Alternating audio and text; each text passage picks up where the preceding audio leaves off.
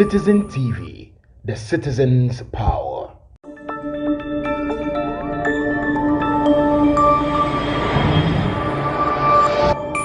Citizen TV, the citizen's power.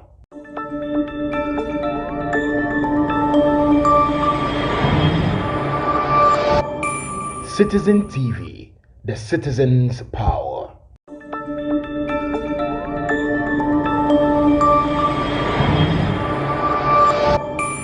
Citizen TV, the citizen's power.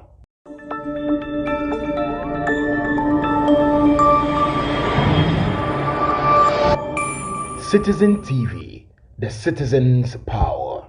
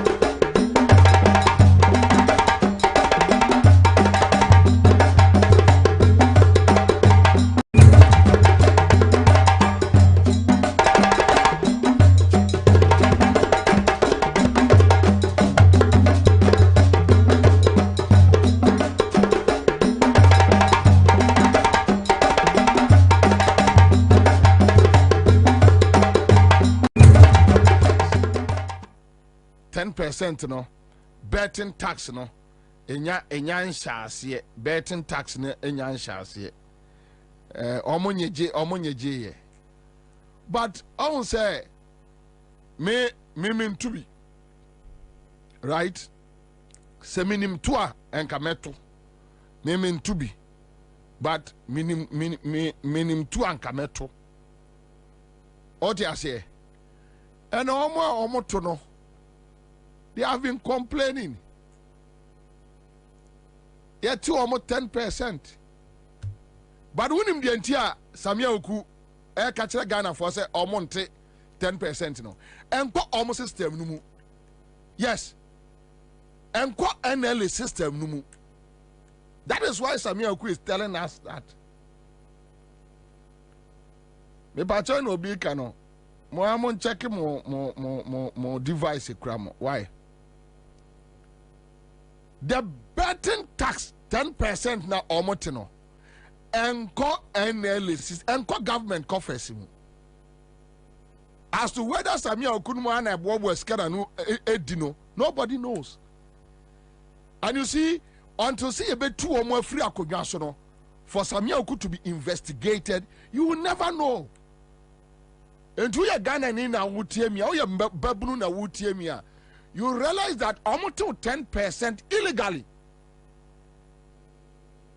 Now, Samia Oku has confessed. And I think this matter, the NDC should take it up and speak for Ghana Mebunu. Pablo should take this matter up. Pablo should take this matter up. Because, Oko, a social media, Kwame, since 3 days ago, Samia Oku can't say no. Ko check it the feedback on social media. A member no bashes Samia Oku hard. Say, a man for a year bet now. What's almost 10%? But when him Samia Oku him say, Sikari na or anko, not even a penny, and a NLA account mu, and government for a conference mu. They share the money as whether Samia Okunuan areas can say omo baby as can go omo for so you nobody can tell. And I don't think Pablo and the NDC youth wing should allow this matter to slide. No. Somebody is cheating Ghanaian youth. The NDC is the possible alternative. So Pablo no eka womano tuma. Then maybe they support Samia Oku's cause that they should cheat Ghana Mebunu. And I believe Pablo will pick this matter up. I strongly believe. Because recently his actions give me more confidence in him. And the Pablo Fragana Mebunu no omo phone details embetchero aman for what omo wo ayini bebre wo omo phone so ni ade gather it and prove to Samia Oku that look, you guys have been taking monies from Nkwadano wallet, which means it's illegal. And you even a sikaneko. Where a simple, legitimate question. Where so simple, very legitimate. Samia Oku say omon and 10. Nkwadano say omote. Somebody should just ask Samia Oku. Nasikano away. So these are some of the things why Omufu say yem flako nyaso. And that is the reason why Ghana Mebru should join hands and make sure say these criminals, whether they like it or not, ombe kofi. So Paul for or prosecutions in Tina Usu. I mean, I don't care about you being prosecuted. I don't mind. I don't care. I don't care. The best thing the NDC, Paul, the NDC government can do for you is to prosecute you so that you'll be safe. If they allow you to move on the street, say among country. Now, NDC about among country, they won't prosecute you. Yes, the baby. Paul, you will not go see things well. Trust me. You will not go see things well. The ordinary Ghanaian now what did the taxpayer no and the taxes no. Among chemao. What say in the sika? Even if it's 1 cedi, and you're not here, Jumama no.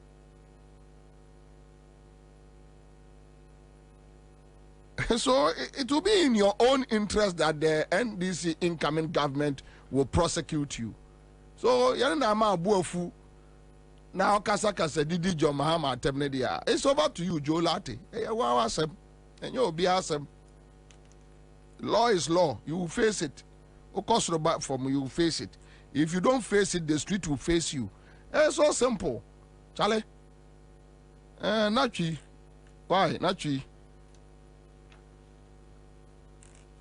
My top challenge ama minia Pablo, and I know Pablo will live up to this challenge.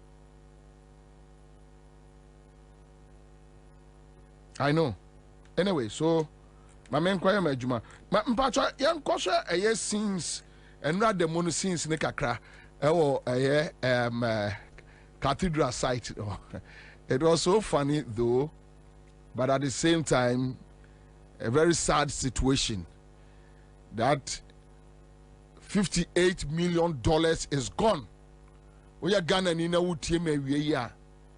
Just look at the almost $58 million a year. And you have the likes of Paul. I don't watch it. beneficiaries of this government.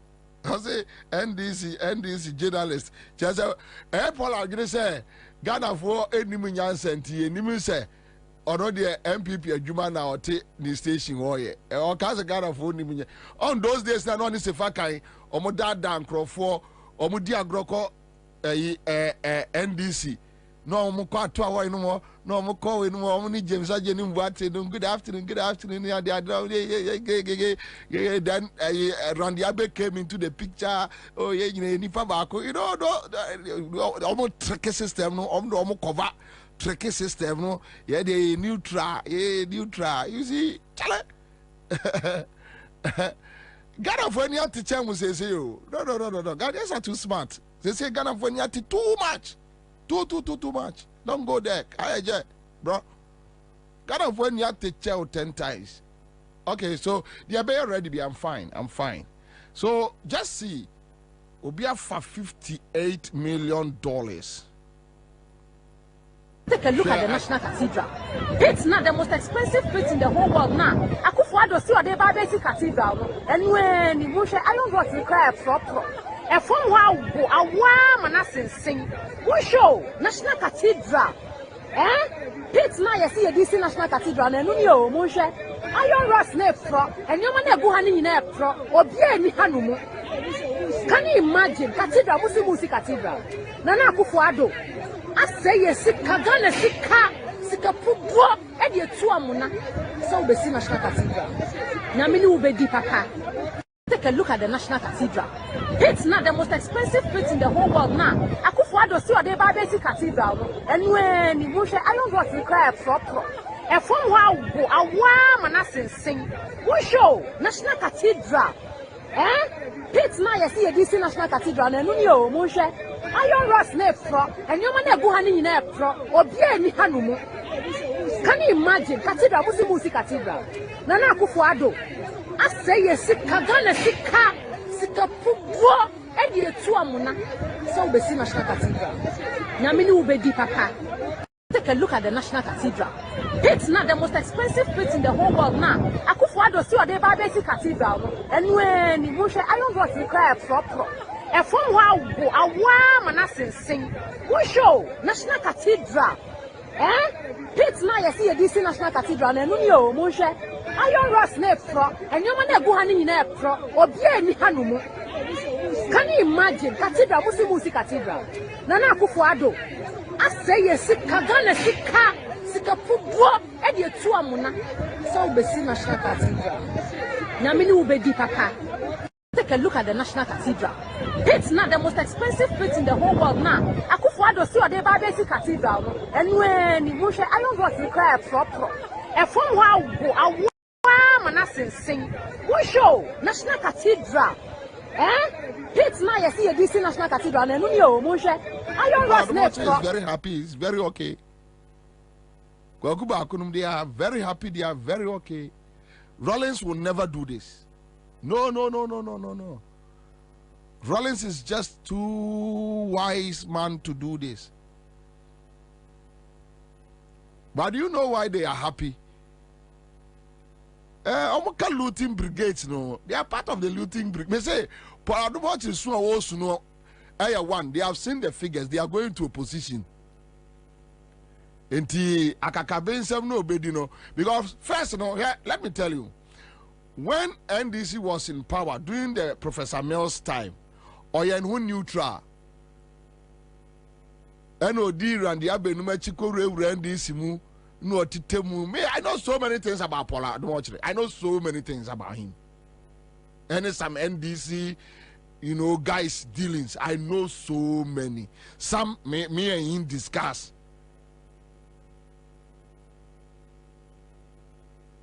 Minim bebre, but Satan no munya huni. So I mean blame those people in the NDC that time.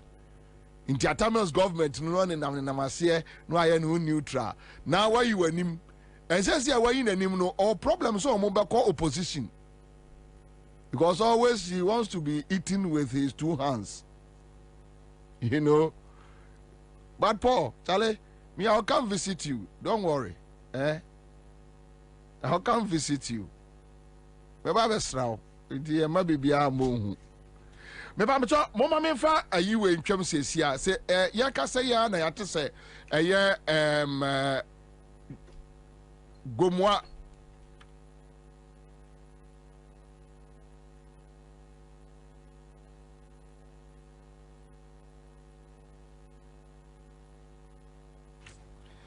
ayi so ya kasa ya na se gomwa West NDC chairman police for Akofanaba Enfa Central Region Police Station.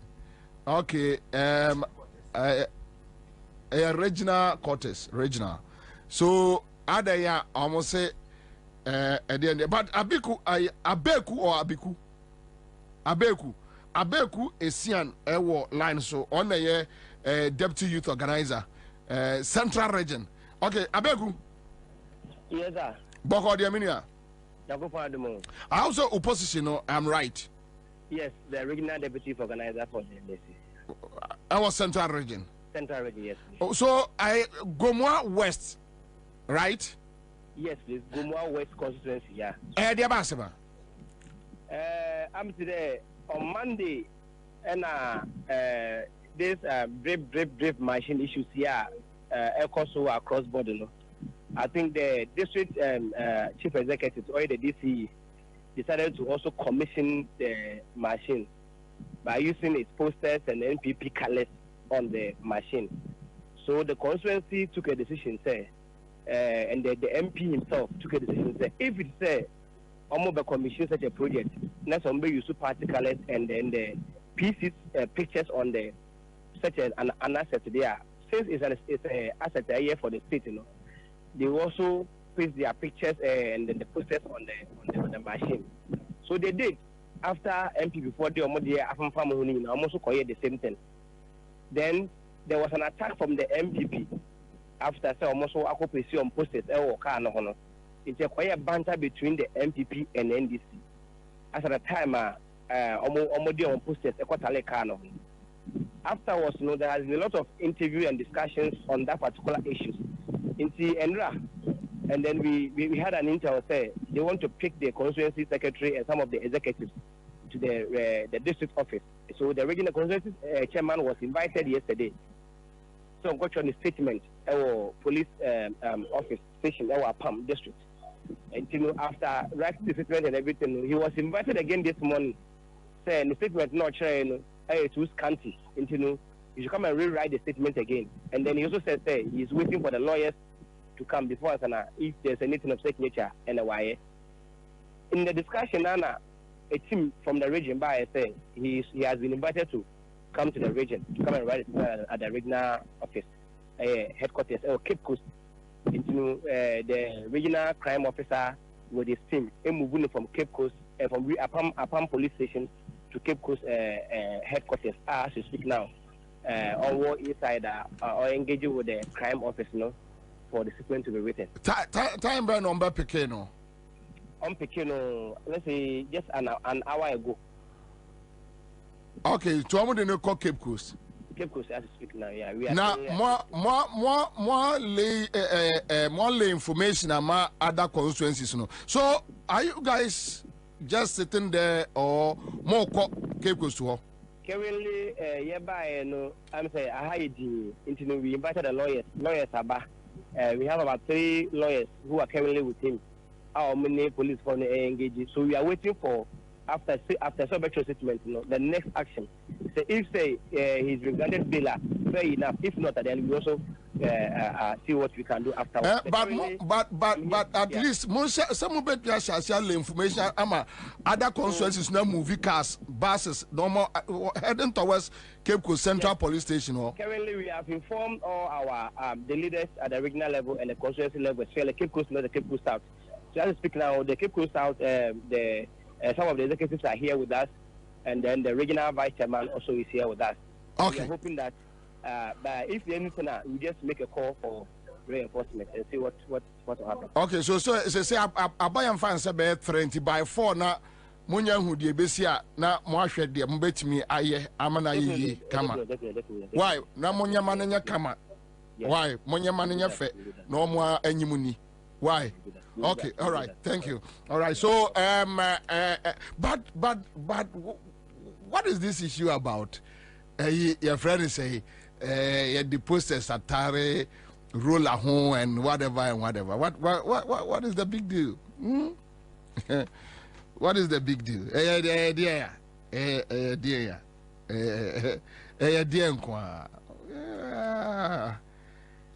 Anyway, let's move on. Say said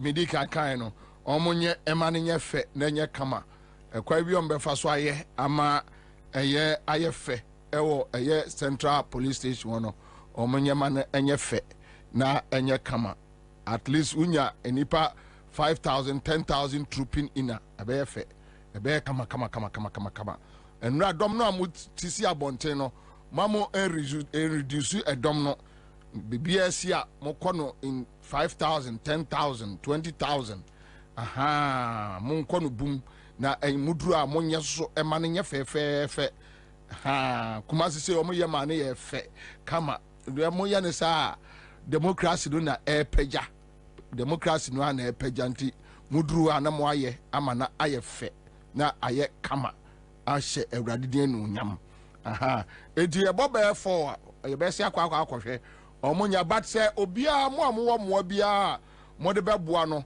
se ba se ese nipa no bi movie free akra kwa monye na mo boa mo ha ne kekos e kwa nwa na mo asim so de okoboa mo nua Ghana mra nsi ho kwai se asma tu nua na okoboa no emra bia enchew emra bia anya ohwe de hia ne se muduru a monye ma ne nyefe na enye kama na obi ansa emra ne fie. So simple. I think that they want to see something. So as a mom who are there fe nema democracy ejina ye on mom who are there fe when so there fe sa no mpeso mu hu ansa ne akwa to aba no and you must show them said the enema fe esitie wo Kingsway esto mu. So simple. So let's go back to the cathedral with the $58 million. Akoye adiwe o say I shouldn't insult you na me insult you enya de papa enti oko akwa ka kire most expensive place in the world, the National Cathedral, and this way na akwa Roma ko yi ahia him billions and ni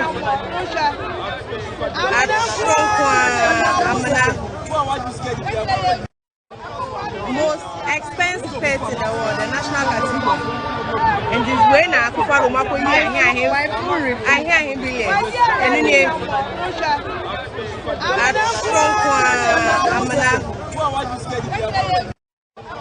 most expensive place in the world, the National Cathedral, and this way na akwa Roma ko yi ahia him billions and ni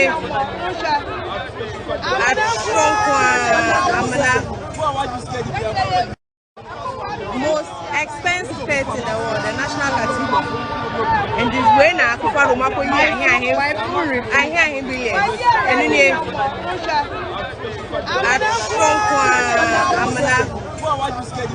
that me here me demand respect from you. How? How? You just tell me. No, bro, no. You won't do it. That is why you will never see their leaders being insulted on your friend say BBC ni CNN no. What you say? No. Kwame, Sadiewi. Say UK Prime Minister afa $58 million. Edi akoye akotu amana gya ho. Wase abubu adan agu. Etua judgment debt with our taxes are. Some of the judgment debt I don't know bubugu and ebije as much as $10 million. Kwame, take $10 million to Afram Plains. Now be akwai any school adanya ebeye. take $10 million. Let any government decide to take $10 million to Afram Plains. On US can be contract and US can be. Now say yeah, French man, Ubanu $10 million at the bay. Or first as Canadian triumph for judgment debt. Now a fair trade, no one wants Yakwa just can be a D. A Kufuado, Poladomotri, Baomia, Gabi, Omunim London, UK. This will never happen for the citizens to sit down. They know. Kwame, they know. But they know that we are very timid. Yeah, they know. They know. They know. They are aware. They know. Omunim pa say, hey, adia we enya dia. No. Onya dia we nchire broni. Look. Do you know the kind of insults Boris Johnson received after going to a friend is a COVID a party? No. Yana man resign. They insulted him, insulted his wife. They know these criminals, these foolish guys. They know. From the presidency to the last person, they know. Omunim say adiana here, you know. No, yeah, look, even Burkina here, Kejatum, they won't come to the Jubilee household. They will attack your children's facilities. They will attack your family facilities. The citizens will attack you. Burkina citizens attack a parliament. For 3 days, they were with them. Pipe. You go. But they know that the ordinary Ghanaian, because you can't take my money and do this thing. Now, was I just say, was I to receive to Sukre Kasa?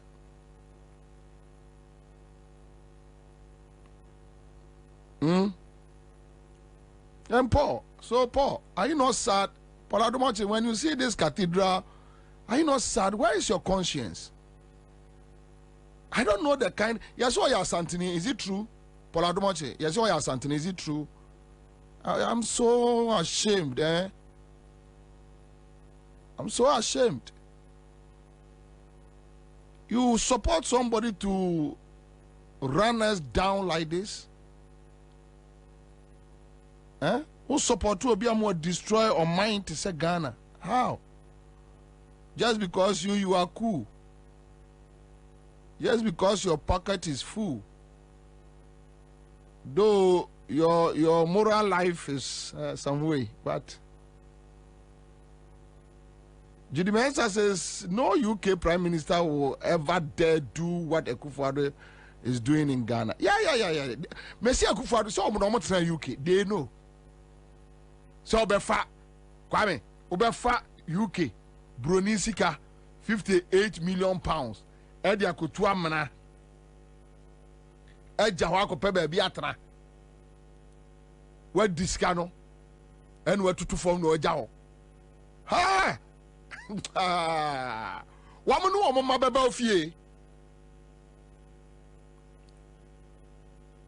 Omunu omo ma. Look, let's watch Amnana Akufo-Addo 2 and the aye. You just we are Ghana and yes, we are MPP ni. No problem. I don't have any problem.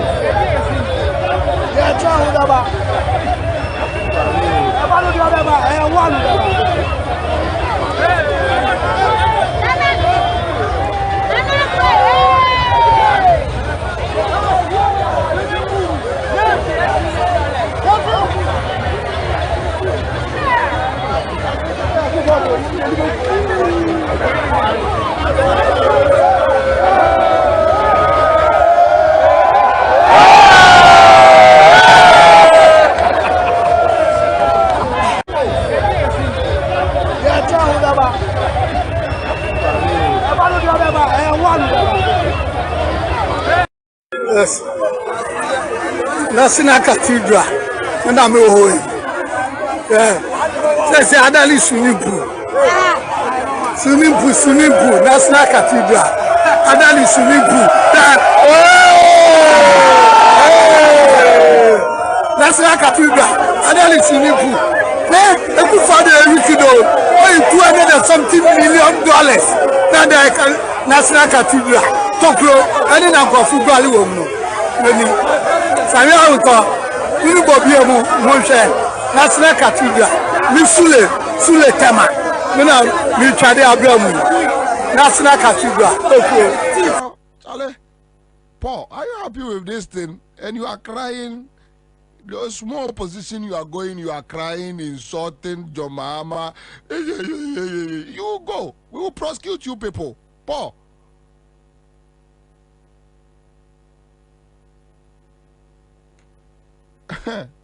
Paul, you can insult, you can do this, you can do that. Paul, opposition in their moko.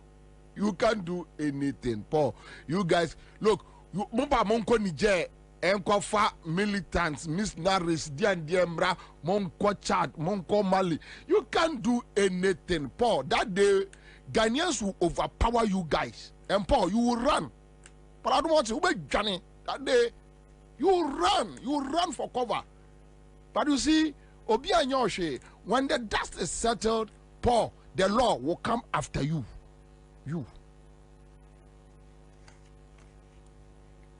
Because Charlie, you can't do this to a country like Ghana. It's not nice. And you're fair. Sikaya, this see judges dino. Ashiagu. Wabu boom crofar die at your judgment date. Waboka ato fuel with a year friends bulldozers. Edia bua diagu. Uye ya waboye ka $58 million. Kwa. Wa spend ye sika ko Israel kotobo. Ebo no way. Why should you do this? Why? Then at the end of the day, even Onyamia software a board nusunan, they were forced to resign. Because it was so embarrassing, so shameful. Anyway. That's by the way. Me bacho mame enka sembi sesia. Nyame ya aduma yeso ma frɛ napko. For no a omantu omoka no. I think I have some meeting send va mame call me Valentina. Se wotra na omuhie se da be na omuhie o. Yeso ayi omo arrange say Kwame Napko for no mrameshia kufu ado ochina, and they are going to promise them some monies and jobs. You see, when you are going to opposition, these are some of the Niema Ebao. Uko opposition Niema Eba, you don't know. You just want to please everybody. Because Otuachi Ayaka. And last minute promises bia in government biano. Okay, it takes you to opposition. Here, my main casement show. We are Ghana ni enemy bia ki biama. Abai say ombu obia. 8 years. 8 years. 8 years. You denied a year or month for no good roads. Now, when Akufo-Addo went to Kumasi, remember one example. When Akufo-Addo went to Kumasi, in 2022 or 2023, 2022, right? 2022. Oko Otak FM. Ama omu busa ne say Kwabena say akwan no onyeye Akufo-Addo insulted them that if they want to vote for NDC or on then we have 3 months to go to elections. No one can offer roller. Me, I don't care whether Mate say Urajo Mama Kase Omo de Omo Ekoji rollers no through bond. Whether treasure bill or something. And say the next administration no and a bit I'm yet to get the tape anyway. But I don't care how Omo Eko to say Yakufuado cry ebotum sika me I don't care. But Kwame, you insult the people 2 years ago. You allow them to suffer on bad roads. You allow them to inhale dust for how many years only God knows. Then 3 months to elections. No akofa graders ni rollers abegina ho. Say me baba be twamo akwai. Kwame, please tell me, you are a young guy. Does it make sense? Sa nipa we ni Ansah.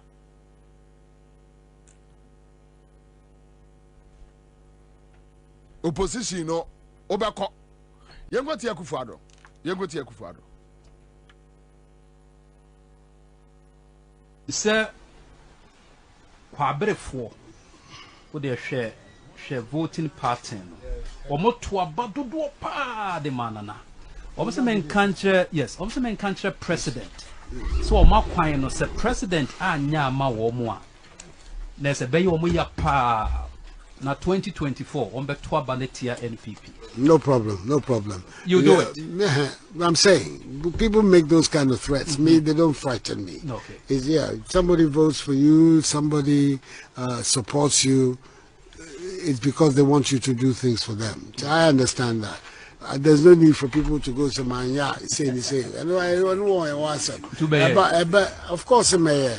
And about to decide is over to a man this year. I won't answer, man. You don't me myself. Will be in songs and in teams, baby. And they wow. The important thing is that we have a responsibility. I understand the responsibility.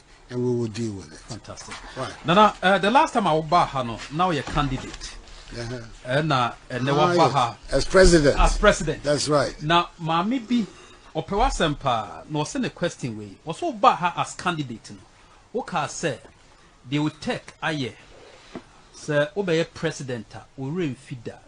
It means Musa says, I'm born now was shared. What do you so? And I feel now. Actions. No question. What you said there? David. What's it? Me baby to let you know, sir. Me very feel. And if you can say me, my baby. Oh, the president. This is Mr. President. This guy. Upper President Edino na onamo pacho tio onamo pacho me ko be kroma santima mpo a me yusu your friend say Anita Hotel Junction no so na makwa akofa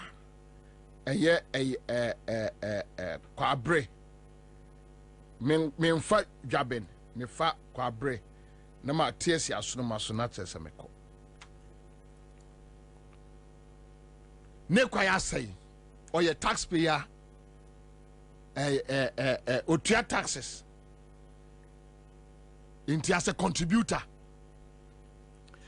and omo say what ba Kumasi and they are asking you say Kumasi no a waba no omo pa che wo kwabre akwai no. Sometimes, yes, when your party supporters get, angry, then you tell them, and this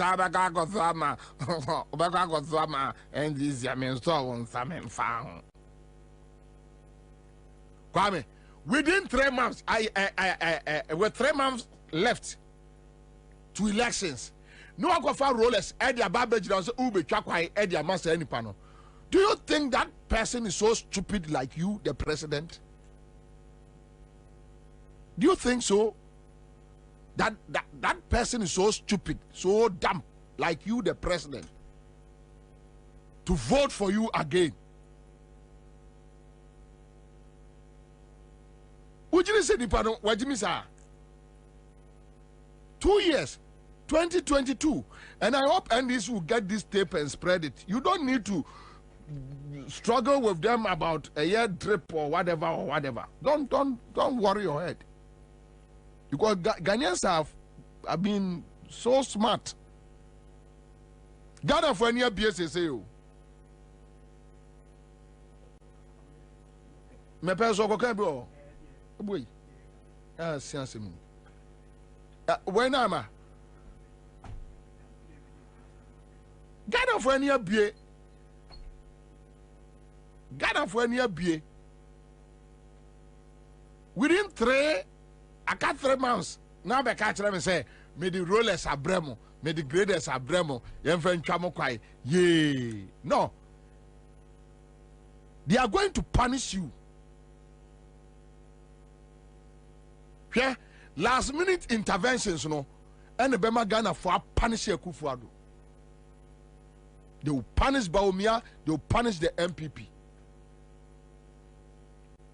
I'm telling you, the figure, it will shock people.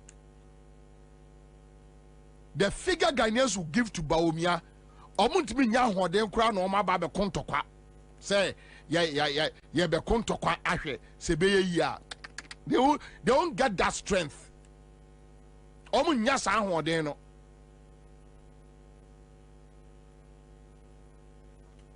You insulted the people at Kwabena. Then the next day, no offer. A year ruler, I can't 3 months, you have a twaba. Ansah say no mo ye ayi for no la. Omo buda ni guye before 2020.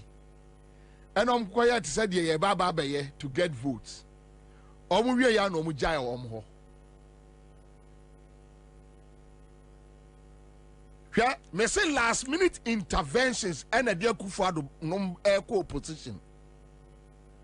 2008, Kwame. 2008. Now Kufuor no experience. So, but I think there is something about politics, eh? So diagra or minus sum no frawani. Enti ade na wo ye de wo ko opposition no kura no 2008. After na President Kufuor yi eye prisoners. Obia ya jeli obia taxi drivers, truck driver, papicho mo amumpie. What must say inside where you pay no more beer a dog who yes, no mumpie. Almost fuel so yeah, day. Yeah, 2016. Samre, not your mamma, no person almost side a nurses for the sick Akoma. True of us. Is he? Omko for Sisi. Omko for Sisi. Me sorry na pada mi hu say awa Muhammad nom e dia baba to say obaba nom ya titifu eso no ma subsidy be say kai indicators de nye. You see, you didn't a man no confidence say MPP eko omko. Because look, check 2020. Check 2020. One body posture. Now check it 2024. One body posture. One body language. So you insulted the people. Now, here Akufo-Addo call Ketu. Ketu South. Mepe. Okay, so Ketu. All right. Yanko tie enkrofo nsuo fa wo. Any asema Akufo-Addo MPP ekachre womo. Listen, this is MPP for you. Me here me crowd. I'm opakwe eyale bebede. When I took the oath of office as president, I took the oath of office as president of every single individual in Ghana. Keme katem atam abe dukrolala mekede amesia mele Ghana duko me benkome. of all peoples in Ghana, all districts. And whether they voted for me or not, once I have taken the oath, I am the president of all the people.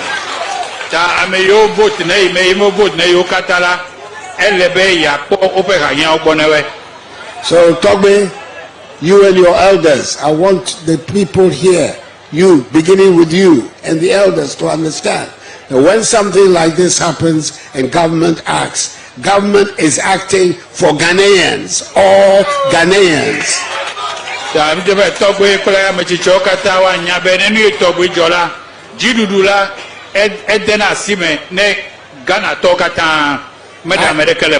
I came here because Ghanaians are having difficulties and are suffering.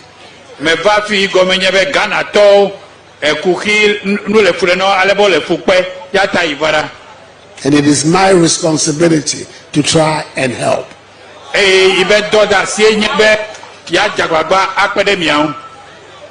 Because if it's a question of counting who votes for me and who doesn't vote for me, I shouldn't be here because you don't vote for me.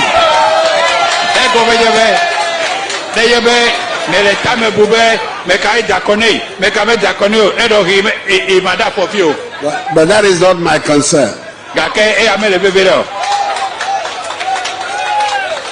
And in any event, one day you will vote for me and my party.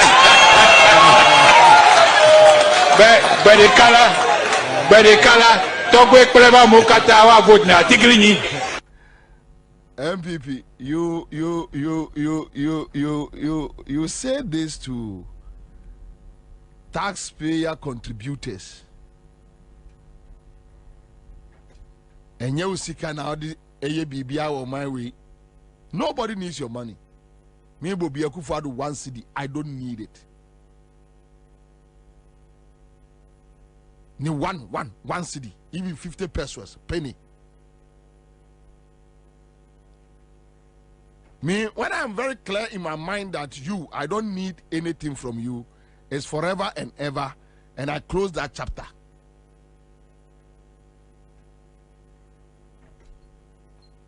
And this guy went to Mepe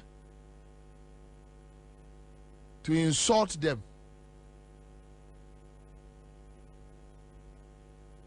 After insulting them, 3 months to elections, do you think this person is so stupid to vote for you? And I'm not for sending messages about those who were clapping. The issue is not about those who were clapping. The issue is about the town folks. Because what he said, no, sabe, yeni and Mike before you know or kasachira omo. And when you go back and tell them that me babe cheusika, Eddie Diga, so that you can win, you think say they are stupid. Not Omato Eddie amount. Now watch this one. Akufo-Addo share a KE Ekumfi Chiefs, right? The same Akufo-Addo, Ekumfi Chiefs. Just listen to him. The same person. MPP. I'm talking about the MPP.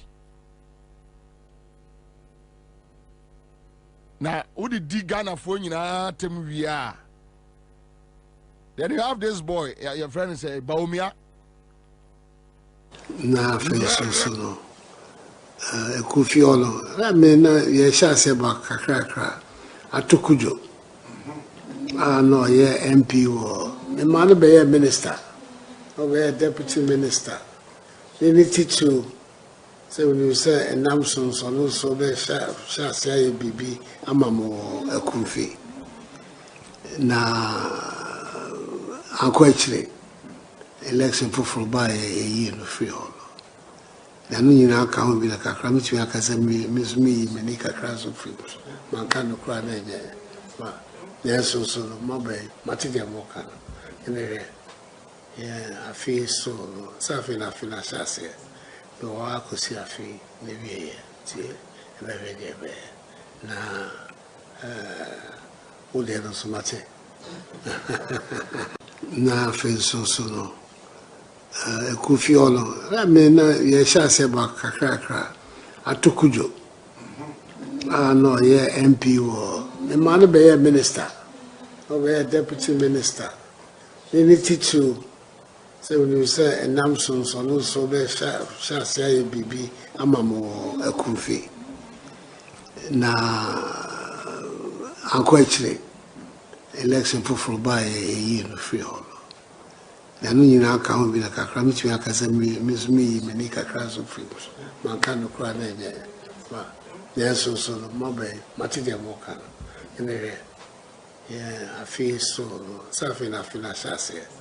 No, I could see a fee, maybe very dear. Now, oh, there so much. Now, just listen to the president. You don't run the country with your pocket money. Nobody needs your money. Everybody who needs your dirty money. Very dirty money. Nobody needs your money. Nobody.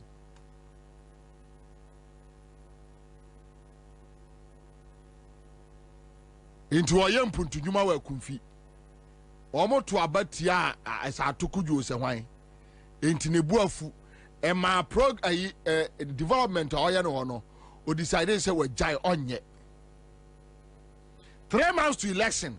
Then you take a roller to the Kumfi people, to the Fantis Central Region. Say me baba be twamo akwa enti monto ababa me. You think the Fantis are so stupid? Kwame. MPP for you say the Fantis are so stupid. Say ya to abet ya ne candidate inti ema oyi na ni free ho. As if say somebody is begging him to use the pocket money. What do you have? You have nothing. Absolutely nothing. And here for Gabi used to come to Asempa FM. We shall shirt color a fine ne hu fia no de bao. He used to come on my show on Asempa FM. Some of us, we know you guys too well. Too well. Too well.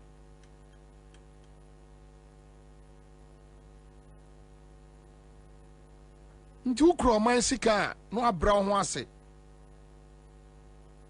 Ya to about atuku jontino na nabu afu. Then you go say oh ko ekunfi man ho akwa vote.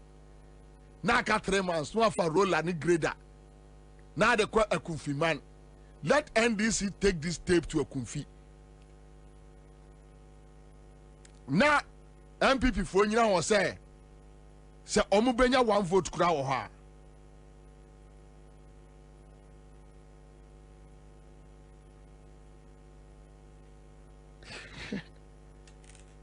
You go take Canada Japan. Kintampo.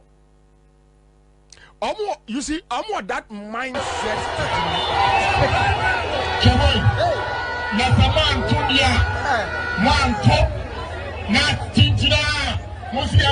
Development chairman.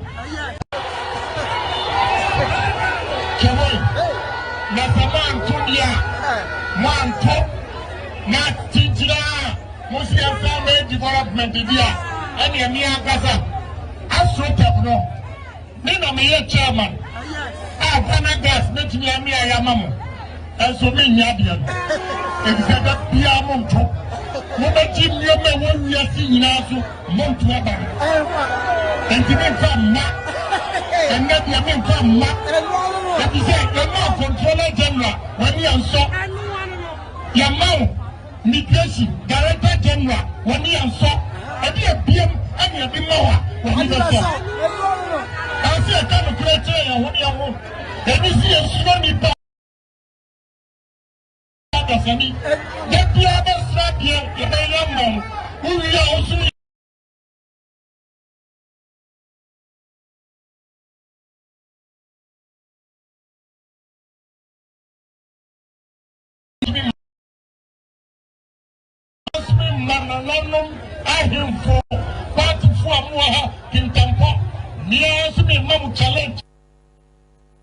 Kwame, you are the show producer. Tell me why I shouldn't describe Kennedy Japan as a foolish boy. You give me a good reason. Are you not sad? Give me a good reason why I should just sit behind this microphone and just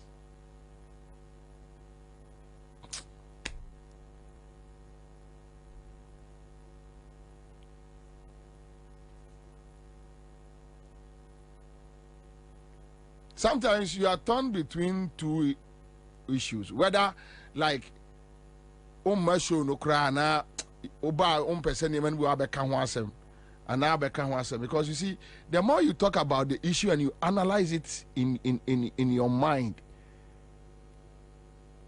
Canadian Japan, Jimmy way. This foolish boy Canadian Japan. Look, this foolish boy. Ghana Gas, Atamios AC Ghana Gas, you guys were all over the place insulting him. Atamios Yarefo, Mr. Doolittle, lame duck president, armchair president. Phase 2, Kwame, phase 2, Ghana Gas, Esiwa, they haven't been able to do it. 8 years. Atamios John Mahama, Omu Yusu, just 3 years. With the help of Honorable Emmanuel Bois.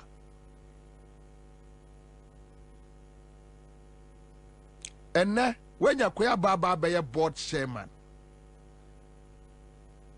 and you are sika kentampo for noa, ujira wa kasasa achira wa omono, and you are sika, and omudi see it's their money, and our tamils who Ansah. One found got $30,000 back. Nedu.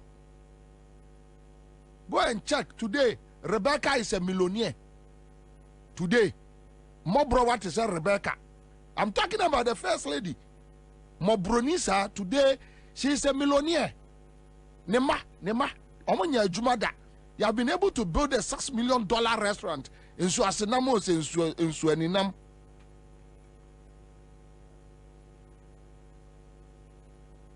A selfless man like Atamios, very selfless.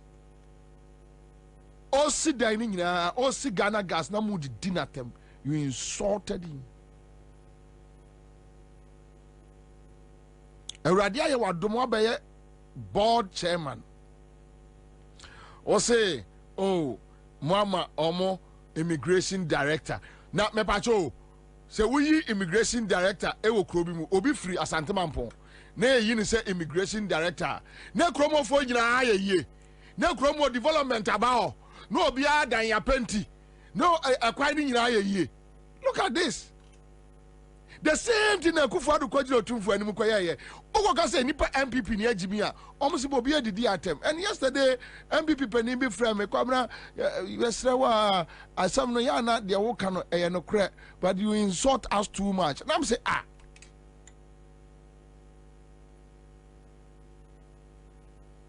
how can you convince me say you will be me free me by me free Asante Mampong me papa free offense so your friend say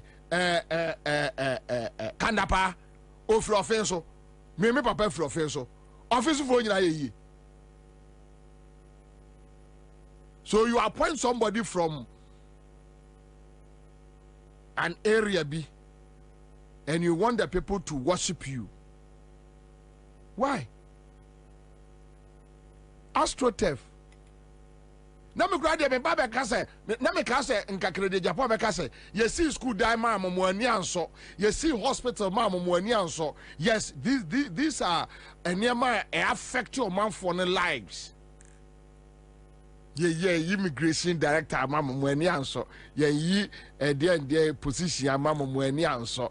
Entino me board chairman, me ye AstroTurf no Ghana Gas can ye day, me ye. How Jesus Christ. Look, hey, Ghana ni very timid. Canada, Japan, Mali, even Mali here, Cote d'Ivoire here, nous doyons me on coffee. There is no Ivorian minister, there is no Burkinabe minister, and as an appointee. Francophone countries, even Togo here, you won't go home that day.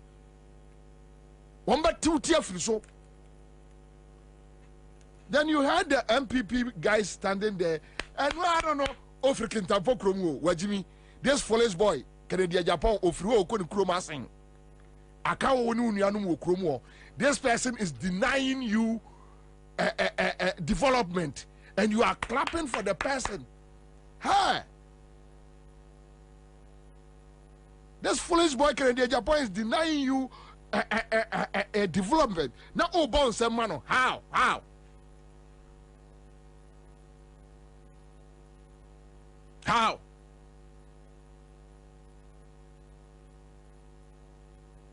How?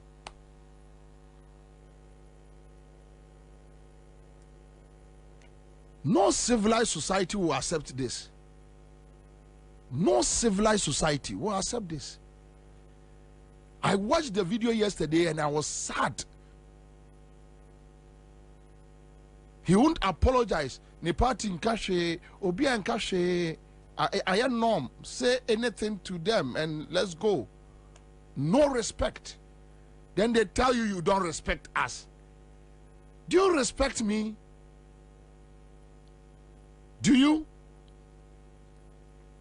The ordinary person or taking Pono, and your Cadillac now at Tono no pay what now. And your Land Cruiser now drive about no pay what now. Or to tax. Tell the person what you can do for him or her. Oh, you per se yes say mamo. You per se yes say mamo. So the president will go to Mepe and insult them. They will call a Kumfi chiefs and insult them one to Abama. It means you say mamo. You will go to Kwabena and insult them. Mobile to amend this amount to mo demands no menfaho mo threats no menfaho. This one to go to Kintampo and tell them Yamamo immigration officer mo ni anya ho enti no project ayeye no men nyema mo uwia no afarola any grade akwame na de ko no aka kire wo mo say to abama me. But you see the same Canadian Japan ete wo mo to when Oneba Omia air compete, Ghana Nibianche, this is how MPP does their politics. Intina Miracles Abuaje, Etimiquatra radio so catcher, yes, or no, or Cotra Peace when it comes to Fakane Quayas Adiano, or say, so Cresikawa de Bayer Nikrom Quaya on yet, because Ghana for don't appreciate development. But Oma Ghana need 5 Ghana cities. Oma Ghana need 5 Ghana cities. Obekwa ko to abama into onono so kura 50 cities. Ya ode be kwaya.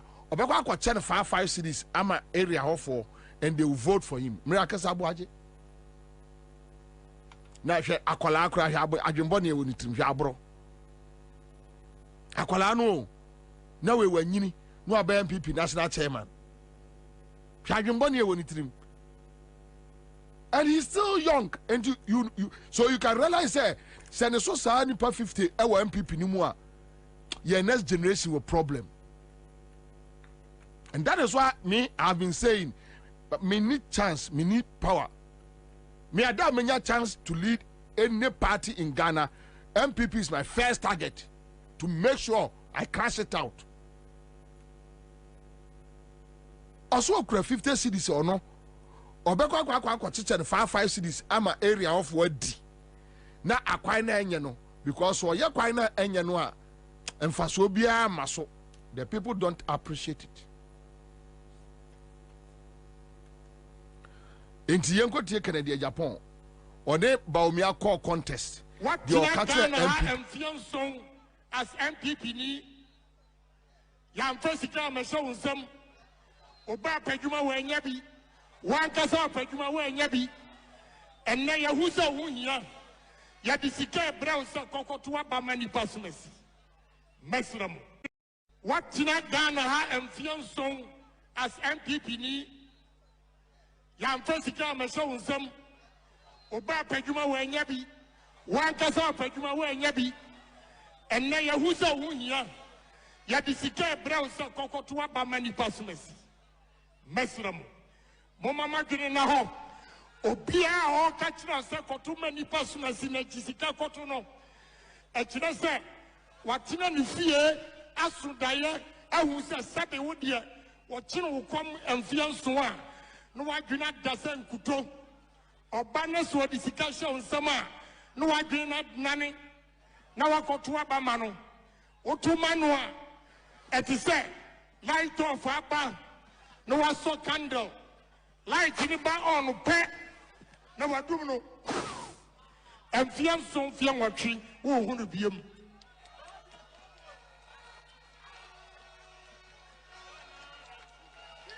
Choboy. Police station executive Samoa. Namu show me what done and you know. Choboy. Yam paying for your quantity sika Cassia. Atu abafun. Mama yanchina womuse. Dana yenya. Yakupon yanso odibo nipa da sanibiano. Yanso ebewe ye trim. Yamomu fesika medada yan. Ye ni akochine kom. Ye ni ama peduma mu nyabi. Mesram. Abanu ekotu November 4th. You swagging. What is it? You see at the 5,000 cities per month. What the 5,000 cities in Mawa, November 4th, calculating who was 63 months. Divide 5,000 cities by 63 months. No check. Bosumi biya sika ubenya. Never compare obi oba obetime biya juma. Amwanya katuya papa. Obabenya juma ye. Oyiri benya juma ye. Waka sansu benya juma ye. Amma what me shawo yire no ma. Maslamo.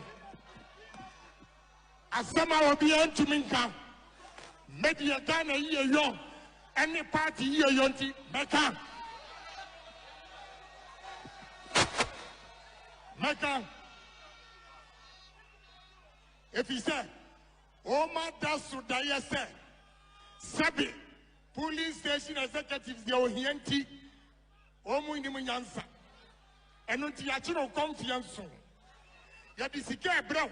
What about you? And I bet you say, who do you answer? And I say, who do you answer? So, when you are Marty. So, when you are Marty, Canada, Japan, Asima Manugusu America. So, right now, unim the Omoye. Yatiti fu so. Omo OMC companies, no, they have given money to them to go and bring a year finished products, no. Now, omo turn for. It is possible. Ya titi fu also in the 2 abani ya no ma pejako 1 liter 25 cedis straight.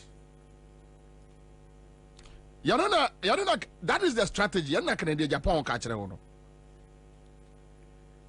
In this hour, Obeko may pay to insult me pay people or call a kumfi. Then they insult a kumfi. Kwabre they insult them. Kentampo they insult them. Then all of a sudden, or say, I can't remember say Kotwaba me the roller aba je. This roller, eh? A individual deal. Now, what can an air misre?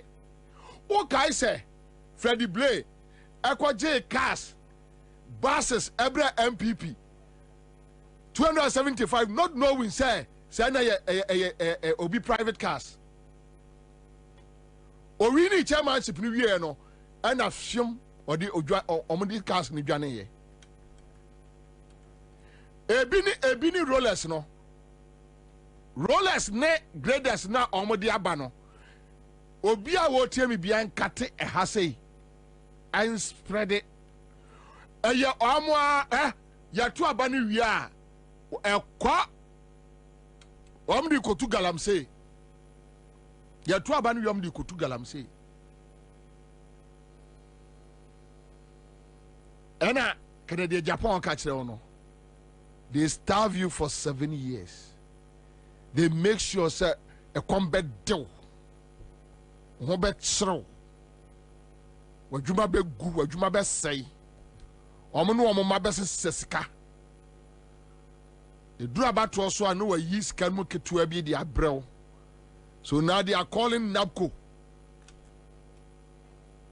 NABCO no omo ati yegu no omo antu omo ka no.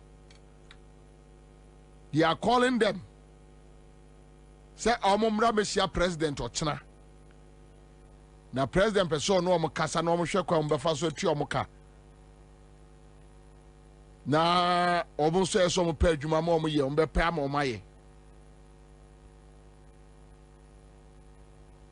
And you think Ghanaians are foolish. They are stupid.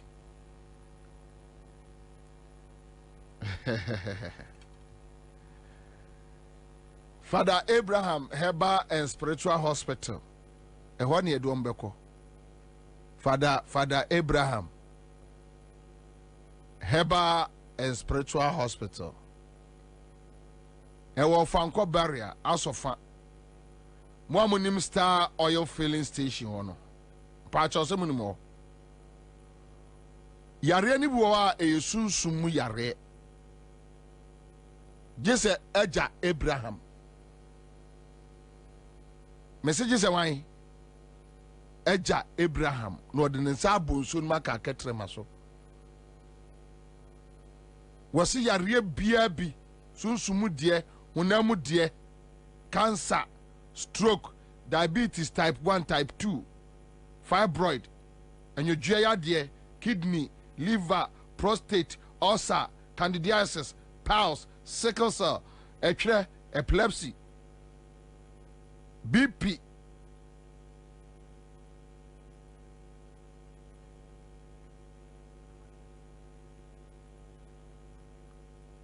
Also, we have promotion.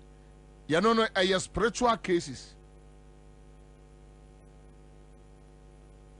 Ya board ya bra. We have promotion office bra. Kwame say o pesi ewo a class media. Call Eja Abraham next week Monday ebeba Kwame wo tie say tieni.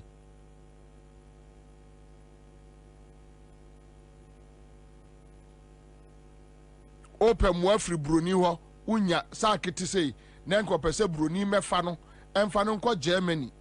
Eja Abraham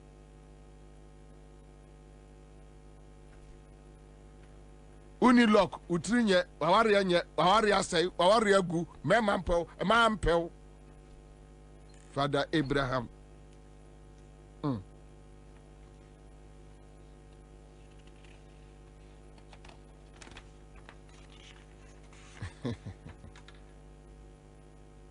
Osa yade osa yare.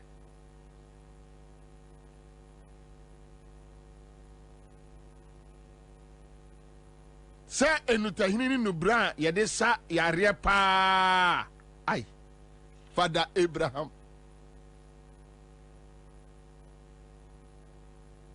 Owo semna bi. For guys. Uri garia. Oh lo. For guys. Opa se man on love. Opa se man on love. Fabi gare. Breaking soap, which soap? Samra ba ku friend na ba phone posturu. Aye. Fabi gare. Commanding soap. Ya no kwa me utimi free agongo. Agogo bram 10,000. No dream kadi free osu no di aba.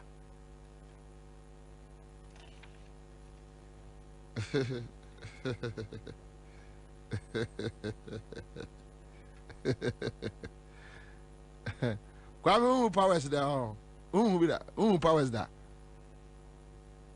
Eja Abraham was a fansa bonso mu ka me ketremaso. Opo ba na ha wanwi na ha ewonwi na bi gu na chi sei fa semuna ni dware.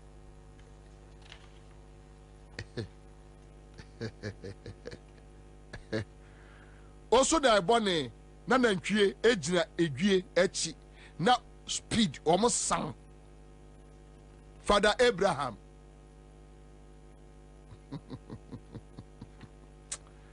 Unim bibi. Semna Baku, your friend Canayo. Yes, Semna Baku. Sani a friend. A poor huro. Puku. Fajari Nessia Bontin. What Tim Kufadu? Two frago so. Command.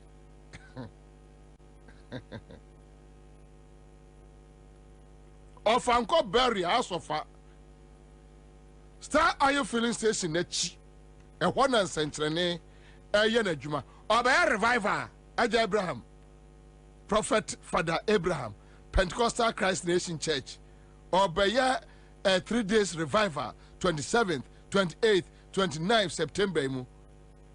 Patience Nyako, Betunium, Eriko, Elho, Reverend Mensa Bosu, Elho. Was so Yamimre ni, and you may be an online, a temu, a fiada, memenda, or Fanco Barrier, as of a Star Fuel Station, a Chiliho, Father Abraham. Friend was 0244 371 695. Accra stretch a basso, Yami Adwan 21st. Enoch say I am eating, you are eating. How do you Enoch me forget a drone? Nko jibi aha wa himas ka so me kwaje for gas wo pa wo una me kwaje for gas adwosi ama me kwaje for gas na me dware wie na me hu hey wa himas ka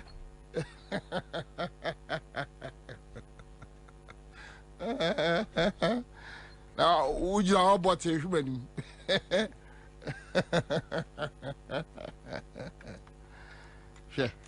Easy diagro. Bro. Accra stretch 21st of this month. Yes, stretch. Yes, stretch. Mama Minyajma. Nana Techi Eric, a PRO, the coalition of NAPCO trainees. Nana Akwaba. Bobie Ansah, Major so. Nana Bokode. Mini I am media chain. I come na NAPCO for. Nana Minimsa mode petition akọ baby. A dear petitioner, church room. Madam Seminia, na Mafakoyan say a chair with CF4. I end up for my Japana or Muti who programming. Minia, Obekai Napco Jumedia buying at the buy. Na Abanema Napco for 3 years. A year Juma 3 years, and a crown in Wabe Bresse. A Muya wa your call Ansah 3 years na as Eberson. I cut from Nastrom na 3 years na so in 2020 na binde a year ADBF and a career pathway by say Obema ye Juma dada. Into yet to abani ye no, and yet ye whom abontin to say Abanso or Pamia Moyakufi. But one no sharing and boss say we need elections Buma or best maintaining in our corporate job environment. And ye can't yam a buying sign because okay. Me mamu 1 year contract. Sa 1 year contract in the plano a Dr. Mamudu Bawumia and an Ansah ye. Osinam Kufu na Ansah go back to their corporate job environment and ko ye juma. Na abaino any various institutions that almost post to omoko ye no. It's a Ghana education service, it's a Ghana health service no 24 directors need in komo. Normal outline a vacancies are a work or send a 1 year additional contract near their mom on the besono. You move vacancies a work they are employed in Bobie. Meaning a 1 year no answer ye a juma a year bosom dubaku 11 months.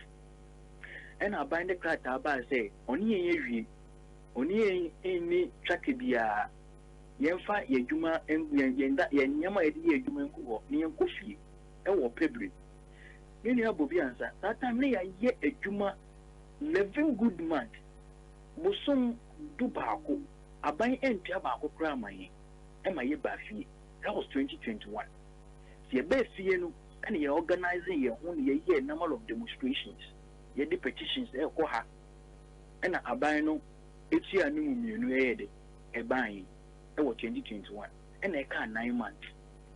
Meaning 9 months ne ebesin de aban interest can emaye. ya exhausting all avenues. Ya the letter ako Ministry of Finance. Ya the letter ako the office of the Vice President. Dr. Mahmoud Bawumia ena na kujumedie no esi ni nan so. Ya the letter ako I spell out the grievances. Say ye jinsi ka 9 months arrest ni yeje. And we sent the letter in 2022. The office of the president, His Excellency Nana Danko Ekufuado. The letter echo that was 2022. Meaning we be amba. They see na mino kasi we be amba. Na say o share the level of frustrations anger na kufuo ekomua.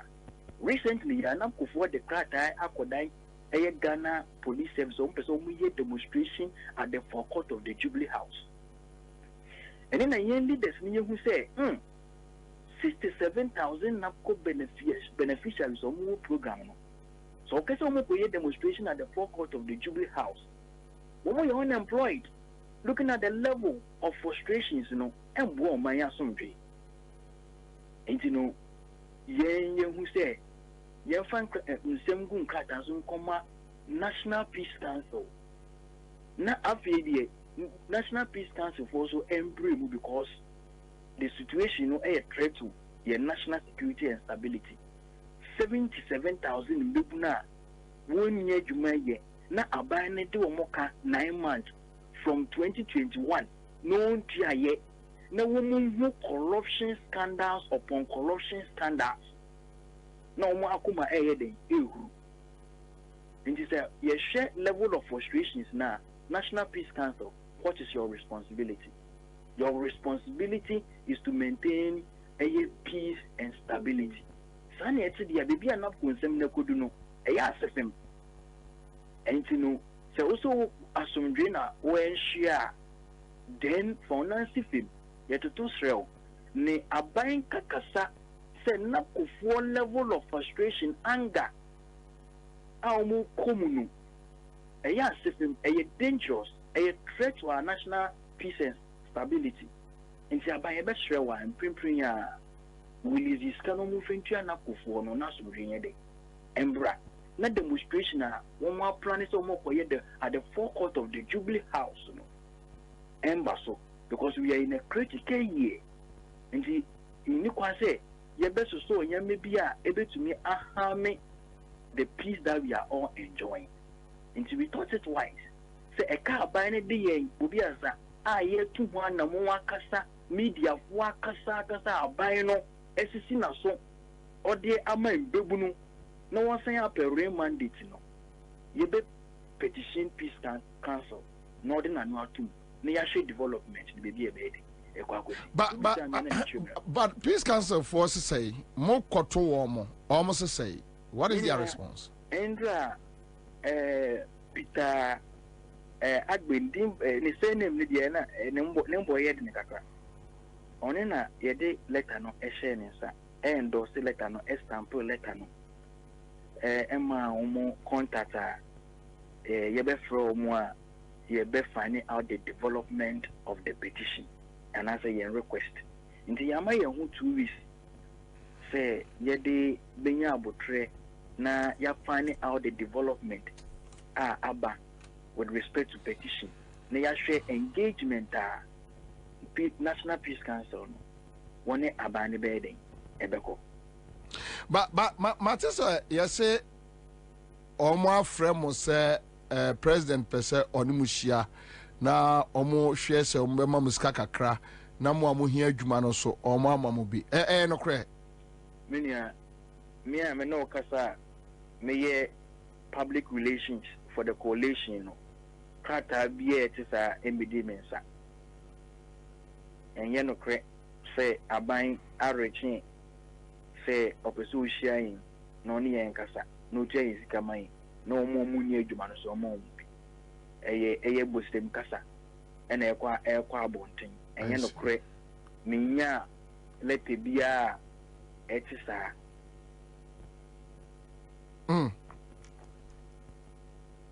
Justus can I come? Minia, Bobie Ansah. I think you say in Bibulu ye wo your constitutional right. You bet me execute. Mean Jindi say, Obi Oti Bibia Ebetia says it cannot enkimisa. We have to hold the government accountable. We have to hold the vice president accountable. The giant sumu kran say vice president when you be or see me by Mbebunu may say, me by Mbebunu Mamma Juma, or Mbebunu may be creative Juma Bebra Mammo. We were both solution Mammo. Nanako Nukra what the shell was an crown. 9 months arrears won't to win shy. Oko vote a koshebo on the 2nd June. So only finance ministry eko collaborate. Na we turn up kuska amom. Be seen there. Yenteshi. In the media, we are holding the government accountable. Yeah, Masika way and Kim. It is our right. Where in Africa, where in Europe, na obebunu obeye juma for 9 months, na abai on tianeka. And their journalists for ni be clear can say Nabkufo almost here one more threatening violence. Meaning I let you buy then you interest you threatening violence. But the simple na ebekruha. So people should hold the government accountable. Meaning the same cabin chain sika maya kebetu bebi cry then every. Say abani between sika maya na can say a 3 word egwabonjinsa demonstration na. There be, but abanu ye insensitive. So ubia onye juma ye. Ubia onye juma. Obeye juma 9 months. Na abai untiano ka for 3 good years.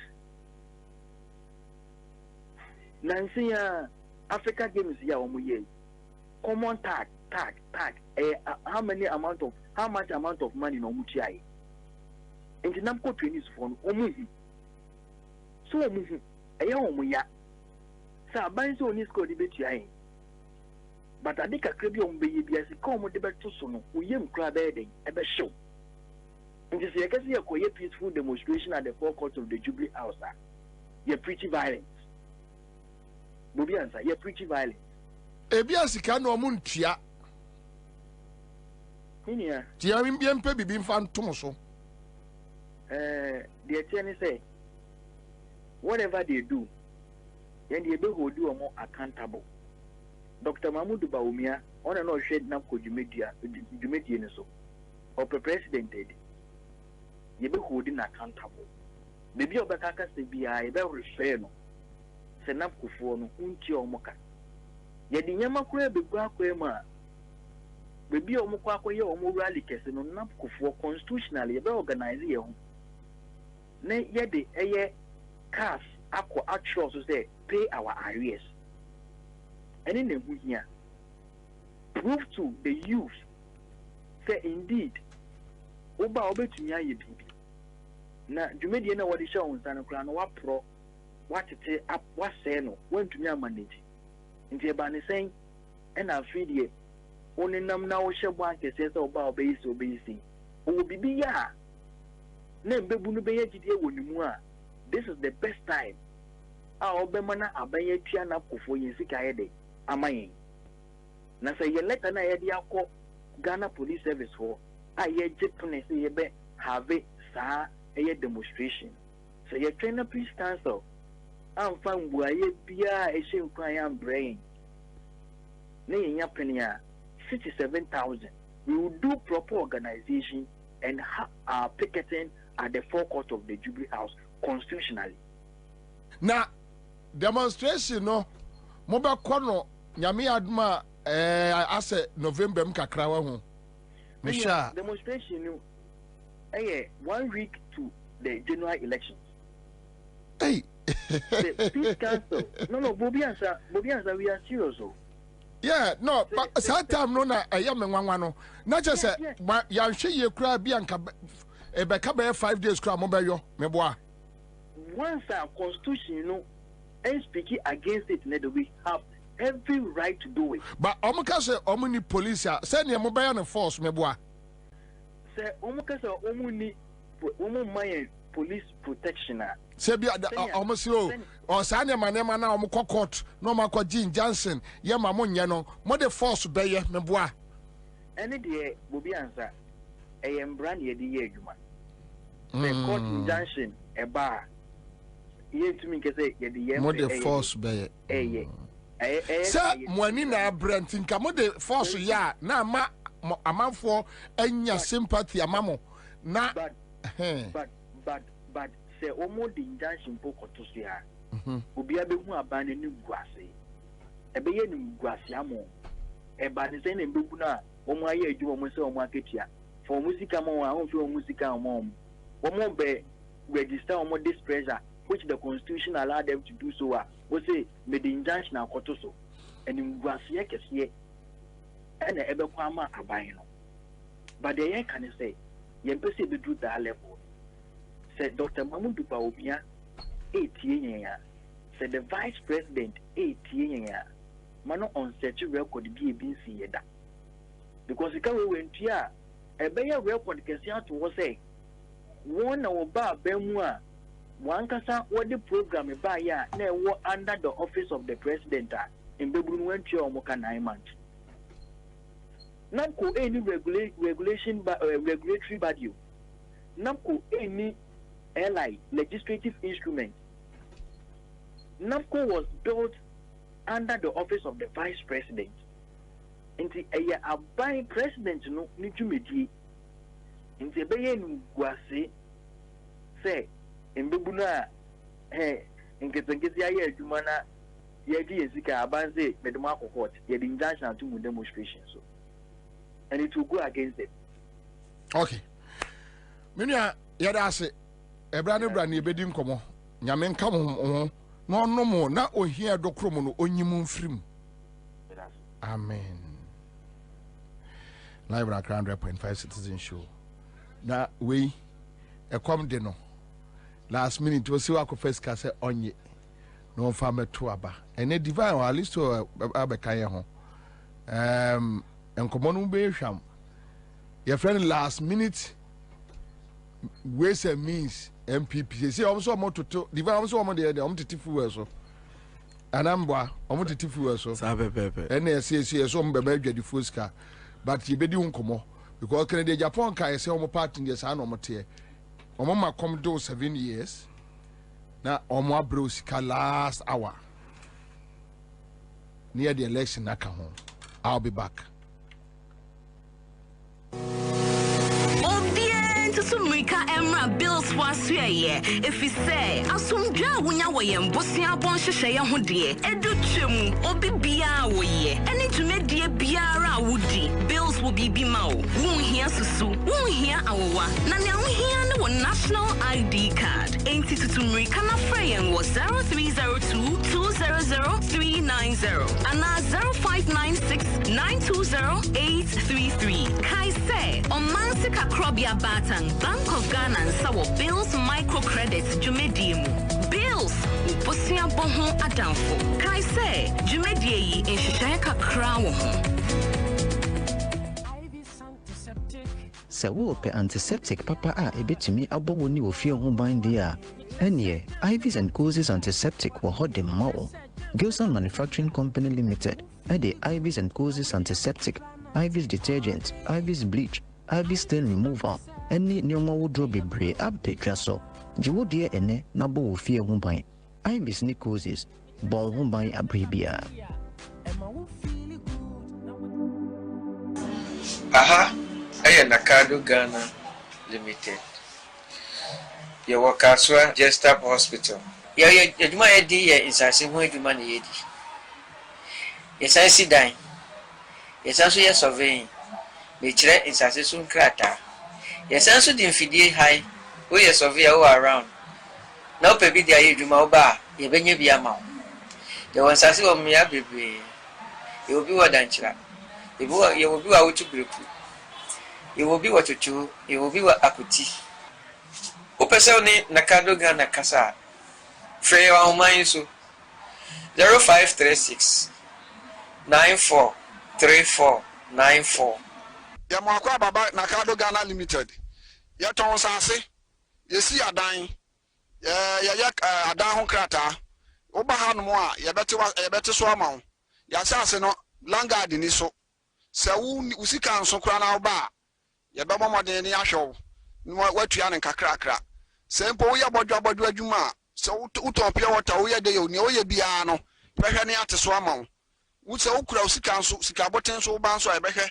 Na ya hwe ne aye ho adwuma ma ya asase no Langard ni so aha no ntokwa ya ne asase ne sa eni hanom na se ye mo asase no so a ye behwe ho ahu se ubenya wo krata a wo de dache obibi ni a betumi aye ho adwuma Bedin the big mama ma bato asase me papa signa na me saka yi asase so da form e wo Nakado company asase ne fofofo so wonu wusika so pa ye ma obi na wo cheka kakra enti papa na me saka yi ti obi amra o ma gine die obi amra o ma gine die obi amra o ma gine die Nakado company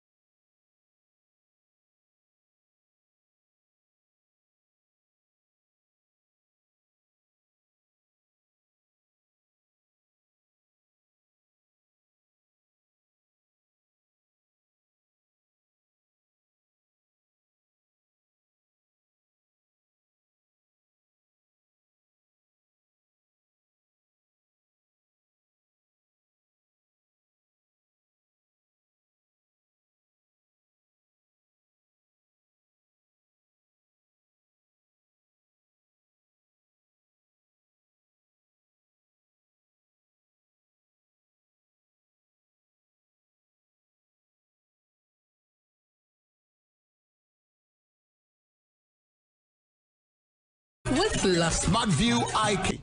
Na I don't know crown electoral commission so my area. No crow when say on the electoral commission game now all bono. So why yes smart? I'll be doing so be net no. But no crown say omuna asho mu trimu pos on bet say Ghana for. Yeah. Omuno my o marine say omo be say ni amenyo obi na etete omo.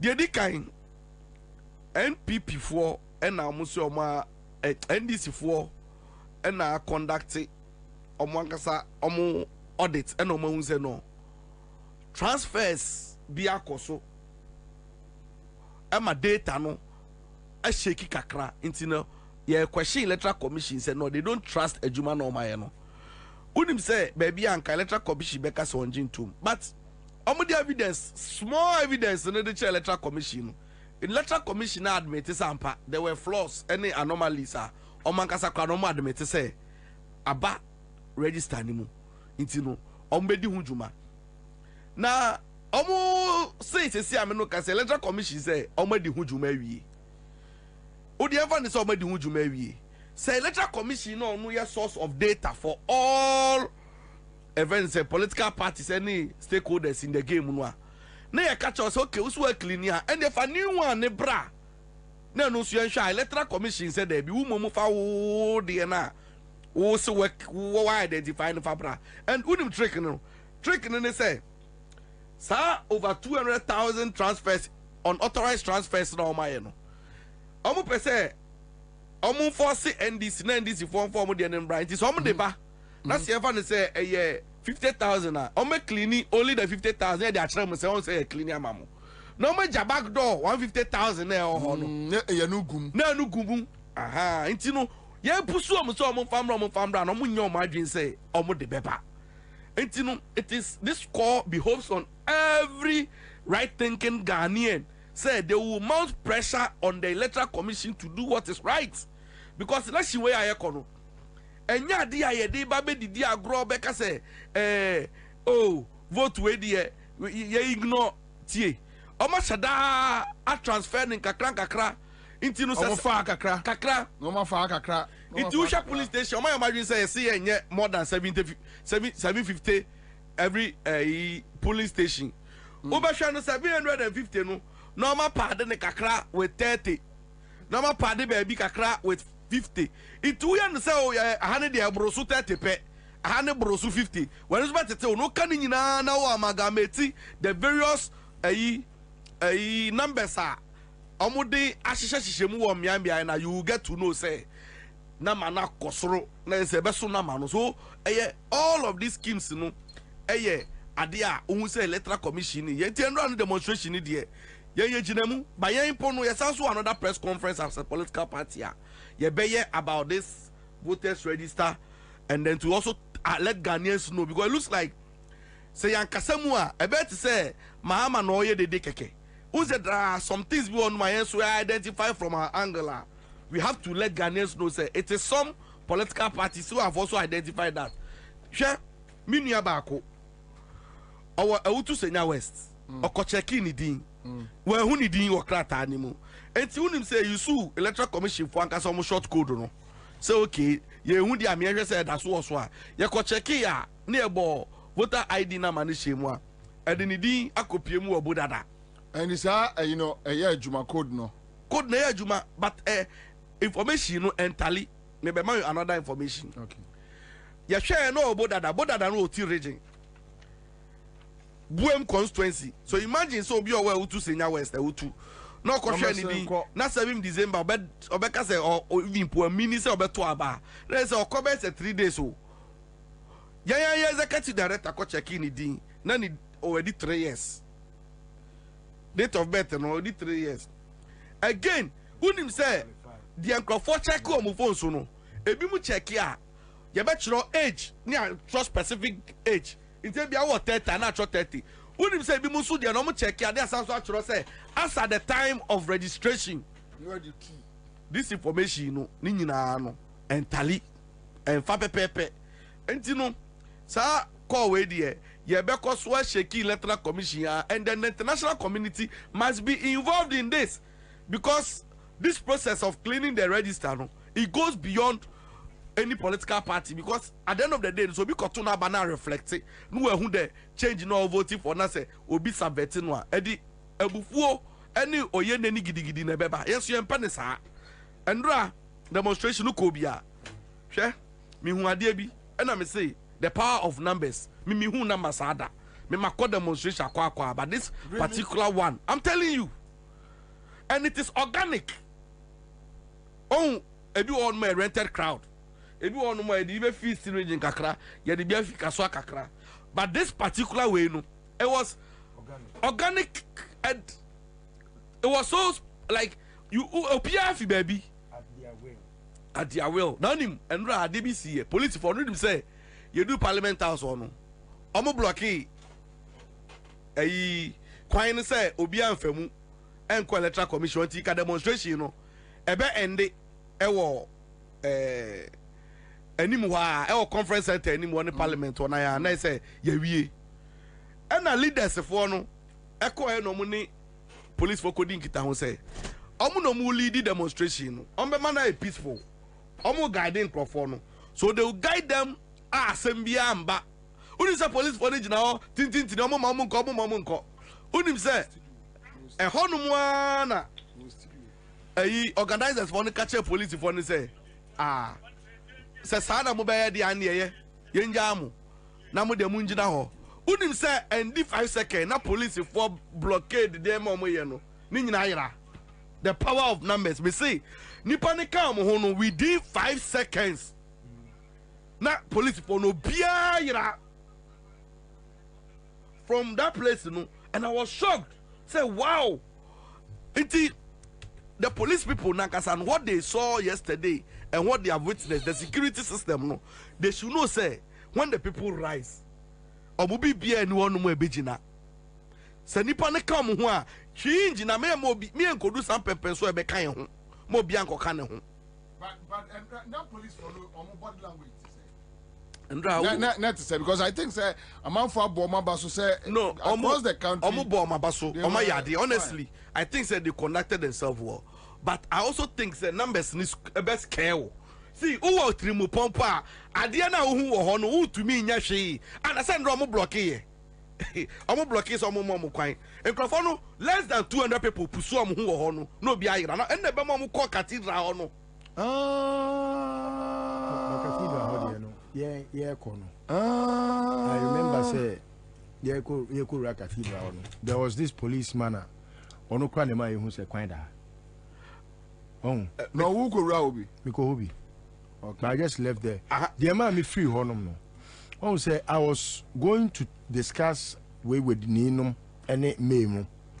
Ewo baby ano makogina baby physicians and surgeons auditorium side one ena me hu say police ni bia ogina amoka so or they tear gas on say de shit etubi mu into odi shame no ena na yesusu ye koboa ye ho because un say so the tear gas minim how they call it so be odi be un say it say odi tuabo be she tuomu so the be shame crampa ni kwan say odi be gina public now where would the two not public is would the shame nice so it got the people agitated. Okay, and that is how come they were, if you heard people shout and yell at some point, that is why they were doing that.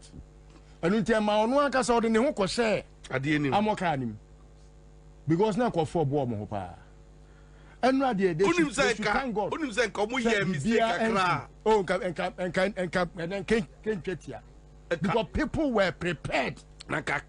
Conference center honey. People were well prepared. I was shocked. Very well prepared. And baby I didn't know it would not have mattered if Obikura per se or sharing in the name of Ghana. People don't care. Because Nipana Obano ono a command the name or no nim denti out TV. And they are ready. And on a man at some point there was say Yakra Copa Tantokwa and a man me free cathedral hono. What do you say? Adeba kwa shocking me. Me ni be omo fi emro for 90 years.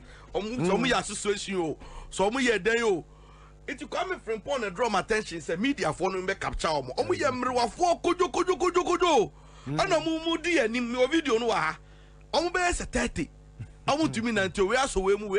Really? Yes. Yeah. And now I asked the woman, one woman be can cry and business say. Into what brese won trafie. O se onu na ni fie. I started so follow Ghana. I say ono ho na Kwame Nkrumah usa. Na Kwame Nkrumah be di ade. Inti no o hwe de Ghana ba se de asi no hu bi da. Inti pa sa betna se o se ono da be no bewu. Mame ba ko se ono nche no wewu. O ko wo kwempo no we ha no. But the sin no say like ono te say o tinkwam na o hu sa amamuo ono hu. Ono wo so hu fiti Kwame Nkrumah so various governments. Any the way people protest. But I say even what has happened under this government, you can't hear actual microphone protesting. A shocking. Into not say a protest where a coso. Any the way I buying in the end in Yamano. Omunina, Oma association, so move in your cook, Embroa for Kojo.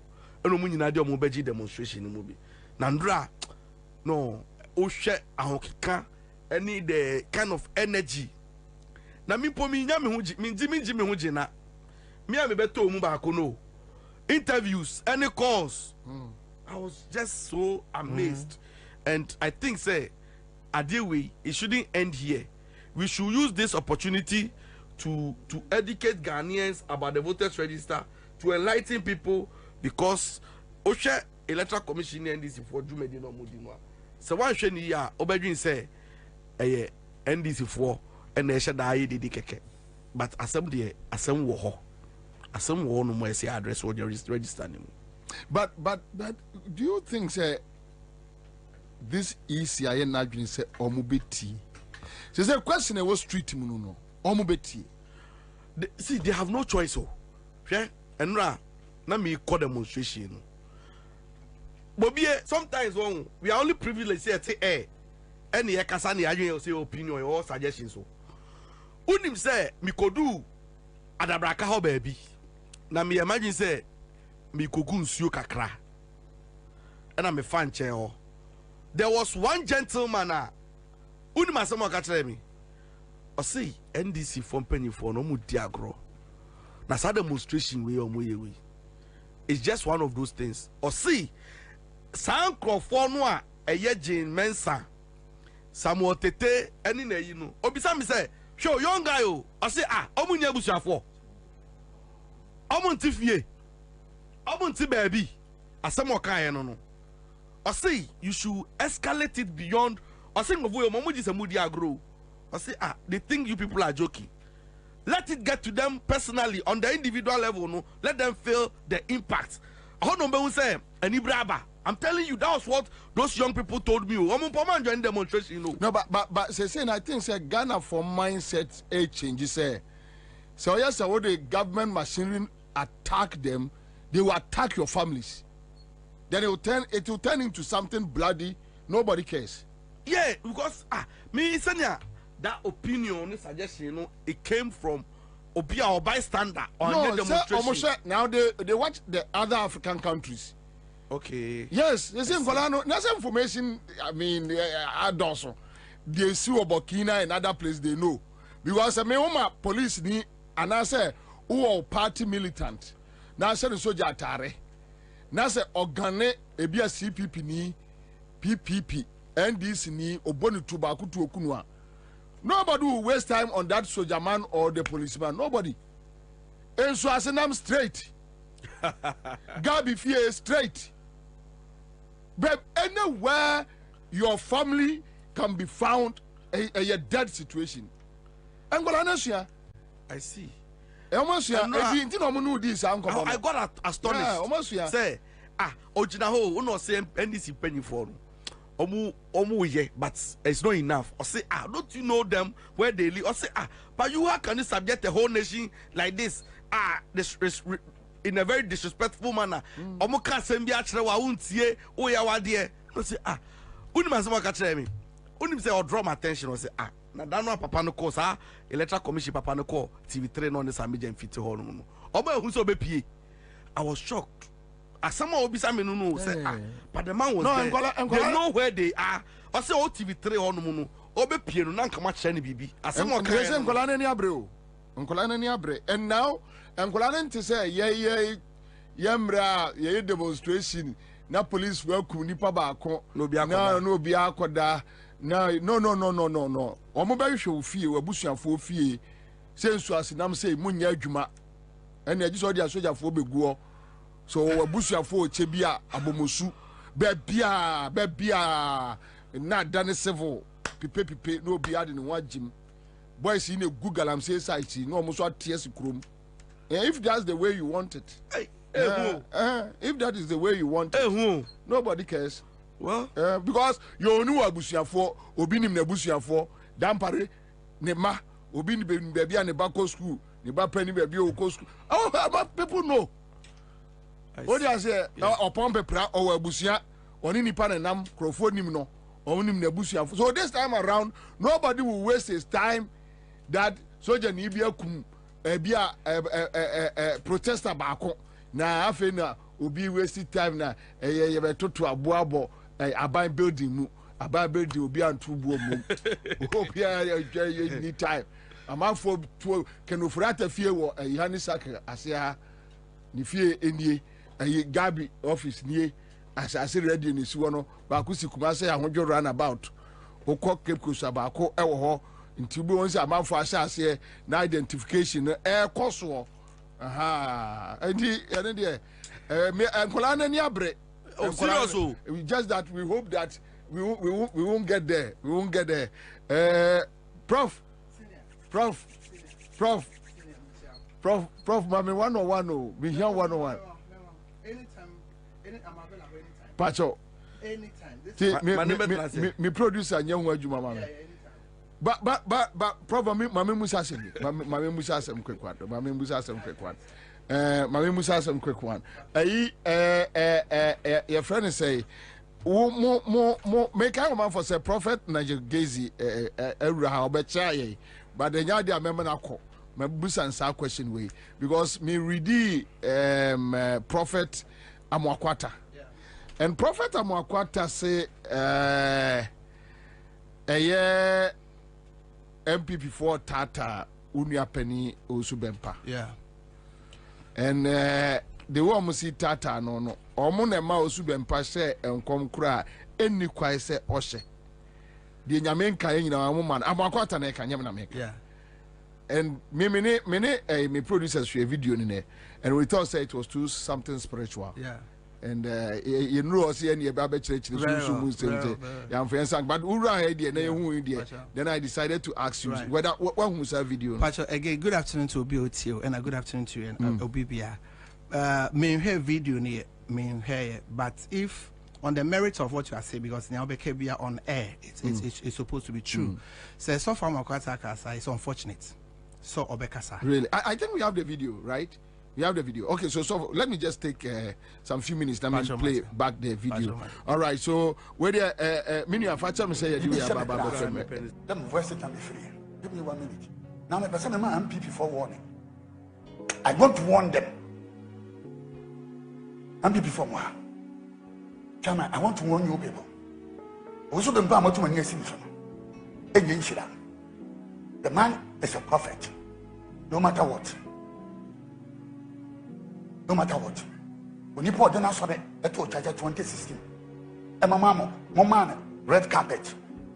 Ade, the Debian person would not. And then the Debian person would have been paying 50 for Ade. 2021 or Tijinai. The Nipa. But yes, yes, I am Bobie. You Yamaka Chila Bimadek, say Papa was funny. They know your default. No matter my grandpa is a prophet. Into every respect, no family. Now, or more, Masada, a creative you got to radio. So, Edin at them, Omoyas and Moamo. I know, say, Bomiantesa or Belmia, Echo Nason. You make a reconciliation. I'm on San Conco Yadia and yet. A dear Hanwa, Abraham. I'm a prophet. The idea of Yamadan, international fan you be. This man has fought. Seriously, 2016 now the food to him to Ghana. This man stood up. The Yamaka up in Park. Him say, Obeka near any Yamen come said there is unfortunate because I also believe so or in Comseni. Into a fellow Comseni must not say so. So can we then project no, even if the all can a true cry no any question that he must say MPP for no pushes off also be pamo or shan come and Yamen can say on say. And I say in commission Joel chapter 2:28 Bible say nyame ho ba wo so a ehyew ema wo ka enti yen shan compare say MPP ni epushie but it's very clear say MPP for who say umbe lusu now it's very clear say December 7th Ghana for beto John Mahama into they are doing everything me the video be sending me want to me we radio and TV they were attacking Sofo Usubempa. You see Dana normal really? Oh of course they were attacking massively. Dana almost Sanchez Sofo Usubempa na say Western case ne say ombe lusu and ombe lusu into Sofo Amwakwata no ka mintie ne here intimate speak to but so can sadia is unfortunate say MPP for the pushes of Usubempa mo share and come se bi because maybe Jesus of Usubempa or a D4 so mama mbusa a question way so Usubempa ka say in 20 16. Yeah. So Kasa Joma Ansah wo moja. Yeah. Do you believe it? No, I don't believe it. I don't believe it. So why are you defending him? No, what I'm not defending him, but to the substance of say, so for Mwakwata say, MPP for a pushy, so for Subempamo or Senkom. Whichever way, he said certain things that even you, man of God, you don't believe. Very also. So let's take out the issue about MPP ne pushing. Yeah. But he said certain things per Mwakwata that nenya no correct. Well, you see, say we say obisha nkoma home. We ya the nyame asem we measure with the word of God. Yes. I believe say so for over the years. Say so we president ex-president no nensa wo moja and all that no. Yeah. I think say it's now one on one. I think say be obeka one or two things say it's unfortunate coming here and there. So Osheda. No, mean to mean Casa or Sheda and as one Sheda, because we'll be friendly young coupon, no be a ain't now. But me to me, I can say, Miss Mania be Miss Me D4, but we moja be any President Mahama Ansah. Some patriotic, I say, moja be any President Mahama Ansah, and I say, some days to mean to scrutinize Moon and Majuma. Of course. So why can't you say that, look, this one, maybe any part share. The point I'm making is that mean to me can say or share so share that so one share that obechi an kabios near beke biano nyame bebu ye ho akonta sempa choti ase se me betna condemn so for usu bempa or say nyame say anytime somebody say nyame say no there is a clause so ka so on one kasa said there I can ask where miss match share margin but or say nyame say and I miss make a choice say miss be a D4 but the message of God moja be a new be answer. So even with him saying in Nyame no, yeah, you as a man of God, you don't believe that in Nyame. No, what I'm saying is grant a cross in Nyame with Genesis chapter 4, Genesis chapter 3, Genesis chapter 5. Cain ne saba mojan a rather the channel. So we are not at the second phase, we are still at the first phase. Do you believe it? Oh, to say no, I don't believe that. I personally so don't. Which means he lied? No, I will not say he lied or say Timmy, maybe a D4 and I'm a suffer or say nyame say I have not seen that because you be a bekebi and obebu whatever a conta. Okay, so now another prophet within Muhammad circles catch Ghana for say a young people for a catch and say onka. But no, so no so far my con the eka. Some say into he I mean obechi but I cannot answer he is for worried that then to be honest with you and then the first timer mate say won't to me no almost did not temper massively almost did not and it's unfortunate massively massively last 2 weeks I think last you know I am aware last I mean they took him to the gutters what was the issue Omate say stuff was been packed with the former president and some pastors.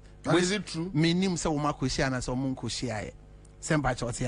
And they took him to the and it's the nature of MPP. Kufuor MPP wasn't like that. It's the nature of this current MPP. That if you don't go by what they want, their whims and caprices are, they will come against you with all their arsenals available to them. And they've done it to almost everybody. They attack Bishop Ajinasari. They are not exceptional. They've attacked everybody. But you see, Omunye ready, Omunchomo write notes now. What how do you say? They are handing over no because I know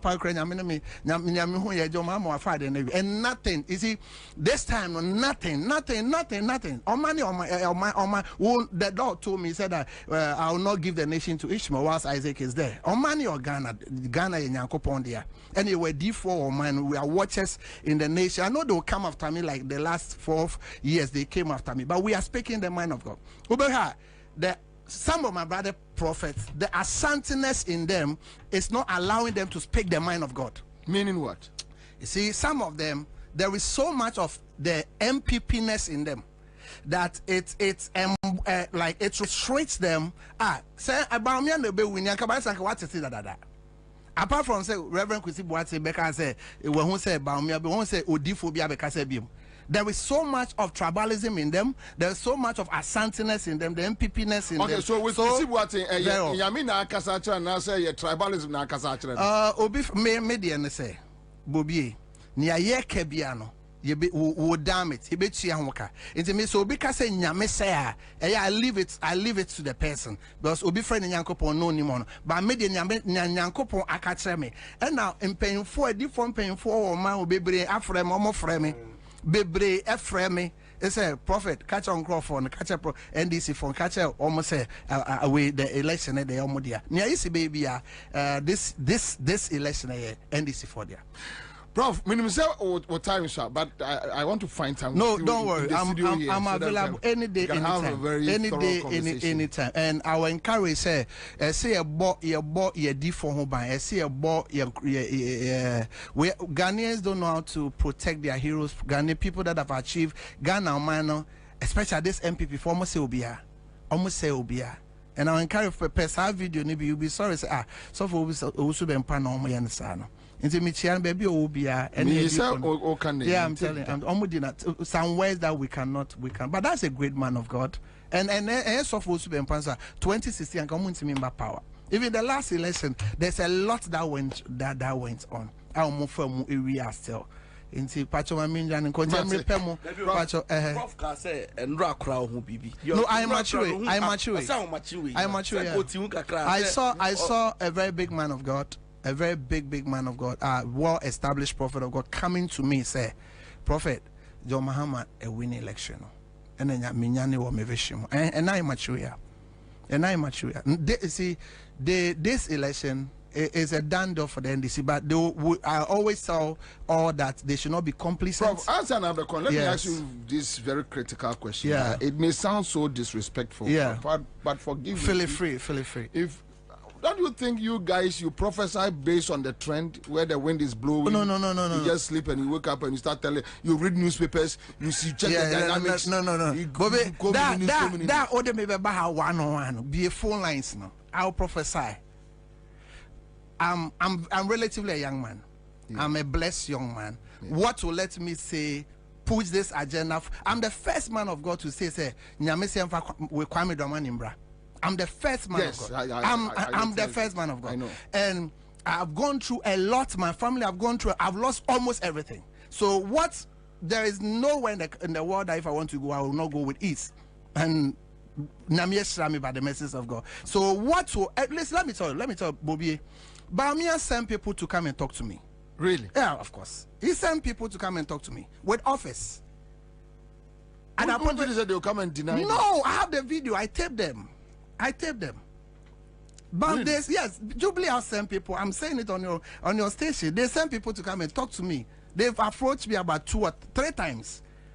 Sent by church here, I said, with offers. So why won't I accept that offer if it's not of God? You see, we don't say things by trend or anything. No. Some of them say Michelle come, Satisha come at the age of 14 years. We don't prophesy. A true prophet of a sort does not prophesy by trend or hearsay. No, we don't do that. Because it can delay, you can damage it, you can attack it, but if in Yamu, Prof, find time. Now, only money I call by. Where? I saw Yami one, I make catch some. You see, this election is about Ghana and this MPP. This election is about Ghana. Yes, you're there. Attacking you. But they still came to me, sent people to me. And said that in my office or na I told them. And me I told them that I don't know what they're also going to say. And let me keep records. So I'm out. It's John Be winning to Mumbo Jumano, Mumma Meninda ho. Mumma Meninda police station, Mumma Meninda because Yentimin to idea with so. Pacho. Thank you. That's very Prof. Live on Accra 100.5 Citizen Show. All right, so we are here. Bills microcredit. You don't must say Oman the quick credit. No more quick credit. No, na Omabe Bills microcredit. Give us a bar center for and a day a year. Give us P capsules, give us co capsules, give us a bar mission, give us GC mission and the capsules. Abba or say men fa code in your P, men fa P and your co fa code P. A boom. Now bones a resource no a casual. Okay, all right. So we are back in the studio, but divine. So the prophecy said, "Wait, just a minute. Dami kobi unia anchai." I'm just a minute na mimi. So go. Yes. Okay, about qualification. also a nomination. Yes. But about this prophecy same way, honestly, Nyame kasa no aka na dwen, o kan so o ka fa nipa. Yeah. Enti no, esi de onipa bia bedua no, eno anso na obetwa. Emfa ho ni wadwen se ne ete. Me de se na Nyame aka o ma ne mbrem. Mimi e Kristoni na sentro mu no. Ose Nyankopon se me ho adwen me ho no e adwen pa. Na enya adwen bone. Enya adwen e be ma ho akyerew anasa obekọ nsọhwema na enye saa. Enti ade me kompa e bia mu a adwen ko a medwen wo wo ho. Enye bone adwen na ya adwen pa. Aha. Enti me for the past 4 years ni ade bia me come to dwan na mbompa e bia me bisa Nyankopon question say. Se ne tro se mu ampala se wo ye ho adwen pa enya adwen bone dia. Enti ade enti no de saa aban bone we beto ye so a ye di apini a ye brese. Se ne be ye Nyame ani monyam be da di ntia. And the agent nyam na be daddy na so because unim say kama ne sapa na do pa ye hunu say onu so di amampanya nka say na betimi ase o man nka unim say ye nji need say na na kufu ado aban e betimi afun say da he would have been the Messiah that never was. Yes, Tanak Ebeka so Nanado was actually the president, the best president that never was. And then Kagana for Ebeka, but I mean Chadie. Onwa the man new nyama be dead mazisia ni tua e ma ye hwe e mi hu se aban we enye nkoyi bam de me se Nyankopon se apinie ene abebrese enye obra Ghana-fo akomu e wona na Akufo Addo sei na so be ma baumia Dr. Mamu baumia ba bet to aso dia na ye koye ana se ye baaye na so odwu ye hu ana so ondwu ye ya bre eye enu ana Bobie wuka ayi ayi multimedia papa yi echikwam na unim se ka minim no a na ka wasem obi onim no na wo ka no badwin se wo exaggerate o yeah obadwin se asem no wo ye o ha wani aka da bi they don't know na o ka na asem na me kai me nkrofo a adiamia unim nkrofo a adiamia because of this bond near yi sa American actor yi da black shit. Michael Blanc saying yeah, American actor Ghana ni American actor or Hollywood yes okay ono so be kasa here o say $1 million euros. Is it euros? Yes, euros.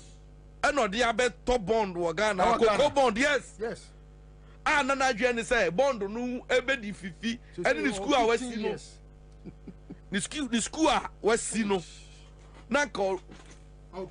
nanka odi emubi ashada e di ahwe school no e di aboa mabunu ni youth of this country okoya yes just the next 15 years as an omra na di hu nkomo nisi canal aka and no Ghana is a shit country what a shit akwana jalai akwana jalai enyo nu kwa safo nu wo mu bebre na ina mecha de nyina ye ni tua bi Bobie about electoral commission asem ya yeke aya Nakado Ghana Limited ye wakaswa Jestab Hospital ye adwuma ye di ye insase ho adwuma na ye di ye sansi dan ye sanso ye surveying me kire insase so nkrata ye sanso di mfidie high wo ye survey wo around na ope bi dia ye adwuma wo ba ye benye bi ama ye wansase wo mya bebre ye obi wo danchira ye obi wa wutu breku ye obi wo tutu ye obi wa akuti opese ni Nakado Ghana kasa free wa human so 0536 943494 ya mwakwa baba Nakado Ghana Limited ya ton sase yesi adan ya adan ho krata oba hanom a ye bete so ama ya sase no langard ni so se usika nso kra na oba ye be momoden ni ahwew watua ne kakrakra se mpo wo ye bodwa adwuma se uton pia water wo ye de yo ni wo ye bia no bɛhwɛ ne ate so ama wo wo sɛ wokura wo sika nso sika boten so woba nso a bɛhwɛ na yɛahwɛ ne ayɛ ho adwuma ma wo yɛasase no langard ni so aha no ntokwa yɛne asase no sɛ ɛni ha no mo na sɛ yɛmmɔ asase no nso a yɛbɛhwɛ ho ahu sɛ wobɛnya wo krataa a wode bɛ daakye ɔbiribi ni a wobɛtumi ayɛ ho adwuma Medin the big mama. My daughter asase. Me papa signa na me saka yi. Asase so da form e wo nakado company. Asase for so wonu wo sika so pa ye ma obi. Na wo twa kran kakra. Enti papa na me saka yi. Ti obi ambra. Wa magine die. Obi ambra. Wa magine die. Obi ambra. Wa magine die. Nakado company.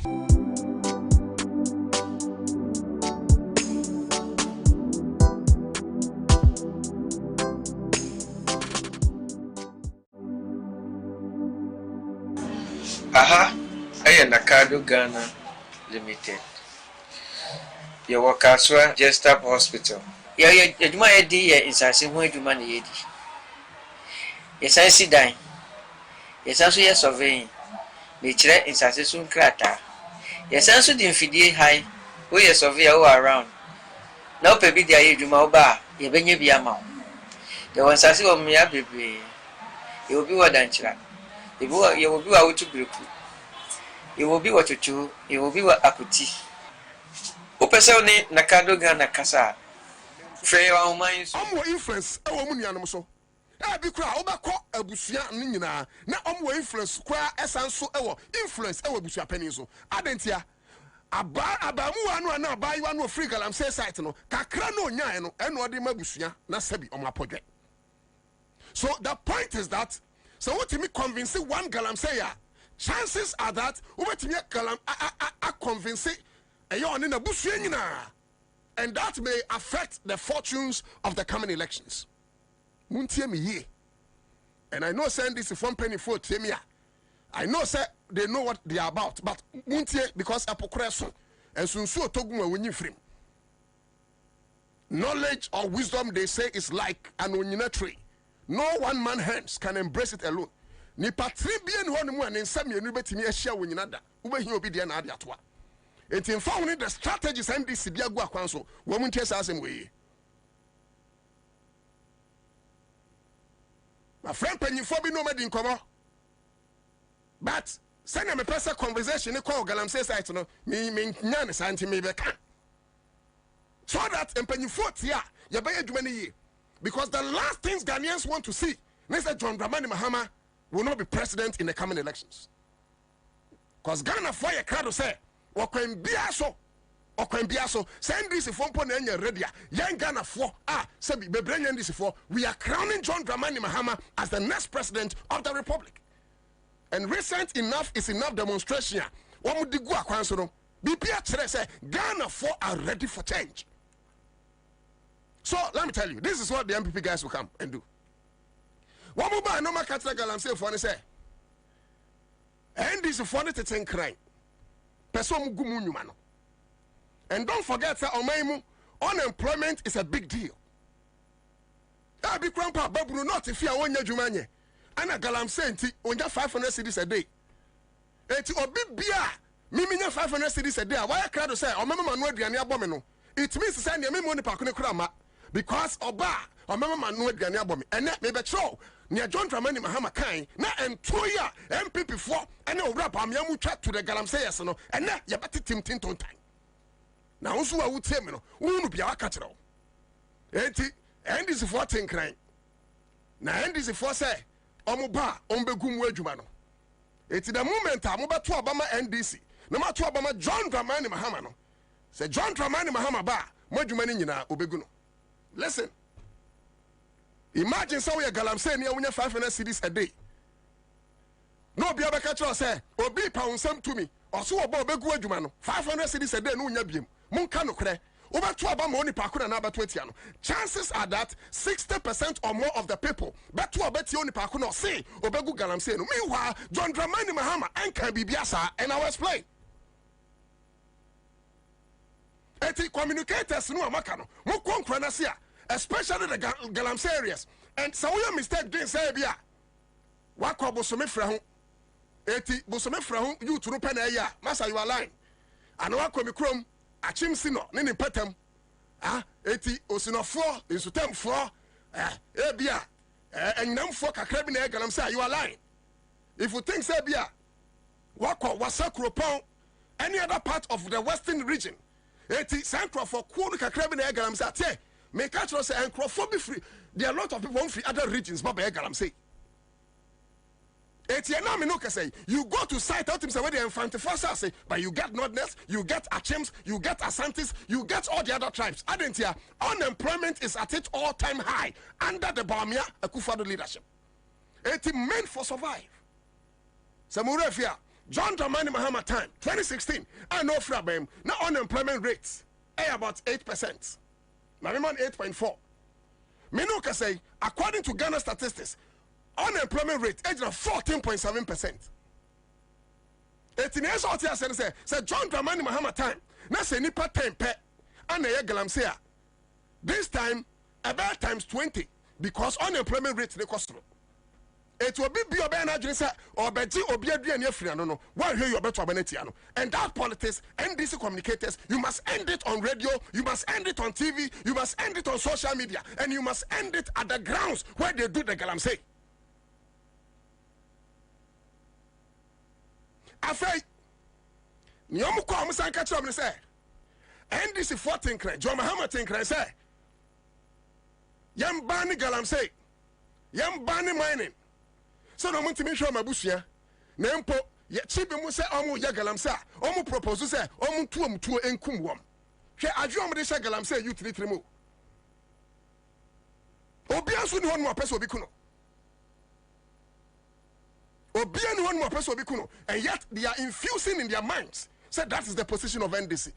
That is never the position of NDC. That is never the position of NDC. Remember the position of John Dramani Mahama. We are settling the debate here and now. And I'm speaking to the MPP communicators. One more fact, Obiti say Mrekuduka. Galamsey campaign. Obiti say Kowawusi. Galamsey campaign. We are warning you. Stop that nonsense. Because that is not the position of John Dramani Mahama. That is never the position of John. Okay. What is the position of John Mahama? Kwame, may I hear the position of John Mahama? Get saying John Dramani Mahama Eka.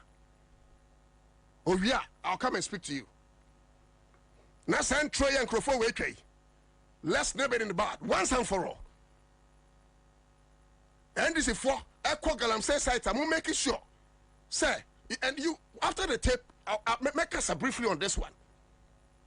Because SAR campaign strategy, MPP, Afana and campaign strategy, and they seem to be winning people. Look, and Crawford and Frame catch them, you know. They were like, we are not for what they are saying, but some of our friends are falling for it. Galamsey is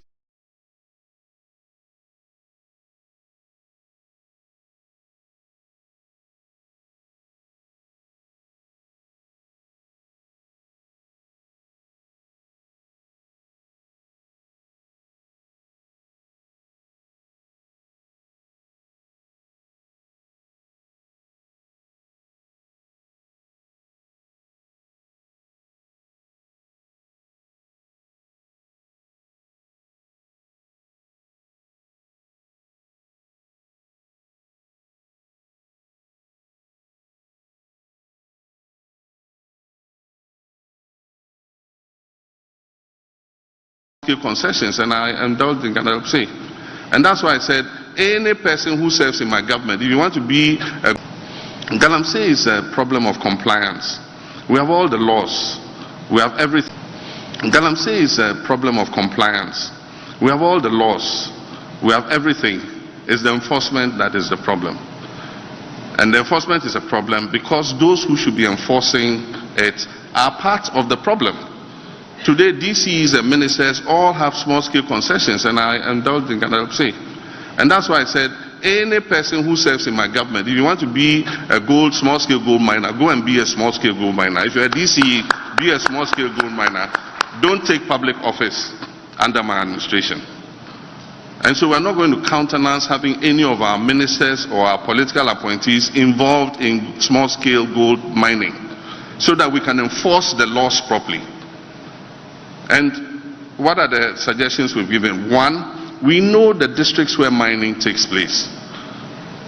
We will open an office of all the agencies that oversee the mining sector in those districts. There must be a Minerals Commission office in every district where gold mining is taking place, so that enforcement and compliance can be right at the doorsteps of the industry in the particular district. The Environmental Protection Agency, there must be an EPA office in every district where mining is taking place. And we have universities that are producing young graduates. UNER is one in Sunyani, UMAT is the other in Takwa. These young graduates are geologists, they are environmental protection specialists. They have a lot of experience when it comes to gold mining. And so we're saying that we're going to identify the concessions and who hold the concessions. And we're going to employ these young people to work with the companies that legitimately own the concessions so that they can guide them in how to do proper mining. We're going to ban mining in forest reserves. As for that, it's not negotiable. The law that was amended to allow people to go into forest reserves, the law that was amended to let people enter forest reserves to do mining will be re-amended to stop it. Because the figures I'm getting are frightening. And that is why the climate change is real, because our dry seasons are getting harsher. We used to have 365 days rainfall in the western region. Today it is not so, because all the forest reserves have been invaded by mining companies. And it's insightful that in the past somebody who was supposed to protect the forest, he himself eventually was known to own about 2 or 3 mining companies that had been given permission to go into forest reserves. I think that those trees, some of them 700 years old, some of them older than Ghana, older than our ancestors, are more important than the gold that lie underneath them. And the point is, if we cut all the trees, we will be leaving a barren land to our children and grandchildren. We don't want the forest zone to become the savanna zone. We must protect those trees and rebuild those forest reserves. So we would stop the mining in forest reserves. Galamsey is a problem of compliance. We have all the laws. We have everything. It's the enforcement that is the problem. And the enforcement is a problem because those who should be enforcing it are part of the problem. Today, DCs and ministers all have small-scale concessions, and I indulge in Galamsey. And that's why I said, any person who serves in my government, if you want to be a small-scale gold miner, go and be a small-scale gold miner. If you're a DCE, be a small-scale gold miner. Don't take public office under my administration. And so we're not going to countenance having any of our ministers or our political appointees involved in small-scale gold mining so that we can enforce the laws properly. And what are the suggestions we've given? One, we know the districts where mining takes place.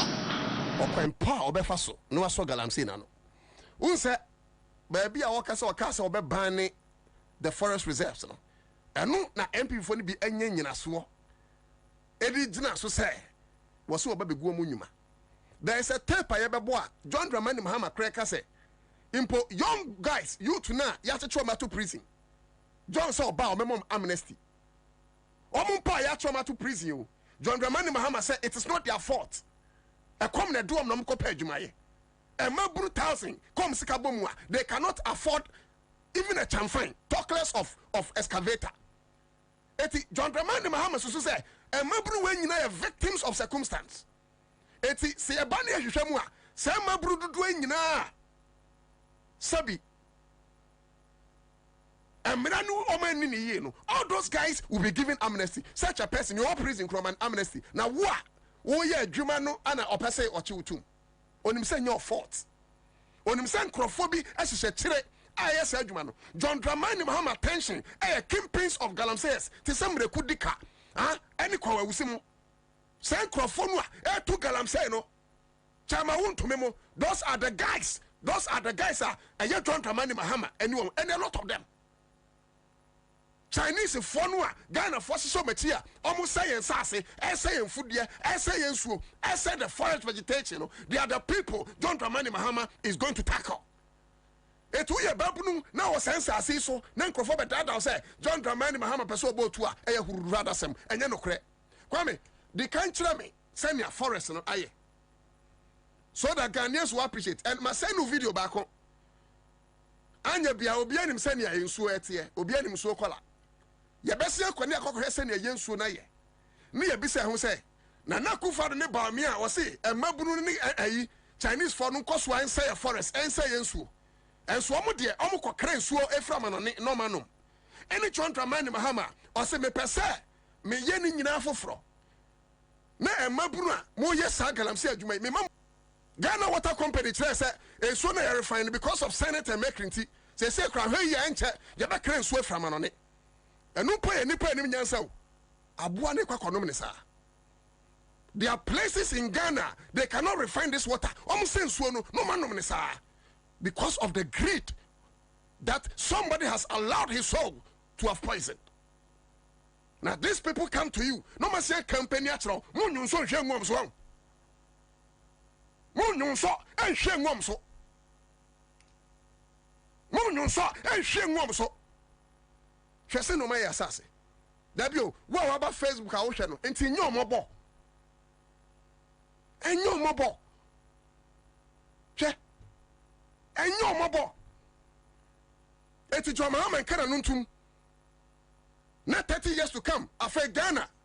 You need vegetation, bia. You need forest, bia. You need swabia and on a Ghana for pay. Now, young fellow say, we are Babun Ponebia, walk was sight. Now, you're 200 cities a day. What can who say a time will come? When you know, one in the war. I say, Swan Ramono, Mobile of Fra Sabi back when in ho. Mubet me of Fra Sabi back when I was in back home. We no disrespect to people with deformity. We no disrespect to people living with disabilities. It's just for illustration. Some of these things are avoidable. More tenacity because of big greed. Sikano pahino de mao. Into a mind of tenacity. I'm a Ghana Krensu. No. John Dramani Mahama can be actually Mabruna Aya Jumano. It's way a Babru no be catch us say. John Dramani Mahama so bad, Wabachua to and Yano Cre. In fact, Omo Krampa, a war prisoner. It's no fault of theirs. Only to me for the chamfine, Neska, excavator. John Mahama saw about my mom. Will I still give amnesty to people convicted for Galamsey? And my answer is yes. Because those who are in prison for Galamsey are not the actual perpetrators of Galamsey. The big kingpins are not in prison. Those who are in prison are the small boys that they employ to work on their Galamsey concessions. And so they are victims of circumstances. And so if we are coming with a new fight against Galamsey, let's start by giving them amnesty, let's bring them out, reform them, and do the things that will make them not go and do what they've done again. If somebody must be in prison, it's those district chief executives and ministers and others who are doing the Galamsey, not the people they are employing.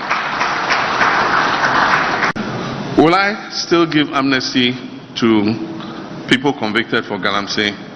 And my answer is yes. Because those who are in prison for Galamsey are not the actual perpetrators of Galamsey. The big kingpins are not in prison. Those who are in prison are the small boys that they employ to work on their Galamsey concessions. And so they are victims of circumstances. And so if we are coming with a new fight against Galamsey, let's start by giving them amnesty, let's bring them out, reform them, and do the things that will make them not go and do what they've done again. If somebody must be in prison, it's those district chief executives and ministers and others who are doing the Galamsey, not the people they are employing. Will I still give amnesty to people convicted for Galamsey? And my answer is yes.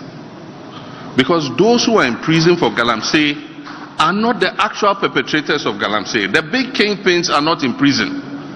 Those who are in prison are the small boys that they employ to work on their Galamsey concessions. And so they are victims of circumstances. And so if we're coming with a new fight against Galamsey, let's start by giving them amnesty, let's bring them out, reform them, and do the things that will make them not go and do what they've done again.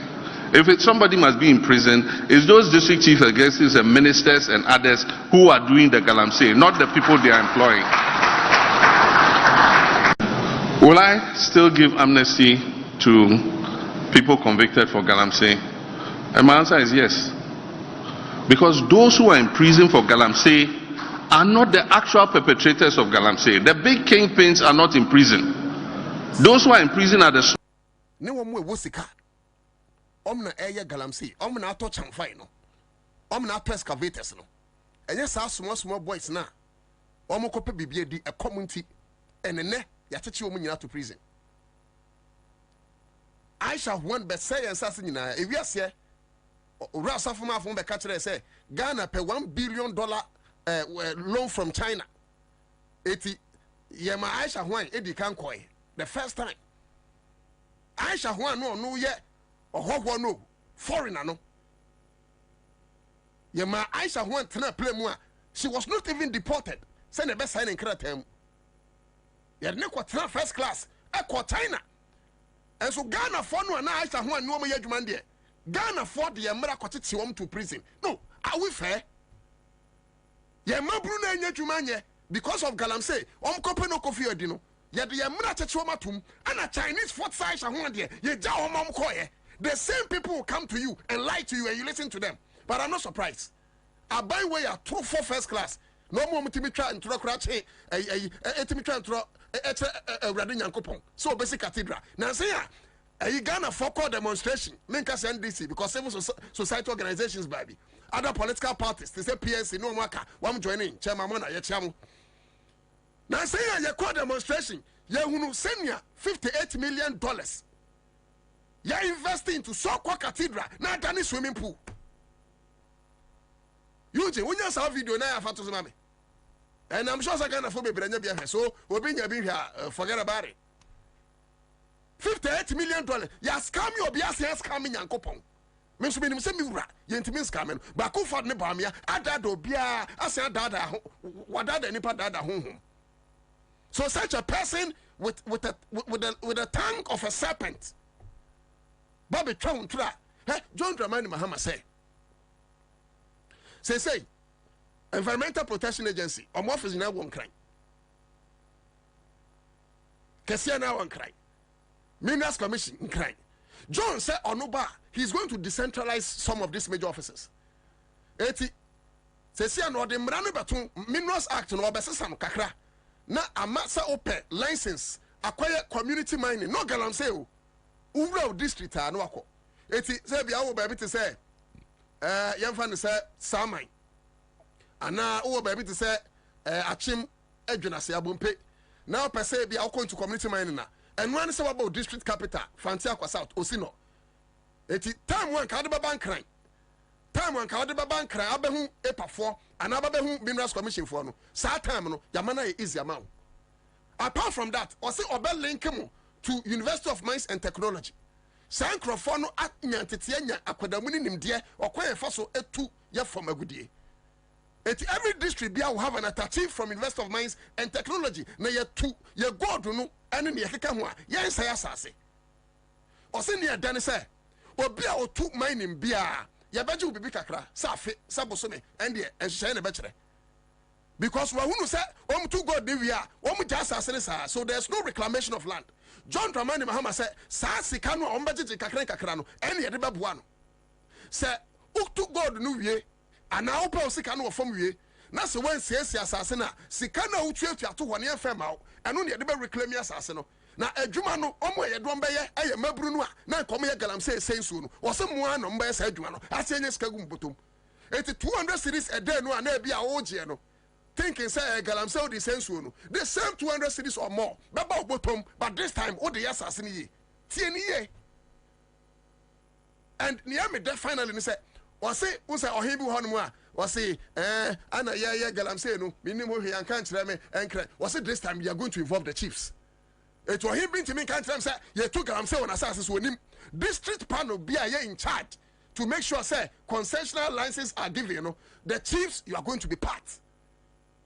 And finally, also he is going to deploy what we call artificial intelligence. It will be think and will be to say district office one almost so being quite say assassin. A map, a artificial intelligence, a computer some. Who some machine be rough forest anymore. Yahoo were machine so. Yahoo your computer be say some foreign material. And o person who send ya juma obi offer boat to be an offer Uber, an offer Yango.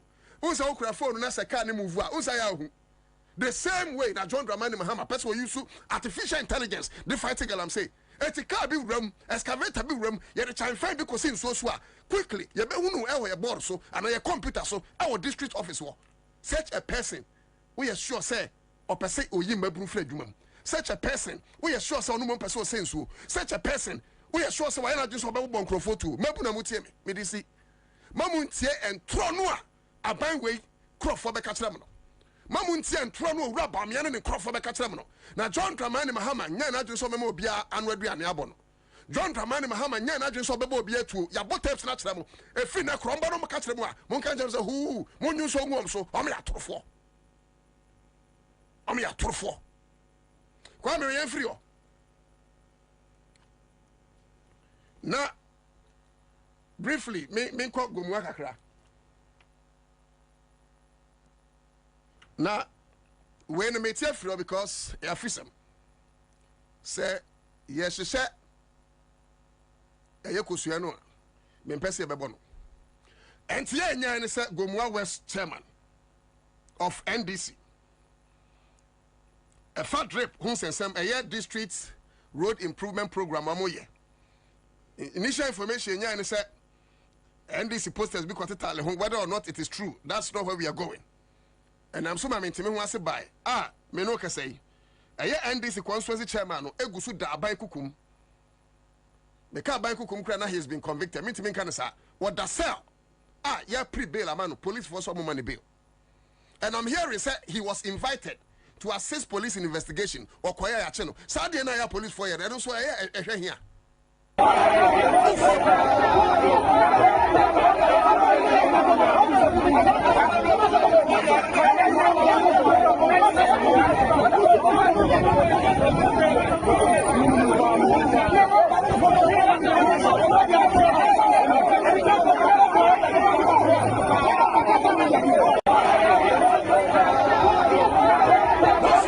Which police station owura ne da go and show solidarity. Munyina munko because una to one ko bi beba wo bia anko wo bia go and show solidarity. It doesn't matter how bad or good that man is. Go and show solidarity. Obi onim obi Gomwa West bia mon frama bunu no mon hwe ba bia chairman police station ko wo all of you storm there men kon basa ho. That's not what we ask you to go and do, but go and show solidarity. Mon fa dom enko mon fa dom enko. Okay, ma mini me na musini ndi nkomo. Then maybe I'll come back home. Ma mini na natawia na natawia jira nem on finfini mantem na one money de ro no. Bia na me na machia. Nti ne nkasa no akire no. Ana ye behunu ba bia eye nsusuan de bode hunu befa. Nana. What about chame say me ma gina so che. Say ka adwuma no hu. Nana ka adwuma no pa. Yo me nim atiefo anyone na ehwe e Facebook aye krado me nim say what say na me kan fa chairman Kasim Gomwa West NDC chairman na ya che no e sandre pon sensem na ya pre no bail ni so a ye nyama no besi ne ogusu dem en ne ka ho ne me kan ne ya no kre se besi ne ogusu dem ana se senate boye kiremu yo na me da se na me take kama asam no o ya yo sam de men papa su yedri Ghana ka mem ka bi no aya ka ye ba ci bi na listen na munia ensema ekwe e yesema o ye bi sa papa o sande ye hwe mebuna wo Gomwa West na dem biria make say ensema estate house na ensema aya basa na o ya do je hu papa since morning in e batna e modu ana pass so clock ana penu so ma ya abesu afna mo asat now na mo ye jowa aya jowa inde easy Master, I can't say no, and I know I'm at the party. And this is paying for the son. You should wake up. Because since I seen this cinema, the only MP Mutuaka Waba and Honorable Dr. Kwabena Minchayako, Kikos North MP. Oh, Raga. That's a regional executive now, and you perform since morning. Wow. Central regional executives, woman organizer, 2 deputy youth organizers, and on one set of since morning. Nana. Nana Jinaso. Me pacho. Minim se chairman I see do here. I say my fan Ikraso, director of operations. Chief Bani. Chief Bani is one of the fantastic guys. As far as job on the grounds is concerned, Ebiana Chief Unti. Chief, Sawatia, let's mobilize our people. Let's go and show solidarity. Will be a what tell me behind this Nibia will tell me, will be your dog Ghana, Kabimamin Kabibia. Tell you, or the police station, bang. Aha, me pacho Bacano police station. Yenina, Yanko Cape Coast, Bacano police station.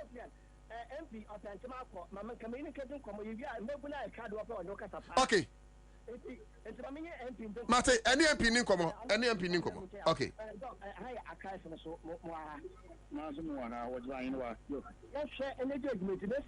Can I then straight Abaha? Now, a summer can edit or a party program day. I'll be if you are going to tell about your day. Or yeah, chairman, where you know, a gun of 18 the area. You are Emily Mubeno, Mr. Damata Mubay, maybe see or regional crime officer. Now, young person said, oil commission of oil equipment, oil are permanent. A corner order in 17 hours. And 79 said, oil DC, and I Dr. Bau, Mount Baumia, who now was wolfing was out from oil equipment. Now, we tried the MP now also, had an agenda, or then also ordering for him also from more than the dream program on your MP before. So we say, oil common fund, one pin or down on now. But again, MPs also your contribution towards Dama oil equipment. It's not in the Oba or MP people, but now oil me now in there. So, oil commissioner now, what's then now? MP people who look at the second, look at a can't say a opinion. Second number there was for naturally there was a motive for that particular activity. I mean, they are going to say, Ghana is a DPP or India, Ghana in India, regardless of party will be Wasu or Ghana. Now, that was what I'm doing now. I mean, many projects you keep pushing up. Or you're aspirated. Master MC, market MC, the MC, the primary project you or you keep pushing up. Now, I mean, they equipment for Raba, and I'm not coming to Mazaya. MC's root and Oba, Mamanta, Mentaka. So I have for 89 and that. I won't do it and Kade, we are MPP, DC, another Dr. Baumia, saying one yama. It is for them to I don't think it's necessary. The other way, we'll keep Obia on Wakade. The Damza wants to know from people doing on your face. The person is trying to demonstrate unity. Regardless of the fact that OEM Japan or no, as long as I've been there's unity in the conscience. Now, I look at that movie from the support. Now, I'm also from one. You see, the young I will be child. I ended child now. As one. Only one man, that must be okay. So, appearing, and I hear that must be answered. You see the Karaman in our police. You want to talk every constituency in Ghana. The throwing now is there. This program now was up. Or you're going MP, your Ghana, your contribution to government, your contribution to all other people, this is one contribution to the Damaza, Obiara, or better or use or there, I have some in our Nakash or something. Because we really now they own a MPO, and our MCO, and our MCO, and our MCO. Here, in the activity. Again, the man, that man say, we just have barely 2.5 months of election. The papers are to be our time. Last election, over 8 weeks, the very wish we got. One head them over. I win a way there, way now. Just because of the people watching and baby watching. If we don't on the other, nti aba na ɔtena no ɔmo mo dum to anamona ɔmo mo dama dum nti osa na yɛ na yɛduri yɛnyɛ yɛ adwene yɛ kɔ bi a kɔpem de yɛbɛtumi bi a ɔbɛ ɔmo yɛ nyina yɛ ama waso so make sure that when you are a chairman, Momo Branch in Fanko. Actually, I recall the ND supporters in Obiamra as an author. This I may who the Amazon could wear, Mr. Kipos not. But the Kipos out in Nayaba. There's there 4 or 5 buses here, Zabaha, the Abachan Wahadi. Now, Mobesu Ham, no better than Anayawa and I in Abuja. What's an animal working, you feel it. What's an other one could be, and Yaza or Yazba. Anthony MC now, wasn't for Inabo. Wanting, Anthony, and that's what I'm now on Jamabon, wanting. Now, we are also often look on the watch. I don't go for whatever in the watch. Now, Obia, I know all program, so I could kiss the car. Now, I don't know, but I can put in the day. It's Anthony when I want to, I want to know. Why was it 1 to 1 2? Chairman or not, baby, was not a share room. Move on, saying number. Tevia. Tevia. Tevia. So, Coco, we can check it off America. Oh, yeah, take this not for my permission. And then, there's a tractor case, or your people as a technology. You could hear you, Widma. Before home for home, if you are, no coffee, or your police station. I have a moment, or your chairman, or hard need to. Intimidated post not what I said. All your brave associated. I often Ubia Soccer Center. That's us in there. Echo, one day, reader, we give 1 year and you could and me have no Bobby 11 in Nigeria near Queen. And Mrs. Zaynab Ansah never to have anything. Keep personal conscience, even your answer. Answer the fear ye, if you have an hope. If you have an hope, the better ones what I said. Oh, 2022, October 23rd. The letters called Ghana Gas, the letters called Oye Yogi. The woman and the woman ain't personal conscience Oye Astroset. The friend, you can host minister, member parliament, 3 occasions. They send about when Oye Astroset. Me now, there is no document indicating the young people should be beneficiaries of the Astroset. It's there is no funds available outside of what my Oye Astroset. I'm a keep personal conscience. I'm a share main keep personal conscience for the economy. Ansah na what more about I'm not asking. I'm not having the Ansah in there. I'm just there. Ansah never to have what Astroset no one of a can. If more as I say, GMPC projects I'm going to take once I'm what's on the Minya being, but I'm an Oye MPP parliamentary candidate. No, but next year there, even your body ever soon. You're married a propaganda. If you couldn't be able once of a can Ansah na after. Tevia, Bacho,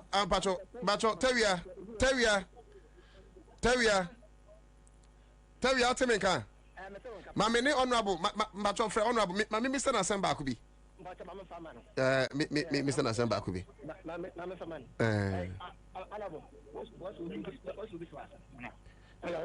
Honorable. No, to Dakuni. Yakopo Adam now swear. My mini time and now I say Wabaho now also will pay dom Swaba Yadawase. But Passy be who I didn't see a 15 rabbits in there. Man, Bill. Minimum, me and a minicrum. And Rana Joe and I am a honorable member for Guma West or Honorable Richard Minister Jan of Fleming so information is with me. Number what I cried. Jokana Makato, Namia don't know me banda, me ban my baby. The Koswa. It's me by and boom say in summer air Koswa. To me by and call a regional headquarters of the police. And I'm Kobisa, but me call an regional commander Niniho. It's me call a regional crime officer. It's me call no say me in summer ACC or a pamo or the video service. And I'm so excited and Miss Memran may find out more. There will be a Yadoma as you say. To me call MPV nipa bakubia ono or fast kind or chase kind say or the year in your mouth. You show videos, then you can you show Facebook. Exactly. Yeah. In Timokoto or and I'm a bar a bacano so mother to chairman or her. In the police one have been very cooperative. mako chicha o me di ngomo okay emi da say o se we crime officer ne me bacho superintendent appear na kan regional crime officer the important ni omunyina so nti a omo cheche ma because unkomo bonum no any video ya yi kire say eye tipper tracks any other drip can say machines are ye dey be sa district road improvement program no ya hunu baamia any MP no posters abobo ho udi kan ka say NDC for so yes omo so de omo de ekwakobo ho no ana metime ho asene bai what we know ni say enye MPP sika and ye dey drip project Ghana ye to ye taxes eti say ye the machines ye dey be district road improvement program no esis wo na say amanyo ko ba ko de ni posters aboho de a LPG betimi de aboho NDC betimi de aboho PPP betimi de aboho because it's not for only one political party. If that is the case enunti na ye chi NDC ni no na ne otwe se kan no ene omo edo on pictures bobo ho no ye nchi omo a then where are we going and why is NDC silent? Exactly. Ewna asamaki o na kwim great progress no onye for MPP that or ye for Ghana to the American. But as Indian members of parliament, we are contributing factors to this particular project. As Ghana, so we are contributing. We are other stakeholders. This is common fund for they are all contributors to this particular project. In total, then, Yamakwan, and my MPP from what was one process was a form. And come here for behind the posters and form. You know, Ghana, a German Yababayan. Now, I was who poster from one today, but I can't anyone MPP for one was the Amazon Bay. Yes, so you feel the Onyaza or the Egitum. Also, your contribution and you're talking about because as a tax back and thank you and this is open in Kutia. Because the young Ghana win I am Kutia. You contribute to the machine number. Also, then they allow MCs and parliamentary candidates. No was one for you, was a formula. Now, your other political parties, yes, you to for you from those. Okay. I thought it was something that was diving towards unity. As I said, so I was those about you to be as inside from one. That is the unity we are trying to create. But I will get there, I will know you not others, so they are not contributing factors. We should know Uncle Ye. Also raise the issue and Macho Obia would say in Bia over Facebook. Yeah, the video not to so you can appreciate issues better. Omo raise the kind. Cause go on more. The MPP posters at the talo. Bra Facebook Accra 100.5 FM. Oba ye the nyina go on. Ye din komo no. Oba ti ase ye. Me pacho me bisa on same but em say no mo ye no ama. Na me bisa say no twe se kan no. Ye nche no. Ni odi ne posters at the tale kan ye nche no. Crime officer say nyina so be important na omre chi NDC Gomwa West. Chairman, what nyina so na ye den? We want to know because we need din komo. Up to now, you better establish as Kunta watching. In fact, me call regional police headquarters. Watching, but couldn't watch the car. Okay, on so much. Now, upper the Gomwa West MP sticker also from oil equipment. Okay. It's one of the in our regional headquarters. I mean, you can see here. Okay. But the chairman, no, on no Bacano, oil one police station. If you can call regional headquarters for, you're in Kofi, the Nikizin Komo. Yewe na regional commander Suzin Komo. Regional commander Ufinkana Oreba Oyegwe. Nti ya chanu mwaba. Na nkoma wogezi wogwe bia order ozoba regional no yetumtu ana won bia so ya ba mozen ya regional no. Eti omre chairman to sell. Chairman will remand teacher. Ono remand but omo etwehwe second ya chi won ne remand. Won afi no wo statement. Yekoye na ogudu ma wo statement. Nti yako na what na wo statement ti you see Bakano yesane yako regional police. But case Ben Kwan honorable, but he's entitled to bail. He has a right to bail.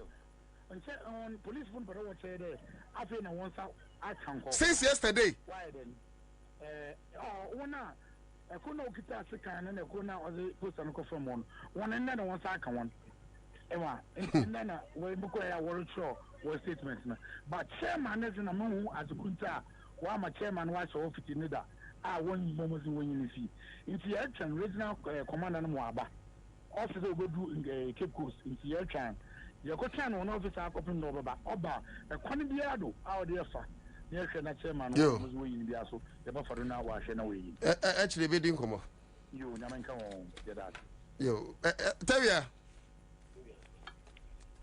Hello. Hey, just to be pan and crofo. Hey, ready. Nana, I ask him. Not to tell ya, so one a ponko, one when it told her. Ponko, unsa ponko, ya, oh dear, so one was a ponko, dear. One was a ponko, dear. So only a ponko, dear, and can it too. Na ponko, no, dear, no one at tono, Diana and Caneto, na near or come bosomono, or no, second phone, dear, and bedina sewanism. Power is transient too. To me, any Marianin Kazu.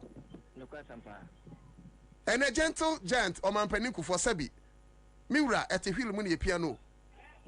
JJ, Obian wa sro no, yesro no sin J, and a JJ way. Eti, I tell ya, sir, Bebre a kufa de ne baumia, harassment way. Says to me, some de coin. Mentias you. Just 2 minutes, you know. Just or misuse power like match now or the 2 minutes now. Tell you, my man, I say. Nana, I don't think I can. Your best is today. I in this summer you quite to work coast north and south. I go more west of Faber that since yesterday up to now. Now, went to the count, one. Now, one day, when you know what they need.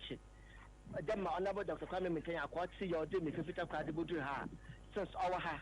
If it is a time our day in this family you can wash a waka. No, we don't want more than that. Nana, I did you call that? The name is permanent. Macas about Maca to a FA. None of regional executives now, and couldn't a regional chairman when you want to because more unity, no question. What you are central region? Mate, every time you say about chain, Nana Tavia, ignorant and unfin NDC, Central Region, and Medebechamo. And Penny Fosse and Chia Yasunia Sem. I've not heard from your side. Intimin Pentemumwa. But it is a shame. Say fitting rap, besine. Your chairman have been arrested. Whether he's a bad chairman or he's a good chairman, they say, me chairman or do me Kwabena. Where they are, where me chairman. I've been in your cry. Where am chairman? Eti say a chairman lamtine. It doesn't matter. Send me a chairman and Tamutie.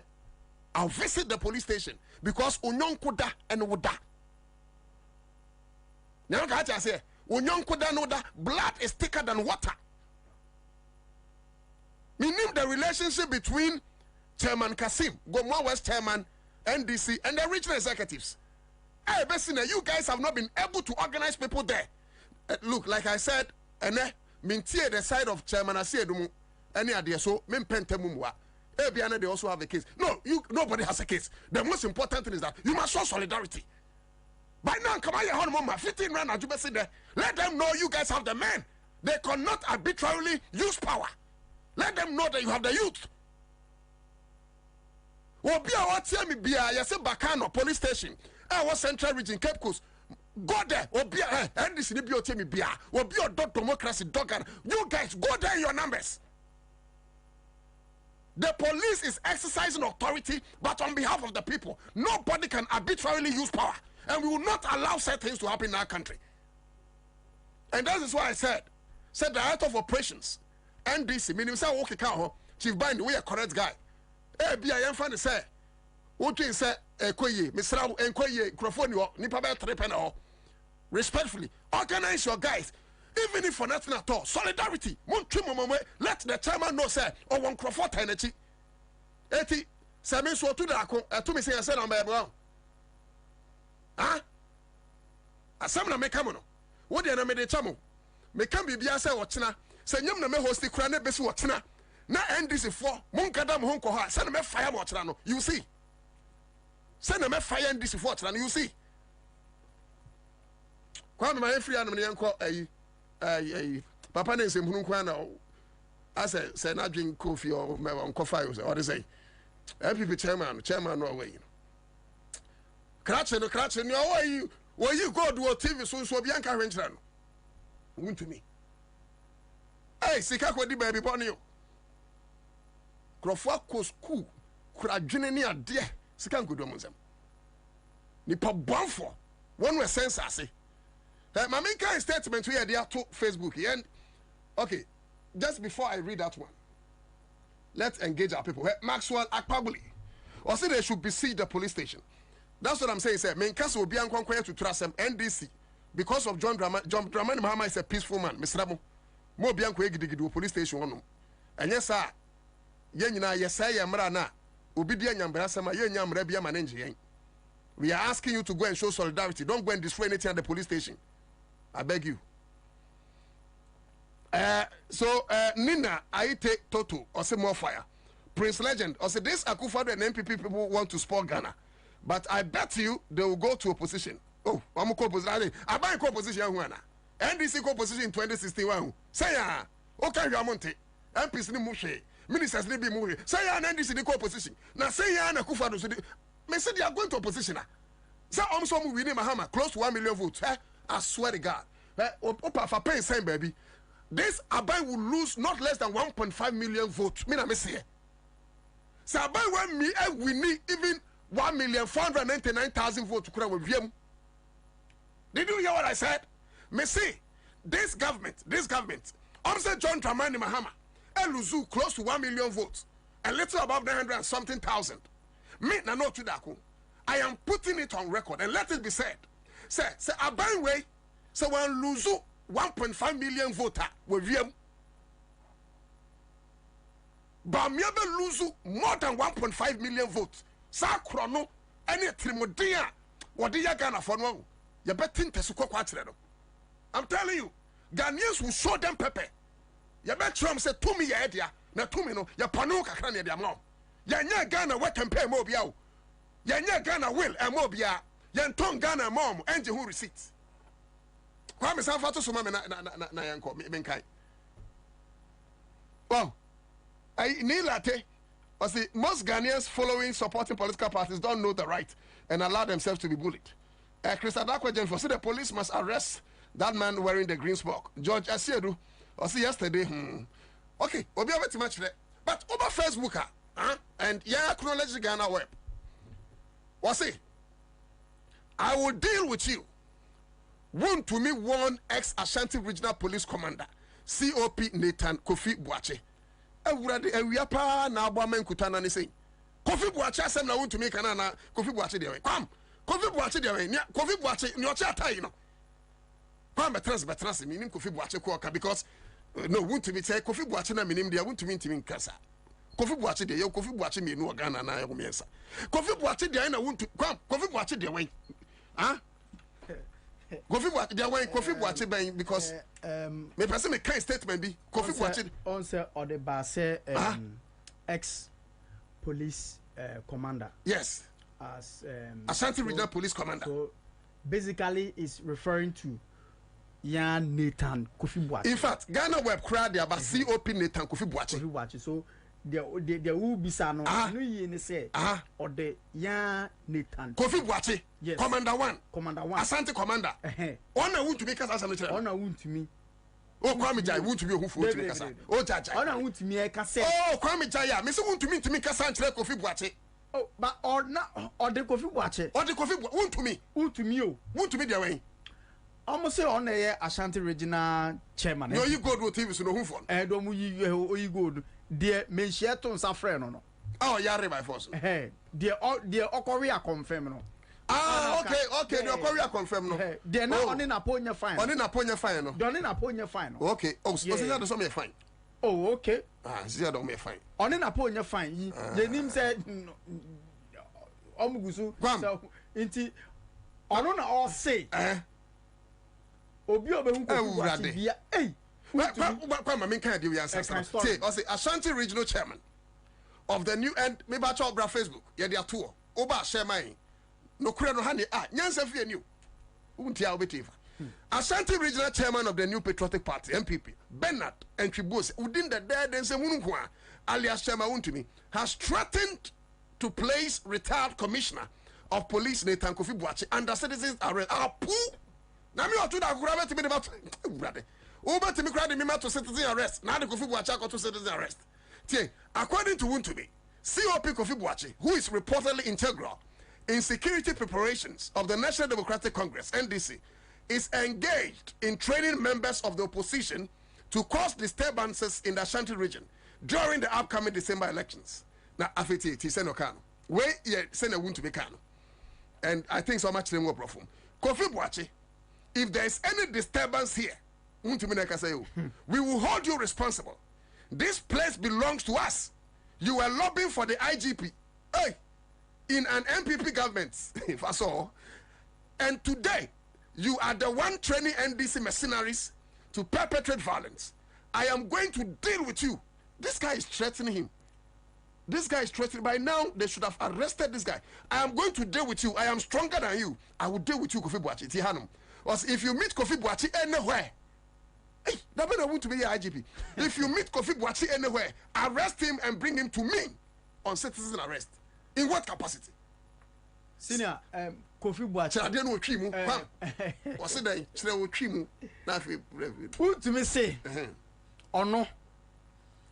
Or betche Kofi Boakye. Nathan Kofi COP. You're COP. You know, police ni penny bino. And now I say, Obi who ni biya no cheno. Na friend no me cheno. No fanento citizen arrest. Oh no, you're whining. Won't to be no you're whining. Na who is he? Ye ka utimi chiyen. Utimi chiyen, utimi ya catch ye kwenti min chiyen. Na we me sure say na wanum bibi. Ono wanum bibi wa. No, but no onum bibi a so utimi kan we. Say kwasa sam no kan. Say ubetimi ache Nathan Kofi Boakye. Onum say Nathan Kofi Boakye COP Kofi Boakye. Yeah. Me na di birthday ko. Anyway. Oh yeah, me na di birthday ko. Oh sir. Yeah. Also a fit April. Yeah, or solid man. April born. Yeah, April born. April born for who's a list also April born. We January April for now. It's who to me say, and who to me. It is a joke. Me come here and spend the time on to me a joke. So forget it. On to me yashi. On to me yashi. And Kwame, we are daring want to me. Want to me, we are daring you. Yaman the whole week. Oh dear man the whole week. And a week also. Say, who to me all time Nathan Kofi Boakye. Some say Kofi Boakye. When Kofi Boakye, when you be Kofi Boakye was Ashanti written. What chain commander one? Oh yeah, why obeda? I'm a want to me would die. And ejana dumu ejana dumu muchi anu tu henya. Say aka 79 days to elections. Hey, 79. Yeah, after 79. Not your Mahama. Wow. Now, after 79, no, to be minister so bet me atena Ashanti region. O bet me atena Ghana na Ashanti region. What do you mean tena? Okay. But for by now, want to me the passport to become na America 10 years boom. What prepare to all Ghana? Because and then I'll tell say Nathan Kofi Boakye ejina Joma mechim. And na yem she no. Who? Kofi Boakye ejina Joma mechim yehu. I didn't wish it. I mean, is a no didi. It didn't shagun in the want to me any shagun.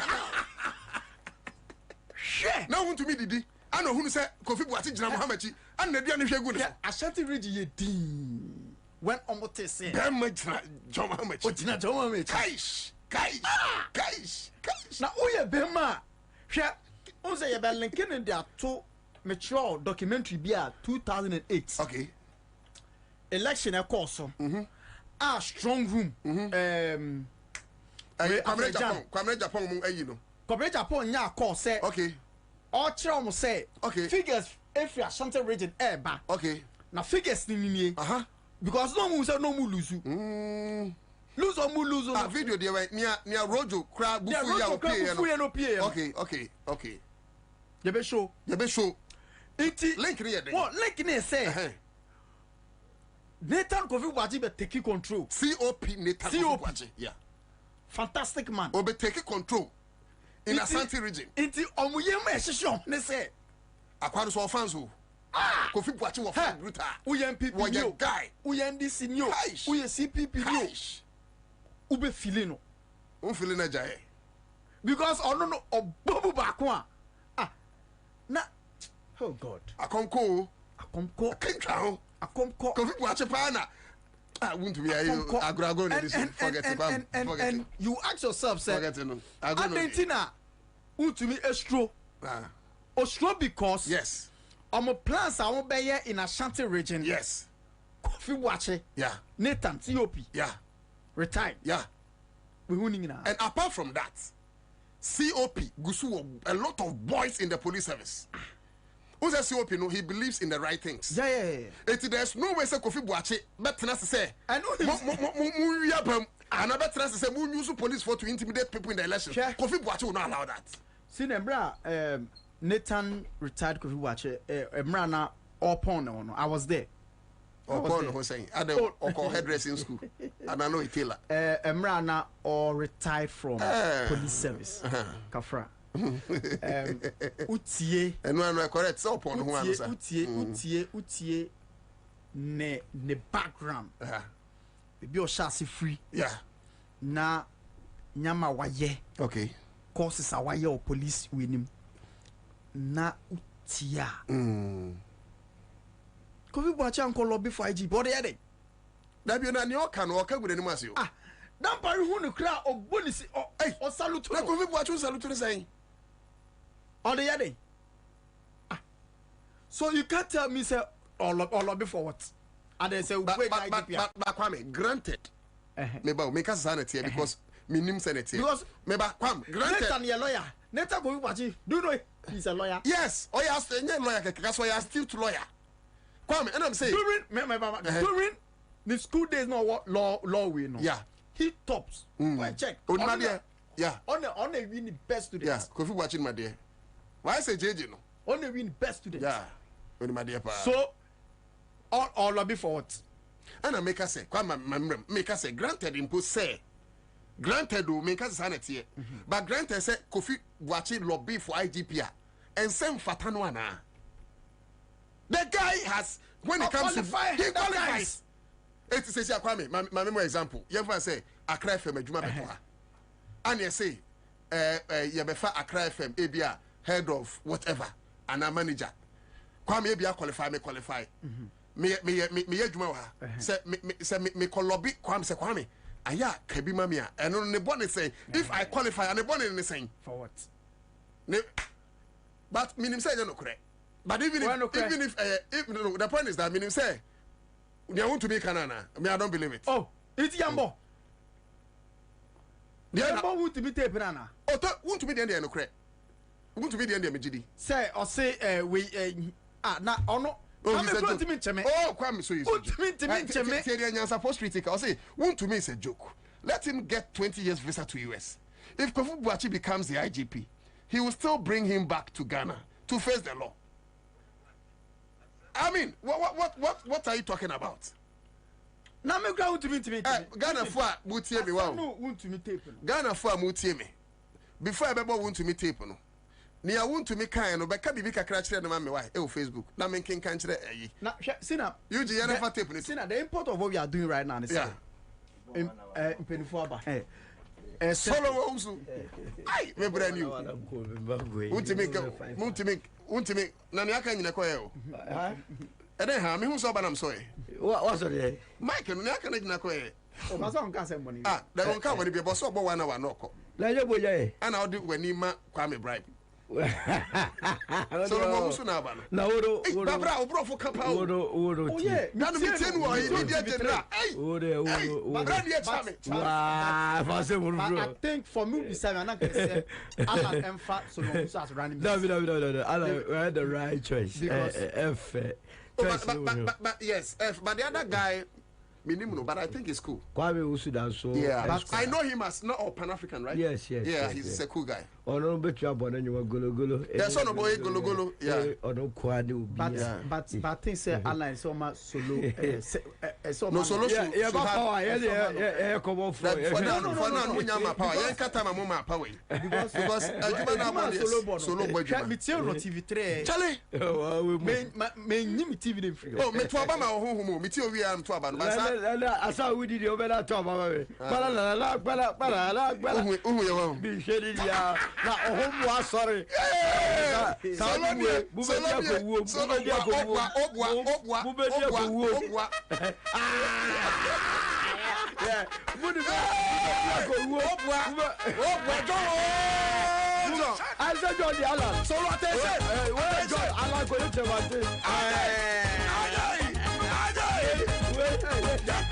professional journalism journalism professional journalist BBC standard Pabos me journalism near this is BBC standard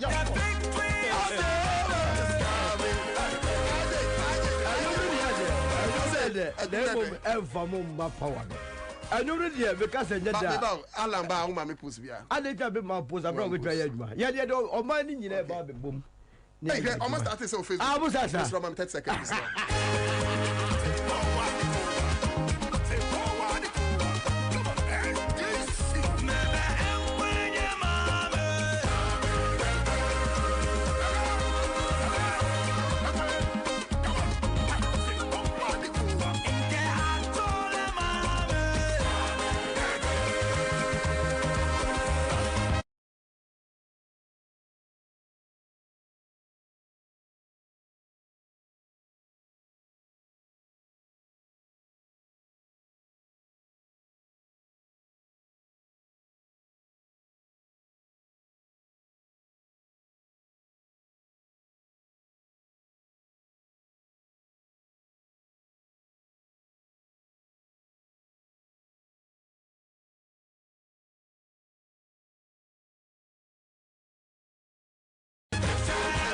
and Crawford on Facebook. Well, come Mama Saka.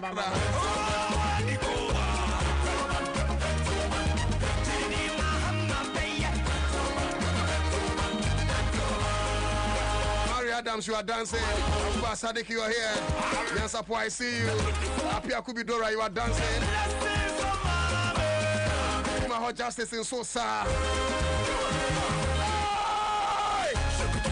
Apia Kosombo Sosa. Sanusi Mohammed, you are here. Be a fan of some Facebook. I'm Timmy Bonum, Emma Afafrantoni Esa. Aha, Nakado Ghana Limited. Your workers were just up hospital.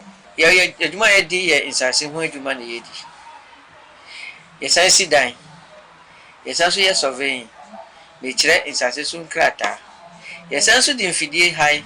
Oh, yes, survey all around. Now, baby, the age of my bar, you be a mount. There was a of me, baby.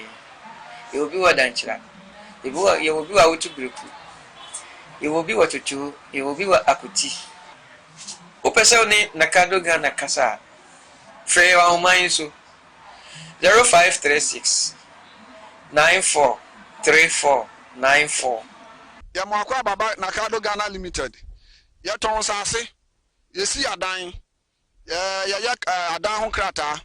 Obahan Moa, Yabeti Swamon. Yasase no Langa Diniso.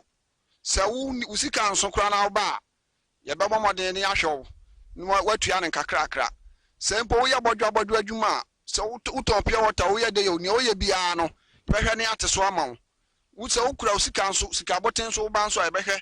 Na ya ni aye ho adwuma ma ya asase no langard ni so aha no ntokwa ya ni asase ne sa eni hanom na se ye mo asase no so a ye behwe ho ahu se ubenya wo krata a wo de dache obibi ni a betumi aye ho adwuma Bedin the big mama ma bato asase me papa signa na me saka yi asase so da form e wo Nakado company asase ne fofofo so when we say so pa ye ma obi na what check kan kakra enti papa na me sakan ti obi ambra o ma gine die obi ambra o ma gine die obi ambra o ma gine die Nakado company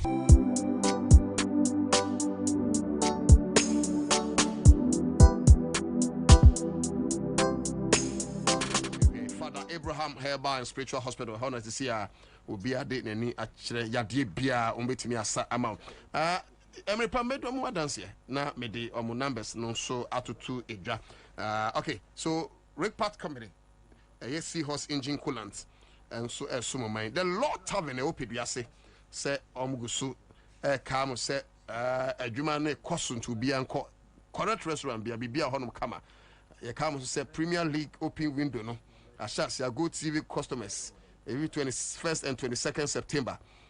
We are making all the Premier League games available for all Go TV Plus customers. With little as 85 Ghana cedis, we're experiencing about 8 live games, such as West Ham versus Chelsea, Crystal Palace versus Man U, and Man City versus Arsenal. Expect to have more analysis now. Until we subscribe on *759#. Smart View IK. Honestly, so biako. So look, 8 out of 10 people check glasses. Because come up our commercial when you amount. Your council say Royal Chapter Property Group as yesterday. And finally, across stretch 9th edition also a basso yenina yeni pediase. You be shower Ansah tobu to ye 3 impu. Many at the crowd say guess treat tria. Boys treat tria.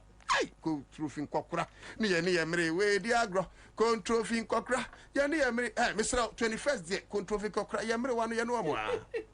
So what yes. Yani ay yani amre wana etimo person de yamre wana bi di agura obi amra mo amware mo amawade obi amra bi shade ho na ne am de say exercise no che say empanyimfo nkasa na be kire apomudin tetene no to be na why kama say alongside na ye games e bi on ma dancing competition rap battle ni ade press up nyina etimi ho competition kama pa ni e chade fam. Fine. The sponsors are who do a Kenyan so when you quenya, no more so a casacra. Now, many I am a fair cry, a free a men's hormone. Well, not your this speakers, no good cast, no. Oh, not your boom, not guess, no boys, no was. So, my vida. So, look, 21st, the 1 mark cross trade, 21st, and come birthday. Oh, go so, yes, no, Brebi. Oba ubenya kwa yakasa ba unkasa politics order e weka the social issue what the enka politics la Matias kura meka John Mahama obi nim no beka John Mahama me nesifo so oka John Mahama me ko John Alaje exactly because hono no Alaje Martinfo wum John Mahama wum MPP wum different parties ya kai abrabo mu ya meka John Mahama etie nyina nyame adoma 21st September yeshia so ene ya hwe ne ma 2 Galamsey politics in try, but Nehunya Kessie and so 79 days to elections. We are putting elections in perspective. What are the chances of the candidates?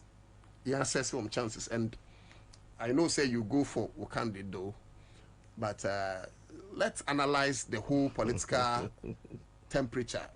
You know, connecting it to EC, connecting it to National Peace Council. Connecting it to, everything, elections, the body, stakeholders, CSOs, journalism. 79 days ahead of elections. Young fan no shall see it. Nekra saying.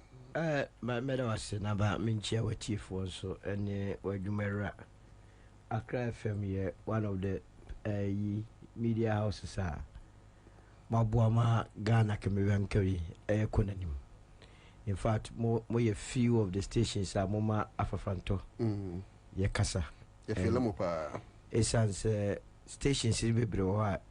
Yakonia Casaba Kuminoa, scatter all their votes. You know, you wouldn't want to musu. But in this and Cabansa, and intimidate in a same wedding, Ebema Mwajume, and new Ranina. A large say do a gongo. A large say do a gongo. You try in the bank, you know. Alan will restore that bank license. Good. And this Ghana we are suffer unduly. Nipa bone 7 yebeja 79 days more for Akufo-Addo to leave our televisions. After 79 days no. Yebehunu TV so na bia or call function bia or call boa Alan Chamante as the president of the land. The woman say election a year kumi Ghana for I am confused a bit. Na dia ama omanya hotoso kakra and say there is a third force in this election. Uhia ana sisia adokoro Ghana for nyina middle class wiped out. and yentumi ntua school fees, yentumi ntua danka, yentumi chesa abrabomu de bema abrabomu akosoro bia no yentumi ye.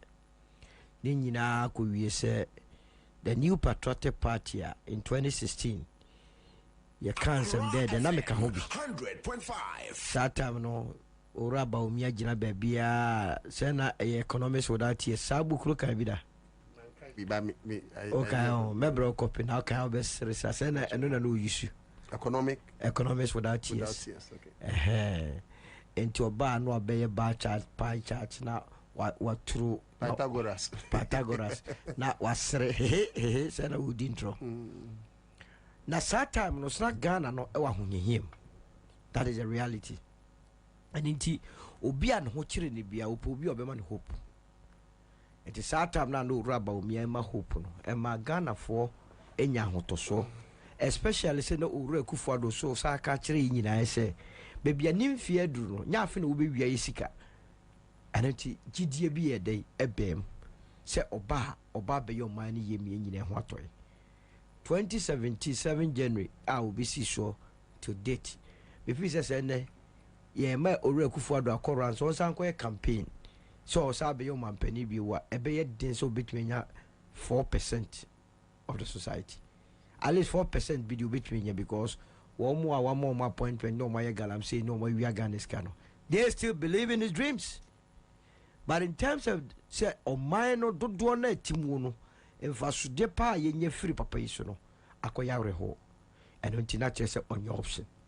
Now on your option how can say Akufo-Addo on your option na beji chebe option 100.5 and also any option because this is the first time I had a vice president of person be the boss idea one kasa a journey from the boss decision so Ilevia one kasa kofa baye and I know me have miracles in the MPP for boys be a the placard I could baby say we will abolish Ilevia when I say and go forward almost runyame na say so me back betting tax the betting tax I know me tears am you go say Africa the nt and the clan my boys in here edwane aba movement no that's what want say boys here kwhwehwe Barcelona Girona Barcelona way Liverpool way and I know Nottingham Forest as a bet boys see complain to me yet ti wo mo taxes akese na same awuku be ka bibia kire mo ase yentom a che se okro wasa show mo bufu Ilevy una de buy betting tax una de buy sanitation tax una de buy COVID free one more ye declare my COVID free and so tua onto Accra FM and ontina ebe ye den obi atua ka tro say o break 8. The issue of breaking the 8 it does not arise. Now the amanasa yes recran say enrich me kutia yes the research director at the office of the president then Dr. Isaac Usumensa said election here neck to neck. Mr. Sir, the original researcher a one ho me who be wonim se or the two jar a buy ni bego any why any research the survey ni we no na joma ma nya 32%. Na Alandon go yochemente enya 31%. Ana Mahmoud Bawumia enya 25%. Enu chekoba asano na akoye asefem. Say how do we go and publish this results ni akase yenye candidate ura Mahmoud Bawumia are enonti na kire se e wo se omode ohyeto papa no so na wotumi esesa na no se neck to neck na oti abem na se wo se neck to neck se ni wokofi she's ever since I two dwano MPP for do na ewie sika no bebre na start hwom passport say ombedwane efro mine and there is no doubt about that say abeya ye kwakoto yi the MPP enka in terms of messaging e dey asempa no what we aka kire o man and I know I'm called GSTS takrade see bold solutions na no tu bi busa say bold solution ba ko ben and I kai on some mo kai ma dey na we ka kire who's on Gary no members so dey ya na say omo so en Gary o wo no omo ko platform bia so omo Gary sensationalism now because a bit one leader here me by bet me about 35 policies didn't go but one woman carry okay be almost digitalization ye ko home digitalization ye no musio digitalization ye ko school digitalization ye ko didi and now no make us almost come be na vision be ka say ye be press digitalization aduane na ba e bi ni ho eni ti Mahmoud Bobie adane no atesede ene wa nwura sori dem a e kira no wura ayi muslimi dem adechia no wura bosom dem just wanka unya ka kire so obi wa hanu a okuta powers obetua mana president oba bedawo but and no does not win elections they win elections they say washebo no di so mebunu na ene komodi wo mu a ene mawa wie national service oba besia obenya kura nanka bema bia owo position ni na dania manadwuma. That is the reality of our situation. NAPCO for crap petition across. Now, say NAPCO no quarantine is a kabom your contest election. About 20, a lot of months in Tiomaka. NAPCO a your rubber umia and a coffee buy. I know do one to your friend Dr. Anyas Etuano.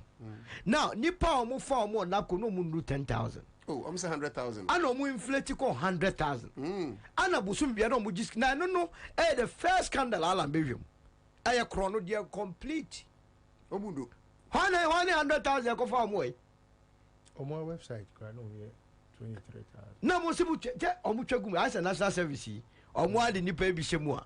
Now, Omako Jum Skedi. Tia coach you can tell. Oh, so by near Timua.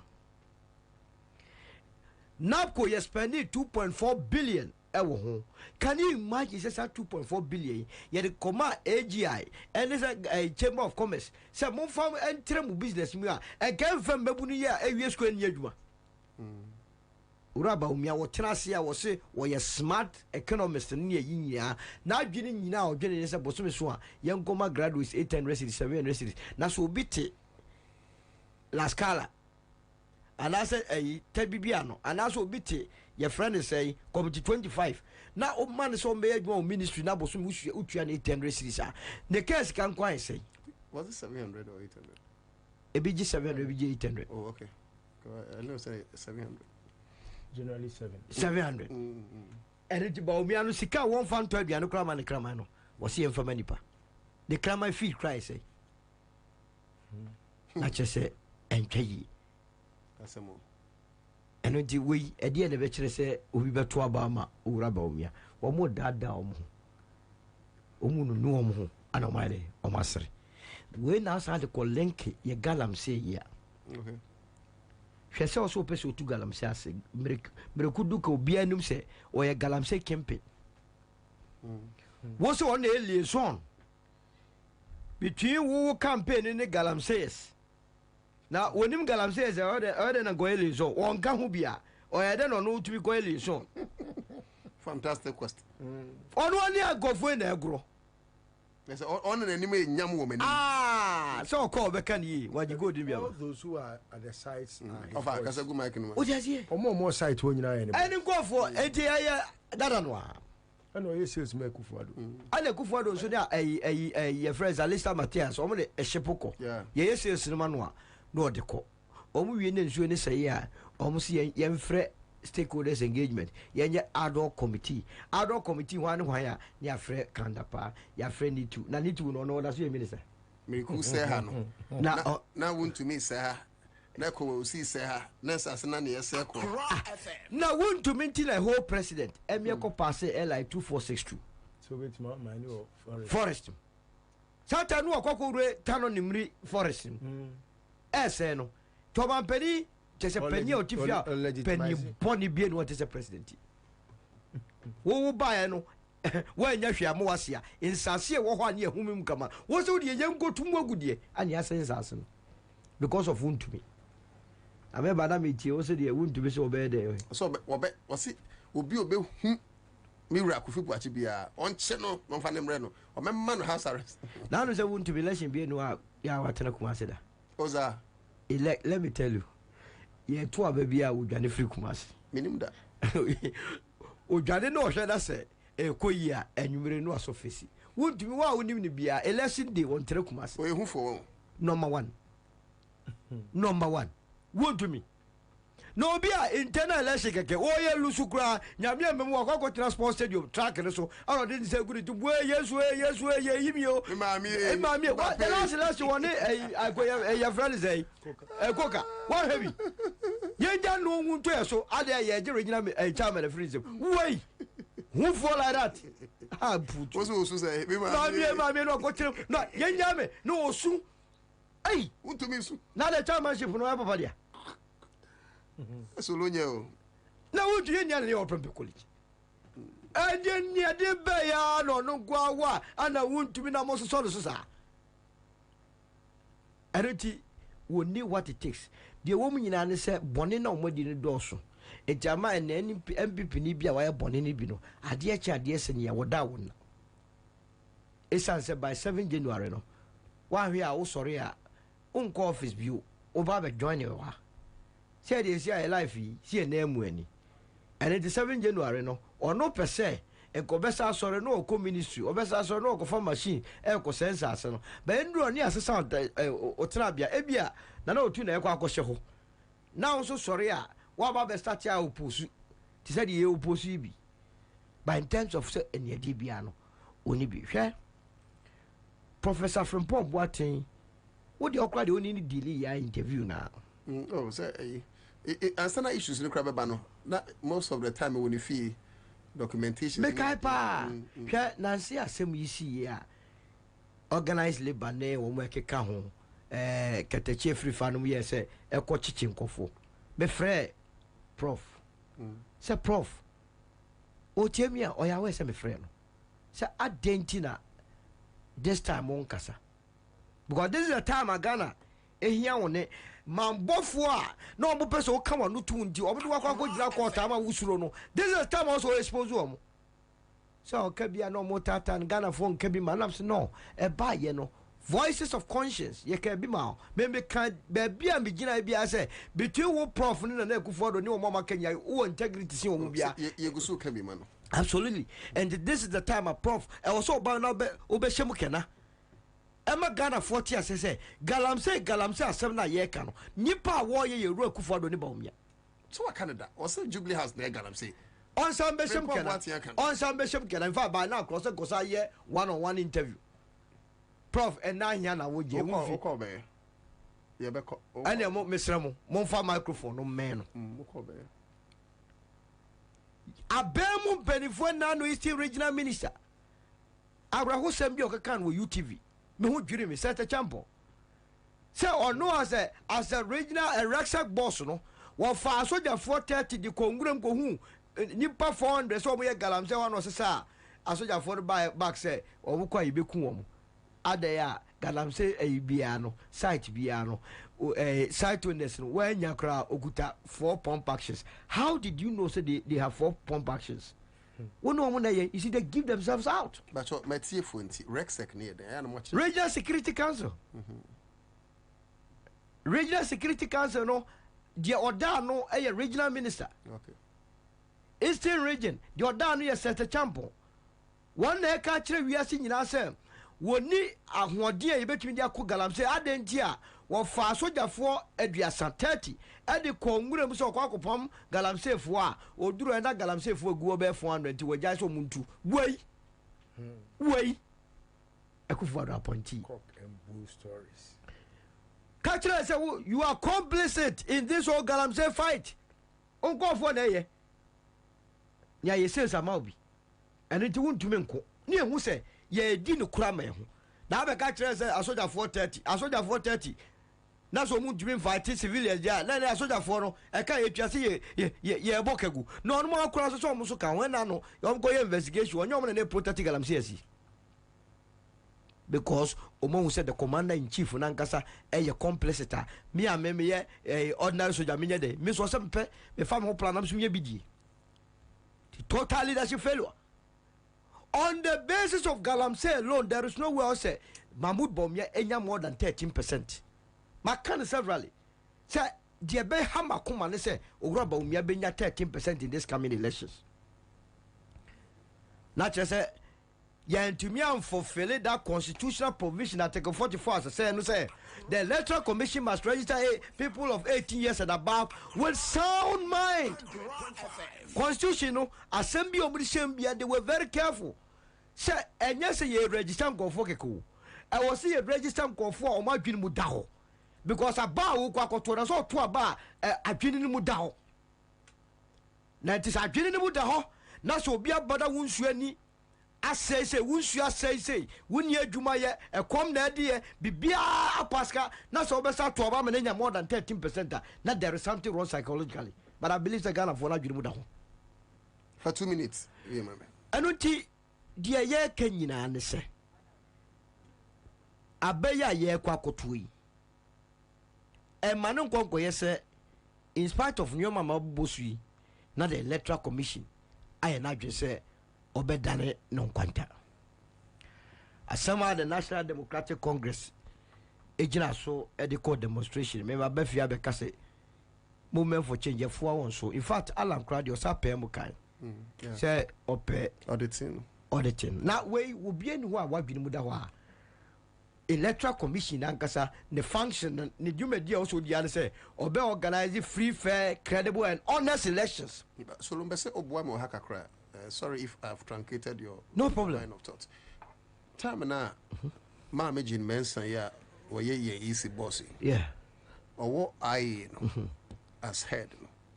Ono crampo there under Charlotte say or calling for an international audit of the register. That's right. Fast forward. The same person in Yankopon Dom. Only Papua need him so no the open democracy.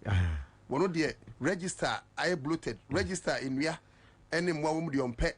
One the register foreigners womb. James at one pen pepe and a register meba and electoral commissioner with the amount soon because about audit here somewhere would you promote it. What makes you think say a dear potency and as such a person or your proponent of such changes or your electoral commissioner nan crofon so calling for audits international local audit local now why asu brache what may be the brain behind the woman say adwenboni about e kwan ya ye fa so ayi ye say ma their own enemies abra ye Charlotte say na ye de ne ba no me hu say your ba na replace na was shocked.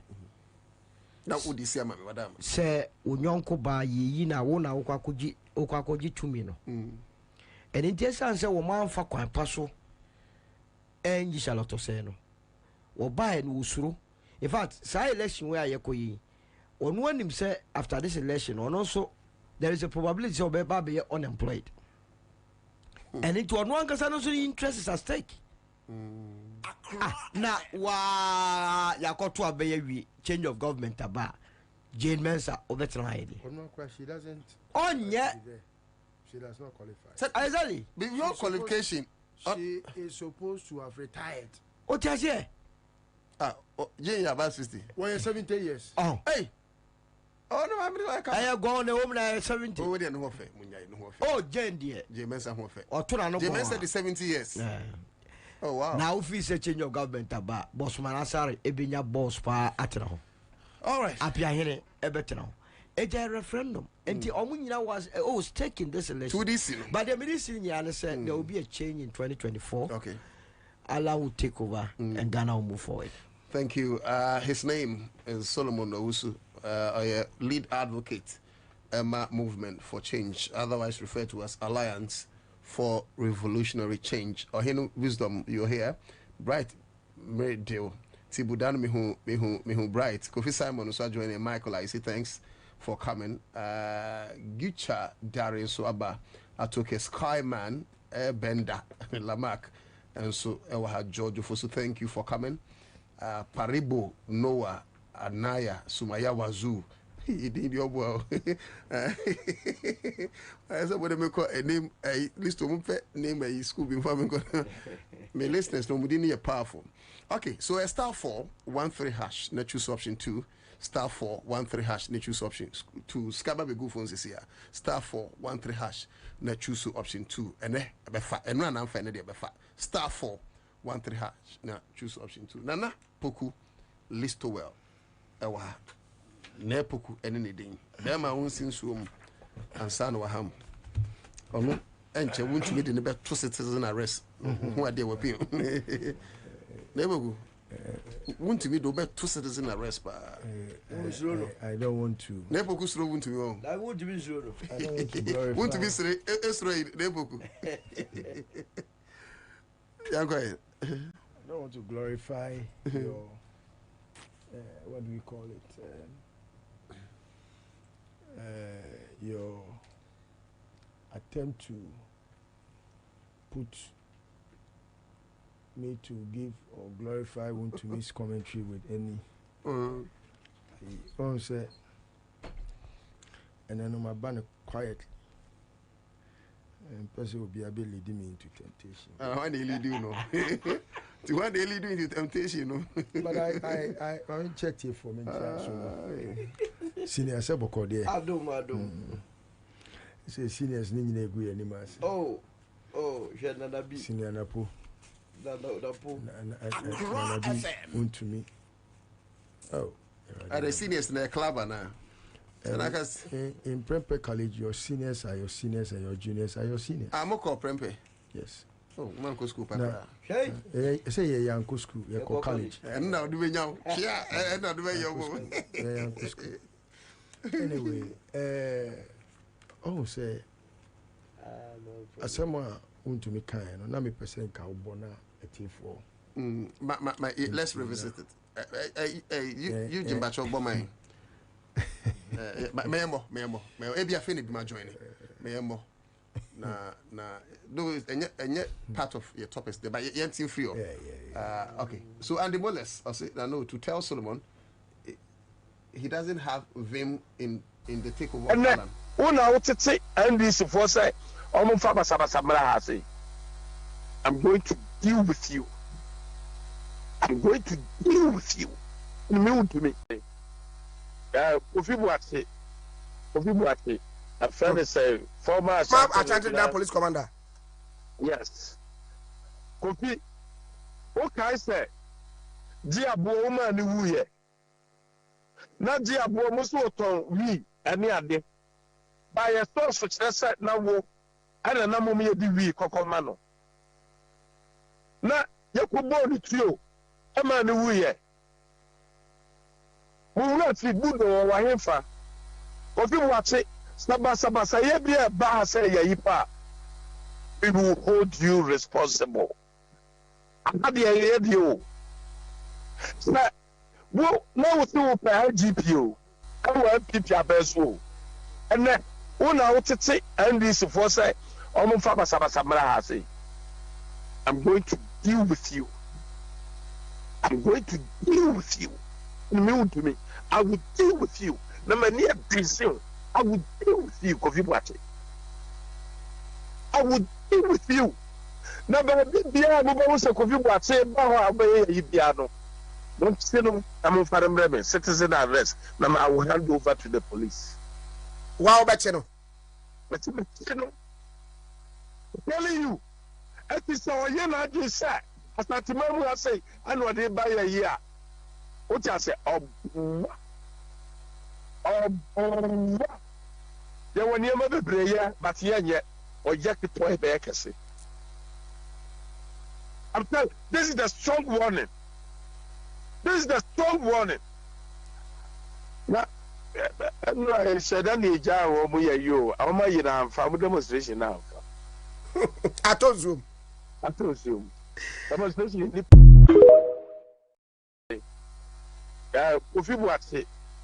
Ofibuate, a friend is a former attended police commander. Yes. Kofi, what can I say? Diabo man, you okay, yenti finally. A friend is a former attended police commander. Yanko. Listen to that is it. And Yabono, at least, you know, yati. Yanko. So cheap unya Kofi Boate achene bra citizen arrest. Me mama adwate man a taxi CCA. O say hwani Jimmy. But Kwame, Mr. Asi we ni ha me. I don't know ma tech asa eko bi wo msa o se hwe ni Jimmy madum ni nyina so o se hwe ni Jimmy okay ni Jimmy o ti ase nti ma me nyina adwoa tema asemi so na menka tiefo se omo hwe wontumi ni Jimmy enye wona aka we adwoa tema me gina me ma me asem so na maka se hwe ni Jimmy on se amayosem no abafo papa na enye wontumi nko ena mate se sebi watu nanumutuo mate nipa bebre nka but ama mani age papa fellow Kofi Boakye is a fellow. Yeah. And the decision to want to support His Excellency John Dramani Mahama, no. Yeah, Odane di ewo eye Kumasi on the 24th of January this year. Eye dia aboni pe hu papa. Because you see, the security map of this country is in the palms of Kofi Boakye. Bibi bia MPP for ye bia. If we say Kofi Boakye, I now so say or support to John Mahama in his bid. FM 100.5. Almost every FM 100.5 personal or security inclined. I catch MPP for say they should be very, very warned. And Kofi is not the type. I mean, KDB, wow, no from Ashtown. Training Kuala Brim. I be doing in Penny Fear so baby a KB. When you drew a bobra, dim fear do see our posimu. I mean, ocean education background. Obi a ono posinia wako suade wo India. We work with now say I will deal with you. One who say cowards die many times before they are deaf. Want to be a coward? Oh, I mean, you don't have to even ask me this question, knowing that you are discussing a coward. He's a coward. He's a coward. Wouldn't be a coward. Wouldn't to me. Yeah, wouldn't be a coward. Just say you can't obia. Pacho, regional chairman of MPP in Ashanti region, Ansah Namuka. But I don't understand. I don't know. I'm wasting time. Yeah, so, I mean, you see, that is why I am not really dwelling. Sometimes I'm not. People who talk for attention. This is not human being. It's true. You are right. You are right.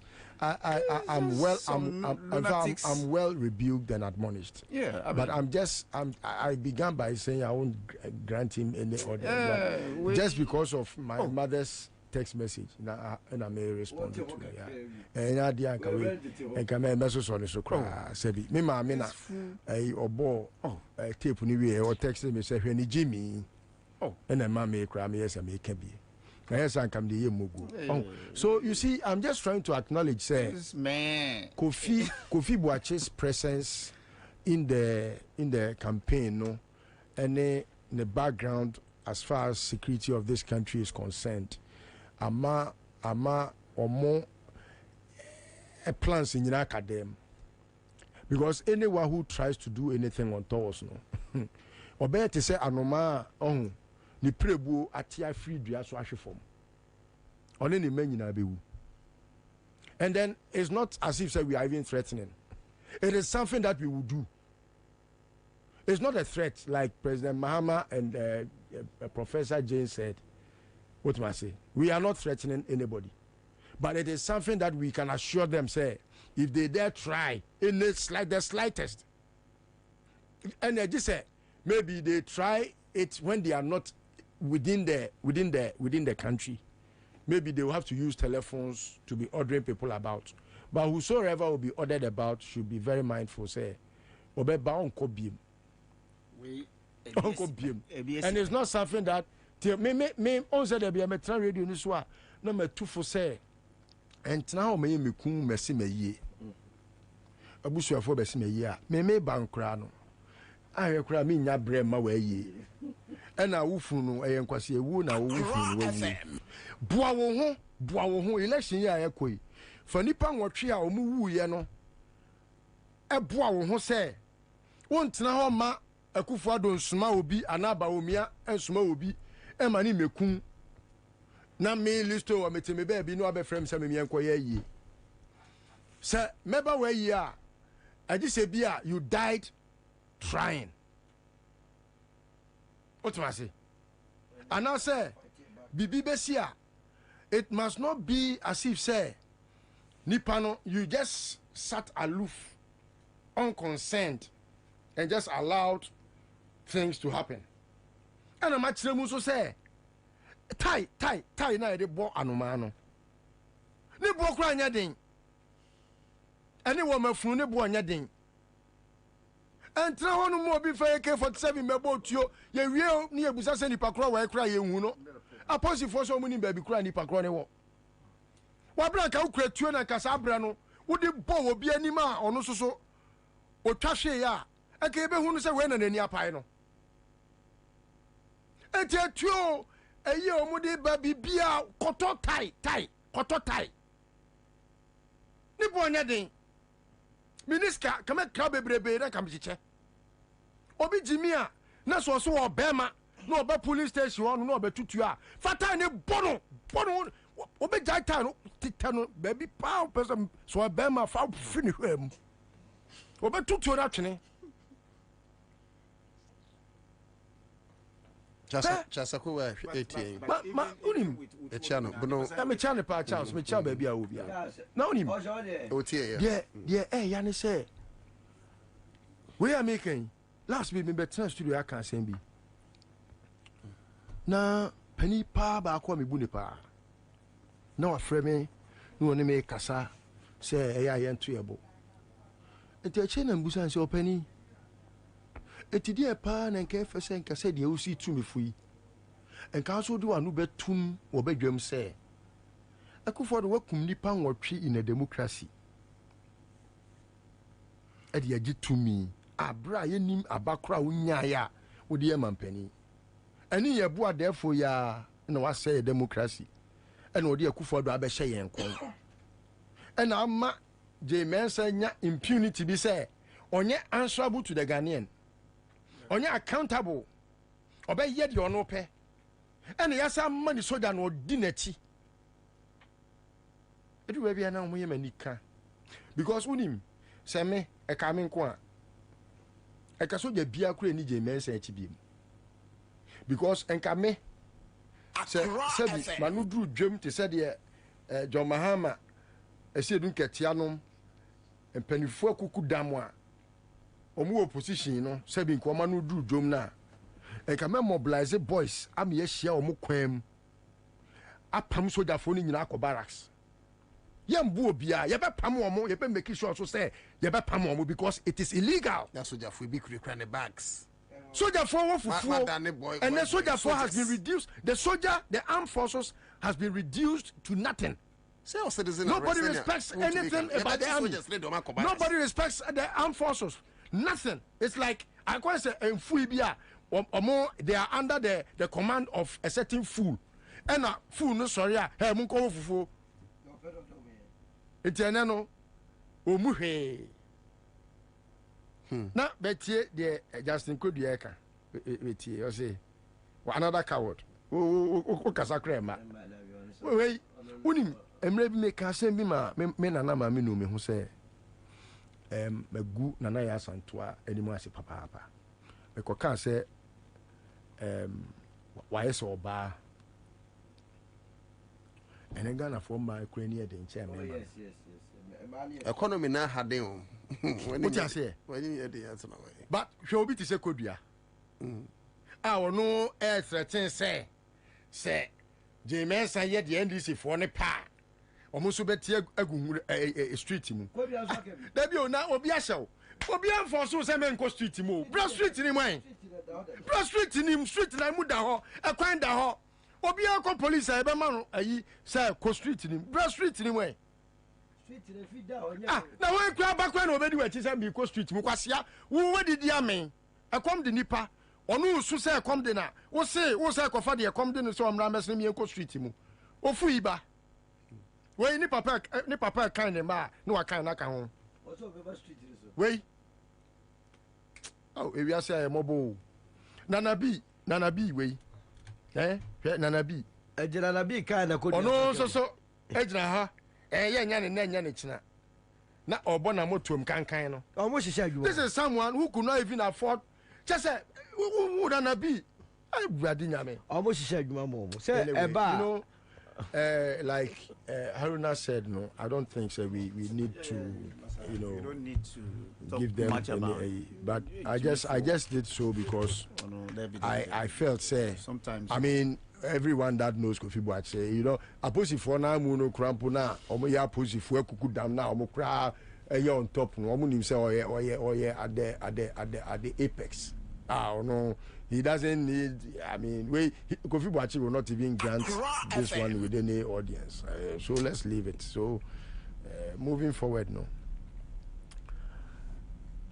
I know too. Okay, my main fact when I announce it, the presence of Haruna Mohammed, Director of Operations, Mass Committee Action Prep. Yes. Mass Action Committee. Mass Action Committee. Oh, okay. Mass Action Committee. Bachwa Kwaba. That's senior we are. Senior we are. Okay. No too. I don't pay na me madam ma tie ora nyaunya tamaklu. Me godfather and mentor. Na or grante Joy FM for New Joy News for AM show for interview. I think one of these days I would encourage say Monso Mobefa Munfide Diako Doko. He has a lot to share, you know. As a medical doctor who was once a captain of the armed forces and I mean astute politician, you know, he has followed politics for a while, from the days of Nkrumah till now, and he has a lot to share. Tino na the interviews no more cut short now. I don't like it. I would want us to give a whole program, you know, at least to that legend that will have to give some, you know, memoirs in oral memoirs. And so very straightforward. Yes, so and then or grantee interview na meet, you know. And he was very eloquent as usual, and always apt to the issues. And the question that or answer managing Hopai, what does he think are the problems in this country? You know, see the Electoral Commission, and he was very clear. As usual. Hwɛ obia organ ha bia or pasumde bia no.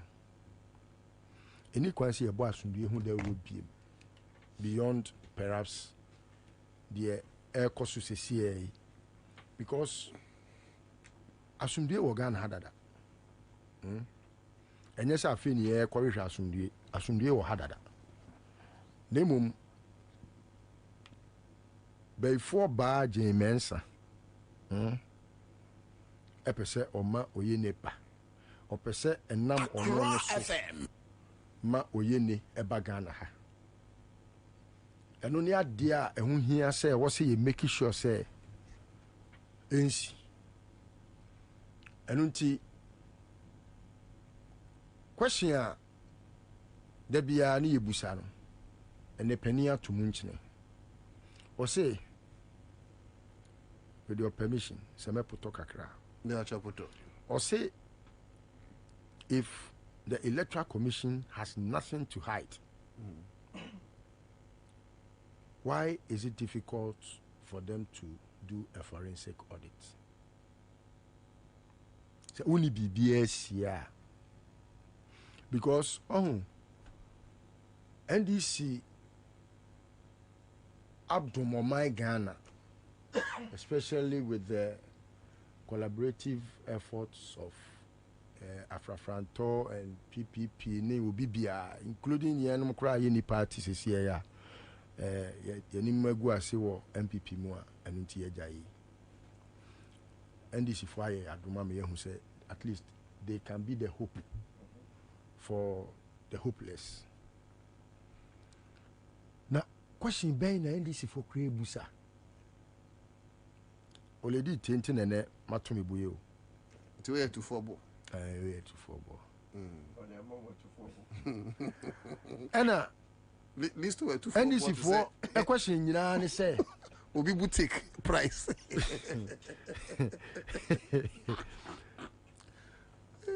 What be a register? Register now be a mono. Your aim was only at one thing. Say, young Koshe. Now, in CACB, if corrections are in the register, then we effect them. Is that not the case? Sure. Okay.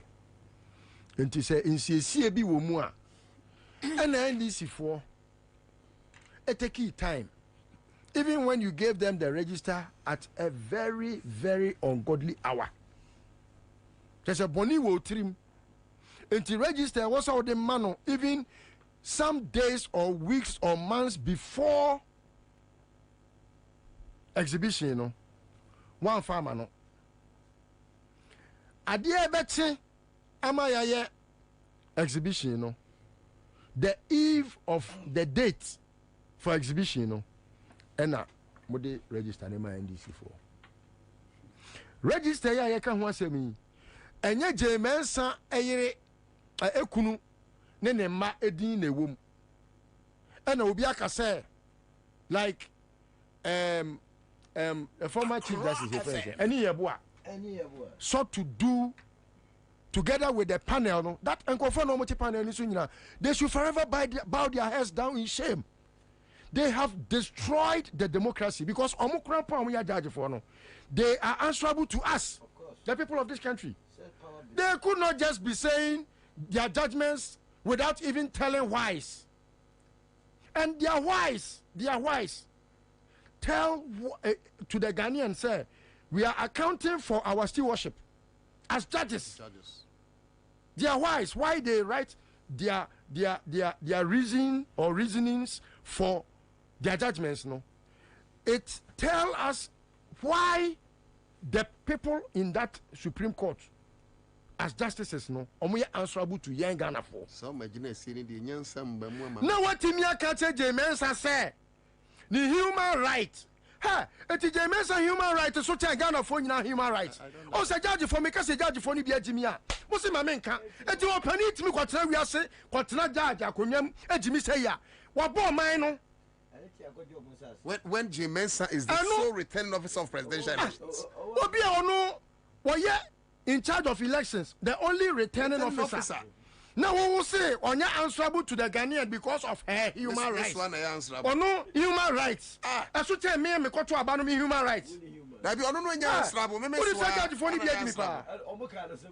Now we any abo atimi atena dwam. Odi fofo mi wi a odi mama fofo ni mi wi a. Enkwasa ke kan ko a. Ana okotre fie ya. Wako retirement yi. Odo ti wanu anu akofre obi se o metu me for say. Ade na make set ya no opani etinka ye de tena ko ani munte. Etimu kwa hu e ya na enye nkola nkwa na enyi agimi o. Pani timi jimi. Because wonim de tene pa wonim say wo kura wo ye judge no. We are answerable to the people of this country. How much less Mensa, just because of the Mubedi anti, what Tomunyansa Mekufuado, the Mubedie. What Numuya would de say, a junior, Sabio Odeba Jenny, Amanyansa, and Kawaka say, and Kayaka say, and can make a reference, and can Munyamwa, Kadiba Woody Kofiano, and can no one and Kiakin, Kieba refer say, and Nutina, and Yabua, Emma, Mensa, Ebetne, Jem, Atotona no. Osa judge for a omaka nyina me mo obi adin. The presiding judge no, they said they na mo ba togu bedin no. Ana me bo odin ye o. It is anka hu nyansa. Adwen hwe kan said the emfase pem kwabotwe for ka no. So mo say dwen hwe kan. Enye omo a. Yo. Ka hu nyansa na ka papa panimu. Wo jai fufudie a wo dia na wa adwene ada. Mama fufuo say teme, ye de mama fufuo ni mana. Odidi wi a, ni nyansa nyina asa. Obi akoto aba. Ana yakan aba no empre nwotwe. Aba ba kwa me koto ye no. Yakan ne empre nwotwe. Ama aduru baabi 100% kura na aba na abro amamla ko ye 111%. Yetimi akan aba wo Ghana ha mama na ye 111%. Abro so. Ewi ase no what the results for fraba was that the results for fraba sa makoma ko mpre nwotwe. Ana wo tie dwam. Ana wo se ese edun ketia amfa pin sheet amrew. Jo mahama asem ode ba court no o kaso de pin sheet na ba bedi asem no. Jemensa bebun konta una o se nipa we awe ni. Bebun konta chere Ghana for se nipa miensa nipa omo twe da re. We onya abasei, we so nya abasei.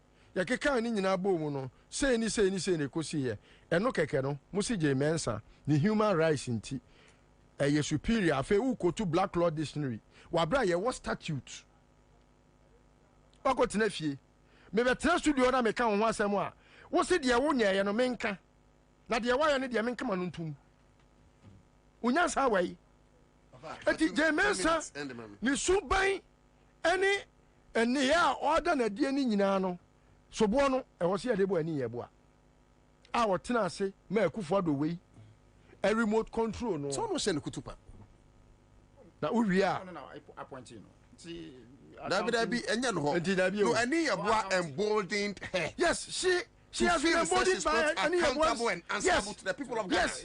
Because we are so under the guise of a certain independence. Yes, so called right inti and obisa say eti maame no right no esupasedi the right of the country. The many Ghanaians. There have been a law and apply common sense. Even the common law come from common sense. Can you imagine? Can you imagine? Wait, what be a judge penny e Ghana? It's a answer na ho. It's electoral commissioner no. Onya nsrabo enti obetime di nsem hunu bia o Ghana elections. Enti ma hu di enti a o. Ontimi media dance or court. Does it make sense? You cannot even pull it. Usupinana enye because Supreme Court to say Supreme Court ni so ye nipa na adwene mu aboto na tie adwamu. We dey say ena mpanifo na omoka ne ho no nyina and these are people are omo ye leredo anyway me ma no si ha na man fa na no si na harina de me ka twato ne say obi nka se pudu onhye me de da bia I'm in the street because sabi Accra FM nipa dom ene tie yen and cause a me minya and tahudi a me die enu anadwena mo baabi kura me call ye no eye enkofo bi a me susu se boni abom trim okay ena omumu baako e frame me se me ni omu mekasa okay enti se bi o kanda pass no enka ni pay no e wo se nka echem be se mienu na nka ye ma me fa because enya me a eka enya emu bi a enka ma we nka aboda dada me na nka kiro I'm telling you the truth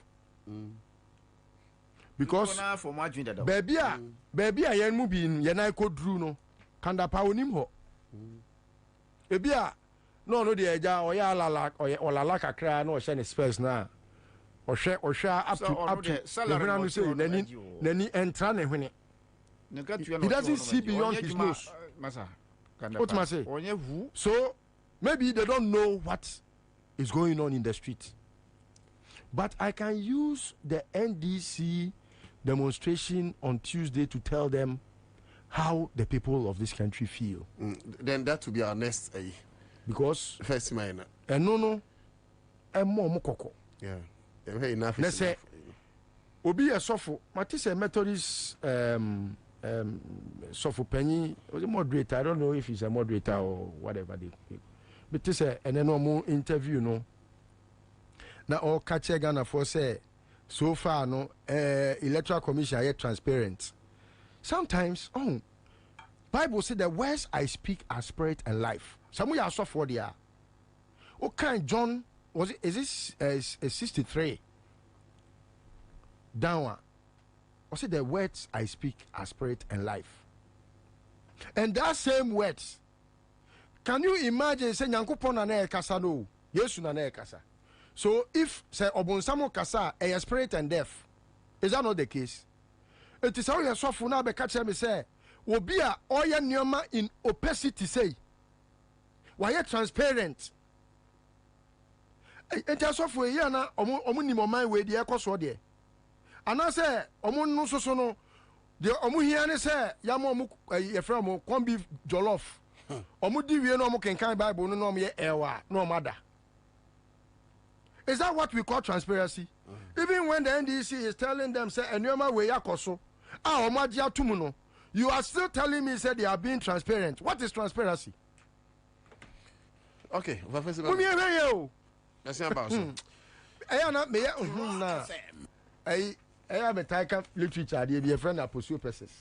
No den. No, unse o kasa na de dododo. So o tro asema na de dododo. It means say nipa no asema o person waka no ehu. Okay. And I say bia wa many nsem ni be because of the ramifications. Yeah. Because anyoma ni bi wo wa ye nimu a. Me no, I don't want those things to happen because me pese ye dia sumdue e be kwa akoto aba ne nya Ghana fua. Sane ye peno a ye timu a anadwo obi atimi ko ba bia opei. Security be ye adwuma bibia be koso kama. Anya bia no candidate ame campaign man no also pese we 24-hour economy. You cannot have that running in an economy security enya papa and peace and stability enya adwuma. That is it. Intimidate sie no. Mumye moy nyina ye ho kokko. All right. Obia woja wonanum. Obia me say do baby a I don't intentionally do what I do. Out of sometimes anger. And I just say oledin su tie nkwanti na me yes but I'm just trying to let us be aware. Say you will have a nation to protect. We have Ghana to protect. You ditch him because last me can say Kufuor the boxer was big no. People think it could happen easily. One when the former how many presidents and could it Guinea president I feel not na your friend is a pick up to. You I do. So I do. Pick up. You want to try na so no. Lauren Gbagbo. Share. It is a munim owu a. I don't need Chastela na make. Munim owu a. Sa ema we mienu tokonu ene Jemensa. Munim owu a. Eya se bi mo hwe na. Mo hwe enna. Okay, but that's it. Lydia Kam was a wafa our linguistics lecturer enti bacho title no aba ba akona o se ne friend say edin na boy no didi hu be na apostle persons we nyina because you apostle persons uga apostle persons say ma ba me answer na agenda Mohammed Ms. Bahudin is true bossman and Jim Mensah is a threat to our democracy. Okay, on also the no the across the and MPP a threat to them. Okay, Jelema to I beg your pardon, Jamila to Mohammed. Now tell Solo I really admire him. That's fine. We say more fire list to one and Nakusipo Mohammed na SNA. Or say we the Nidino say can someone help me with information about that man? I just want to say hi to him. Okay. Nina I take Toto Enso Edie Ewo Hanum.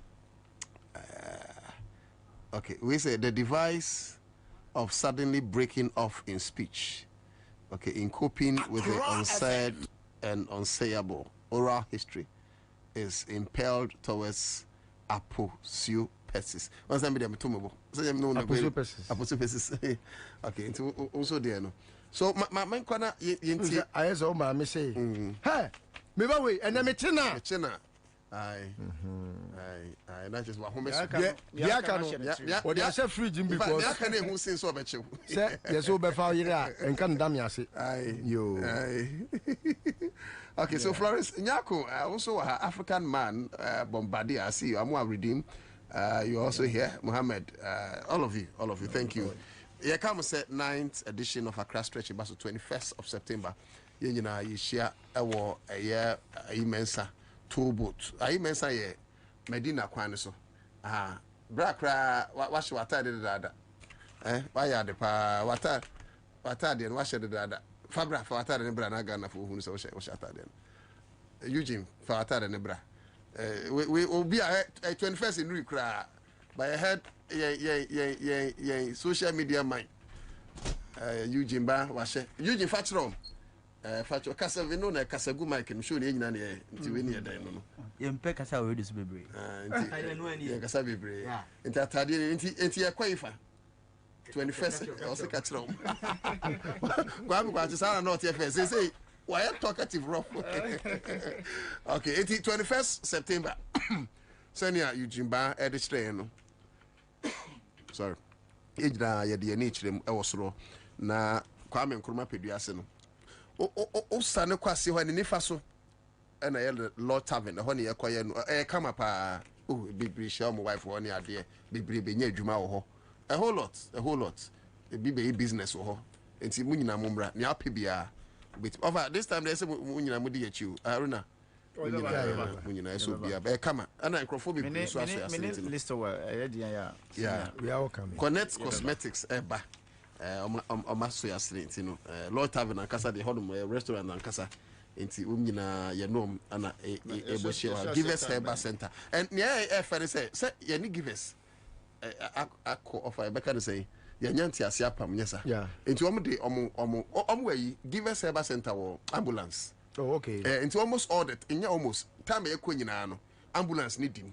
Oh, that's say nice. In person casualty but in case of anything yes we say in case of incasity just in case yeah you shop ayi mensa ahemache 5:30 to boot ho na ase ho no ho de be sha ase free unya sneakers bi ni we ya up to ya nanti to peduase o mu ade say no car na kwasa na speakers gum aye bonyum girls ne boys what ase men ni women ye dimuni ade come out wo ba for watch box no bra come this time crowd pizza for sponsor any identity be pizza no problem pizza and there once in a anka minim say Kwame kwachi of antimony pa Kwame the antimony watch okay nti Green Force and Wicker Back Clinic support here Smart View Eye Care support here Multiple Quest also support here Girls and Manufacturing Limited Company and McDell's Kitchen and a Casa Mineral Water of course Chicken Man Pizza Man also support here okay and na e bi ka ho all right me who make catch them Sidia Kejago me pacho ye rent me fee enema mienu apart from 79 days to elections no the next round no chairman Besha say open so betimi the account enough is enough dem no ye nwie into betimi the connect 79 days to elections no afei ohin kese bi go so ma hene ohin kese asem no etwa say petem you gana basane sre into no so betimi the afra Michia etfo Michia minia senior Lostowell na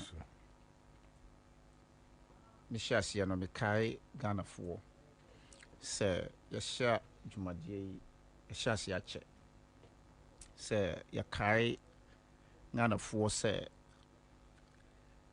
in less than 80 days yabeko akoto aba na aba na yabeko akoto no enya enu ni first time yahya ase eto aba yahya ase in 1992 abra yaji democracy eto mu na democracy ade a eboa oman duduo tituo ni Ghana na wohwe ni yahya ase in 92 up till date no obi be catch wo say 92 up to 2016 eya dia amanfo omota democracy chi bebo afarijana ba super say or organize elections from 92 up to 2012 Ansah na oko retirement na ohwe afarijan mreso no na niema bebre etasi but na oye obia owo gidi in democracy no any criticism na otime eji atum and then make necessary corrections. Now after 2012 yahu nsesai bebre in our constitution and our electoral process actually say we need all the time consultations and yawo adia sa time na after 2012 institute adia your friend CI 91 just between EC and then political parties to always come together to have some level play field omutimi etimi HCC nema political parties just to build consensus because elections are a process or election is a process, it's not an event. It is a every compiling of register, exhibition of register, it is a process. Now, you drew pempenswa that you have challenges, and Yakai will say there is that need for us to address such challenges. So, Wunji Entuma, I don't know when you would have that time or you would have that patience to address issues such as issues are NDC, Edia Tujwa. Meanwhile, in 2015, before Yebekwa to Aba in 2016, Abra, His Excellency former President, appointee Charlotte Osai to become the EC chair. Nsembe by raised by the then opposition in MPP. It does NPP. Not because Charlotte Osai was not competent, but the fact that NDC na appointee no, na sa perception no say you bet me a rigi election no in favor of NDC no na ewom na edoso in the minds of well-meaning Ghanaians. But what did we see after election 2016? The demonstrations and allegations upon allegations leveled by the NDC MPP no no Charlotte Osai enye mre emawomo to the extent say yet committee led by VC Crab to listen to all political parties say NPP who problems Fabra NDC were problems and now we more problems, but it is not news that near NDC is something NCDA a BC pen. How did the EC then resolve this issue? No? It is something Jean Mensa has to look at in trying to build consensus. Let's put on record, say Jean Mensa then AEA boss. Yes, was part of the people like calling for yes, that auditing as at then. As at that time. Today she's the EC. She's the issue. Yes, yes. So sad time, no. The committee that was set to listen to the grievances and the concerns of MPP sad time no na Jean Mensa ka ho omo na omo frɛ for sa consensus buildings na Jean Mensa ka ho aye na sad time. That's the paradox of life. What you say? So Sisia no I know very much where say Jean Mensa enim ni ekoso. So what at all the Jean Mensa at the time see and now it's different. Me pese yem bisano. Sa time now na offer say yem build the consensus, yem making sure say that we have a credible register. No, what has changed today na ne nyinaa no the same perception na NPP wo efa Jin Charlotte Osei Jin Mensa Osahu said the same perception na MPP one, the same perception that MDC is holding. And it is not far-fetched. Say anything is possible because whatever is happening at the time, this same thing. To the extent say you know the MPP functionaries being appointed to the highest position of commission in the EC. So you are left to no doubt. Say near NDC, accusing Jin Mensa of no. It's not far-fetched because if today you have a register at the time that needed to be audited, and then na almost there be chinchina yensa register, and then people saw the need to build consensus, and then it produced the president we have today. Next, right there, whatever would happen in 2024, no, the same thing that happened would repeat itself. And it is indeed repeating itself. Because NDC is calling for a credible register. The entire nation is calling for a credible register. Given the fact, say, there were serious dynamics. As we speak, there are lots of CSOs. Yes. Even Ananum, for instance, go so Mahine, yeah. Other journalists are afraid.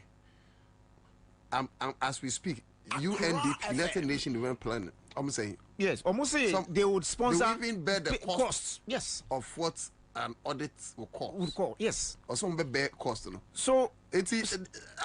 So it is just about understanding and building consensus. The issues are NDC erasure. Are there legitimate concerns? Let's even assume.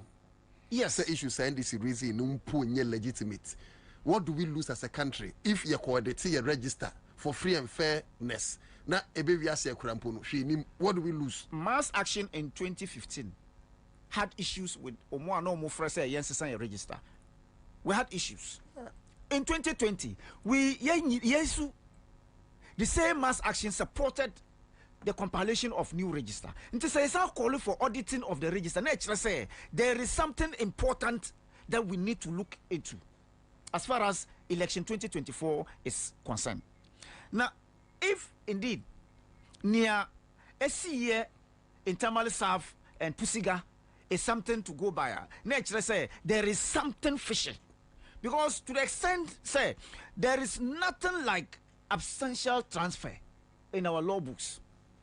Before Obi, bet me a transfer from one constituency to other. Constituency from one region to the other region. No, nature said the person is there physical. The person is present to do so. We have nothing like proxy transfers. The point you are making is that easy new cancel transfer before. That's what I'm saying. So say bibi sa timisia. Nature say NDC has a legitimate concern. Say neme bebre asia. Omwa stakeholders no money. And so going into 2024 election is something we need to have in our mindset. We are going with a clean register. Because to the extent say an EC chair betimetina baby transfer something from the nation, from the region echo constituency without the engagement or the involvement of the persons involved, nature say anything is possible. So NDC is calling for a credible register, and it is not far-fetched. Among young Yanum, no more say young sister register in 2015. They were not calling for based on say Mamaga Nikofiga D County. What can I say? No more say the names that we have in the Ghanaian register together with the pictures now register no the same names to same pictures na Togo register. In fact, wakai na from say omunfa sa Togo register. Look, there was nothing like register no VC cap ARC because they were serious and Bamiana raises issues and yet when to defend it.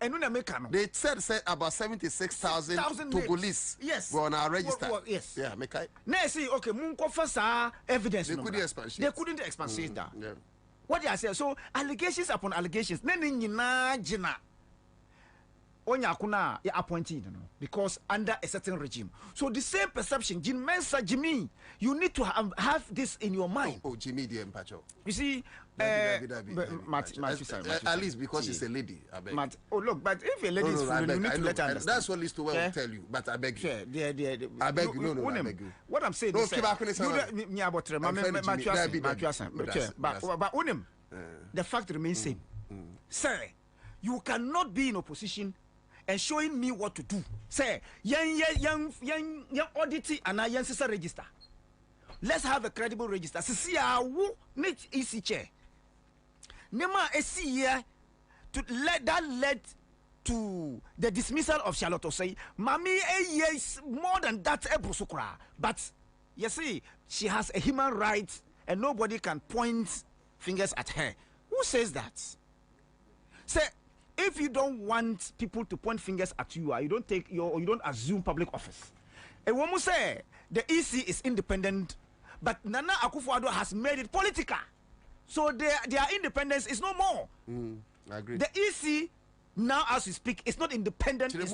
Why is it political? One, as a matter of fact, a woman say the Bosman Asari. Okay.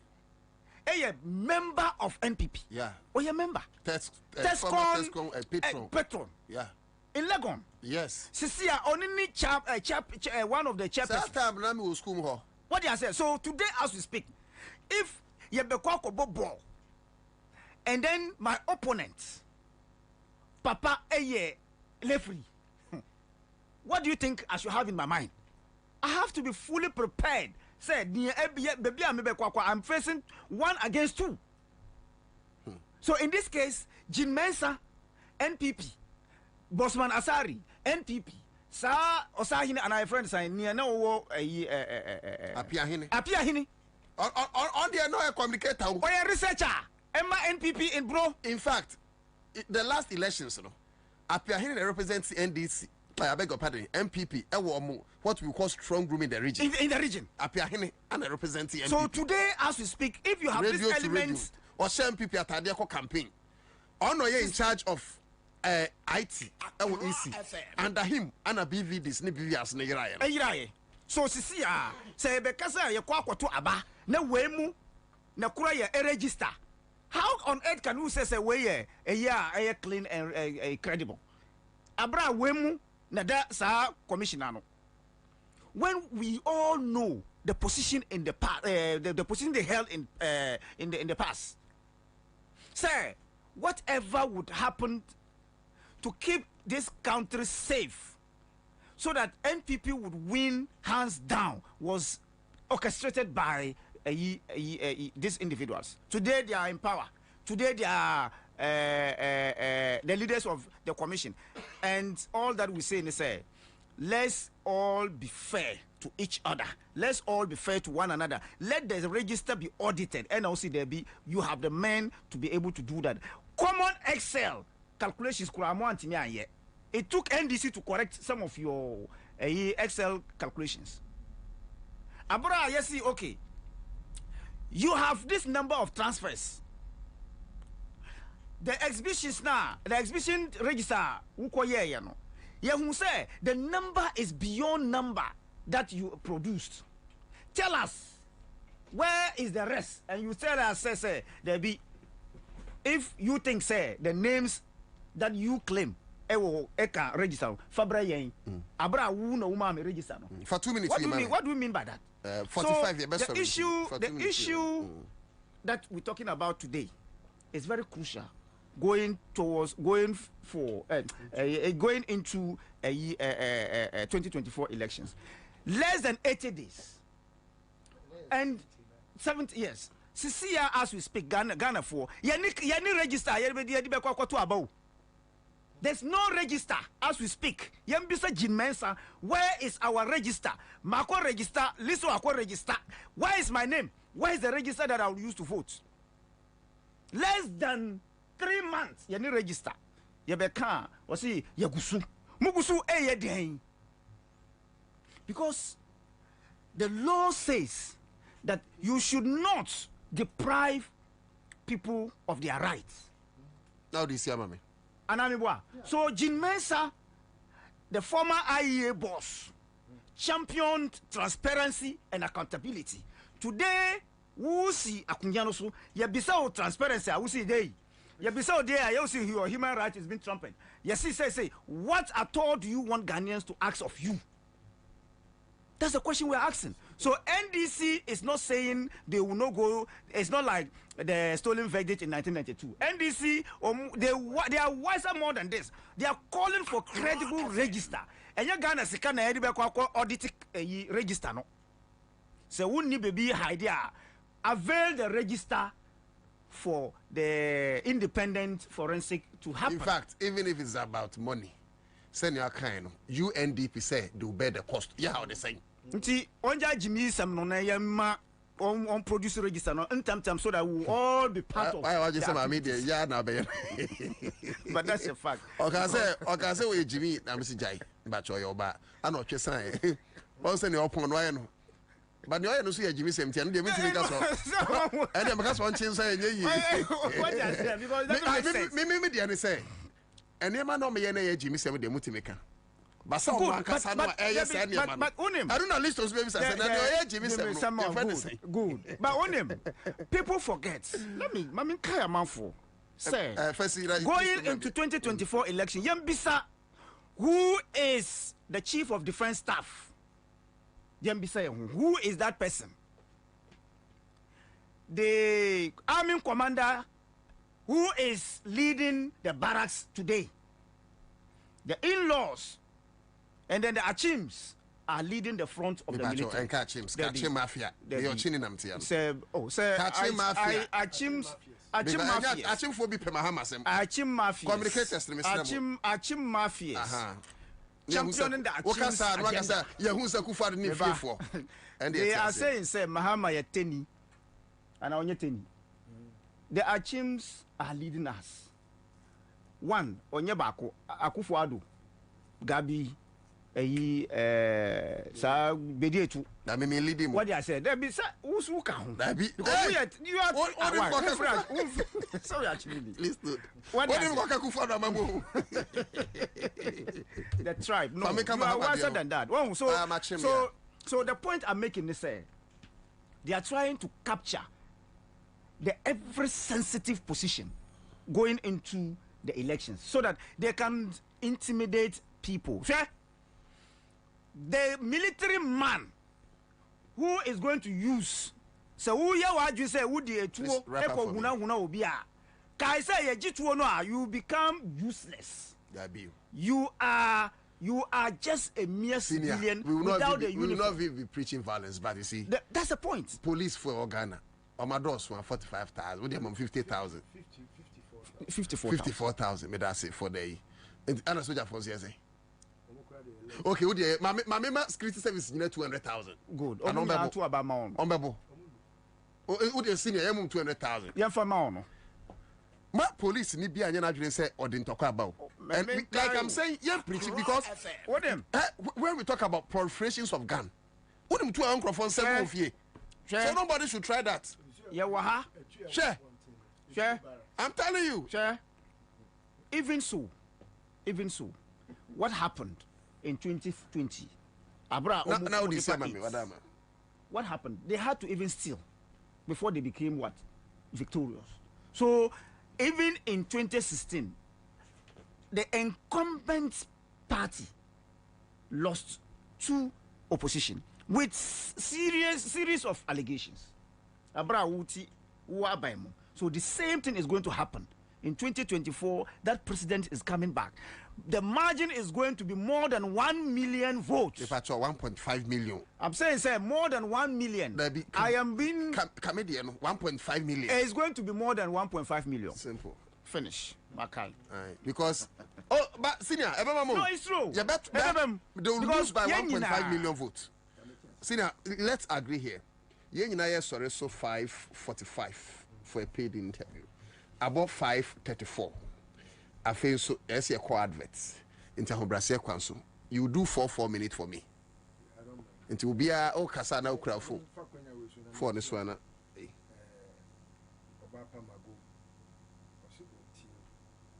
oh ye na hima very beautiful and intelligent of muntimi nye 44 mu be 33 okay I think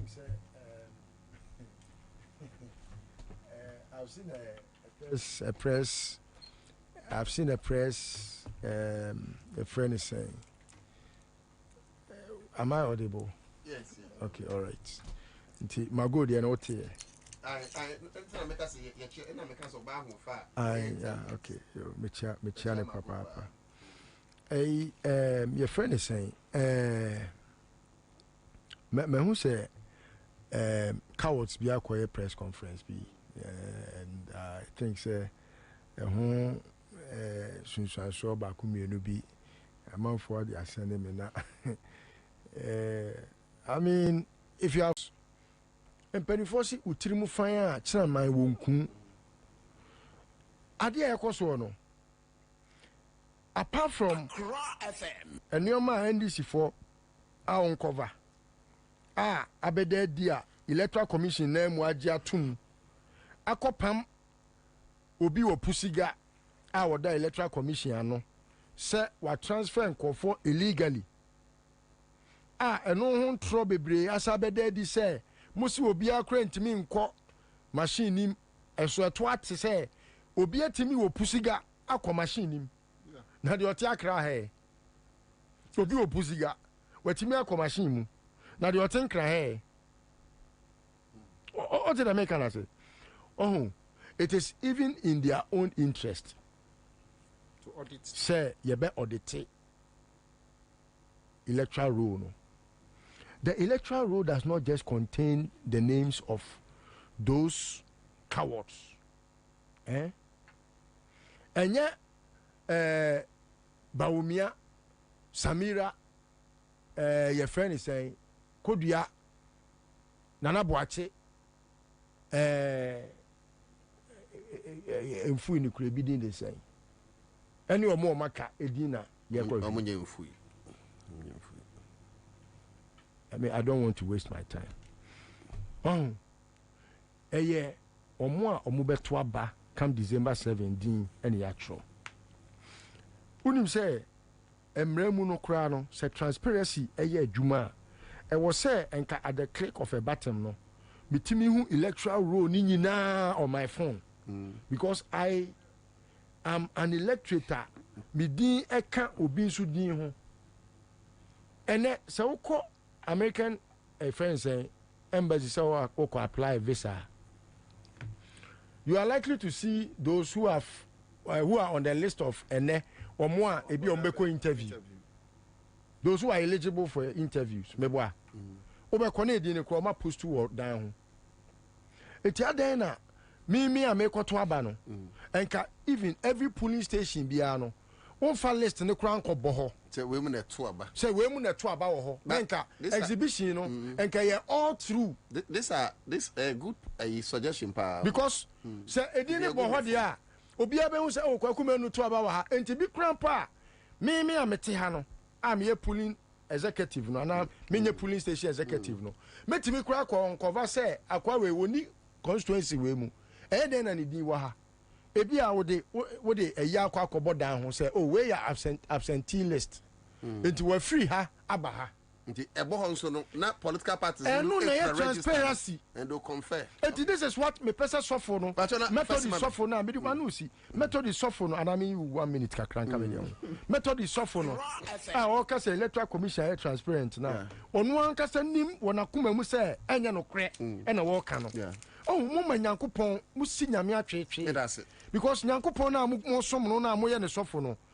Oyo obi a wodumi o ana ohyira. Haruna. So mudi ni din ya bone fo bone so ya nneoma ensem fata na me wodome na ohyira atimunya de mo ya no asofo no mo ka ho bi sa etro na mudi in the name of science se mo sha kasokunti no munyai na nyame won hyira mo ka no kura mo setre no na mo rebuke the wrongs and commend the right. Thank you, Listo.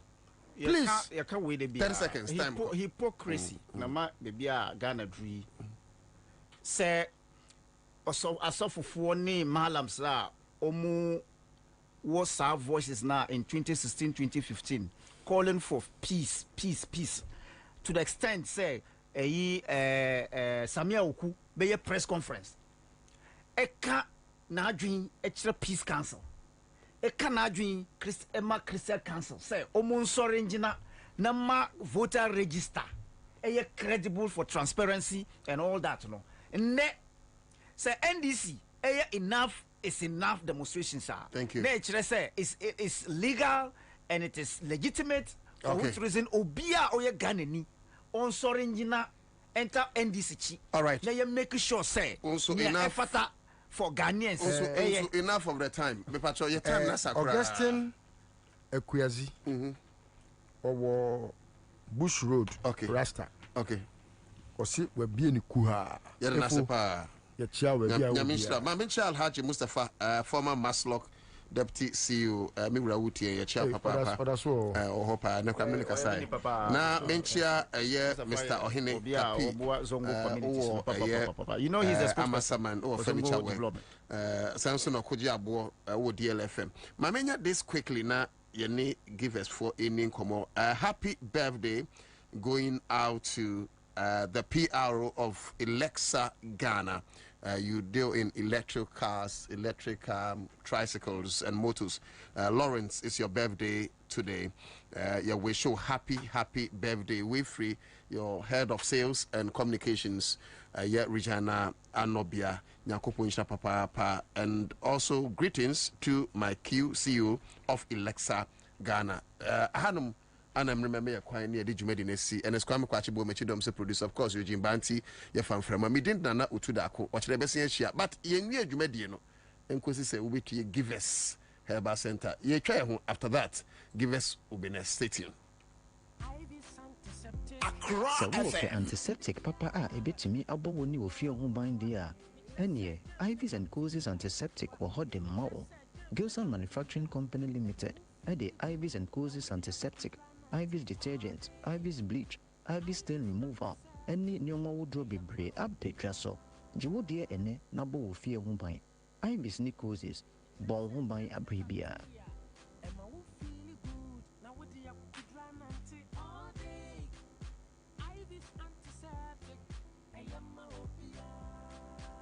Give us P capsules. A memedry. Manum bia ye bememua. Kani metutu ya na minkuma bua sese die. Betu esa kum menia G. Give us P capsules. Give it to me, baby.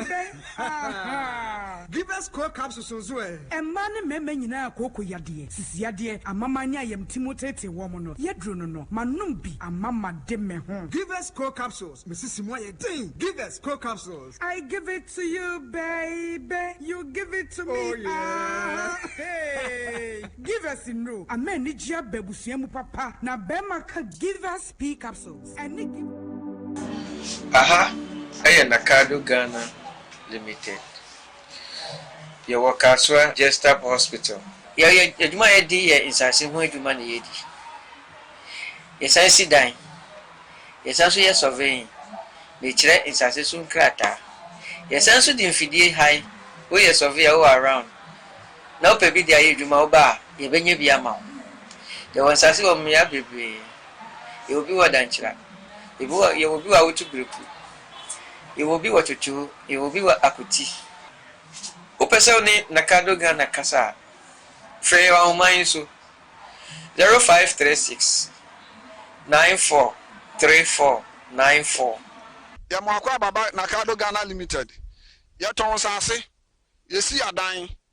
Adan ho krata oba ha no a yebete so ama wo ya sase no langard ni so se wo usika nso kra na oba yebemo modern ni ahwew no watua ne kakrakra se mpo wo ye bodwa adwuma se uton pia water wo ye de yo ne wo ye bia no yebehwe ne ate so ama wo se wo kura usika nso sika boten so oba nso yebehwe na ya hwe ne aye ho adwuma ma ya sase no langard ni so aha no ntokwa yani asase ne sa eni hanomo na se ye mo asase ne so a ye behwe ho ahu se ubenya wo krata wode be dache obibi ni abetumi aye ho adwuma Medin the big mama. Mabata asase. Me papa signa na me saka yi. Asase so da form e wo nakado company. Asase for so wonu wusika so pa ye ma obi. Na wo check kan kakra. Enti papa na me saka yi. Ti obi amra. Wa magine die. Obi amra. Wa magine die. Obi amra. Wa magine die. Nakado company.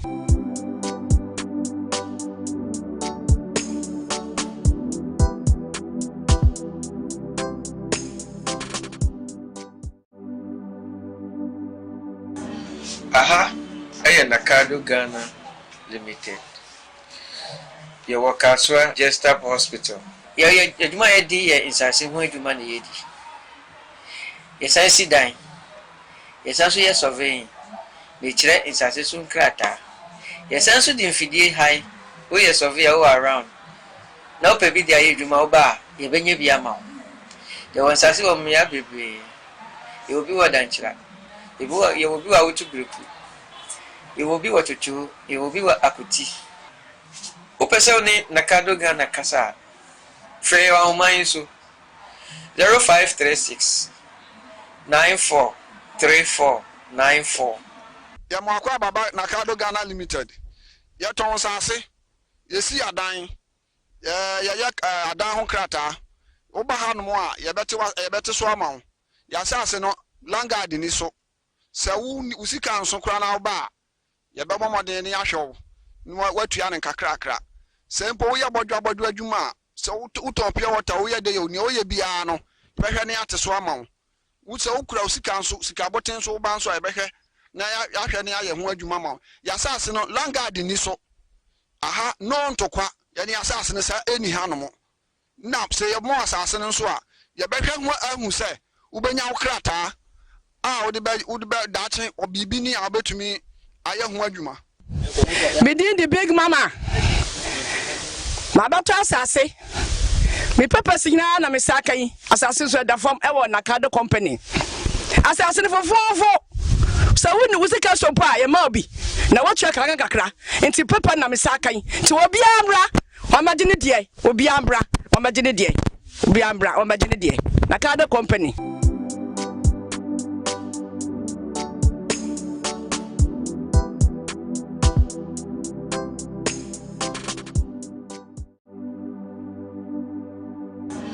Aha, Nakado Ghana Limited. Your Wakaswa Jestap Hospital. Yajuma Edi Insasi Huijuma Yedi. Yes, I see dying. Yes, also yes surveying. Nature Insasi Sun Krata. Yes, also the infidel high. We are surveyor all around. Now, Pebi the Ayjuma Oba, Yabenya Biama. The one Sassi of Mia Baby. You will be what Danchla. You will be out to group. You will be what you chew, you will be what akuti. Opesoni Nakado Ghana Kasa. Frey wa umainsu 0536 943494. Ya mwakwa baba Nakado Ghana Limited. Ya ton sase. Yesi adan. Ya adan ho krata. Oba hanom a yebete so amawo. Ya sase no langard ni so. Se usika nso kra na oba yebebo modern ni ahwew watua ne kakrakra sempo wo ye bodwo adwuma se utopia wota wo ye de yo ni wo ye bia no behwe ne ate so amawo wo se ukura usika nso sika boten so ba nso ebehwe na ya hwe ne aye ho adwuma mawo ya sase no langard ni so aha no ntokwa ya ne asase ne sa eni hanom na se ye mo asase ne nso a ye behwe ho ahu se ubenya wo krata wode be dache obibi ni abetumi aye ho adwuma. Medin the big mama. Mabata asase. Me papa signa na me saka yi. Asase so da form e wo nakado company. Asase ne fofo. So wonu wusika so pa ye ma obi. Na wo check kan kakra. Enti papa na me saka yi. Ti obi amra. Wa magine die. Obi amra. Wa magine die. Obi amra. Wa magine die. Nakado company.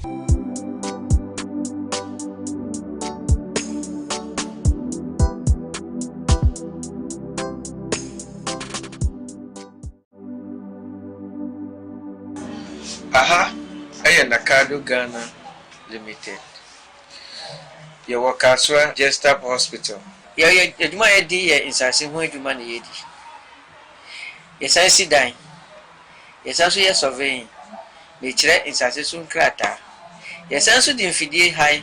Woyɛ surveyor wo around. Na wopɛ bi de ayɛ adwuma wo ba a yɛbɛnya bi ama wo. Yɛwɔ nsase wɔ mmea bebree. Yɛwɔ bi wɔ dankyera. Yɛwɔ bi wɔ wotu breku. Yɛwɔ bi wɔ twotwo. Yɛwɔ bi wɔ akuti. Wopɛ sɛ wo ne Nakado Ghana kasa. Frɛ yɛ ahoman so 0536 943494. Yɛmɔakɔ ababa Nakado Ghana Limited. Yɛtɔn nsase. Yɛsi adan. Yɛyɛ adan ho krataa.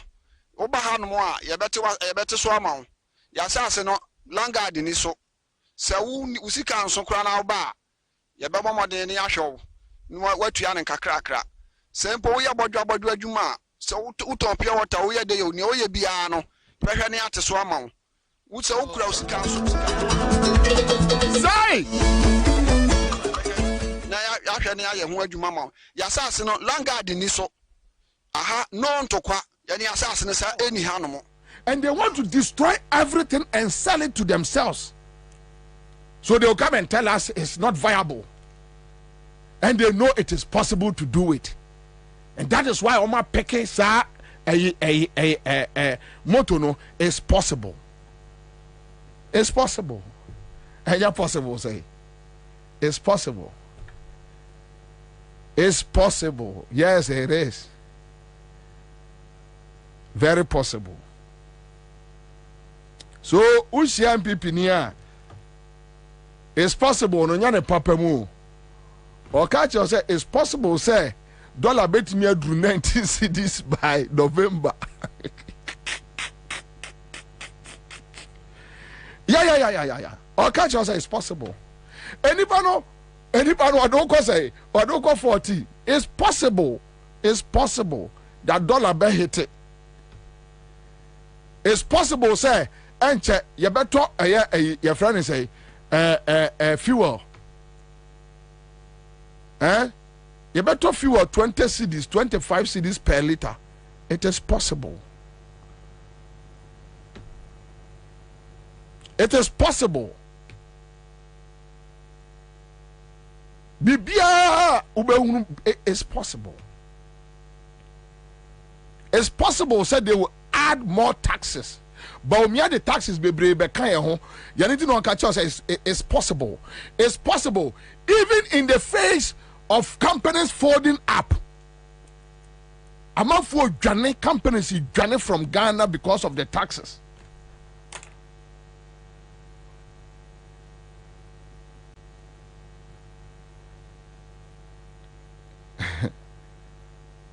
Companies need Ghana.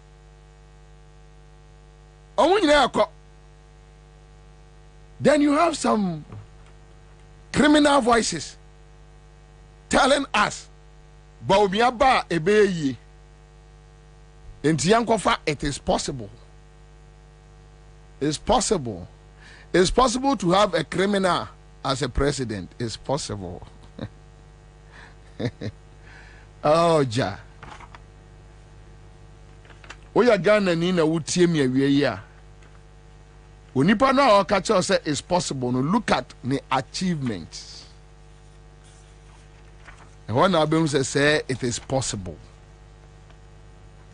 Yes, it is possible. Hwe mame class ade we mfiri. Me woni e matu bi a metie free ho. Ansah na mababa e Ghana gas. Ansah energy. It's possible. Omo form of mine near many afa is possible.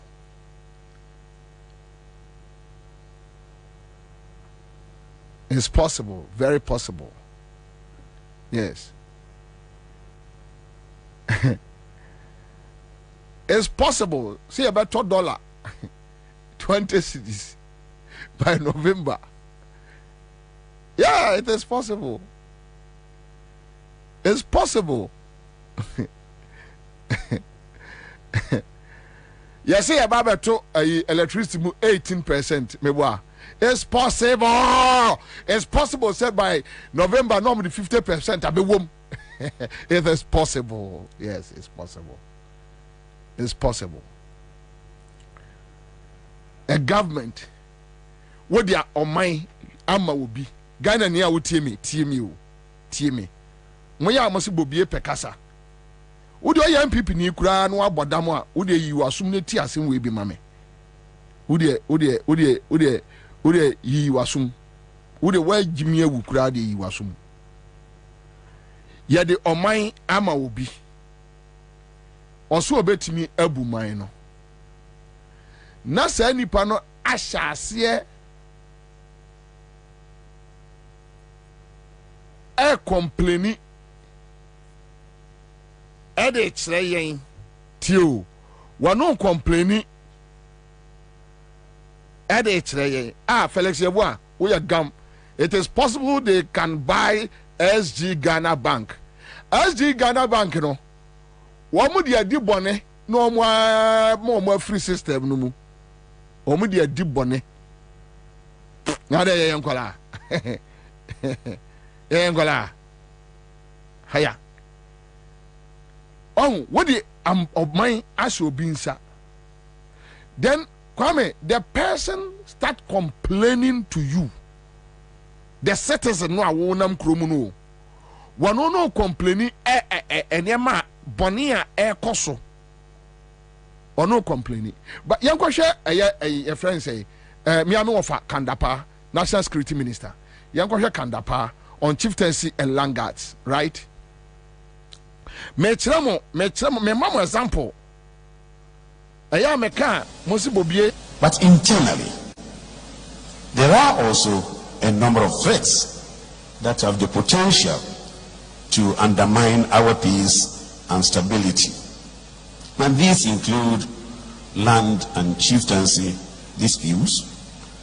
A case in point, of course, is the protracted Boku conflict, the farmer-herder conflicts, electoral violence, and cybercrime.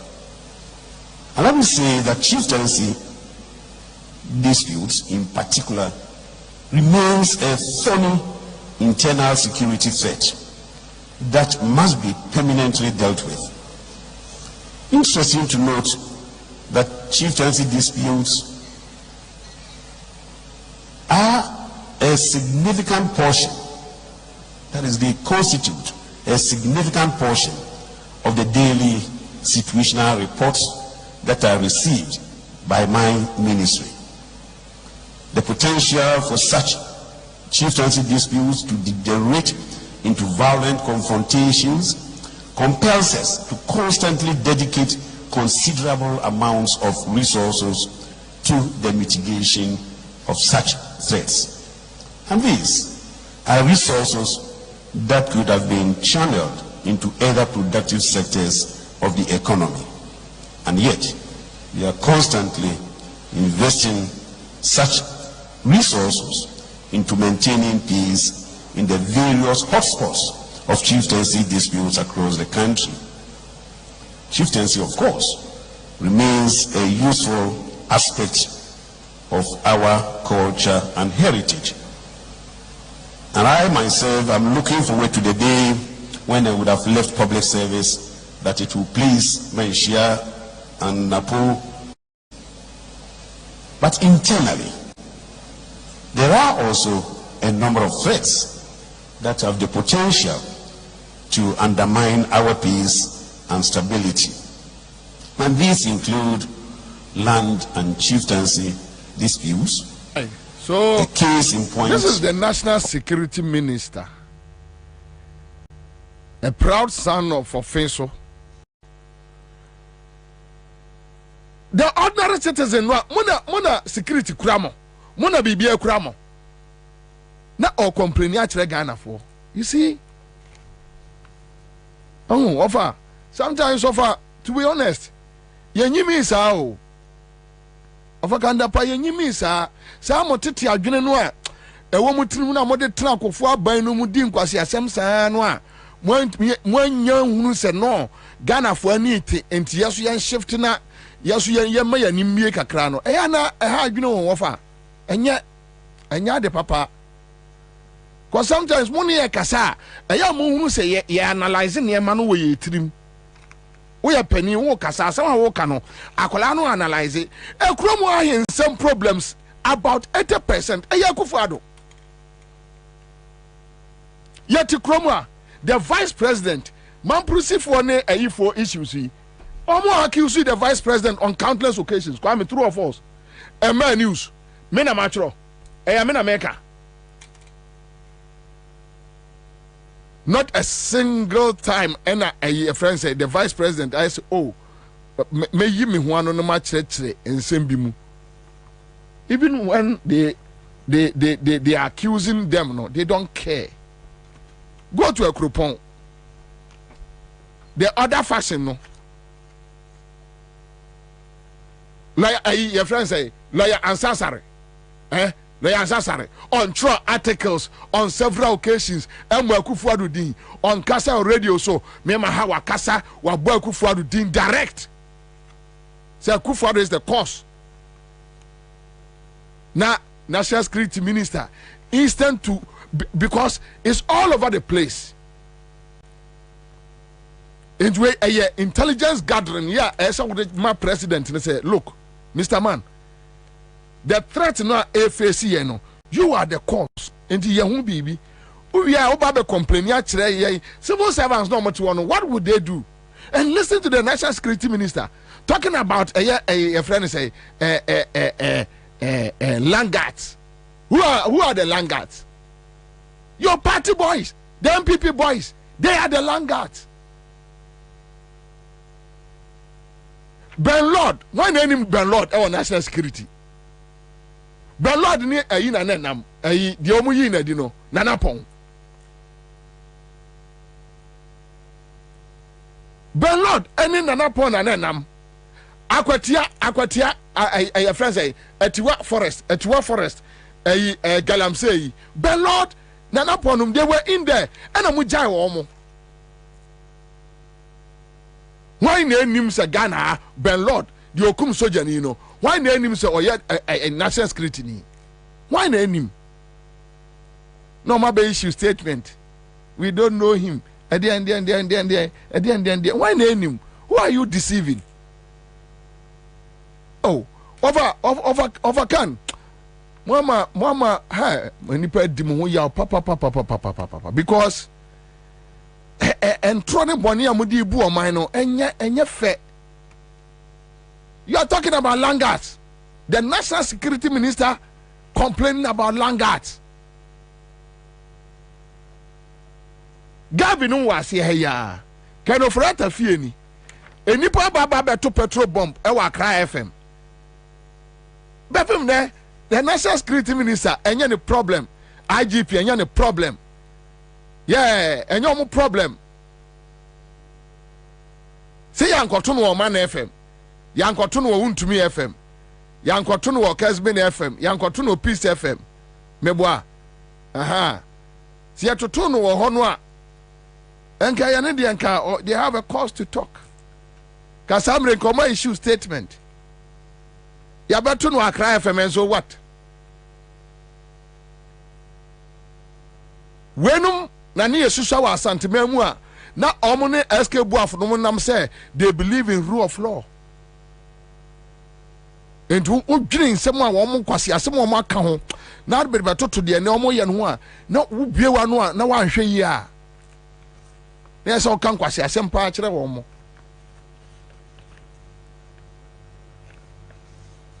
You are complaining. Yeah? Young Matuno Assassin Radio. Okasi Assassin Radio nsia. Adena Oman to petrol bomb no Assassin Radio. Assassin Radio what turn a friend say first it's a Lord of the Wings shows say Johnson no so no. Now I say call American embassy no. A friend say e kwa no apai intano. On ko left no ko right. Omo wa. Adena Oman to no ho. Okasa Assassin Radio no to petrol bomb wa. Kasa amre ke issue statement. And issue statement. Say police for any break. Cantonment police has taken over the case, and we are trying to monitor those people who came there to do what, and we assure the public the safety of Asase Radio. Asia Ojan Mu.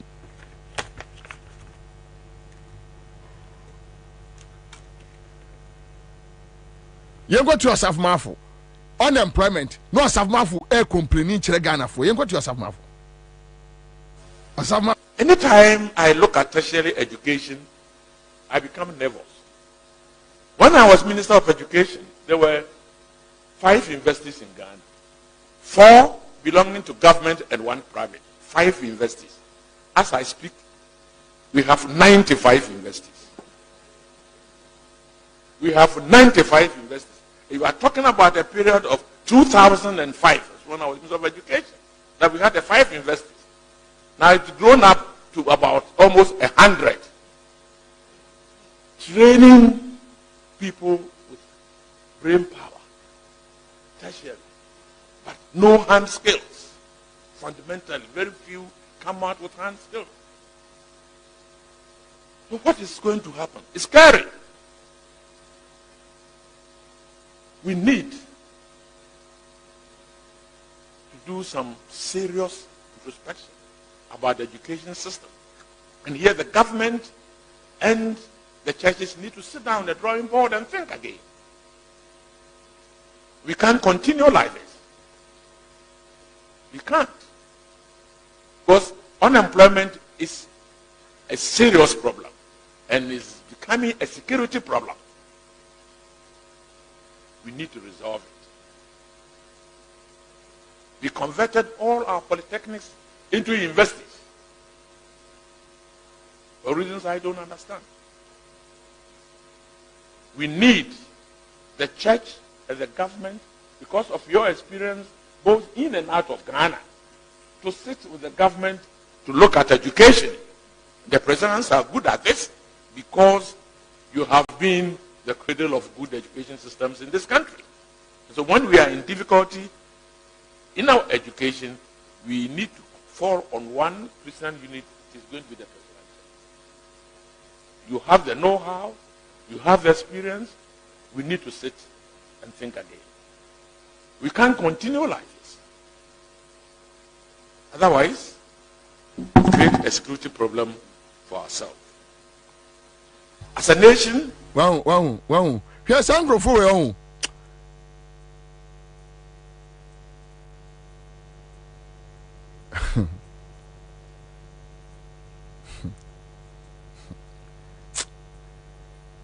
It's okay.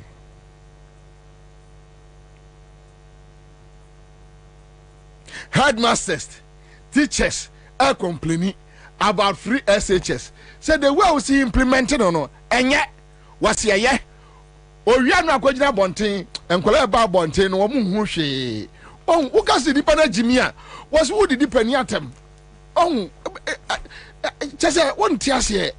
Who can see the panel Jimmy? Almost who the dependent? Pania Jimmy say, I can't just wait. No, sometimes, therefore, and the idea one more year, you know.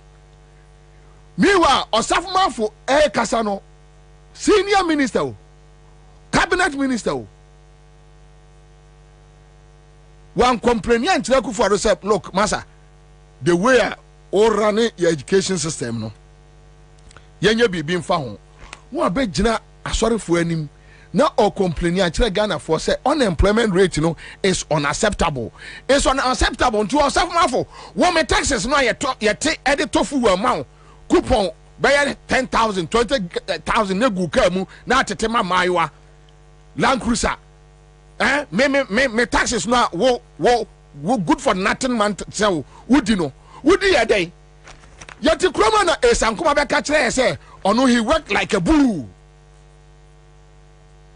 Inti ya wankrofo ese omo dwene ni abaje si akoma so yes akoma say enye won never be dwene e dia ma aban no. Today you have these stupid people standing in open air telling us, complaining to us omo kan minor problems e dey akire yen ɔmo no ka ɔman ne problems ɛde akyerɛ yɛn ɛgya o kasa no unse you had a break ɛna mekai sɛ unse in literature you are be a friend aposiopesis. Okay. It's a break in like speech. Okay. Because assembly male. And yet assembly I say repeatedly no. You can discuss it on and on and on and on, and I may want why you fatigued about it. And until say you had a very long break. No. But problem. You know why he did that? Why? When he said he had gone to say the church is corrupt and about 72% of so he needed to go to a church to redeem his image and to redeem, because the church had now become like, okay, osafuma funuma afedi omo si yen na ya akronfo. What you say? It won yan free ho. Enti no o pe baabi ama na yet say discussions are all ye. What I say?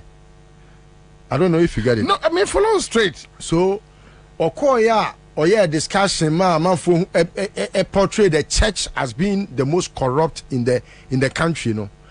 The church now decided to also backlash them in a rebuttal manner, no. And also okay, and maminko jina na mene asofo ne congregation in Kasa. So he's on a troubleshooting pattern. Meanwhile, Kwabena, what are his discussions? That is where sometimes the church overly silent M1. Yeah. Because they are part of society. And some now osafuma fubejina ho bro so no, they are the problems. Who are they today? Are they not supposed to be in charge of the problem solution? That is it. And so why are they still complaining to the church? Yeah, wafakandapa. Oko programmer now go complaining say chieftaincy issues, a threat to your security, langas MPP for boys. Aside from even say MPP for boys, no. If you go in details, Kwabena, who is the IGP? Who is the chief landguard in this country? And who kandapa? Any mo boys now? Muni omuye juma asumani no nina. You are fighting over lands and you have people that are guarding the lands. Yes. And you turn back to come and look at some of us who have no penny to go and buy a Transaco land or buy a cantonment land. Buy a land that has litigation like the Kaswa. Your friend is a Millennium City. A Millennium City, eh? Sasike, who has those money? And an ordinary Ghanaian no civil servant not one. Owie pension no kofia yaman 3,800 ne snake sika no obi edi kanava muna mo wosika mo na omu yi na different snake no unim say oye adwuma no oye adwuma ba omi office. Oh really? Oye ba omi na second in the course office o as snake boss recent ye oye ne 10 crying no oye adwuma ba omi office na unim we confess anti be dey atu enu ana no ho no un say no we 60 years. Yeah. Lorette. Yeah. What this is 60 years. And no, I said there be 10 crying. Me continue age so. Makoya affidavit be diaba. Intimidate comma welfare for. Your friend is saying human resource for. I feel there 10 crying say there be where the sister Kofi. Oh okay, so I want to say I want to so I sent you a teacher on letter man or love letter say. Se me you Kofi there was Kofi. Why? Look at how they are messing us up. Running the whole country. Say Ghana. And Asante Bedi at Uniano. Now I was say or that say oh yeah deputy MD. Yeah. Your board that because oh yeah deputy MD no also. We're free board in this world. Say we not call baby or GRA. Baby ana obana only certificate no. Now we are any GRA boss no. Yeah. No me na kwa akoto. The ne ko ho board na no wo snakes or that so no or that so that board ne so. And me point ni say adent na omo ye we na they come back to the public to complain say ɔmo pɛ so ɔmo kyerɛ sɛ ɔmo BT ya na sɛ dictionary ɔmo sɛ esesi a wote hɔ a wokasa yi sɛ nyɛ sɛ woyɛ deep a wobɛtumi analyse ahu nneɛma baako mmienu a ɛrekɔ so a wɔyɛ wei a na wɔde abiri w'ani so sɛ Akufo-Addo akɔhyia wɔ hene a wankyea no no diversionary intentionally ɔpɛ sɛ wɔyɛ biribi na abɛyɛ topical then you leave him from the robbery discussion no nti wobɛgya robbery na ɔyɛ no na wabɛ discuss ne behavior ɛyɛ bad intentionally wa divert your attention from knowing sɛ ɔyɛ krɔmfoɔ to knowing sɛ ɔmu adeɛ ɔpɛ sɛ wɔmu adeɛ no kyɛn sɛ ɔbɛka sɛ ɔyɛ krɔmfoɔ. It's intentional. Okay, said they know every bit of it. Because except that they are not wise enough to know their tomorrow. They are not. Because Langards. Then pare the message who doesn't have a neighbor? Who doesn't have a brother? Who doesn't know Entienne who lives in an island? It's as if Kandapa is in a place or you're secluded and or you're in a certain yes. Why you're hidden? There be why you're hidden or Philisa or some you must be living in a fool's paradise. Yes, self-delusional. Yes. Oh, and what Omo dream say, Omo to be no more unleash tax on us. Until one I said, my men complain kakra and say, you baby. As if say we are all in the same. Kandapa walk up Boko now boys and a call Boko boom crofana you prepare one a painful kunkum. Yes. Bapem in a young baby a case like we see. Omonesa call Garu. That's a Garu no. And you Garu Timpan. Yes. Boko. Okay, I'm talking about the Garu. Yeah. Say in line with that issue. Yeah, okay. Yes. Hey your boys, Uncle Ken, hey your boys, Moncroft. May I have heard NDC now? Ayo rakanda passe on NDC in pen for a fine, you know, the boys no be your more fedi. And you see, me young, what I foresee, and it be a bagana no. Say a man for who say after Kandapanum exit, and Crophobia, say Johnum, bring you one a fit to the fire of accountability. Yes, a man for a conqueror for few. But that time no, Kandapa uni obia. On fre a so be fre when you be fre when you. On be do na de be see anyasi. Yes. But you see, the fact of the matter is that Muamu nya bibi na mu nya me complaining unemployment. Who complaining unemployment? Actually, me say me Bobie unemployment ne. Who complaining langas asase? And okay no. Asase no. Obi ote kotubabi mamobi kotokraba your friends tadi obi ote asante mampon ono o ska o de ba beto asase abetwe manso eyamo ana mo wi aban sase trasako areas ne santonum mu wi ansase na mu use mu boys use langas samia okunum nyina all those boys they are using langas across the country. And this anti Papa person catch say if they want to fight national security minister a whole Ghana army ain't been fighting Langas. Is a complainant. Ghana armed forces memory like we are. Ghana armed forces combined with police can't fight Langas. Our Ghana. But Jesus Christ. You see, I didn't. For example, a course so some Millennium City or no.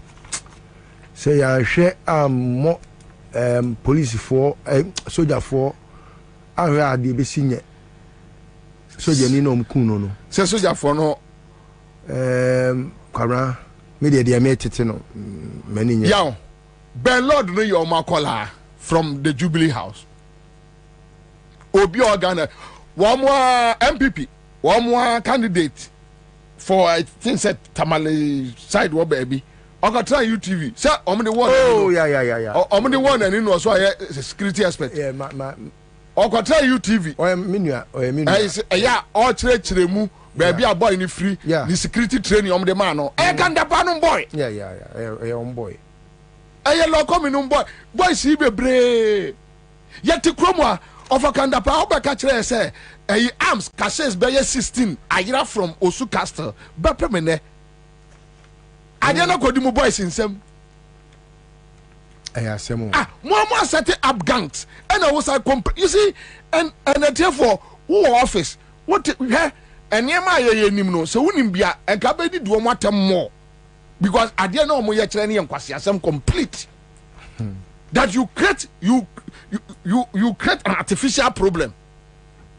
No one gani aba ye victims of that problem no are creating no. Na waba be go to a cropon. Tension what ahinsem sesi anya Kufuado. Enye ima. Ya ono. Ima no mde awon ani. Go. Ba odibem. No, go to a friend say a cropon. A cropon ahinsem eya Ofa, ye nyimi sa o, yesra mo.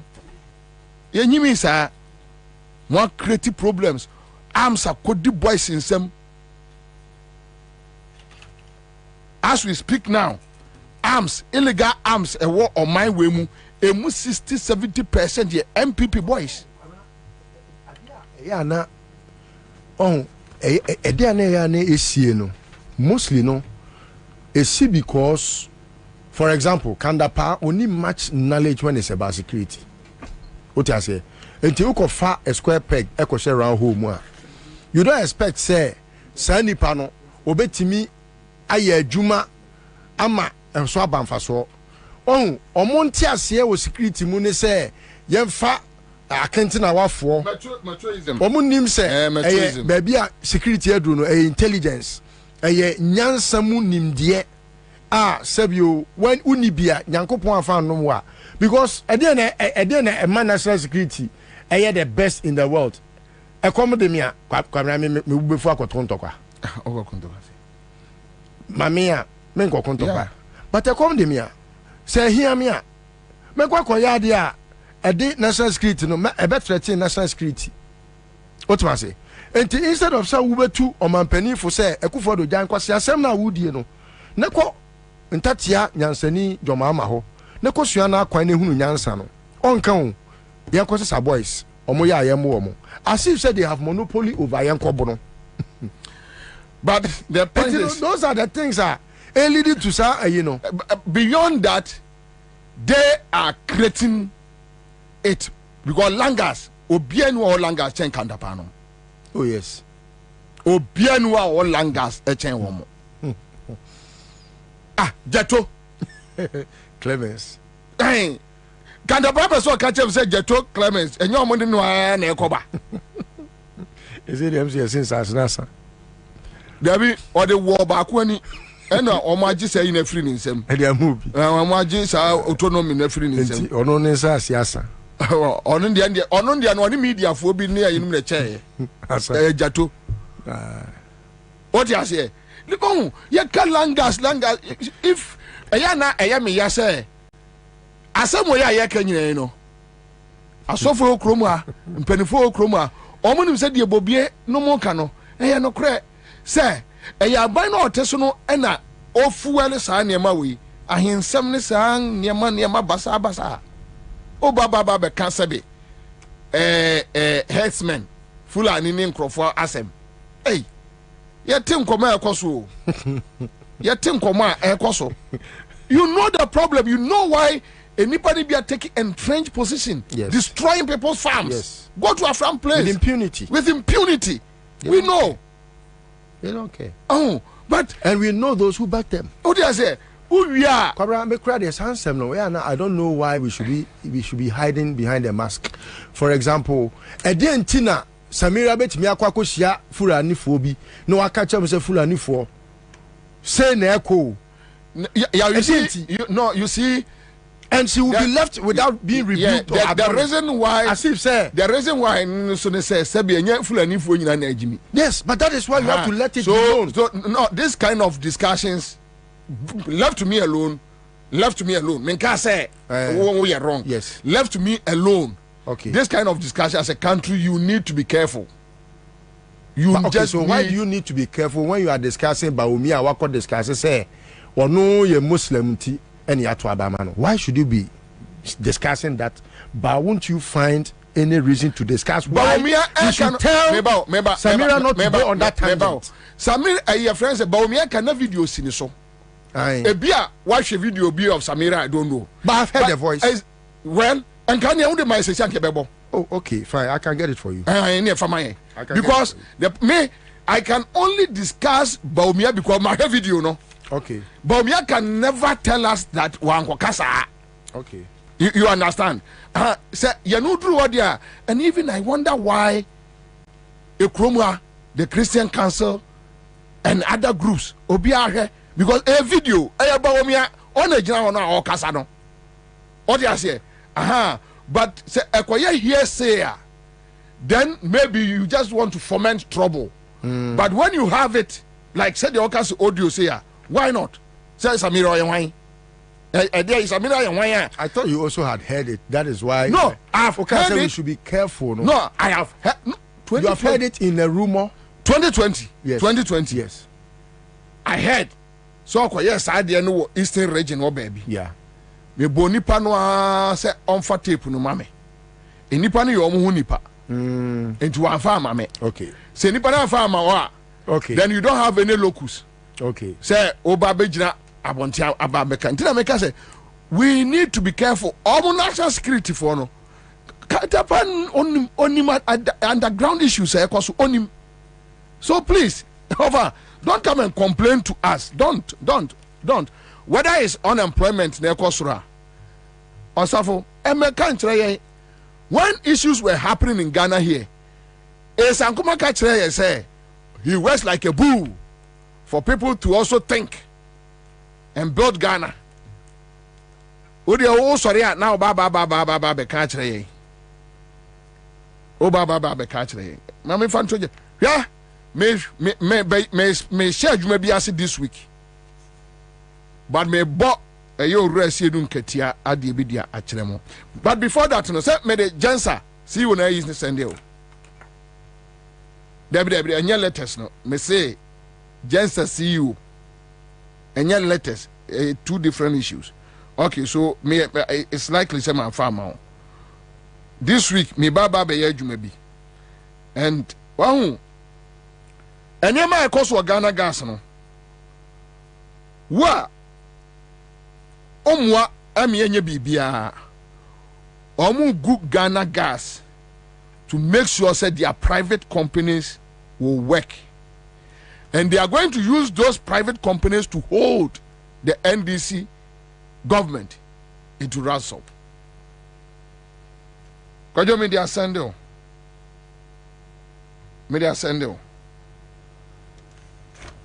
Fatu or mame,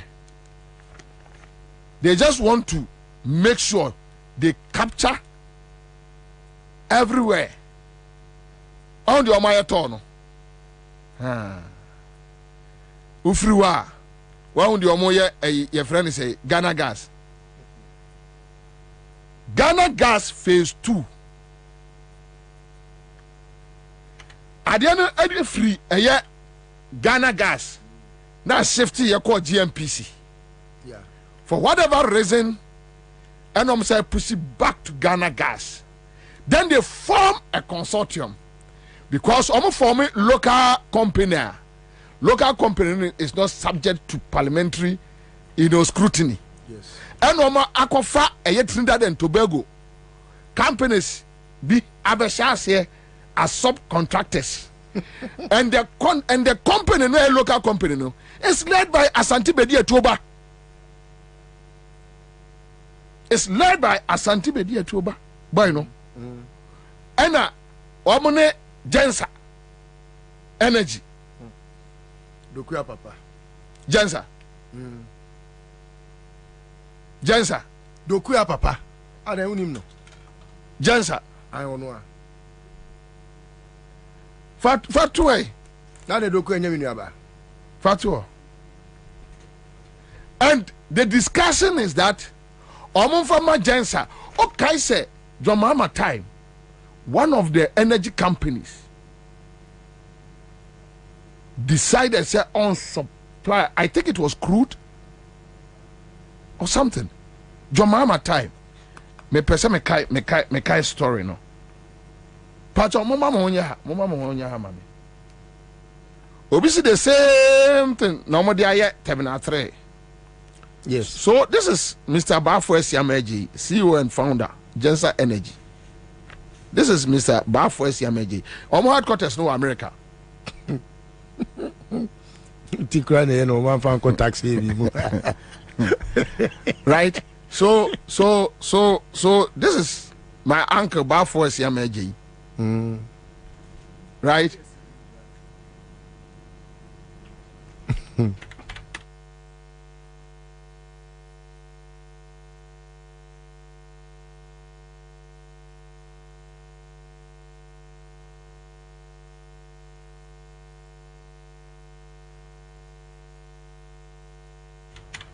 Okay, so this is the CEO, Bafo Esiameji. Now, Ghana for in the days coming, no, ye baby and ye may be the achiremo. Say, Omu gu a Ghana gas. I spoke to one of their workers today. Or catch them me say. Say Ghana gas to me survive it till December. Onim.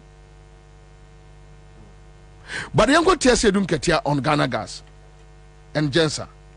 You go to say dunketia on Ghana gas and Ansah. My brothers and sisters, another example of the corrupt schemes under this government is the Ansah energy deal, which is stifling the Ghana Gas Company and may end up collapsing this monumental NDC legacy project. Under this, my brothers and sisters, another example of the corrupt schemes under this government is the Ansah energy deal, which is stifling the Ghana Gas Company and may end up collapsing this monumental NDC legacy project.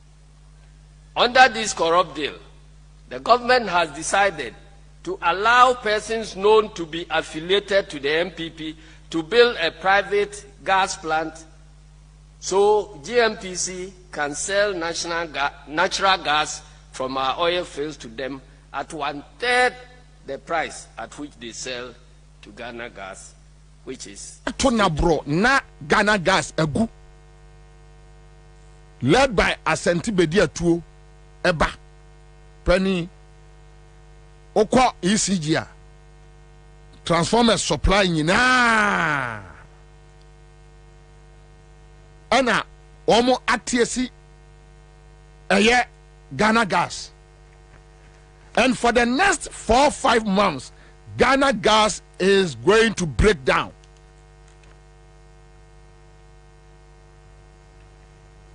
Omo nsibi omo nyebi obi aye no so a wo say no se be ya wo no private company or privatize a public asset public property. And it's a most mama men privatize Ghana Gas there meje ne contractor free eye Ghana Gas nsem na me dia ma eye private firm. Yes, private firm momo execute and ukose the money, the amount involved and GMPC edge Ghana Gas edge Ghana. Now go share the amount of money eko sa enkwala we nsemu a Asante Bedia Tuo ba no ene MX Phonics for ohwe sika eko wo mo nsemu a. It's so sad. It's sad, eh? But the kind of but there's also one more story about Ghana Gas that you focus on. Kwabena my dear friend NAFTA. As in NAF. The NAFTA that is a byproduct of processing of gas. NAF. NAFTA. Is it A or ER? NAFTA is NAF. Okay. Also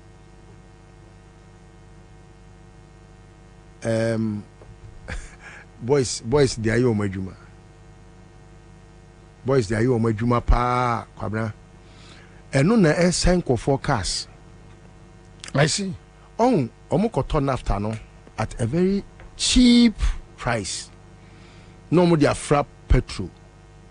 Into filling stations bebre bear wagana hanuma utai who say obeko say oh wait here what tissue say who obi say the fuel na efo no o de ya tie to fuel wo hwa won say with time no o car ne be say o plugs be say ama car engine no ahwe be break it down ntimi nya biem. Are you sure? Yes, oh Kwabena me metime di wanim di wako baabi nafta metime atchire on conform ye nafta business e wo omo temane ha nyina metime atchire omo nyina. Oh makohu e wo bi yard mu wotema ohun a omo loadu nafta afena ebe move na unim se unkoto ne se wode akọ filling station a eno ana nkofo tore ye friend sen sanitizer ti Kwabena se ko hu so obi abu nafta agu tank mo de ko sanitizer so unkoto so de akọ filling station. Oh but Bonia ekoso pa this time no. Oh Bonia ekoso pa we eyo obi sikani bi top secret and me ya to abonten no and aboa papon aboa papon na ne hu ya me moboa to the extent say who say boys no say no akwai say business now mo ye no it's supposed to be a byproduct but yade ayeton which I was a Ghana nya so mfaso. Yes, but say no mo tongo mo abotom because they confront fuel. So call Kwabena.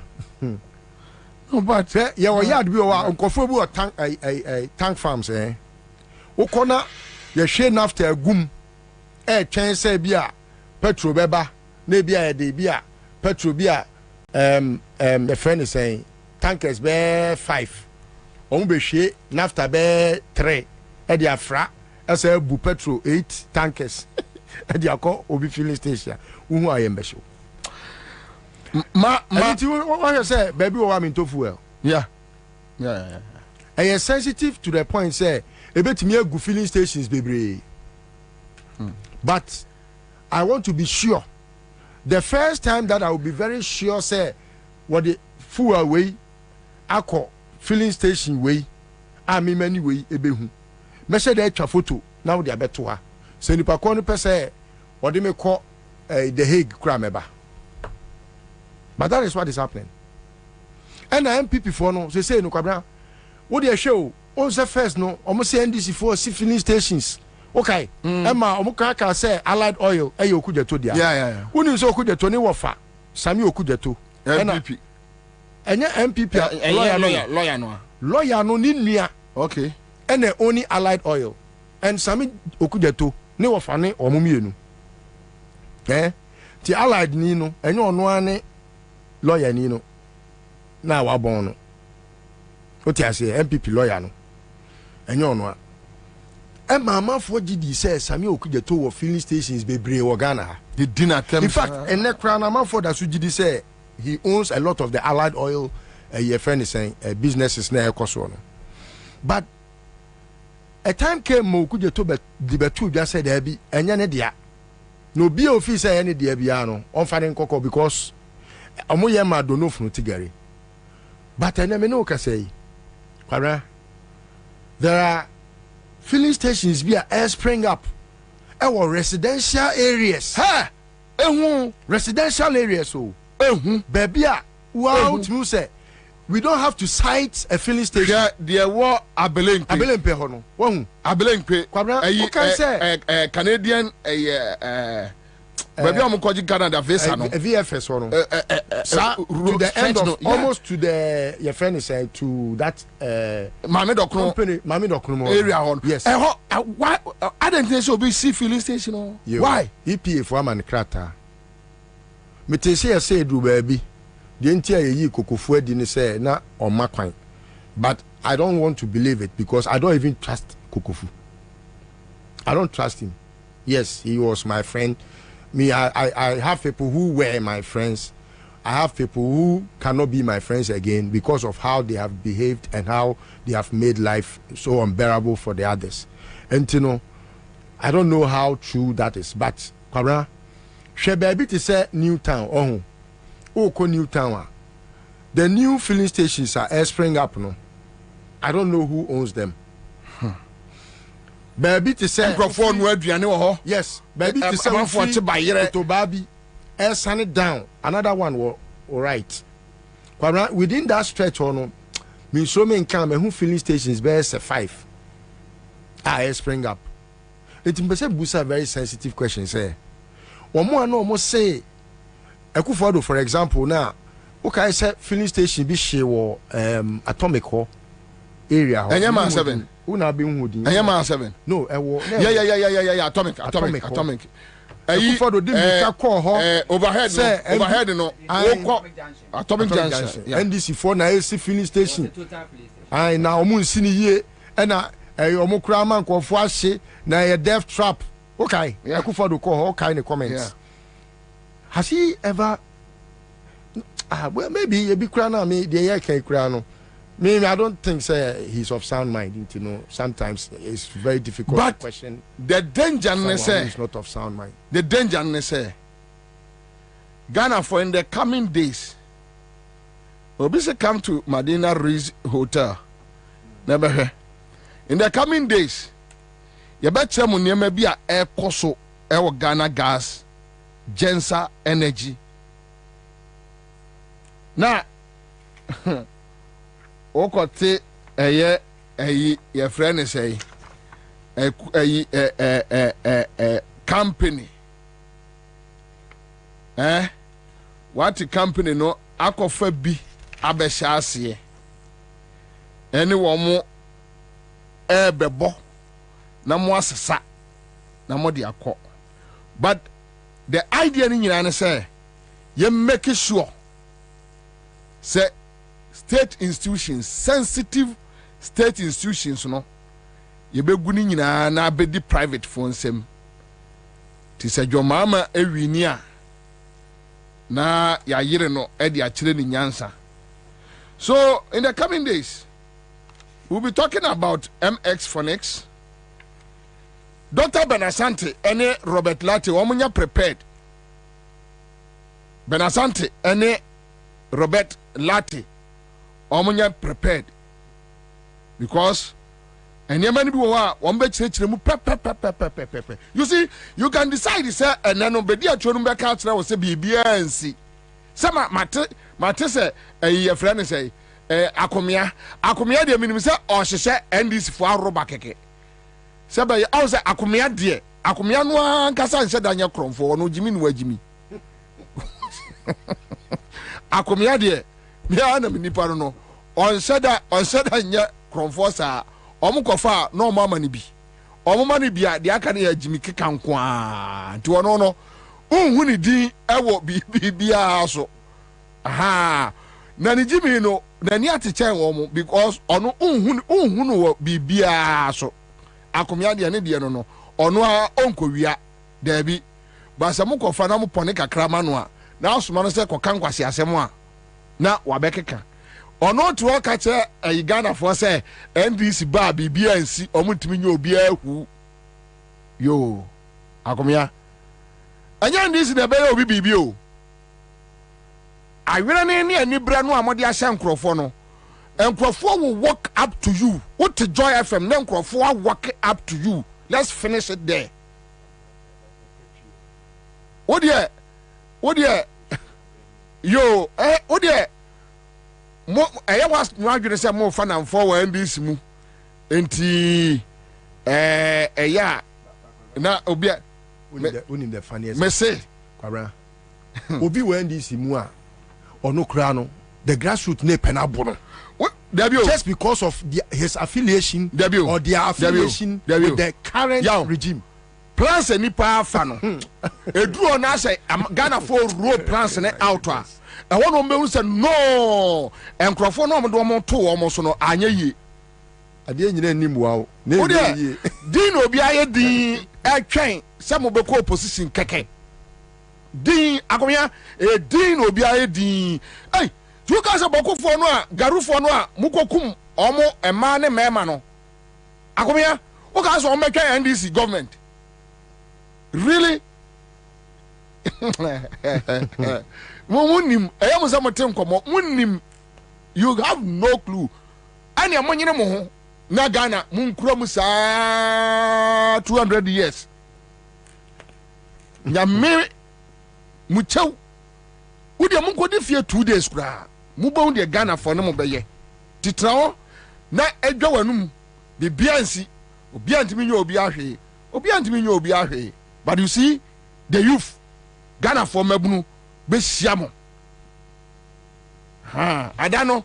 I just had a text from one of the big wigs from Tema energy phone oil phone yeah or said NAFTA is spelled NAPHTHA. Okay.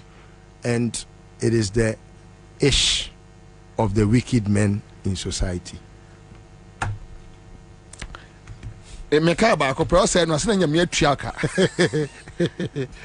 O say no asena but the point is say who di bonus how dey here dey. Ghana for from Ochina Echo in the coming days. You bet mo niema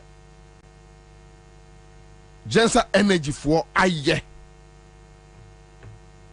Including the dear tuoba and in a company and niema ma ye no kroma Integrated Logistics Bureau.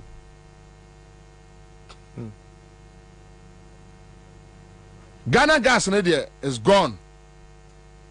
You know. Anyway, but my main for we nkwa Matesi say Ashanti region omunsu say omunsi market no a ene omuntu about say dey na twoboi. You see, ye kasa na po abodama mo se yeboa.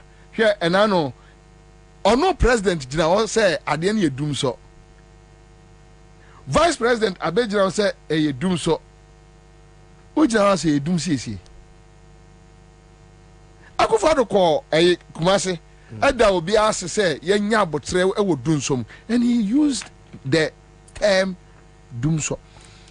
Kwabena, do you know when say there are people are no nyame na okra where when say the word dumso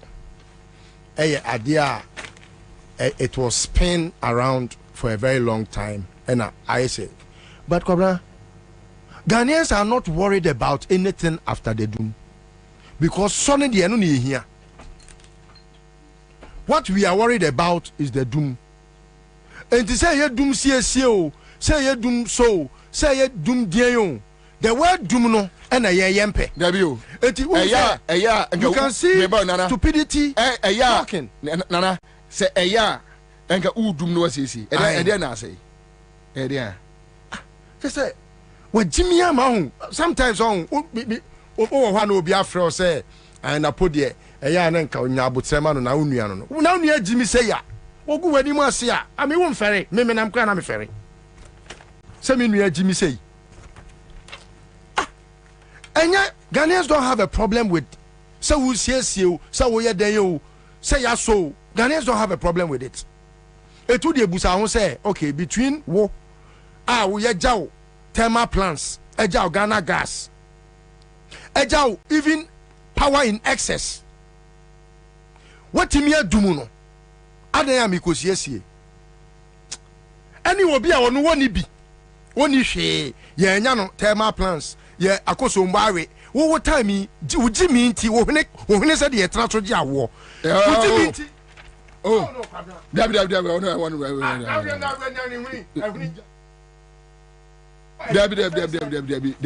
about inti Debbie about inti Debbie about inti apim 40 Debbie apim 40 okay with all apologies to apim 40 what time akoso mbati mi yiri afanipa Jomama time akoso mbare. Oh, me say in the abundance of water the fool. It will end obviously. Who say Jimmy pa abua crash one fast one. Enra obeka so. Ame no ayo hwini. De bia kasa hwinim. Say dey na de fa hwinim o. Say the petrol railroad hwinim o say dey Jimmy. Enra obeka kire say. Meba enra se dan sanene. O say se obika aye dumso a dumso ni hobio. Na a dum CC comparing the previous incident. Meanwhile, unim say Sierra say Ashanti region for be enjoy light here. John Mahama ne effort. Onipa na wudi na chino one fa even on far 1% effort bianca ho except using the John Mahama aye cry the boy chrono. You move this thing from here to Kumasi. What's it? $34 million. $39 million. Yo. So when you do all this, ayakayaka de we nyina awie na unni any sense say adia Ghana fo komi enye and mamenka abotoye mo ensemo nkyere wo mo. And even their own people on Facebook last week, they were insulting Akufo-Addo. Sapaning kankwa siasem sa. Ubia wanwaka say there is no doomso no na doomso has come to an end, you know. Now Mumford lights a doom heat and all that. And omunim nyansa say obu okra no opese oto aba edemawa.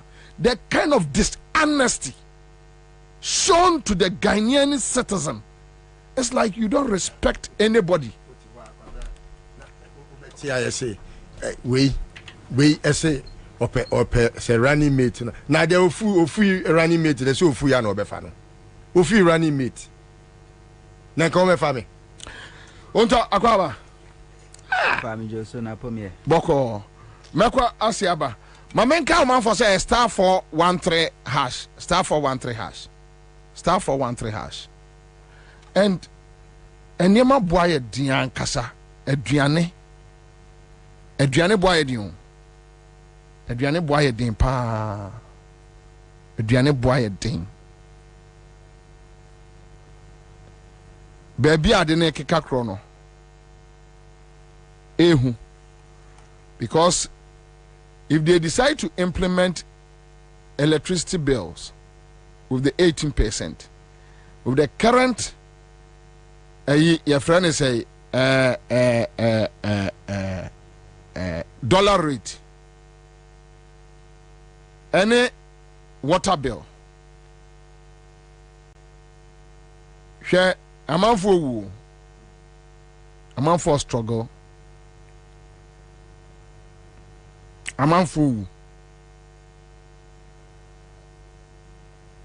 aduane bo aye din aduane bo aye din ankasa. It's not funny. It's not funny. A come at din crofo. A come at the Ghana for. It's very sad. Text you to ask you for money. Oh. I'm sure it's just about 30 or come me catch us me baby phone ya kire. Wunim de ya me ya. Say Ghana needs 100 Ghana. No. On 50 Ghana. 20, 10, 20, 30. 10. Ordinarily, no. Ghana ni nye. Yeah, yente sa. And you know what? What they assuming say nipa no kra no. Ya onim no. Ya onim no. That day the Obokalabuli to your best rest nipa be 5 10 10 10. What does it tell you? Oh, here 50 cedis. Just offer nipa 5. I was saying ko free baako.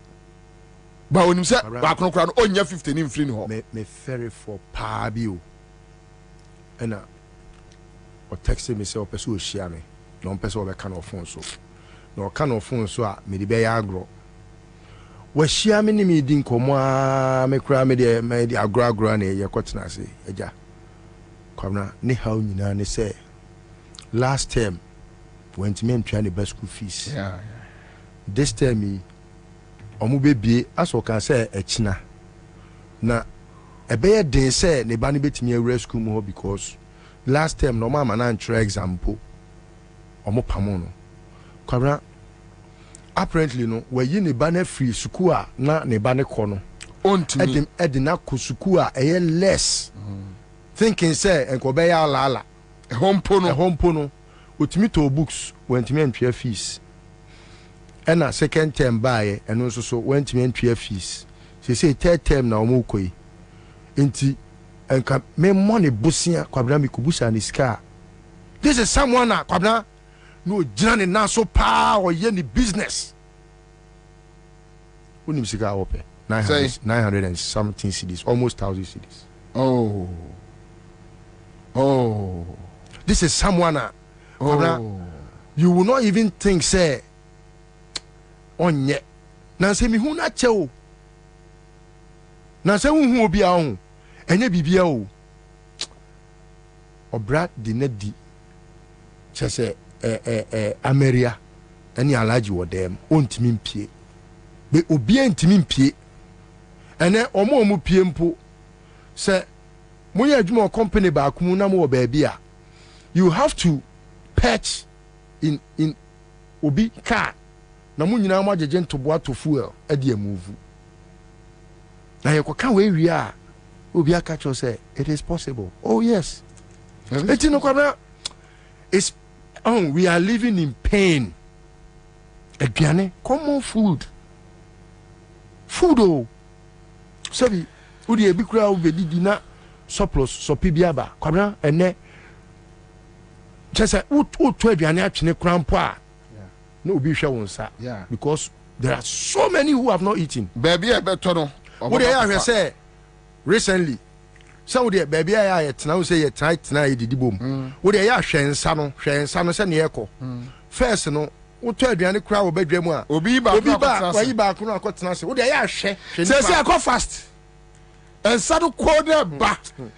Edion, ekọ obi timi mo awon so de e ya na meko na enim. Mo. Mamene Ghana for omutie ye Monday we are we adwuma bi. Tell me just within 5-10 minutes. Ye ni aduane bo ho nkomo. 0302208090. Ye ni aduane bo nkomo. Stay within asema mediato no. Stay within. Ye ni aduane ho nkomo. Hello. Kwabena Bobie Ansah. Yes sir. Little well. And obi a me penna no asematie. And the obo ni dey say apa no wo radio go near better say. Honto. Me say Nyankopon hira no matie no. Bobie honto. Me say na dwene mu do papa. Minya sa papa. Enti de bia me ana metie mo say honto beba station. Boss Nyankopon hira what ye frame original Kantana nungwa po nyina captain mechia Agnes na momo ewo nungwa Kwabena omaimu ade me no ka sei na ye tetrotrum okọ kurum koto ade enti o kata no na o ka se nkofo wennim nyansa papa ade ye omuko kurum na so omu nyina kokurum so well hey Ghana ye dey wo koto ade ewo kurum okọ ya ne boa ye den na okofia ko first class so obaya ya tanso ato Bobie esisia de Ghana de just Ghana you too much so say you timi kle o man ko for we etinya 8 years again and Ghana is soft sir okay say one of the countries in mu ye den ama president ni kra almost mo ni fie nyina ni pulling e ka say na ye bi obi am ko 5 money Ghana you too much na MPP for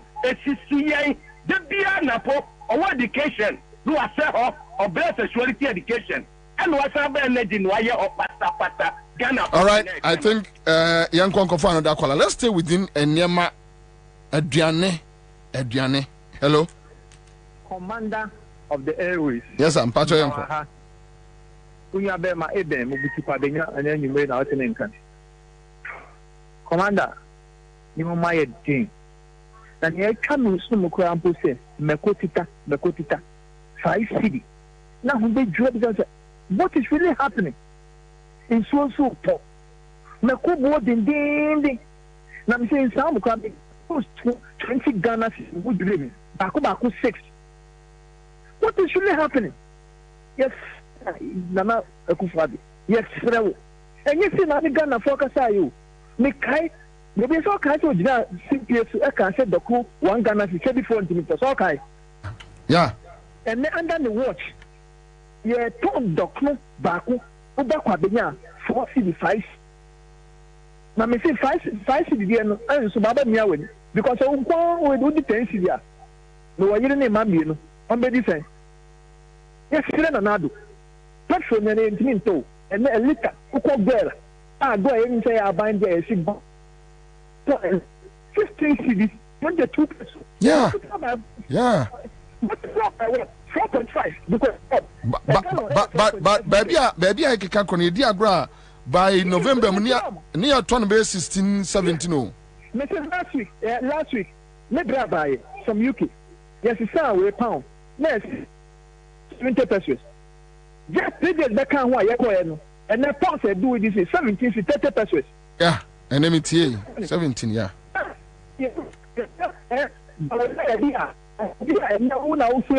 The whiskey when it comes to economy. And not now for digital. Digital network became also. Yes, Nado. Or come dear. And yes, Doctor Trey. And the essence yeah, Benedict the other 2 years. You didn't pressure. It make your best offer. No, my sugar could be because the economical time is me. It's me cabin. Yes, all right. Okay. Thank you. Another caller, quick one. Hello. Okay. My loser no. Hello. Hello. Yes, sir. Yeah, maybe it's ya. Maybe just for list where and now until the Mr. Mr. Cotti to you.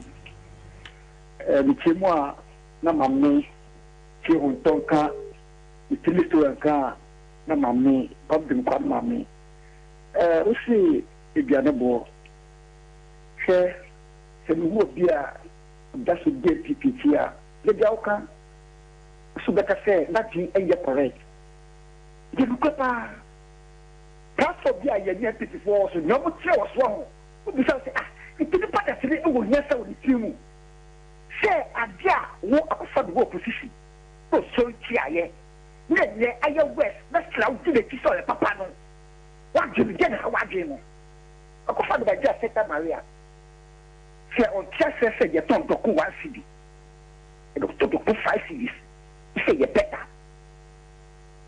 that's it. Hello. Hello, Pastor from here. Pachai. Yes, sir. Yeah. Good evening. Good evening, sir.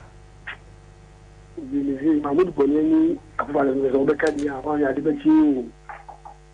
We didn't finish our to the much. Why? Okay. All right. I'm found that caller. Hello. Hello. Hello. Hello. Yes. Pacho. Flano Pami Didio. Adenti. Minister. Nyamidi be dipo me nidi. Eti afre na makwanya banki. Na me be wadi. Papa ye ble. Nyame. Aba.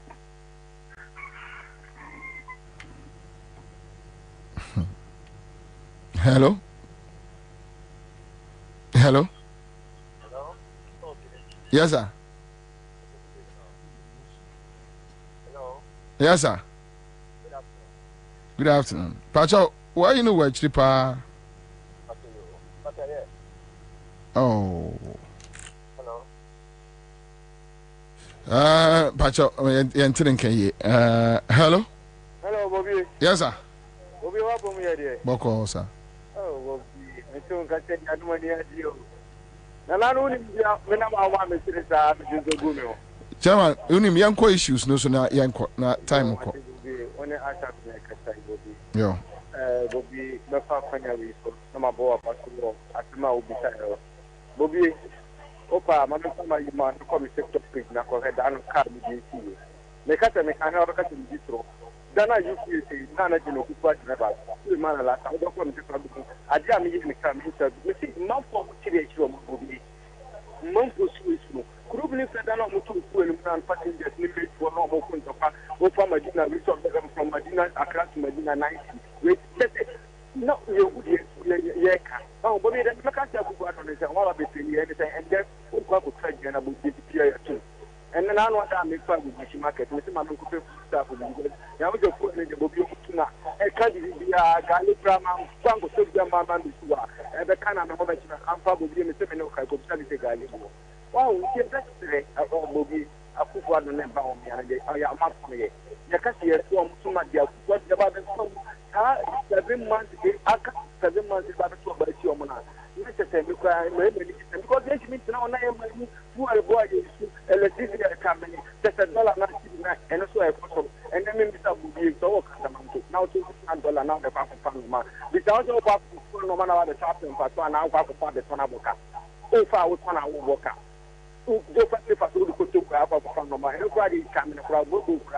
In the next second, anybody would see the thing. All right.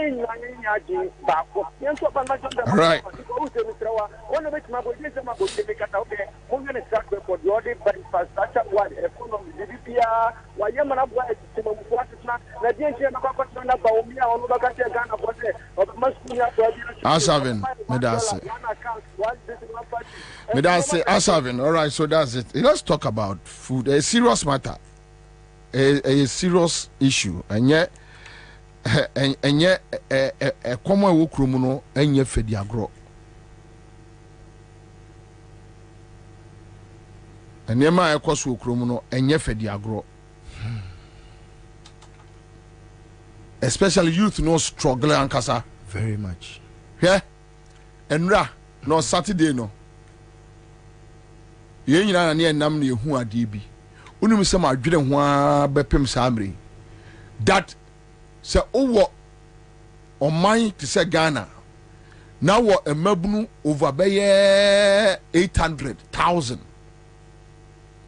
na omo ko sie obi no mo timi tisi krom from a friend say Accra Central Post Office area ho omo di nipa no am say omo di ne ba osu cemetery I think so. And they are smoking weed on the street afternoon. Shatawale's godfather. They are smoking weed on the street openly. Drugs be beer koso. Any braba. It tells you that, and you unim omunam street nimu from Supreme Court le mu ono enyina na Tamas Road ono. There were police men around. Yeah. Yeah, they were just watching them. You could not do anything. And Kolana adru apeto oma I hadn't. Weina and kese kandapano ma omo picking wintel. Na bo omo who said no bibi omaino essay esenke intima ye ni sa bone no yan sorry na yan so ye maimu ye nye ni ye. But the more they see that, the more they get the appetite to damage the country. And they are damaging the country heavily. Anyway, that's it. Maybe I start for 3-1 hash. Start for 1-3 hash. Start for 1-3 hash. And then me say 500 and 1,000. Come here, just say. And then just say. Okay, so another 5 million beko fee. Ubedi di peche. There be ready on bedi di peche. No bedi di peche. Getting obi enye bi na. So, ekroma show. Yeah, sika che de we bua be bua nkrofo no. Hey. Last week, okay, say una we interview Lady Bia. Or sister Kenya size can na the Bada hospital. I wept. Today are not me encouraging Crawford say what they are told the fashion half. Ne fashion half. To na Also, Bobie, good afternoon, Bobie. Are you aware that 2 years ago, 20 Ghana cedis can give you 4 gigabyte data on Tigo? Today, 20 Ghana cedis, same 20 Ghana cedis, will give you 2 gigabyte. This is a 50% reduction in the value of 20 Ghana cedis. And say services, boy, dinner, Ghana, papa. Too much. Ha! Kwabena. Yadi Adriane. Light bill data any sa near man to nchen and near me koso light here won so bill in so akosro e se be kosro na Kwabena me ko dru fie Saturday na ye dum light am say okay ene ma me nko ha me ko lady won so afon e ho na me ko pe mattress na me de to car ne so na me da so sentuntum mo mary me na mukra mo we na mache them baby amoye meda prison there my prison break asem mamemfa ayemi winner hello abomu amawo kai aila woyo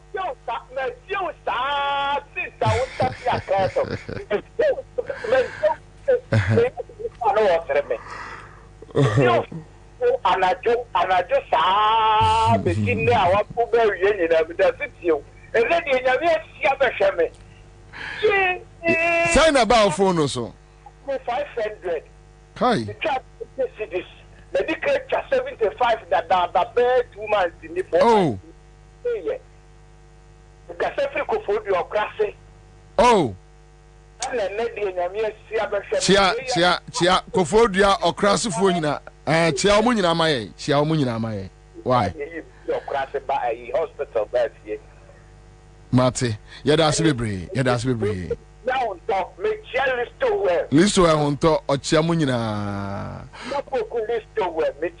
na poku listo ochia obebre oso omo je so ke so star 413 hash same just catch it but won't talk quick one so wo area doom so and want some to say quick one you baba be delete the main issue you do nkomo companies are A40 up so you listen to what people are talking about duane boaye din we boaye din ni nyina ne say economy na jinsem then companies are A40 up ni titru any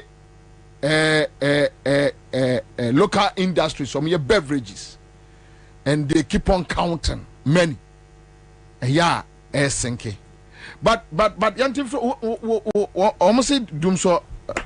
Where out anyway? Of a maminchia, Mami Emma, Emma market. Otonya Adwa. We biem huha. Oh, yeah, the Mami Emma say, yeah, the Nasepa, Yachiano. So can say a common criminal no status also. Oh, anyway. Easy. Maminchia at you for ne afefona yema nyina ho hyede ne yakọ because de aduni de na ade chenwa enye ni je biem ya reho eziana na metia me dwene ho say how amenye sika kra to fu every fie akọ adwuma na edu makwa sell list to 200 cc awenye bia mame ade ba kwa me because nana o say ohina wo tia pa kan mu wo si awode wo na ya na mfomo e wo ho fa ye hu ye nsu ye nka sen ohina tia pa kwa se kesa awo no kase awo no oto enyu kase de no oto se awode wo okay nti asebo amemfinwum no me dwene ho nana so we use car enye luxury biem no necessity yeah because enkran ha ye tie no enti say krase a se bi o sorry ya no afa akoboto no afa asekan na wabo na mu a no akwafom wakodo wabo ampesie di watwa baye tu watwa brode tu banche ati kontomre mako mesoa na odi aba unya kwifidie yi kwisie bia aba be wawe akra ha ye tie ti se bia metie ekọ adwuma emotwe they say every week sakre sunya adwuma What the sacred crowd and come with the car because pressure and non crofutun will be winter. He says he can deny the tofu. Can deny the tofu. I dare says to na ye to mu. Na when you talk about doom so Nyamianim no krenie democracy enya mani patuntumo nipa bibini democracy enya mayen. Democracy enya mayen. Na napodie ne meka nyina ne se onka hyenkodu ne moma esum entun kwem se bra ye bre nyina chibusume so a ansa kra na wo nsa beka waketua ne ate income tax ebi na editua na poka napo kasabia as a minister nipa na adwe ne se wa address omo ye NDC supporters and NDC as a party no address omo wonim se eye Ghana fo nyina no address omo to ne de anytime bia no o na adwe ne se ye NDC for no address omo to o ka asem a ebe ye omo ya Obi bi obeka cho said there has been any improvement in the power generation and as a power supply ni bia oboa is rather getting worse. Ye dum kania no anyhow. Nevia na minister responsible wabano be di Ghana for them. Aban bi ba ya o inherited dum so o fixed dum so na ye di na tem nyina no. When you be at a minister responsible ema timely do so went him no de na djuma to oboko eno koye. Obuani ni die ana omde serve Ghana for. Okofa akufuado kwa me patro de ya pese we nya mekọ me archives mega tisa bite in the mouth. Akufuado 2060 omo last rally omo ye no ye la general la trade center. O say samotu aba na eba sebio ye meme ma ya ho so ye me ya kaka bensem yo ma ene mema sebio omonim de ombe ye dwuma kufuado anu asem no. And if from a kufuado so ebesi the last person obi obegina simpiesu bia make sure say obi provoke Ghana for now. If it's not because of democracy, do you think like Ghana for benya abotratwe dey say you artist and kwasi asem nin say ade wa koka me post. This is democracy. Democracy is the weakest link to select a leader, and democracy will never be good for Africa. Opa yanko Africa ya history mu ni anhwe amampeni a omo bae omutimi cause change in their government. We refer to them as dictators, but yet omo na cause positive change in the lives of their people. Bragana ha, ko Libya, ko Rwanda, ko Uganda, ko all these countries, you refer to them as dictators. But ube komo no omo na be positive e diaboa omanfo. Now if it's any democracy, we benya san for this crop of people. O tu for take okoswa ono asante makra ya ne dia. A otime mans ahemfo ebebu kotodwe e pachew onu kra kasa odi obuani ni die ma ne manfo. Now I don't blame Napo. Napo ni baye ba akope. Osakra anya normal. Enti se nkora bia se bi odana se ye doom light na heat di no a na waso daddy the room is too hot. Napo ba want heat because se bi wonya normal. Enti obeba be kan kwase asem bia oni legacy bia woja onim se no owu no kwa woni bab nyansafo bi obedi na de. Enti one na brabo anu obo no di no kan kwase asem sa no afa no ho di no ko na mmom omonka hu se brewe ni nkaso na meka de si asem a eye na nakomia eka se NDC for ba mahama ba omontumi nya hwe ebe surprising crofo na makana mesa aka biom hwe aboa kirebene ani premre omunyina omoya awowo de waji din pa ye premre because premre no woni me bikitwa bi no amane ti so person chese me na me guy but de ni hu eye kirebene Chirebene kawa yamfa onru fie ena de wi na hu susitie no who be kwa kutieti and sukro wu no chibri hu si pemre Mahama ne akufo da kwa esa abo agina moa ene kraman yesia ade a kraman hu obepo wo agina hu a bebu na nichi na se woni mo wu a penisi ahwe na hwe Mahama wonu ankasa na point is Mahama uncompromise on no personal integrity and principle to cover any of his appointees.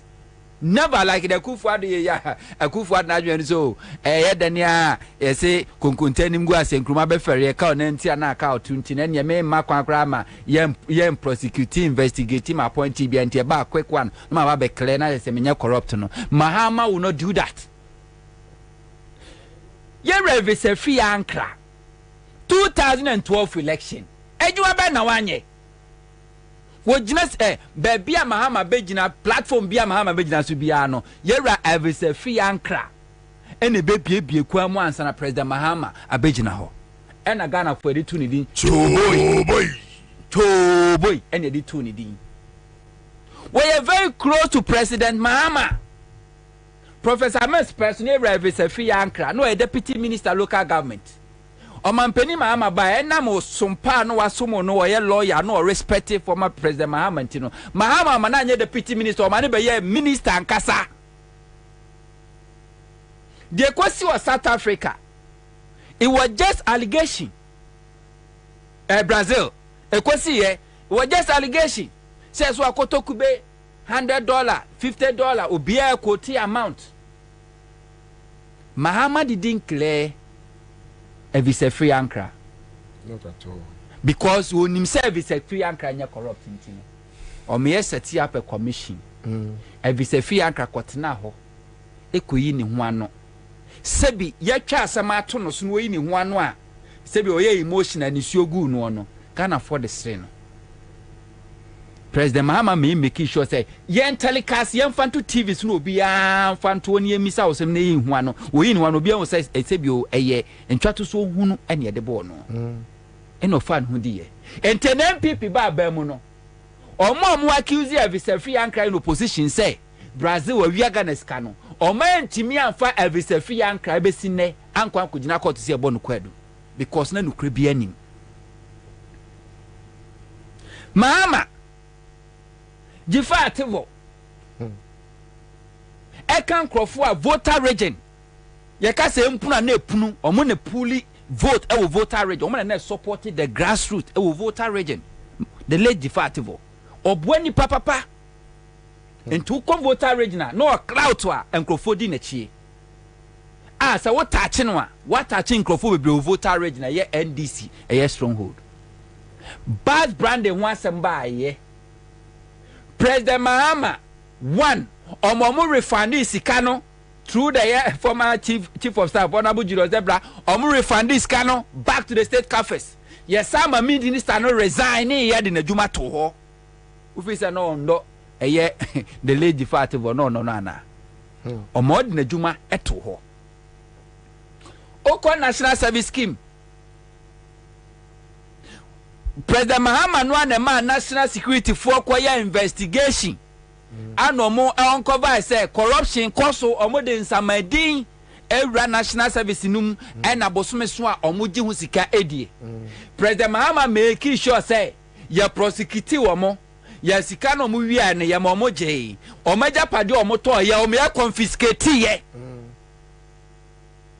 Ono ankasa na point is Abuga Pele don't guys Sylvester Mensa. Yeba. Abuga Pele. Cheza one Mahama chenua. Sada Jida ehun sensem. Omia prosecute Abuga Pele. Ah, akufu adoba na chese ya ye de be bia wie ane epia ne hyemu. Eno ko serve ye. Wo dia no to nchen. Roland Agambiri. Project Ben Obey now invite Mahama as a president. Hope City and also cost $10 billion project. And then President Mahama na kwakate so. Because it was a Ghanaian indigenous company. Washa asia sambo laptops, computers, ha. say or the contract ne bekwa akoma abrochirefo say de ne akufuado ye kofa abrochirefo na ye the local contract na ye de ama omo na ye de collapse local business. Mahama didn't do that. Enti wora Gambiri ye de sa contract ema no na ono no se bi ona jimi ebo na kuma hunti no ohun government contract no sika kese sa ala ne free say sika nyina ya ne dia no ODBD na ofre ma oba tell me your price Range Rover no order monkonko family timi talkers no dey akwa kogina eye Melvin Peak Hotel na wa line up no friend girlfriends no aba no friends and for mo mehwe me be check us also wafa virgin da ada na Roland who you hisa chire be dis ankomo talkers no akwa stand line e Melvin Peak Hotel no invite wa friend girlfriends now I invite media momra me check us no or check us ma eye the girlfriends na ni refi say sika na yaban sika Mahama me say charge no masika ekodi ni nsam wo odi anfanya adwuma no yemani tua sika no. This is Mahama in government.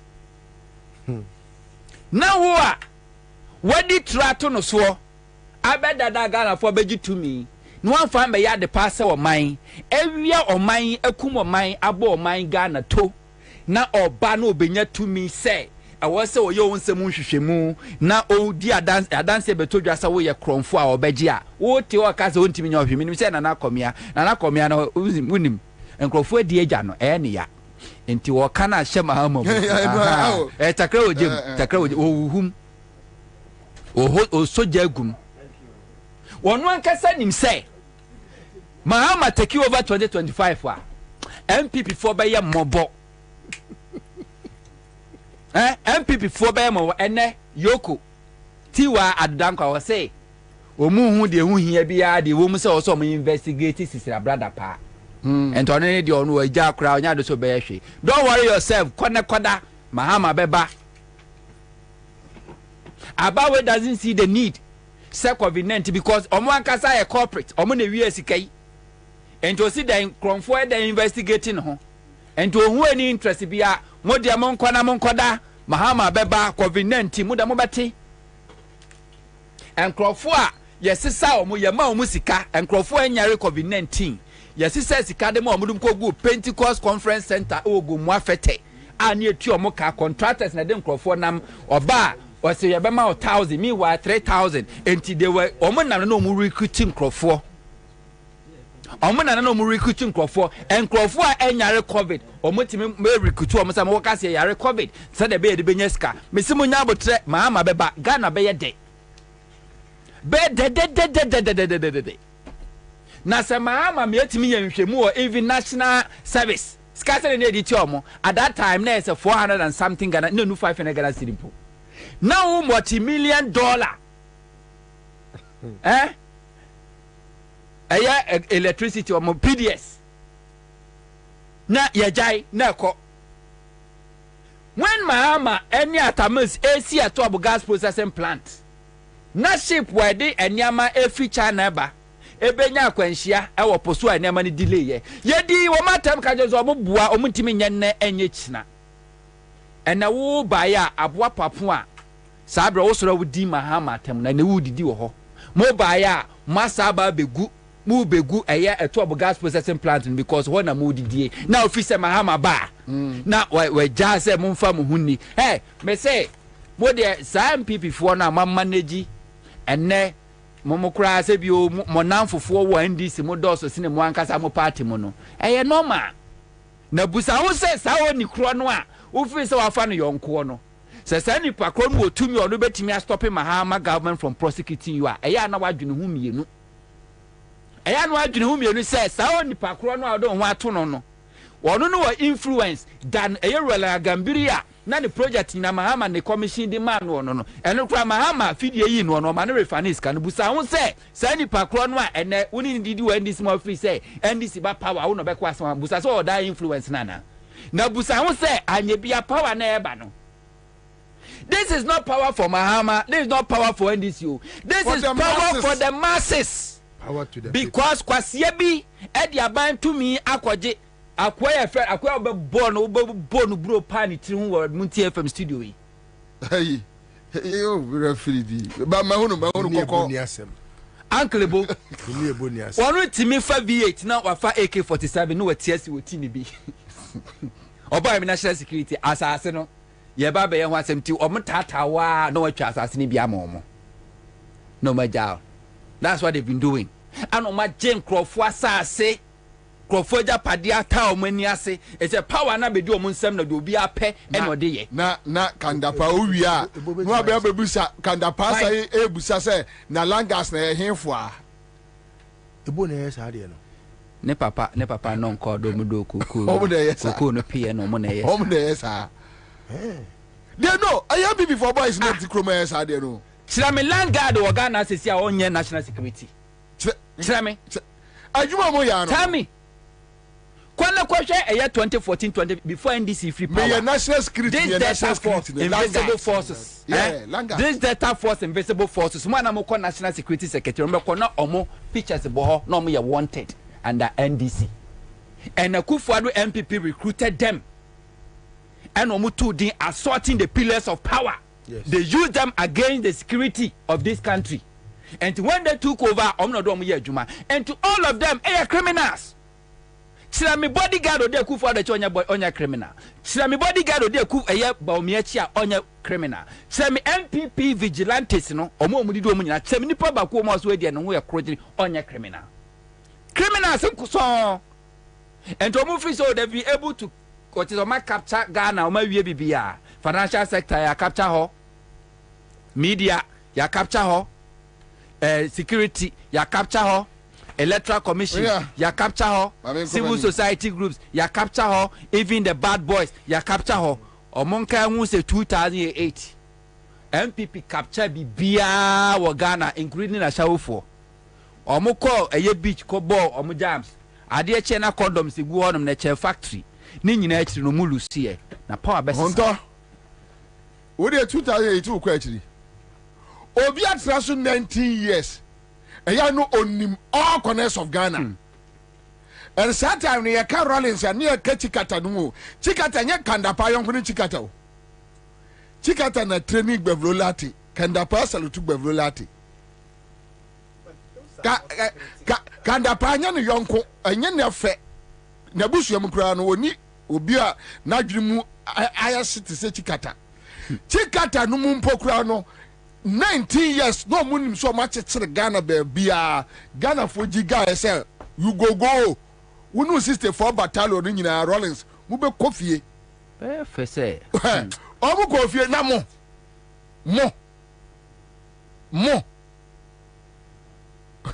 anyway Tango Prime washing powder na de atiene say eyasu niemen maninte na emu anawani ntinwai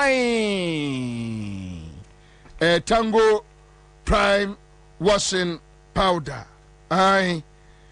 Tango Prime washing powder wadi aba oso de si ade a onsechi entwitwa empopo ena ema tanu sumu yehwam ne sent ne kamu a washing powder esu bikra ema ada ye Delta paper mill na dia aba from 0243 033033 Greenfield Scientific Herbal Clinic. Omna de Bright Soja Capsules, Bright Garlic Plus Capsules. Abba, ya ebwa ni pedria sisi ni pedria, meni pedria esipisita. Afi wase munsomwe. Wade eya enitehni efrafra eya enra hodwa de sayare amena no krano. Ana no 2018 say ni amomu wa best Herbal Clinic. Omaje. Enem yade wo sa stroke nidwo yade wo sa oba ntimi fafro eye dompe de ba na to afre ho wanum bon wo se bra no sa yade afei top choco top choco so me de eye choco chocolate spread aba de fabrodo mo na no so na de papa ena wo ma side 3-in-1 chocolate drink aba na 3-in-1 and you see here and so she oh la la dem nyeni top choco enkoda ni besu wo mo pese na akoda num bisa no okosku a then in 3 done a call no on their crawl from 0243 033 033 was Becca Womo Yenya Haruna Mahama Ojani Jaye Muhammad Harun Ojani Jaye afe no aba so you need baby Ojani call ye oh commander Jai some crap oh na me nu na oski aye dey that's it oski aye hey no what you nyanga why hope say atu nyanga what's your hosa so hope what you hope atu nyanga okay and I know me na me baby na omare wa de me ko to oti asi oh me ko to nsuo ewo ayi ye friend say Jansi so ena me na me to nsuo packs egu me kam di akofie okay na me so omare wa de anim ni ono omare humi a na hopes what to say na me se ne honye me a wo be wisa say hopes what to say no me na me obasa me nka de hope na minianum yenwura mu straight to a year companies are almost fold up with the current economic situations. A come wukrumu ankasa. It's understated. And poverty, you can see poverty on our streets. But quick one, mame enchao me producer mo amekaka na onfa ento quick if me free had na so na mawura listo en ma sia ba be si back ma sia fa so ba ko na ye ko no me ne bia send me message. Okay, good one. Companies live in Ghana. Wait, okay, so this message from a friend says JDM was in power and NPP was recruiting their own to the electoral. So let me pick it from here. Bobie, the problem of NDC is their inability to fix the technocrats into state parastatals whenever they come to power. Go and check all so-called technocrats in all state institutions are MPP. i.e. education, health, national service secretariat, VRA, ECG, whatever. Promotion in GES, Ghana Education Service, now on political colors. MPP MPs compound names of pro-MPP teachers and send them to GES headquarters after promotion exams for automatic success in the exams. This NDC will never do to help NDC teachers. JDM was in power and MPP was recruiting their own to the Electoral Commission headquarters. For example, Silviano, now ambassador. Some of us tried to get employed in Afute and insulted us that NDC graduates are lazy. Instead of us to be created, we were worrying them for job. Instead of us to be creative, we are worrying them for job fixing. How many Supreme Court judges did Professor Mills and Mahama appointed? What of the What of the lower courts?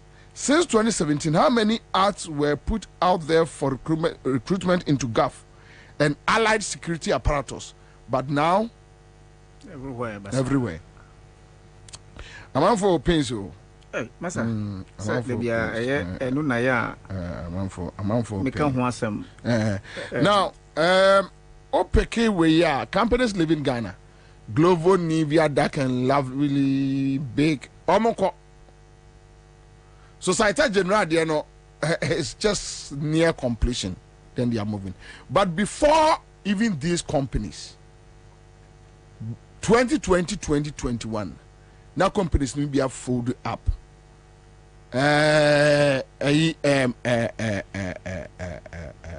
Shop right now. Company be inside. Oh, me read finity very familiar. Oma fold up. No more. And but Haruna, the hardship facing Ghanaians. Yanko.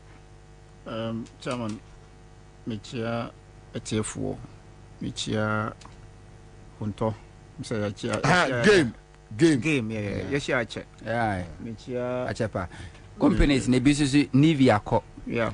Bet 365 almost a co Lipton a co Jumia Food a co Big Pen co ɛyɛ bakeries ɔmo nso so kɔ bobom saa na maame nso enchia etiefuo na minyantie sɛ em sɛ metu kwan no minyantie sɛ ya maame ka baby right me ma ni busiafo yakɔ Kwabena ka kyerɛ me I really didn't know about it. Yes, sorry about that. Yes.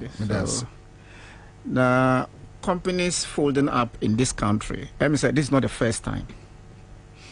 History will tell you why companies, including international companies, now the interest from foreign countries in this country, in the past, say, cast your mind back in 2012.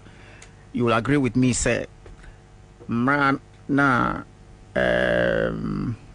Dumso that we were facing, led to a lot of companies folded up in that particular year.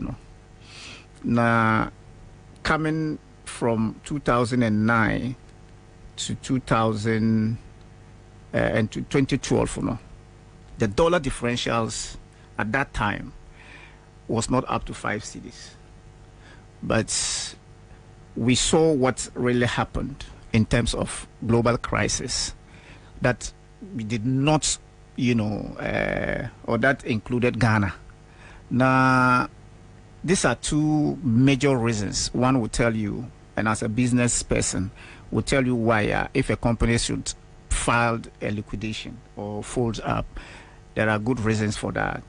Now, major crisis that would compel a company to fold could only be these two issues. That is the dollar differentials and power issues. What is the current situation today in respect of these two major factors? What is the year facing in this country?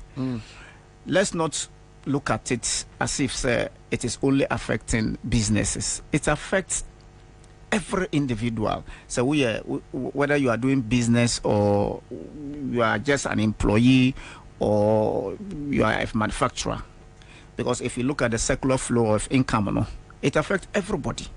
The circular flow of income, from manufacturer, the supplier, the consumer, the laborer, and you understand that is how it goes. So if the factories are folding up, what does it mean? It has an implication on the consumer. It has implication on the worker. It has implication on government. Therefore, it is not only affecting the country, but it's affecting what they are saying. So for me, why this particular situation is hitting us, and there's nobody who can tell to the face of government that you are failing. Meanwhile, Honto Eka Assembly, and I really want to listen to the people who feel when the time comes, the money that maybe I'm buying the hungry NDC people. Therefore, for which reason Minko jail. It's true. I know individuals within NPP, within NDC, na omojiska every abayin na yewemu. For a fact, sir, they are making you pay what's due you back when the time comes. Upo, wumpo. So for anybody to say, sir, this country is conducive for businesses, for me, I would only tell you, and I would only know where you belong if you tell me it is conducive for me, which is that you are either an armed robber associated with this robbery gang, or you are an international fraudster bringing money from outside to tell me that you are doing business in this country. I'm a businessman, and as we speak, I'm not a happy man. I don't have an iota of happiness within me. Me moja nyina yeshi. Insuo na ewo mo no kra no edane moja. Me junsu moja. Me da as akra. Simple because the little money me benya no, the dollar differentials no ajiko. Now I'm running here and there to find a way of topping it up so that metima tuya me creditors. How on earth can you tell me say ndeno Ghana is conducive, for which reason it could attract foreign investors or businesses. Abra Yenim say you can count more than 10 companies as we speak folding up or have folded up to leave. And the implication no say the companies, let's even take it, say each company is taking 200. Let's not go far. Each company is taking 200. So you can see, say, over thousands of me sisters, my brothers, me offering, they are coming back home to be burdens on them little resources that I have. Therefore, no, this country governed by these criminals, robbery gang called NPP, and led by my good brother Bawumia, you understand, Dr. Doolittle. It is of no use for this country having to tout themselves, say, yeah, we belong. Look, who free Ghana, and then you are outside Ghana, and then they call you or you hold a passport, and they ask you, say, who free him? Your mouth is even shaking to say I'm a Ghanaian, because internationally, the name Ghana is dragged in the mud, to the extent that if somebody could say, Ghana, is it credible enough to come to Ghana to do business? What are the prospects and all that? You don't even know what to say as a Ghanaian. What you say? So, Dumso, dia, high in the past, and this particular president, you can quote the latest that everybody could say, this is what the president said in the past. They say, if say you say and you dum so, mamin chro mo say sana you can dum and so.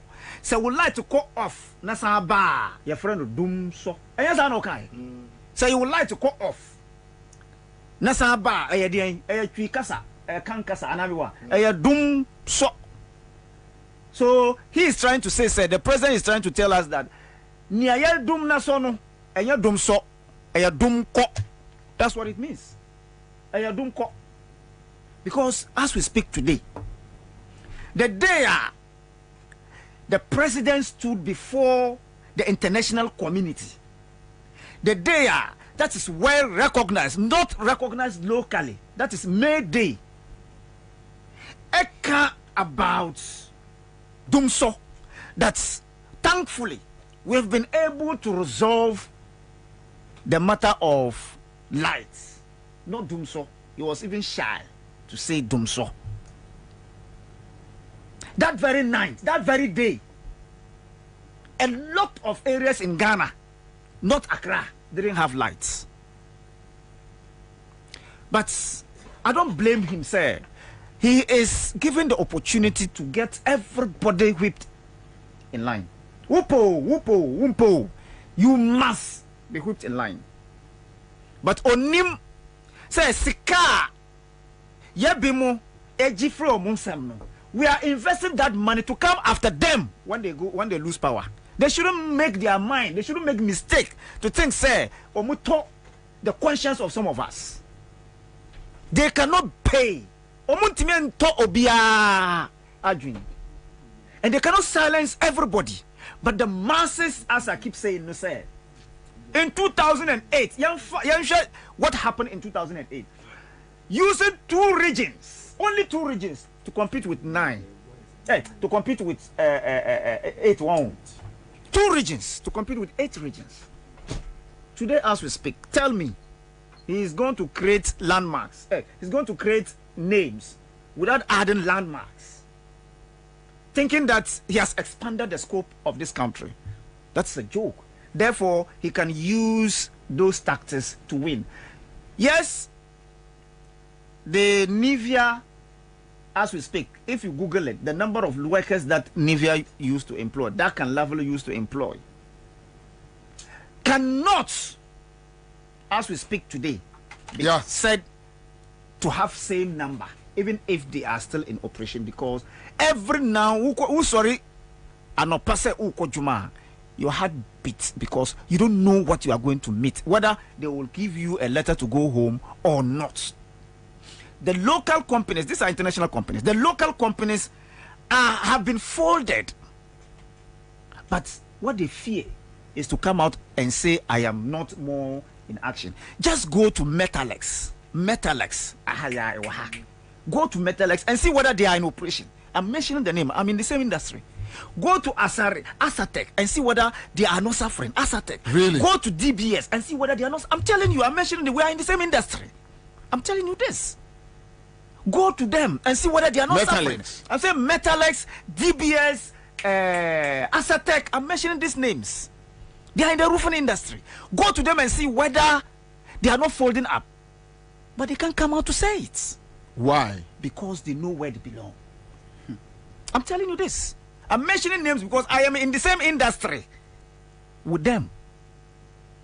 Now, when you give the technocrats the opportunity to manage the traditional preneurs, this is what happens. Because one, the macropreneur, and then Yafanwa, what he manage is somebody's risk. He doesn't take risk. He has never taken risk before. What do you say? So that is what is happening in this country, where the people who have no ideas are being given the opportunity to manage this country, and that is what we have been witnessing. Sure.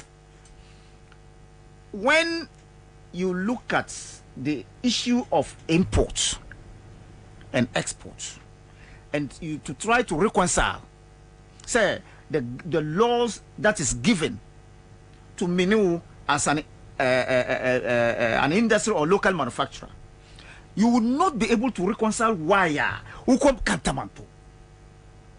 The NPP boys are omu GG shops, Eco China ni ehi to import finished goods into this country, and yet to taxes, create employment and other things. We are not able to meet our target. Your invoices are overdue. You cannot retire them. Dollar differentials is killing you. Titio Dumso. And then you are telling me that I should be able to pay my dues at the end of the month. How do I do that? Look, how many factories in this country own their own lands?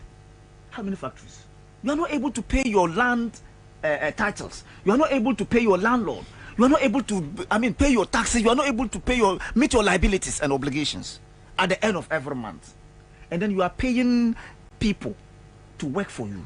Go to Kantamonto, just go to Kantamonto and see, or timber market, and see the number of finished goods that are imported into this country. What is happening to our laws? You are not allowed to import finished goods into this country. That's what the law is saying. The machines are lying idle. Yentimin produce. Because at the end of the day, they catch the schedule, so that at the end of the day, if I am going to operate and implement before His Excellency John Mahama comes to implement his 24-hour economy strategies, we could manage ourselves. But at the end of the day, we cannot speak our mind because we are governed by tyrants. You cannot open your mind because the wolves and the lions are after you if you are able to express yourself. That is what is happening. So the dollar is a major factor contributing to the causes and losses of factories folding up. Secondly, Dumso, as we speak now, last night I didn't have lights. Me fear very early in the morning. If you saw me yesterday, never wait na mishe. At the end of the day, Mantima Ayonomi Nema. I have to put on the same attire to come out. So if you see me walking in this afternoon, and you saw me yesterday, you will tell me I didn't go home. That's what you will tell me. Yeah, you conclude I'm in coffee. What do you say? So what is happening in this country is a result of senior citizens that have sold their money to these criminals. How on earth, Commander, how on earth can you tell me that you inherited Dumso and fixed Dumso, and yet we are back in Dumso without telling us the causes? You haven't been able to explain Nientina, Yakodum and so. Oh, dear, Yakodum CC, tell us, Edia. That's the point. Tell us. Oh, dear, you do so. Moon catch Jimmy Antino. Yes, yes. Again, what I say, tell us. Edia. For somebody to be able to bring something from somewhere, mount it, and then you are transporting it, keke. We are going to Dumso for more than 5 months. We have been in Dumso since 2018. What is this? Go and check the portals. My John Online, City, What Class is this? FM Online. 2018. Ghana Medical Association complaining about Dumso. 2019, we had the same problems.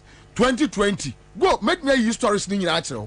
It has been with us, but you see, it's a bar omubenya that honest heart. Maybe they will not. Like John Mahama's look. Yeah. Problem. Yeah. A buyer no omoye by 2-3 months time. No my shakarebi. Na adene konkon no mo jane sa ne konkon ho. Na system no my din be 8 months, 9 months. Na say be 8 years. Yeah. And after they are compiler na we no ajefri wo nsem. That's why they say if you use saliva to build a mansion, morning dew is going to break it. Ajefri wo nsem. What did I say? So you cannot continue to lie or do certain things just to sweat your way out. You cannot do it. But the fact is, the problem of Dumso, can we ask, when did we start? Where are we? And when are we ending it? Nobody is able to tell us. So if in the past, in 2016, the records are clear, say, John Mahama finished Dumso before NPP came. It is still a matter of dispute. Say, NPP, Nabaya, Ansah na Dumso koye. It is a matter of dispute in the minds of these wicked people. Oh, now the issue is clear that Mahama fixed Dumso. NPP came and then brought it back. Period. Umpo. We are in Dumso. Mahama didn't fix it. So when you came, dear na we are in the same Dumso because we no can say Dumso no and yet one the barber. If you go there today, we are going back to the old system where they will put blade. So we like we are going back to that days. Me fear there's this man just behind me, welder Enra Obafie Enra Sunday. That the whole of last week, onye even one power because one yama off. Eba ya no so low current and amusa a whole week. And he said the ABA school. So he need help. These are mega jobs that brings food on the table. The welder is not able to plan. The barber is not able to plan. The seamstress is not able to plan. And Adeye, now, Commander, when him near Koso, and people have forgotten about something that I want to draw the minds of people. For the past 5 months, when I'm saying Nisu, Ewo Amasama and AC virus, you're serious. 5 months now, Nisu. And these wicked people keep bringing us water bills. Why? They keep bringing water bills for us to pay. Nasikani Kwahi. And we have this man sitting down there touting as the best CEO, Clifford. And you cannot tell us why that particular area that we have. The only thing you will tell us is that the machines are on service. What kind of nonsense is that? You are servicing your machines for more than 6 months. Where? So this country, the masses are the deciders. So if you are the minister, if you are the CEO, if you are where, the masses will not give you a damn. When the day comes, the people are tired. Wumpo, whether Bernard Mona is coming as president or your friend is saying John Mahama would be brought back to manage us, I would think, say, these two individuals will be far better than Amutia. What you say? I'm talking of our president, so Amutia. If so, Amutia Junior, I'm not sure. Say you. Amutia, you're Mukrumu. I say okay. My main friend say you're from Amutia.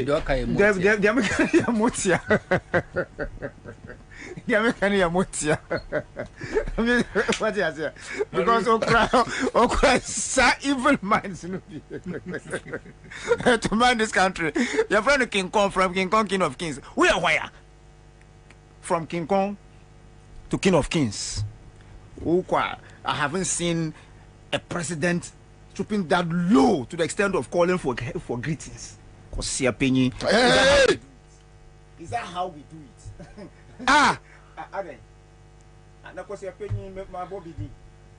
My Bobie. Commander, maybe so title.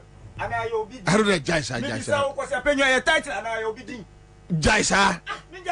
Because your opinion a title, maybe so commander, and I obey. I'm Bobie. Because your opinion. Castle. As Ghanaians, 2024, we need to decide well. We have to make sure that we reset this country, as His Excellency the former President Mahama said. Time has come for us to reset this country. If you failed, Miniwu, don't forget. I always say, time and me campaign. If I come to you, the delegate, maybe so, do you want me to multiply 2 cities by 4 years, or you want me to visit you all the time by 4 years? If you say you want me to multiply 2 cities by 4 years, then my mouth will sika. So that for 2 cities now, don't ever look for me because I have paid you at all. So this is what this MPP did in 2020. Omoko North. Eddie Yang Sika, the donor funding of the COVID money. Eko ma or more na a comedy or mono 1,000, 500. And then they thought, say, this is the people that God sent to rescue them. Today, as we speak, go back home. Omuni lights. At the same time, you are paying COVID levy. The time has come for you to pay back. It has come to stay.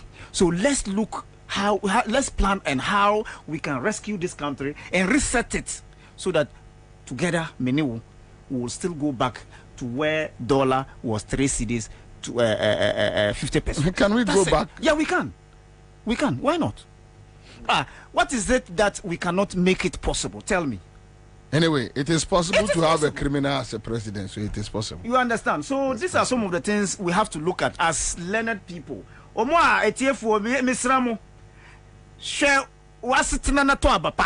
This were the worst of the former president J.J. Kufuor. Also share J.A. Kufuor. Share was sitting to Abapa.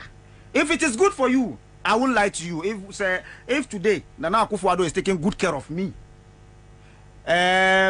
he pays my bills, he does everything. If I don't vote for him, God will punish me because I am also a beneficiary. And I'm not saying if he does that, he's a good person. I am equally a criminal and culpable. When Muhammad comes and his court, they should catch me too, because I'm culpable, and that is why we advocate. At the time that Gabi Ocheredakun was knocking doors of businessmen, and today he's the king and the de facto prime minister, and then people are knocking at his door, he must tell us what he does and make that money. And when the time comes and people power and NDC back power, they are going to do investigations and prosecute people. You can say anything today, freedom, but the laws will come after you when the due day comes. And that is what I am telling Ghanaians. Say, make sure, say, if you really vote for accountability and transparency, if you allow Dr. Do Nothing to continue, then you will go to jail, you will go to hell, you will be damned at your final destination. That is your grave. May God punish anybody who votes for NPP in 2024. Amen. Amen. We about Bermuda. I had yeah. Offer a yeah. Mitiami Nachi. And Caminensis. Oh, Manico. And Caminensis. And to the Natamuni now, mammy. Nana, if you mammy said here, Miss Anyama, you know, say yes, Baumia, so bar. Calam says so many sika. And teaching the companies near for the economic hardship. Say Uchina and Electoral Commission share limited voter registration exercise, and I say, yeah. Now, a deliberate, unse publicity and cause. In the past, Dr. Kojo Farijan, you be born the room more than 2 months ahead to be aware. Charlotte said the same thing, but we monomonia because. Behind the scene, they know how to convey their people to come and register. Under Dr. Kojo Farijan, now limited voter registration like this, near a year between March, because March and Sabrina ensuring young gugu ye, and to more to say a mea ensure to a no, as I say, soon to an intino, Omunina team register. Strategically, what the above share a year May, and soon I shall say air talk. The so-called voter region are from Prince in those places now, ye Genesa area now. And soon baby Iran Crofun to mean transue and mamma may register just to suppress votes. So a calculated and deliberate attempt. A Kobani say a pressure quakoto NDC MPs. So Samokujo tabra kwa no mom kana momudue. You have to spend huge sum of money to get in Crawford to register. But it's rare NDC for say 2024 election no decide no esha se ochina election a process any event say enkrofo a ebekwa kwa represent NDC or registration centers no so omo ye compromise I forget the enkrofo don beko a December 7th because omo succeed compromise omo na so omo manipulate registration a process no any abono omo ye no a the same people na don beko akoto aba a December 7th and the way NDC any abreminim NDC a lot at training a lot of agents amdo mo 2024 December aba but process no the most important the no china no ehun hia esne de be kwa akoye no December 7 ati se wasi ofie na wosi edan fefe ba epuna da no nye papa kromfo nya kwa no owura mu wie se pa oni ni mienu sa jido anokro bekun obewia wasa kun sa na kwa akoye ti esre party no say omu make sure say omu agent titru last election Ashanti region there were several registration centers NDC ni agent ho several registration centers and several registration centers kwa no mo agent no na almost MPP for any compromise no me NDC no mo represent NDC enti enya wie mu wie na wie yesre mo President Mahama aka say I was see a reset Ghana back na process ne shasi o china obia make sure timamufo munya sa akun ma NDC ne political parties because I want na buy nya NDC fo nkwa no mo kire mo ye make sure say registration center ho no obia won sem fata ye mani register obia wonya 18 years ye mani register omo be register so minim se munu dadanya ne ye be kire mo before me registration no mo hwe say register no nipa dodo say na wo so a day no mun calculate hu nipa dodo e register ye entimu wie ni nyina mo hu nipa dodo e register because some machines no a electoral commission say ayira no enyina ye omo di be registration obabi na the end of the day mo be pin omagum tempacho mo mani na ho se aboa wowo se agent fee na muntu ya mepacho ukwa NDC branch bia ye wo nipa 9 am ye branch executives sa branch executives mo de man timi kra no so bia timi contribute 50 Ghana cedis this registration no mo betimi de tua agent ka I make sure munya bibia so say agent ne Ansah who watches the watchman very important and the agent ne kwa muri na kogina na say mumpo obi a obe watch no I make sure say bi ono nkwa amfa na do frupen konkoji sika ema party ne moka yes ro mo nim say almost 20 days to do this but nana back to companies are FODA one of the NPP's ideology ni say property owning democracy to make sure say government has no business in doing business enye aban adwuma ne so obeye adwuma edemfa so beba to omo de ne so create a enabling environment for a private sector to flourish. But property owning democracy na MPP ekano. It's not about national interest. Say no bana osigana ni bia nye na onye sika senke nyenke nsahwe. That property owning democracy is limited to MPP for pay. Because NPP has never had anything called national interest in their blood, in their DNA. It's never in their DNA. Not even in their manifesto. Dabi. Said national interest. Kwanle kobi sa fenyo marking. Kacho say ye pisika or Ghana country. It is never. Enti nana rade MPP buy ye and Crawford mabe billionaires overnight. Chiremobia one the beka say we dey politically onye known, onye politically connected to NPP. Chireme one. But look at under NDC John Dramani Mahama Professor Mess Rollins. All those billionaires are near Ghana no. 90% of them were still MPP financiers that they were making money. Papa Kwasindum, Kofi Amwabeng, Makenyinaku, Mensa Wotabel, mention them. Tobinkos, pharmaceuticals, all of them. One name said no MPP for. But they were making money because at the end of the day, they will create the jobs. Ghana for Benya Jumaye and Tiomonfa bed in Kotoabaso Ghana first. But tell me one billionaire. Our pager, our Kufu Adamamu Wemwa, onye MPP financier, and as one MPP. Tell me one. Never sa billionaire, sir.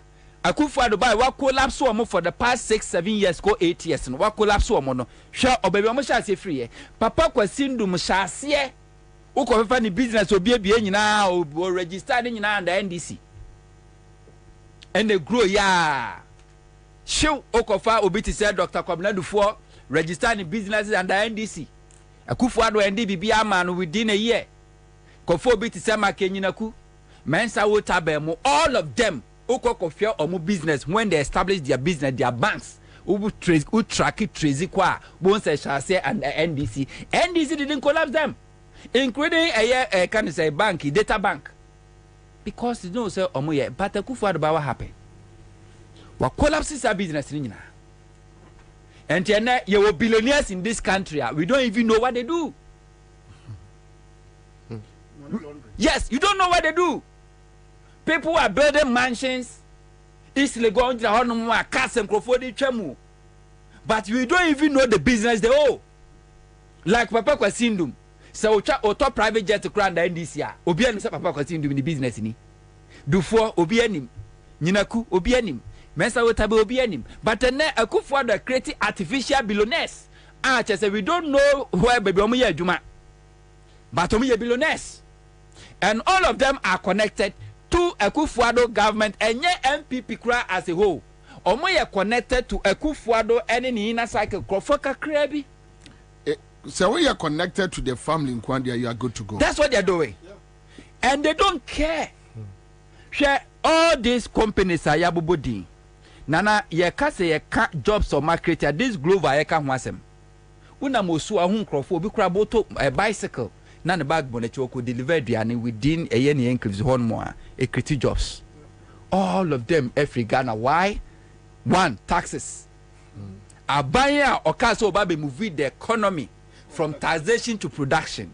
And then according to Eradom level, was it from taxation to armed robbery? And they rob big companies. And to mun survive it. What they are not to chance wa. Yes, sir, yes, sir, na musuma the way they attack the GR is from Dobromaje. A sumasi tax on MPP bar power. Do you know what they did? Most of these businesses are now work Ghana, especially woman or more government contract. They will come to you, Massa. Give her this amount, ranging from $250,000 to $1 million. So when to me and to our contract in the terminate. Or more met me to your moment to Mrs. Sujane. They are collapsing them. And then private investor from and Nebanos will be a company. The Omeka just say give us this percentage of shares. And this Yamawo pretty. And then call local companies, local banks woguno. And then foreign bank companies woguno. But all these businesses, most of them tracking they survive under NDC doing so. All these banks that you collapse, all of them survive and the NDC. In the midst of them, so will be beyond when a Juma no. What collapsing in and fun home. Then we had the Baumia go down telling people, say me ba more minus, more money sika. That's why me catch us say democracy is not good for us. If it's not because of democracy, Baumia in the first place will not get that opportunity. That opportunity. Nana, Baumia will not get this opportunity to even go to the people. So, Kwako campaigning. Akufo the 2016 kujina waboase. And this is one nam keka say. Mia, maybe pay Juma Mamon. I'm a Ghana Mabuno. As me Google am say. And you no credit that. And you no credit. Ya baba ma Ghana Mabuna Juma ye. Galam say for 2D nechi. Ajijo musika. Top pickups. Donate sika de man no. Ebru and this for chase or more say site. Kufa the bear president. I feel Kufa the bear president. Less than a year, no could now. But this is yes, eh. Galanze for say. See, papa as I say. Baby Google and say, yeah. And then now I be dear. I want to about my head. Maybe then I'll go past some. Then I go past some member, and then I may be, and now about to ask him. Now Tisimu. What she Ghana for my Bruno to Galam say Kugu Fiase. Or more be cool muku. Or more be do on them. Or more obey your mescavators, wish your mescavators, and Kofunya heart attacks everywhere. Or more bejo more concession, what Jane I didn't man people for. Watch a foreigners, they are no jamo. Yakoka, ya Safuma for Sena, I shall why Jelina and Paso Benny Benya. And ne, Okwan Crofua, even illegal miners. I dare see illegal. I can say illegal. No, Karunya people here will not be allowed to mine illegally. Think Crofua, ye galam say illegal mining in MPP phone coin. Yeah. Then Baumia goes to them say me ba. Memo monye sikapa. Baumia kwano catch him say, Togo me ba me be o mampenia. Me make sure say a duty ne Ghana ne was ropa. Enti either say any be lower than Togo, and I say any Togo do any be pepe. Baumia. Senye democracy obekwa kojina we ama obi edware to tuntum aguso a chechacho akotan so kutie sansem we. Because of democracy na makwana sana manyina ekoso. Enne Baumia is telling Ghana for say ono be president obe make sure say obe ma flat rate tax free for a year. Just say amnesty obi a niamfa revive it. When you know say today ye can say businesses are folding up, companies are collapsing, Ghanaians eluso majuma obi a join free Ghana tax bien one more abambe sorry so the tax ba without cabinet approval, without economic management team mona mo be transfer is a tax na dey ba no everything is done by Baumia o head enne wona mo a onka achievement as a head of economic management team. Onka wasem enne okwa akwhye bo ebo a uni ekufu ado share 4 years ago 8 years ago amantimi anya no o say boss bium aboso ba na meja paye because oni say Ghana for be ho mu refi. No but would you ask one boy no sukura bi wan kanya yawo wajaye no ato no okeka nkwase asem na no omso Mahama se Ghana ye den Mahama enamo or the convoy eye ne V8 3 4 no de ko Baumia de o moderate Baumia isuba na no bi okodi ya ya blocking no ka le ne na abobo ya da bi o na nyina ya trotro na abobo ya enye omo aniwu sample say first time in the history of Ghana I mean TB da say vice president and now parliamentary candidate impo so kwa campaign na timamufo a blocky road say makwa ma wonko no akache say mo me mema mo ntutuo na mo hwede besie That so catch police force more mema mo ntutuo ha na mo hwede besie you are not even bothered so on go for nim ebufu a won krofo mu form ho they don't know nana me de manusi no street ni pese da kromu face wo mo kakra nana me de manusi no mesre Ghana for Sa ba ye kotwe no. Enye NDC fo. Enye John Dramani Mahama de bia meka. Papa so pa oma so enye Mahama num bi na ye ne de. Wa wadwene ye wo say Mahama pese obey president because okoba bi a motorcade bedi nanim. Mahama okoba bi a abosome so aye betua ne kan say be think twice. Mahama eye can say former president impono. Baby okobia police di nanim. Bosome so a aketu etua kufu ade bia ne tua Mahama. Mahama na se wonpe and can let the light base was anka ban ne tua. Ne office was aba na ke tua. Ne cars was aba ne tua. Ne fuo bibia ono so tua. Ne medical bills was ono so tua. Ba Mahama na no so ono ankasa betua na wo tua. Entinya Mahama ne ho bi na obe penti na oba. Me ne umienu ntia. Because Mahama ba na oba no. Se Mahama kwaji PDS sika no mawia ye no a. Mahama on fa sika no nkonkosi da ma ne yire. Lodina onu kromo ohia. Mahama all the buffers are created funds are created heritage fund, sinking fund, stabilization fund, infrastructure development fund, ESLA, and all those funds. No, Sikano di two mono. Oko and finance and kaba kumpo jade to my Ghana, and all those funds here empty. Yes, I kusia wa at the Ajabosia 30 years, 35 years, 25 years. So Mahama is coming for you and I. Na sakwa ya mesini try se watcha kokochira ka ya wasra pokre ya ne unhia na ne hunyenye it say on just a second I come see Bobie go and go just a second Janet Nasika no a game shop na just a second na me nkra just a second Mahama ba no oba no a revenge on Krofua o ma ba be wiaye ne mum nye Ghana ni a oye ni genuine business. Say Mahama so baba be kola so genuine business. So what's me go to the records of NDC. Now say NDC under Rollins, NDC under Mel, so the Mahama NDC under Mahama ugu opposition party be anase a business person be a oye known opposition financier ogunu business ana oba to make sure say sikano area no and omudi se bi omudi yi ehi oma wie sika SAD ehi SADD atemono enkrofo mo ba hyehye wo mo. Accountability is very necessary.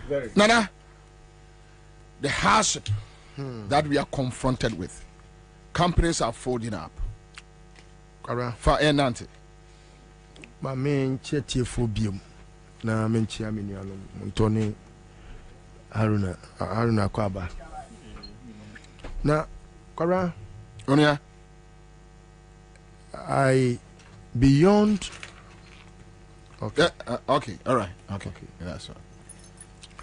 I beyond the Mabuboi. Yeah. Will begin with my own company, which folded up in 2018. Finally. And I would go beyond my company and mention a couple of other companies. Not specifically, but do you know that the insurance companies in Ghana, most of them have been bullied to the point say enterprise alone and a year Juma Ghana. To the extent say insurance sector. Yes, state insurance company. Omagunu. SIC. Omagunu. SIC. Omagunu. The famous now SIC. SIC is just on the paper. If you see anything SIC, is because they just have to also show their existence. But in reality, a new man I was a SIC na legitimate businesses are SIC legal businesses are even compulsory say I was a call SIC or this family, the Oforipenyi Fie Ebusue for family no, Amamboy for family no, they have collapsed it. Kwabena, if you say Ekufodo ba bemu, baby a oman we yakwa kodru no, akwaye te say bibia ekoso abusuam.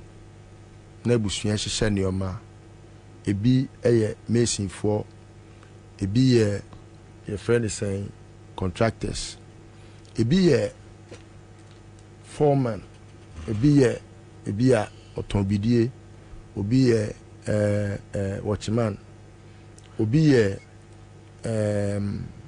what have you, carpenter, obi yɛ steel bender, obi yɛ way. Na obiara kɔ n'adwuma so kakran sɛnea ɛbɛyɛ a at the end of the day no ne nsa bɛkɔ na no na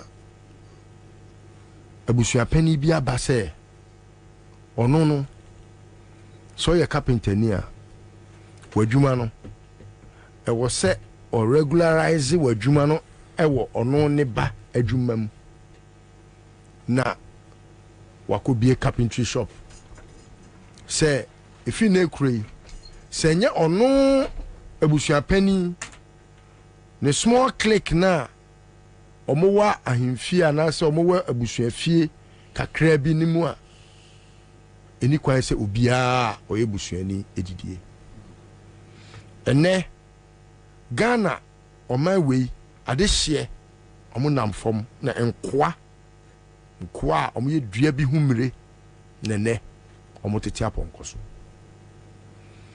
ɔhyɛ aseɛ free banks ahodoɔ a ɔmo gu no na ɛyɛ amanfo adwene mu sɛ o after all yɛmfa soboɔ ne nkɔbɔ mahama na it is just that easy sɛ yɛ politicize no ne yɛ ma ne hu sɛ mahama mom na wantimi ammɔ brapa ɛno nti banks na yegu no ɛyɛ nkurɔfoɔ bi ne mahama negligence ɛyɛ ɛno ɔmo gu na maame bi ti fie sisi ai me no ka sɛ o text me o si de bia obeti me ne na ɛfa adwumaguo ho no na ɔde me boa ma me esan sɛ Kwabena, I remember sɛ saa bra me ne maame ne di nkita ho no na ne haw nyinaa ne sɛ makɔtena mu ntie aka sɛ Akufo-Addo ɛyɛ wudini ɔne me nya adwen ɔyɛ MPP ni ma papa maame kura ne me bɛyɛ aka Kwabena na yi nyinaa ne sɛ ne ba ɛyɛ adwuma wɔ Unibank na ne ba no ɔyɛ adwuma wɔ Unibank no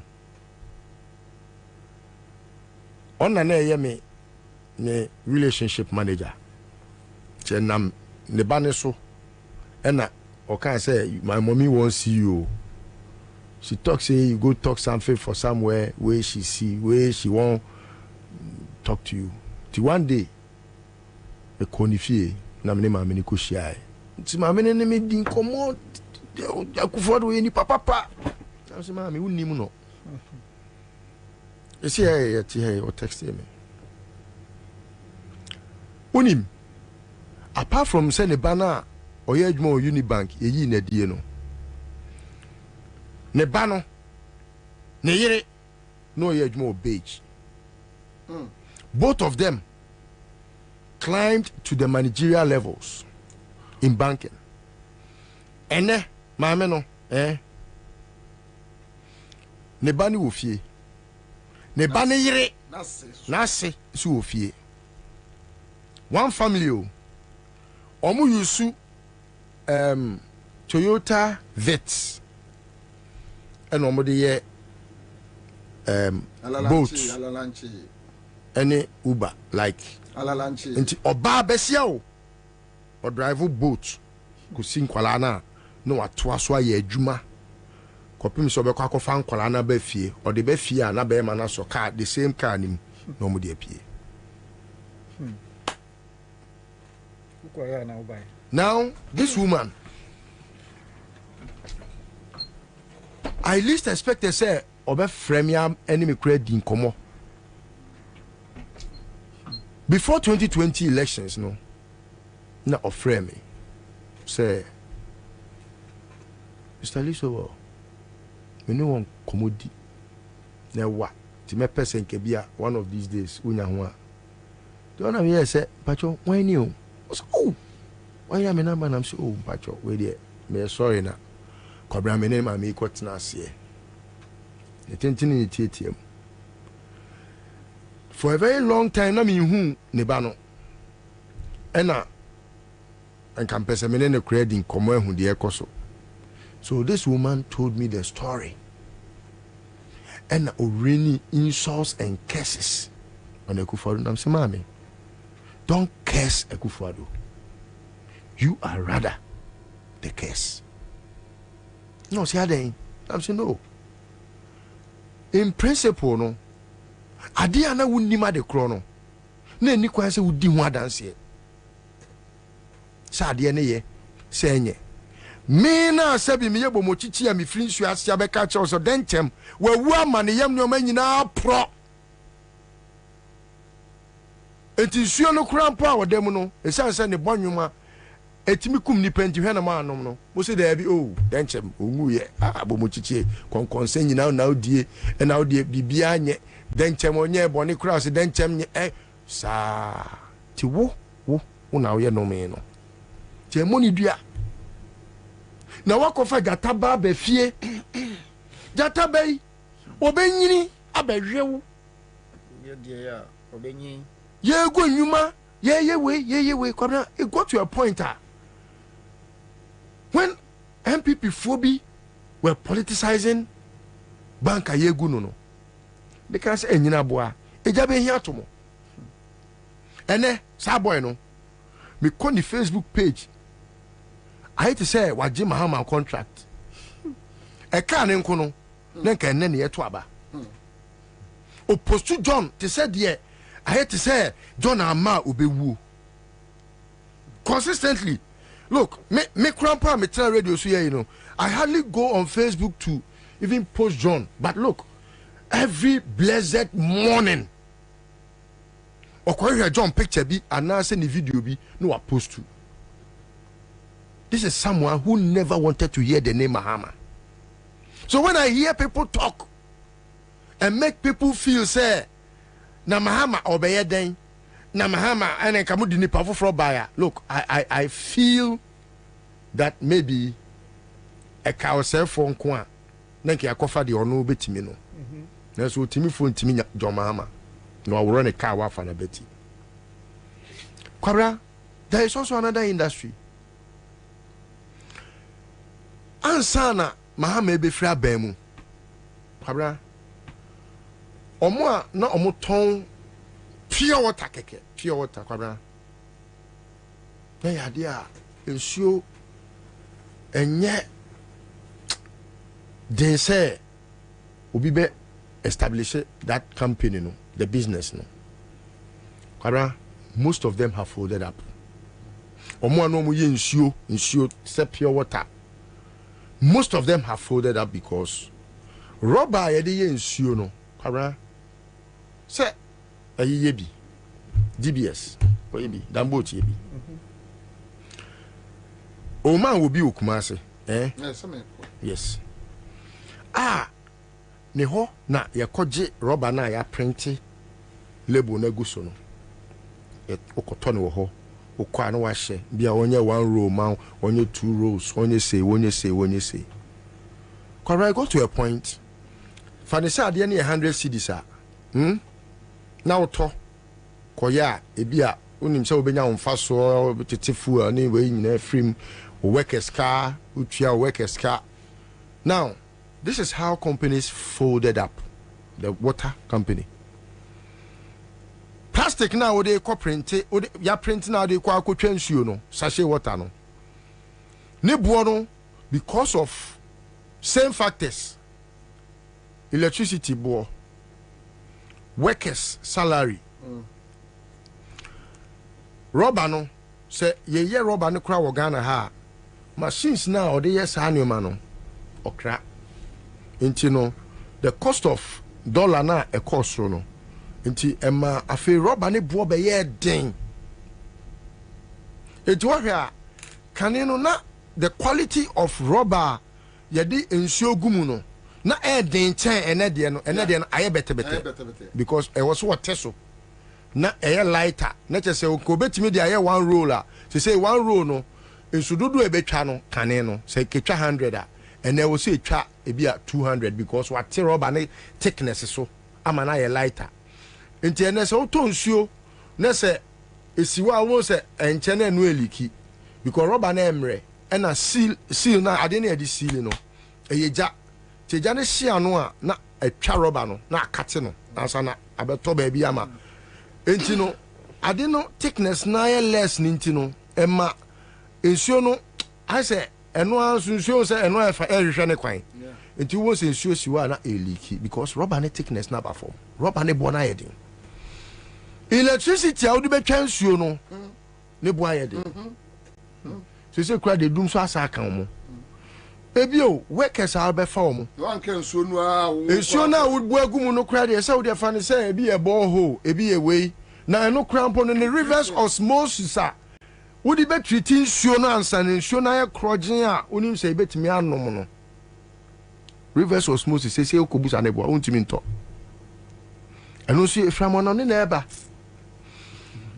wawie watwa nsuo na wie loading boys alodu agu track no dey na ade beko famiko fuel so most of these companies have folded up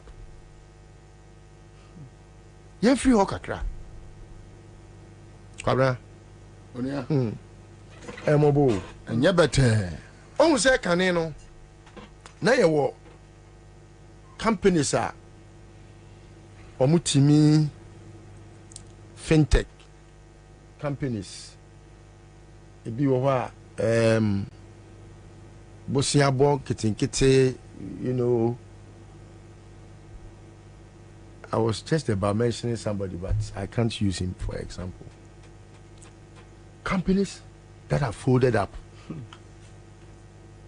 macro companies just say and it's all aimed at only one thing correct. A family has decided, say, they will impoverish every Ghanaian by making sure, say, every facet of the economy, no, will belong to them by the time they are done with us. And so, Oko Ene, Ghana Ports and Harbour Authority, this is a Port and Harbour Authority that was making profit when John Mahama was president. Go to the Ghana Airport Company. It was making profit. Today, they have privatized everything public. Yeah. And when I say, I mean, we are that damn foolish, docile, and stupid, say, we will watch on for this to fester after election 2024. Kofi Asante Bedi Etio can go and hide in ne mamiada kamnem or ne papa and now obekwa kwose he or where in this world would he run away so would the my ejapade ama fami did your mind sikedi Nigerian by tribe, right? By birth, bro. By nationality. By nationality, yes. Nigerian. Yeah. Just say, Okoka, Obisian, no worry Nigeria in Nayoya. Ade, Nansen or worry Ghana ni. That's not near Nana. That's why Jano, Oko worry Nigeria ni kama. On in them. Chrono companies now, Afanioma Bobomo. And now Ghana Post and Harbour Authority. Just say, Oma Seho Passam, Cobra, what on and say? Simple Mo. And why the taxes are too much. And why you hey? When last, Cobra, ask Udioko Ukofia Busa Otima say, when last did she have any container here in Ghana? Cobra? Busa say na when they go Dubai kwanso. Why na okot Italy, wo de Vietnam and ko Turkey here. Why na ko? Obi anko. Why na ko China? For them. China businessmen and women. Kwabena, Chinese now have decided to even come down by themselves because Obi anko bio.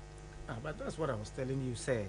And you know, look baby oman na kodru no si e bo company a o ma fold up a na e bo na e limit ni to about ensia enson wotwe edu dumienu e ko even eduonu a we are just not discussing the issues. We are understating. It's an understatement. Yeah. Say obi multinational company be to say game egu. Me I don't have any game plan. Say me I make so game so say game egu. Me only dey do me egu. Teacher say oh go actually kura. Those times she was doing 24 containers annually. And so tia about 12. She couldn't do more. And so tia must say no. One container crampono, she can do that within 2 years. Do you know how it folded up, Kwabena? I'll use my own example. She said, dollar na age na saying, time I know lady cock so no, not dollar 4 cedis, or 4 cedis and or they quarter $1. Me boy. And a dollar no, a cost 14 cedis. So she needs 14 cedis for only $1. Ni get tira ne crowd no. Fanny say na 400,000. First no to me they talk $100,000.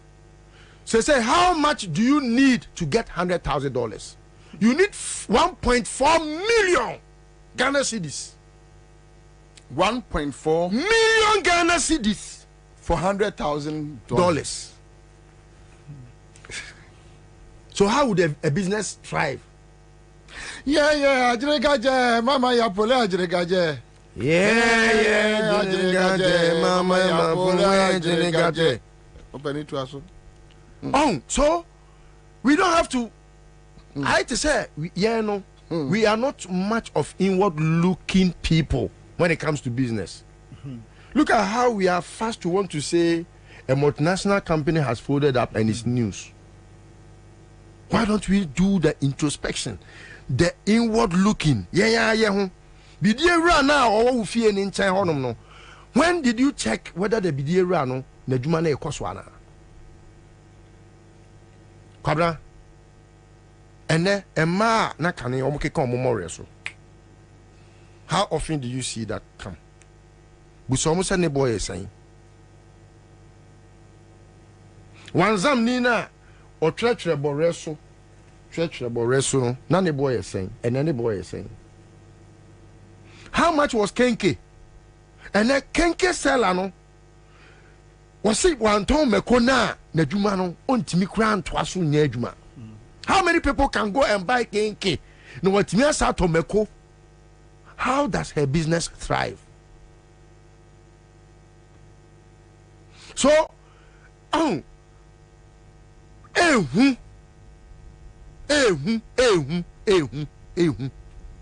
Enutina so it is a good for or man near break. Then sometimes I have to fight with them because you see, China nina wabahano, and yet because say or person ko bahao. Or no China, no kwa China, or kwa China tembiana. China ni ukwa China so ko yejuma. Kwabena, the Chinese has an agent. What mean cross out your Ghana ni mako ra company ho directly akotonioma edi abagana. You can't do that in China. And so I know what here. But why your production go? Or person who Ghana ni no befa. Because and then you need $1.4 million down to have one container down Ghana. You are supposed to spend not less than $300,000 to $400,000. One container. In some cases, hardware crowd making you.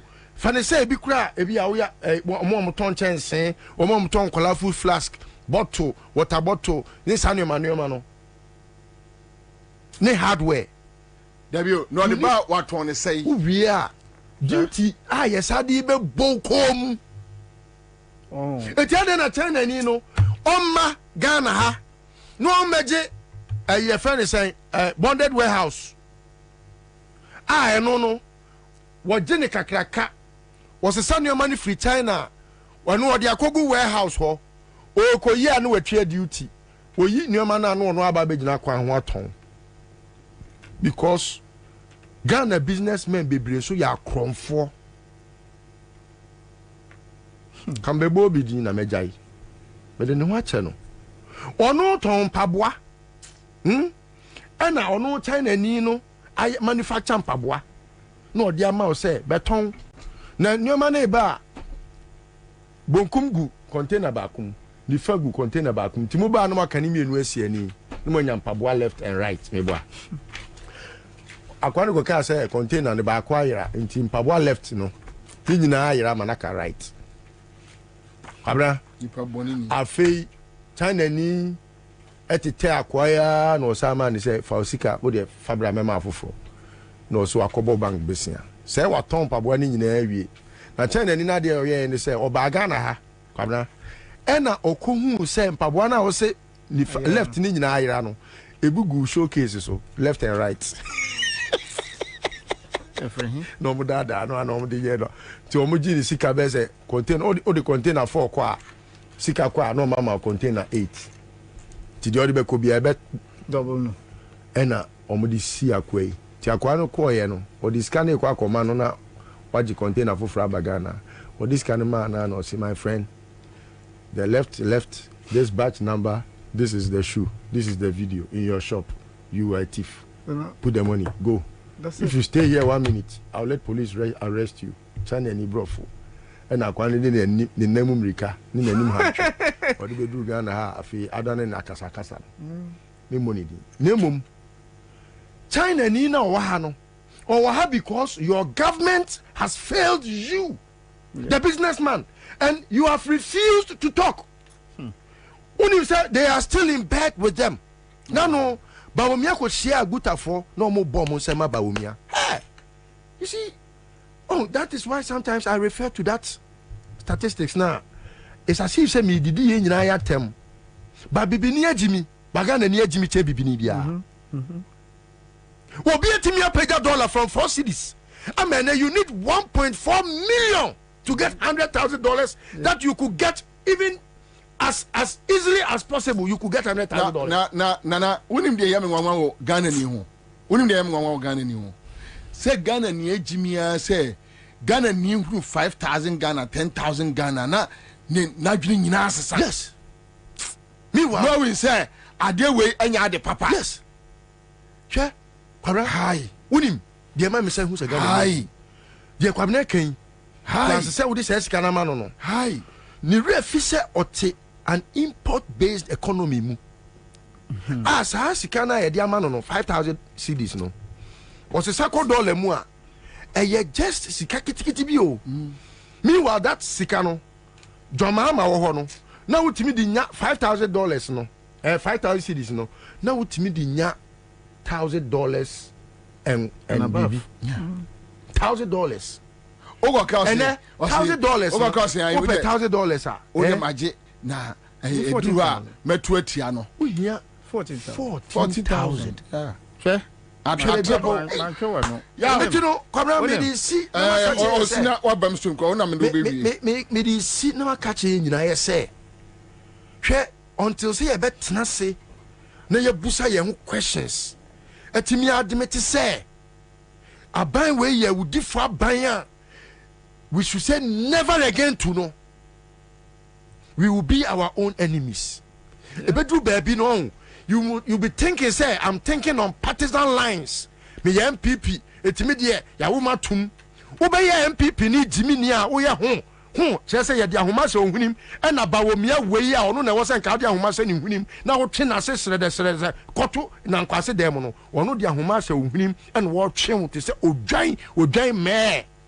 Fa wadwene ne ye adwuma Ghana ni bibi ni jimi. Fa wadwene ne ye adwuma ene koma de wo no ye because of owudi ni bia ono dwene na busua ne ma ho e na ono ne betimi akosi restaurant angu.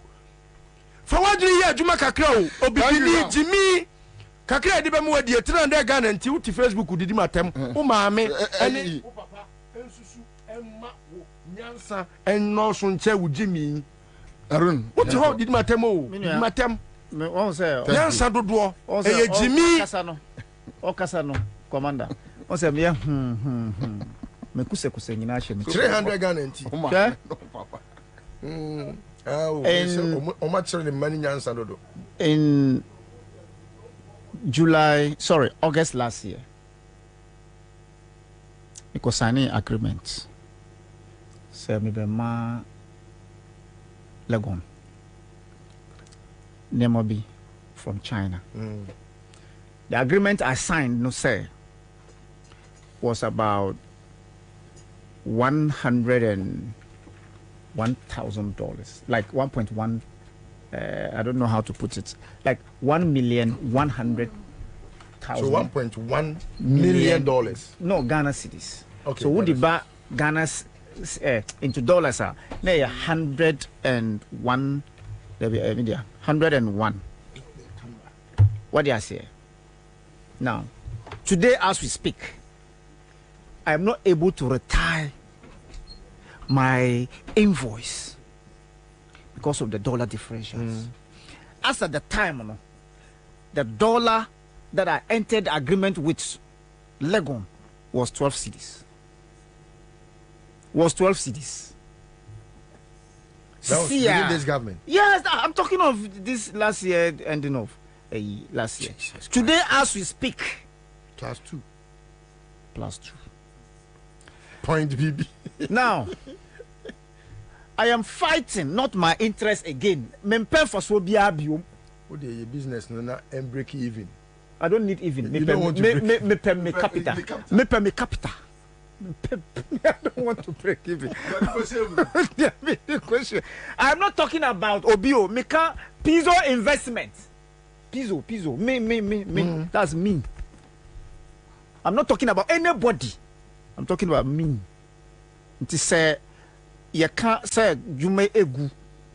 We are not only mentioning international companies, but local companies that we say Commander Unim in 2020 and 2016. Yena na ebodo Muntu John Mahama.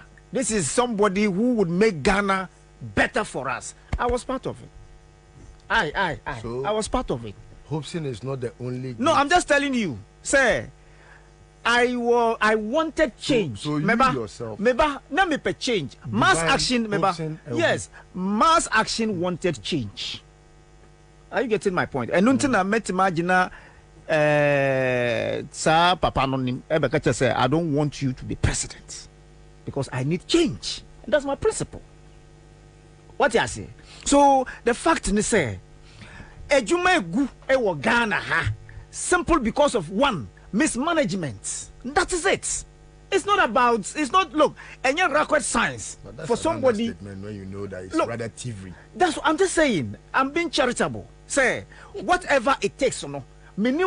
We shouldn't go to sleep thinking that tomorrow, Tuesday, this current useless government can make a change. That is it. When did they take the mantle? When? We all know. Not for you're tough sign. You're tough sign. And look at this kind of useless called entity called Guta. What can I say? The dollar went to as far as 19 cedis to $1. Yeah. I know people are omuseka shame because they were greedy. Said they wanted to make profit. And giddy. They tried. The dollar no bedroom 15. Okay. And a good ball musem emma abain say the dollar is 15. Cause you're paying for. What kind of losses is this? And then dollar. Young dollar into change.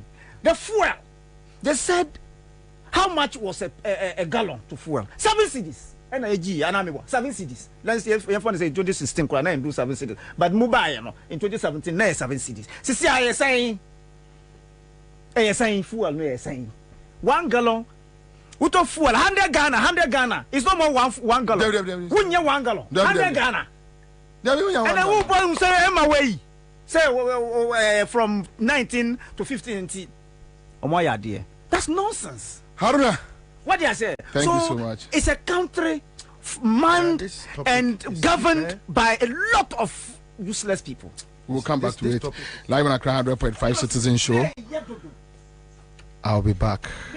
I need 40,000 Ghana cedis to be able. The Mako who Greenfield Scientific Herbal Clinic no. Me who credit me say enunti no manya award wa. Eya word best. Obi an transe Emma Dompem ya de ka say anase me boya de enkan to dem bio. Greenfield Scientific Herbal Clinic. Asa nyarwan te say ne ekuro etu no ne enkan ewo nanum. Oba na be mo pa wo. Ene enyarwan kaye. Nansi ma me ka say ene spinal cord ho ekaye no. Greenfield ada romenti ene wasa so le gina na so epiem. Greenfield Scientific Herbal Clinic. Ewo ultra modern laboratory and a diagnostic machine sa. Ahihye di pedua di mu ankasa. Greenfield Scientific Herbal Clinic. Ewo Nungwa Dogon Estate Junction last stop. Frewa 0243 983 906 and 0261 651 898. Greenfield. God is our healer. Greenfield. Your last stop. I believe. Efira, my wife knew. Menene na baba trefia. Akia, me fira knew. O wife no ho fepa. Me da say. Na won maduane ye de. Ne nsa no bo.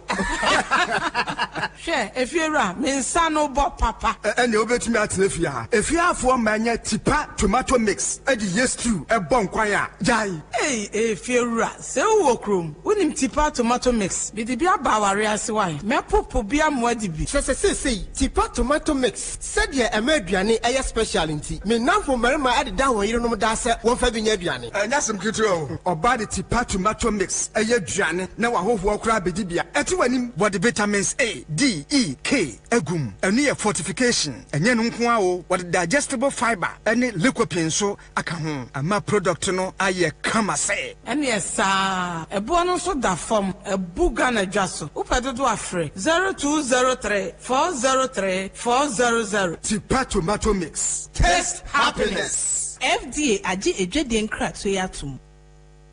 He is able to deliver. Tell you Ministries Worldwide. I sign friend of the Father's Family Church. One with a night of miracles and prophecies Ediaba and Sanctuary and Comshe. Theme Dasuni, God is able. Reverend Sumfianko, Awiye, Unyamidini Yan Sanctuary, and that from Kra, a country quite baby, how many Padudwana, woman to quay, near Okatana Braboni and Koye Famano. What you to quay Echo America Memo. The Nana Wadia say, and they were what dear papa. A fee, the open promotion, a word you input, woman list about any din come. Yankupon Sheni, dear Yam, am you promotu no edumem. Obiso, yet Chini Kum Wabrana on your ponibia. Nasono, a bra what say Reverend Sumfiankon Capet Unyame, a Yinikum, a free or Hawa, na Owomu. Bra, now a brabo and yes, Sada. Quasiera way and a Quasiera Bia. 4 p.m. Our old Ashoman, Coca Cola, Abloje, Ashoman, Abukobi Kwanas. Fre 0240 5457 00 050 4678 868. And now Facebook, I Reverend Sumfiankon, Osabakaye, now near Tinkomo, Shannon Samu Ba, wouldn't show anybody else, and a beba. Reverend Sumfiankon, when Yamede with Yansan Chaniapa. So wo fe se dey na o ka anya utumi luzu bibia bi enu ti na Edu Motors ewo ho wo ka ya dada uni sika pudo adbeto foforo a ko Edu Motors ono be yen hyehyɛ ama o ka foforo Edu Motors inti truck ni taxi drivers bebre wo kroma omo ye car owners for drivers licenses 2 passport pictures and 2 guarantors omo ni wachi enko Edu Motors netu ya 10% of car na open bo why ye car owner wie ni aka no obetua no small Edu Motors dia ho to aba insurance no obetwa ma free na se we engine no kra say a omo ba ko asem free to amika koye head office e wo Kaso Widiba Road Barrier Junction baby awo na ho a me pato G number we ne frɛ ye betche we Edu Motors branch e be wo no akwaje wo car 0591 780292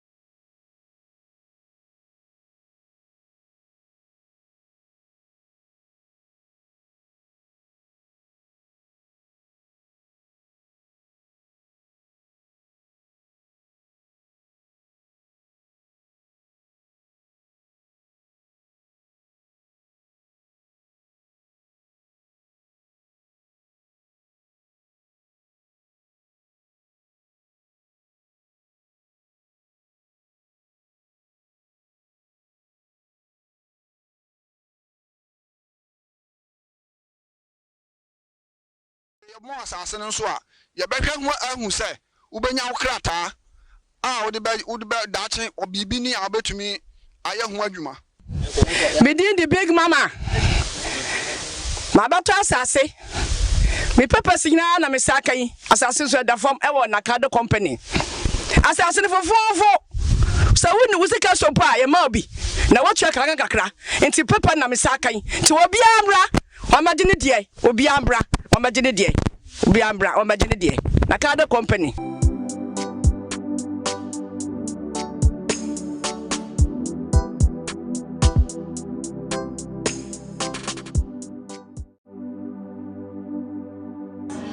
Aha, I Nakado Ghana Limited.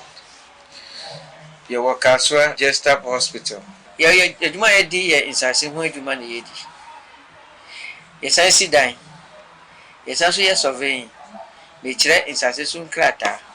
Yes, also the infidel high. Oh, yes, survey all around. Now, baby, the age you bar, you been you be a mount. There was Sassi of me, baby. You will be what danger. You will be out to group. You will be what you do, you will be what akuti. Upesoni Nakado Ghana Kasa. Frey wa umainsu 0536 943494. Ya mwakwa baba Nakado Ghana Limited. Ya ton sase. Yesi adan. Ya adan ho krata. Oba hanu mo a ye beti so ama. Ya sase no langard ni so. Se usika nso kra na oba ye be bomode ni ahwew ni watua ne kakrakra se mpo wo ye bodwa adwuma se uton pia wota wo ye de yo ni wo ye bia no behwe ne ate so ama wo se ukura usika nso sika boten so ba nso behwe na ya hwe ne aye ho adwuma ma ya sase no langard ni so aha no ntokwa ye ne asase ne sa eni hanom na se ye mo asase no so a ye behwe ho ahu se ubenya wo krata would be dache or bibini abetumi aye ho adwuma. Midin the big mama. My bato asase. Me purpose na me saka yi. Asase so da form e wo Nakado company. Asase no fofofo. So woni wusika so pa ye ma obi. Na wo twa kakra. Enti papa na me saka yi. Ti obi amra. O ma de ne die. Obi amra. O ma de ne die. Obi amra. O ma de ne die. Nakado company.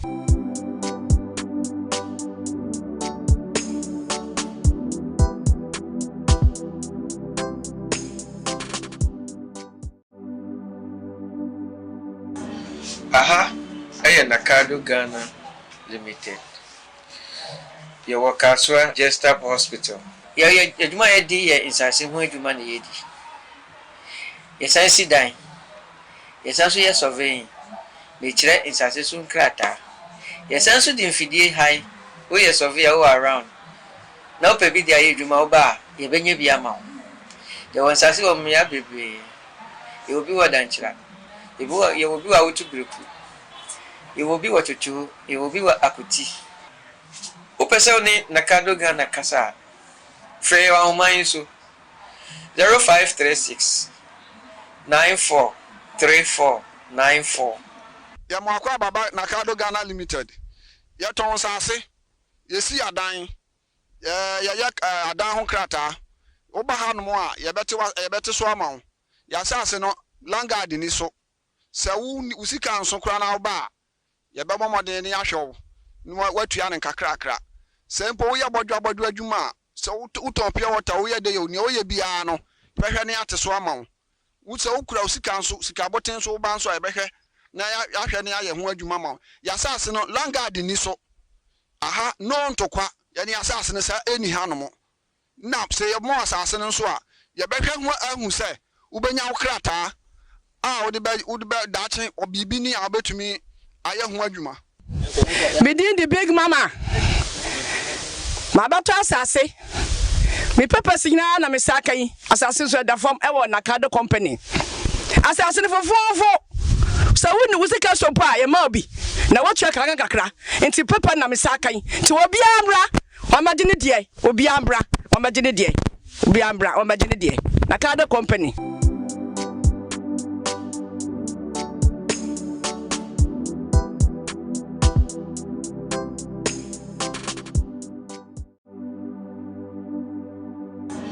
Aha, ɛyɛ Nakado Ghana Limited.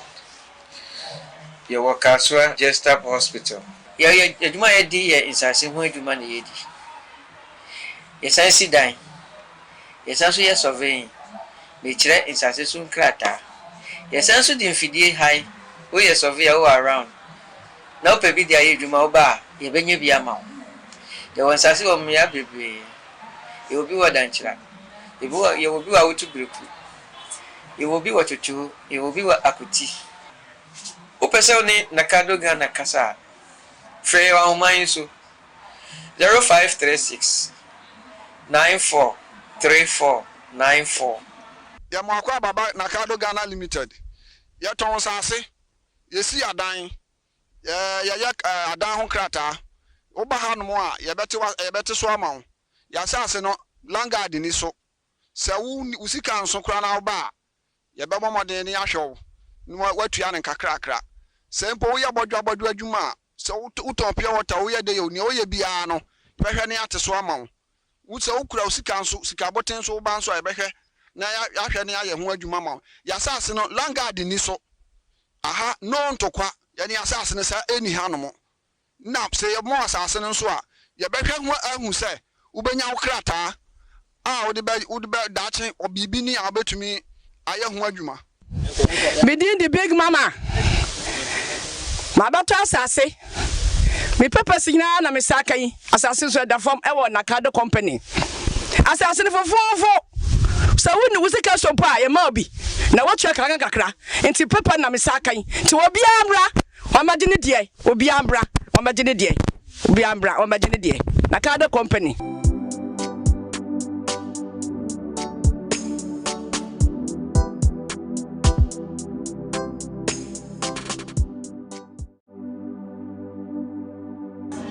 Aha, ɛyɛ Nakado Ghana Limited.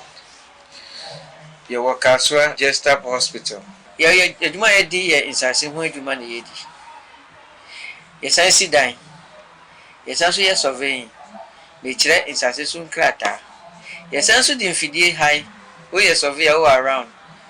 Na wopɛ bi de ayɛ adwuma wo ba a yɛbɛnya bi ama wo. Yɛwɔ nsase wɔ mmea bebree. Yɛwɔ bi wɔ Dankyera. Yɛwɔ bi wɔ Awotu Breku. Yɛwɔ bi wɔ Twotwo. Yɛwɔ bi wɔ Akuti. Wopɛ sɛ wo ne Nakado Ghana kasa a frɛ yɛwɔ ahoma yi so 0536 943494. Yamwakwa baba Nakado Ghana Limited. Yɛtɔn sase. Yɛsi adan. Yɛyɛ adan ho krata. Woba ha no a yɛbɛte so ama wo. Yɛasase no langard ni so. Sɛ wo sika nso kra na woba a yɛbɛbɔ mmɔden ne ahwɛ wo. No watua ne kakrakra. Sɛ mpo woyɛ bɔdwa adwuma a sɛ wotɔn pia water woyɛ de yɛ ne woyɛ biara no yɛbɛhwɛ ne ate so ama wo. Wo sɛ wokura sika nso sika boten so woba nso a yɛbɛhwɛ na yɛahwɛ ne ayɛ ho adwuma ma wo. Yɛasase no langard ni so. Aha no ntokwa yɛne asase no sɛ ɛni ha no mo. Na sɛ yɛbɔ asase no nso a yɛbɛhwɛ ho ahu sɛ wobɛnya wo krataa a wode bɛ daakye obibi ni a wobɛtumi ayɛ ho adwuma. Midin the big mama. Mabato asase. Me purpose nyina na me saka yi. Asase so da form e wo Nakado company. Asase no fofofo. So woni wusika sopo a ye ma obi. Na wo twa kakra. Enti papa na me saka yi. Ti obi ambra. Wamagye ne die. Obi ambra. Wamagye ne die. Obi ambra. Wamagye ne die. Nakado company.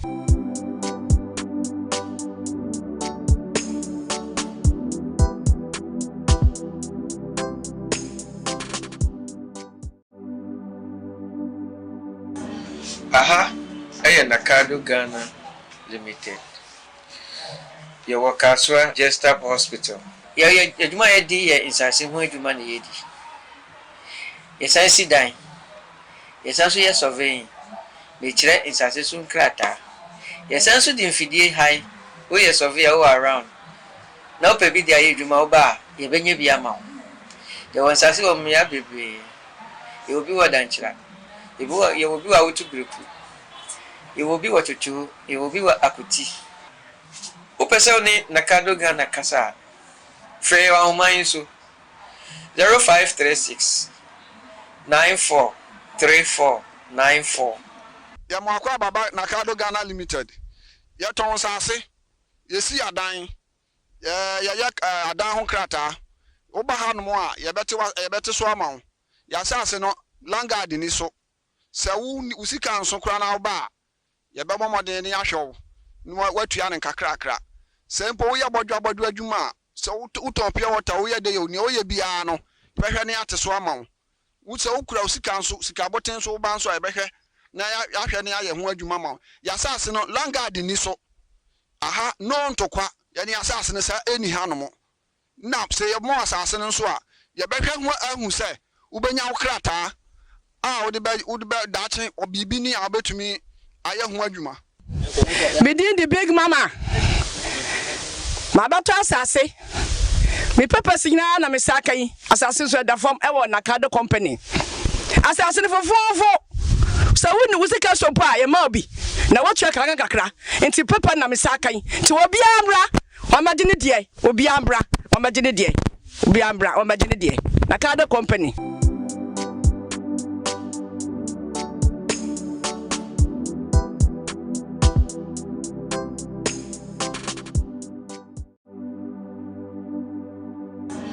Aha, Nakado Ghana Limited. Your Wakaswa Jestap Hospital. Yajuma edi ye insase ho adwuma na yedi. Yesansi dan. Yesanso ye surveying. Me kire insase so nkrata. Yesanso di mfidie high. O ye surveyor o around. Na opebi dia ye adwuma oba, ye benye bia ma wo. Ye wansase wo me ya bebre. Ye obi wadanchira. Ye obi wa wutu breku. Ye obi wa chuchu, ye obi wa akuti. Upese ni Nakado Ghana kasa. Free wa umanyi so 0536 943494. Yamakwa baba Nakado Ghana Limited. Yaton sase. Yesi adan. Yayak adan ho krata. Oba ha no a yebete so ama. Yasase no langard ni so. Se wo usika nso kra na oba. Yebebo moden ni ahwew. No watua ne kakrakra. Se mpo wo yabodwa adwuma. Se uton pia water wo ye de yo ni wo ye bia no. Behwe ne ate so ama. Wo se ukura usika nso sika boten so ba nso ebehwe na ya hwe ne aye ho adwuma ma. Yasase no langard ni so. Aha no ntokwa ya ne yasase ne sa eni hanom. Na se ye mo asase no so a ye behwe ho ahu se ubenya wokrata a wo de ba dache obibi ni abetumi aye ho adwuma. Medin the big mama Mabato asase me papa signa na me saka yi asase so da form e wo Nakado company asase ne fofofo so woni wusika so pa ye ma obi na watwa kakra enti papa na me saka yi ti obi amra o ma de ne die obi amra o ma de ne die obi amra o ma de ne die Nakado company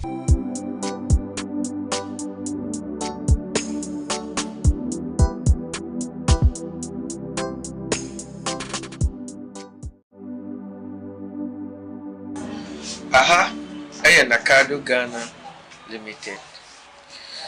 Your Wakaswa Jestap Hospital. Yajuma edi ye insase ho adwuma na yedi. Yesansi dan. Yesanso ye surveying. Me kire insase so nkrata. Yesanso di mfidie high. O ye surveyor o around. Na opebi dia ye adwuma oba, ye benye bia ma wo. Ye wansase wo me ya bebre. Ye obi wadanchira. Ye obi wa wutu breku. Ye obi wa chuchu, ye obi wa akuti. Upese ni Nakado Ghana kasa. Free wa umanyi so 0536 943494. Yamakwa baba Nakado Ghana Limited. Yaton sase. Yesi adan. Yayak adan ho krata. Oba ha no a yebete so ama. Yasase no langard ni so. Se wo usika nso kra na oba. Yebebo moden ni ahwew. No watua ne kakrakra. Se mpo wo yabodwa adwuma. Se uton pia water wo ye de yo ni wo ye bia no. Behwe ne ate so ama. Wo se ukura usika nso sika boten so ba nso ebehwe na ya hwe ne aye ho adwuma ma. Yasase no langard ni so. Aha no ntokwa ya ne asase ne sa eni hanom. Na se ye mo asase no so a ye behwe ho ahu se ubenya ukrata wode be dache obibi ni abetumi aye ho adwuma Within the big mama. My daughter Ansah. Me papa signa na me sakai. Ansah so da form e wo nakado company. Ansah for 4. So when we sika so pa e ma obi. Na what you kakra. Enti papa na me sakai. Ti obi amra. O magine die. Obi amra. O magine die. Obi amra. O magine die. Nakado company. Enti ade na wo ye de wo ko opposition kura no unhu 2008 after na president Kufuor yi eye prisoners obia ya jeli obia taxi drivers truck driver pacho mo mpie wo mo say inside wo ye mpie no mo bie edo mu yesra mu mpie o mo titifu aso ye de yeah 2016 Samre na joma ama no mpese o mo side nurses for nisi kakoma o mo true of us isi omko opposition omko opposition me sori anopo na me hu se awa Muhammad nom e di ababa to se obaba nom ya titifu eso no ma subsidy be si kai indicators ne nye. You see, you didn't a man more confidence say MPP echo omoko. Because look, check 2020. Check 2020. One body posture. Now check it 2024. One body posture, one body language. Omoko. So you insulted the people. Ewo ekwan eho. Now, here Akufo-Addo call Ketu. Ketu South. Mepe. Okay, so Ketu. All right. Yanko tie enkrofo ensuo fa wo mo. Eni asem a Akufo-Addo MPP e ka kire wo mo. Listen, this is MPP for you. Me hiale me crowd. I'm opakbe e yale bebede. When I took the oath of office as president, I took the oath of office as president of every single individual in Ghana.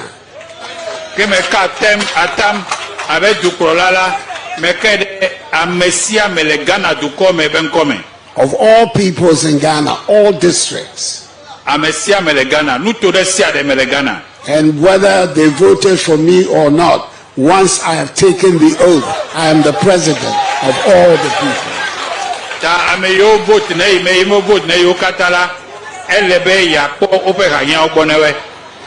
Togbe, you and your elders, I want the people here, you, beginning with you and the elders, to understand that when something like this happens and government acts, government is acting for Ghanaians, all Ghanaians.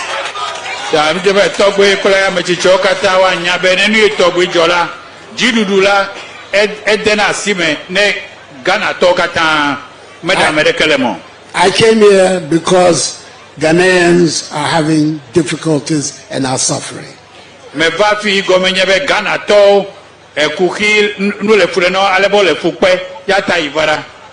it is my responsibility to try and help.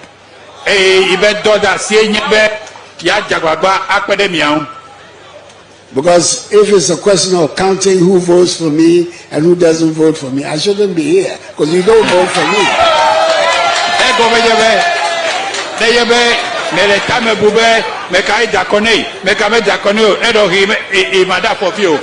But that is not my concern. And in any event, one day you will vote for me and my party.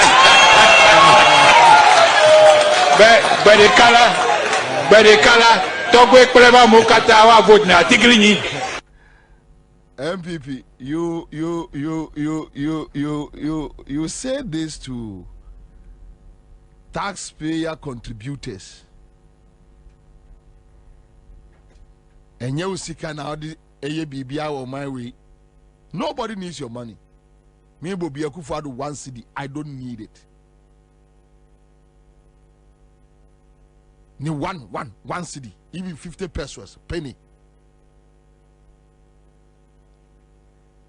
Me, when I'm very clear in my mind that I don't need anything from you, it's forever and ever, and I close that chapter.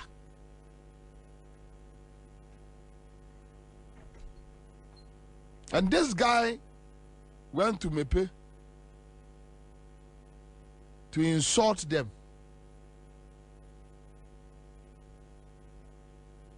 After insulting them, 3 months to elections, do you think this person is so stupid to vote for you? And I'm not for sending messages about those who were clapping. The issue is not about those who were clapping. The issue is about the town folks. Because what he said, no, sabe, yeni an mic before you know or kasachira omo. And when you go back and tell them that me babe cheusika, Eddie Didra, so that you can win, you think say they are stupid. Not Omato Eddie amount. Now watch this one. Ekufado shia a KE Ekumfi Chiefs, right? The same Ekufado, Ekumfi Chiefs. Just listen to him. The same person, MPP. I'm talking about the MPP. Now, who did Ghana for you? Then you have this boy, your friend say, Baumia. Na face no. Kufiolo. I mean, ye shall say about kakra. Atukujo. No, ye MP or the man be a minister. Or be a deputy minister. They need to say when you say a Namson, so no so be shall say BB Amamo a Kufi. Na unquestionably, election for by a year of free hall. The new now can't be like a cram to a cousin, Miss Me, Manica Crass of Freedoms. Man can't cry there. Yes, also, Mobile, Matilda Mokan. In the yeah, I feel so, something I feel as I say. The work could see a fee, maybe very dear. Now, all the others matter. Na face so no Kufiolo. I mean, ye shall say about kakra. Atukujo. No, ye MP or the man be a minister or a deputy minister. They need to say when you say a Namson, so no so be shall say BB Amamo a Kufi. Na unquestionably. Election for by a year of free hall. The new now can't be like a cram to a cousin, Miss Me, Manica Crass of Freedoms. Man can't cry there. Yes, also, Mobile, Matilda Mokan. In the yeah, I feel so, something I feel as I say. The work could see a fee, maybe very dear. Now, all the others matter. Just listen to the president. You don't run the country with your pocket money. Nobody needs your money. Everybody who needs your dirty money. Very dirty money. Nobody needs your money. Nobody.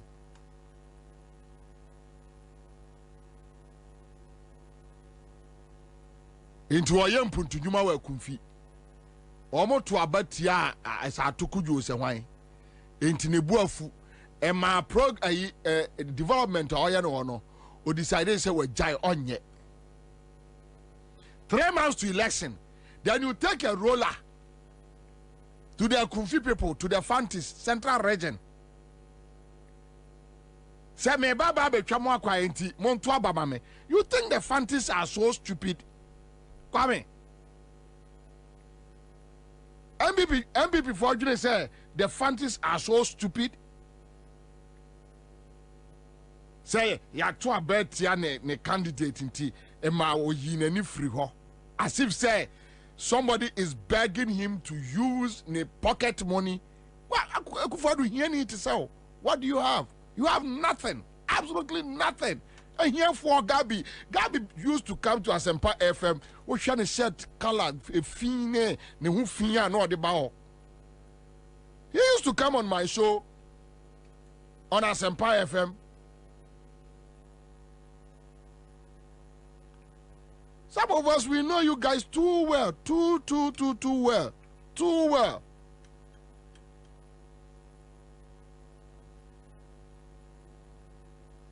Ntu kro man sika no abra ho ase. Ya to about atuku jontino na nabu afu. Then you go say oh ko ekunfi man ho akwa vote. Na ka 3 months no afa roller ni grader.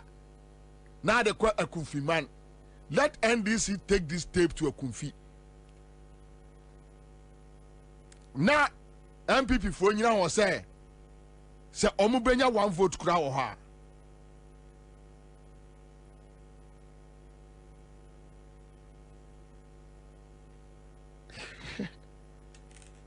You go take Canada, Japan, Kentampo.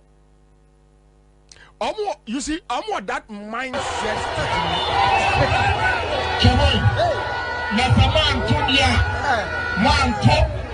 Na tinjira musia family development dia ani amia gasa asrotep no ni na me chairman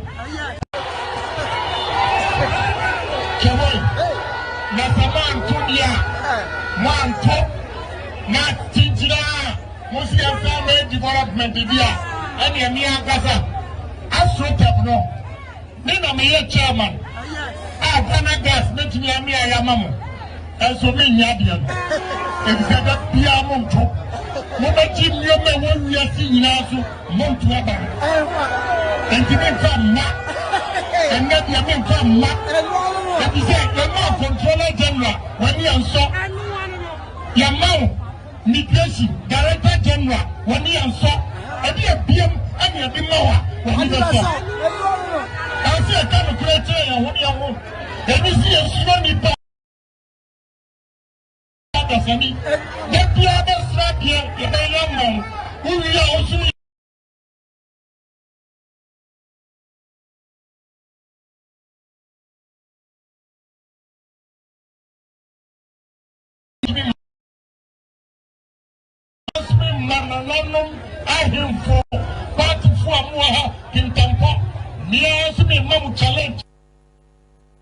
Kwame, you are the show producer. Tell me why I shouldn't describe Kennedy Japan as a foolish boy. You give me a good reason. Are you not sad? Give me a good reason why I should just sit behind this microphone and just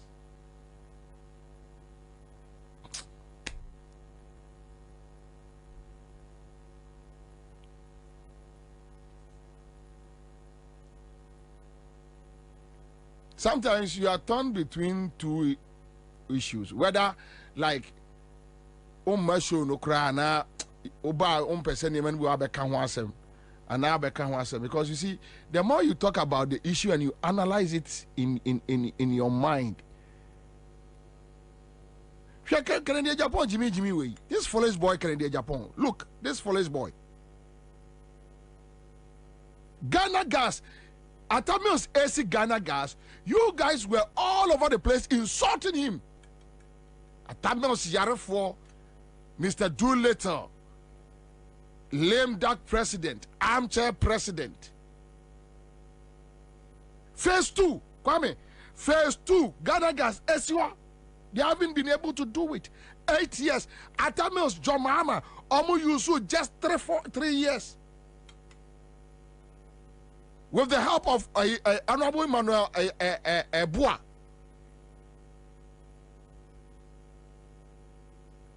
And now, when you are Baba be a board chairman, and you are sika Kentampo for noa, Ujra or Casasa Achra or Mono, and you are sika, and omni see it's their money. And our Tamils who Ansah, one found got 30 $1,000 back. Go and check today. Rebecca is a millionaire. Today, Mobro, what is a Rebecca? I'm talking about the first lady. Mobronisa, today, she is a millionaire. Nema, Omonya Jumada. You have been able to build a $6 million restaurant in Suasinamos in Suaninam.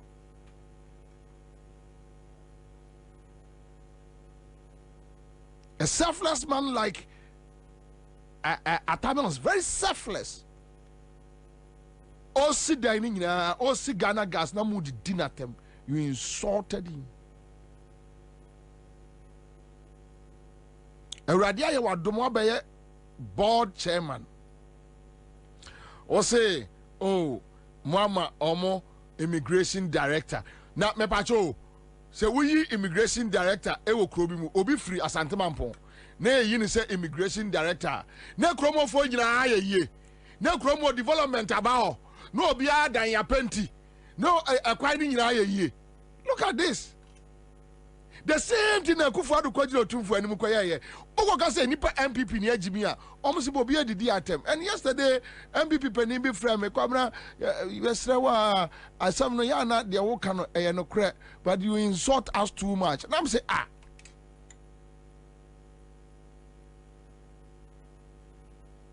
how can you convince me say will you be me free me by me free asante mampon me papa free offense so your friend say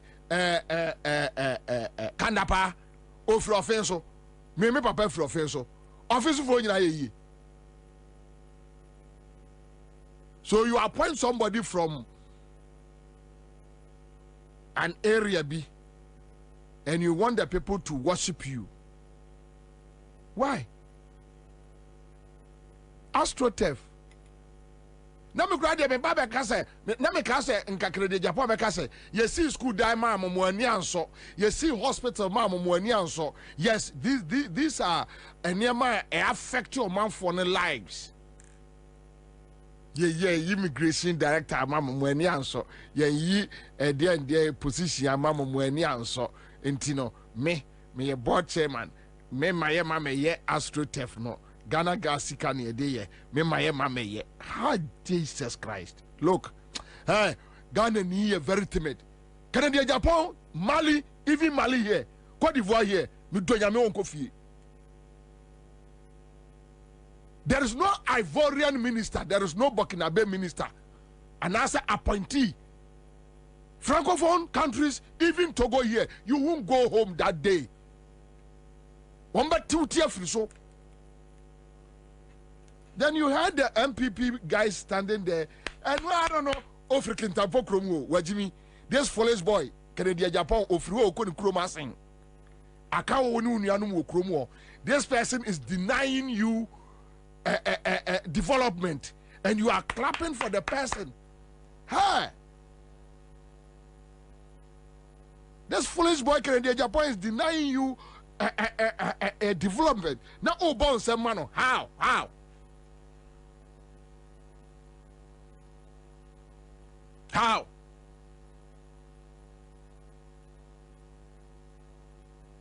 How?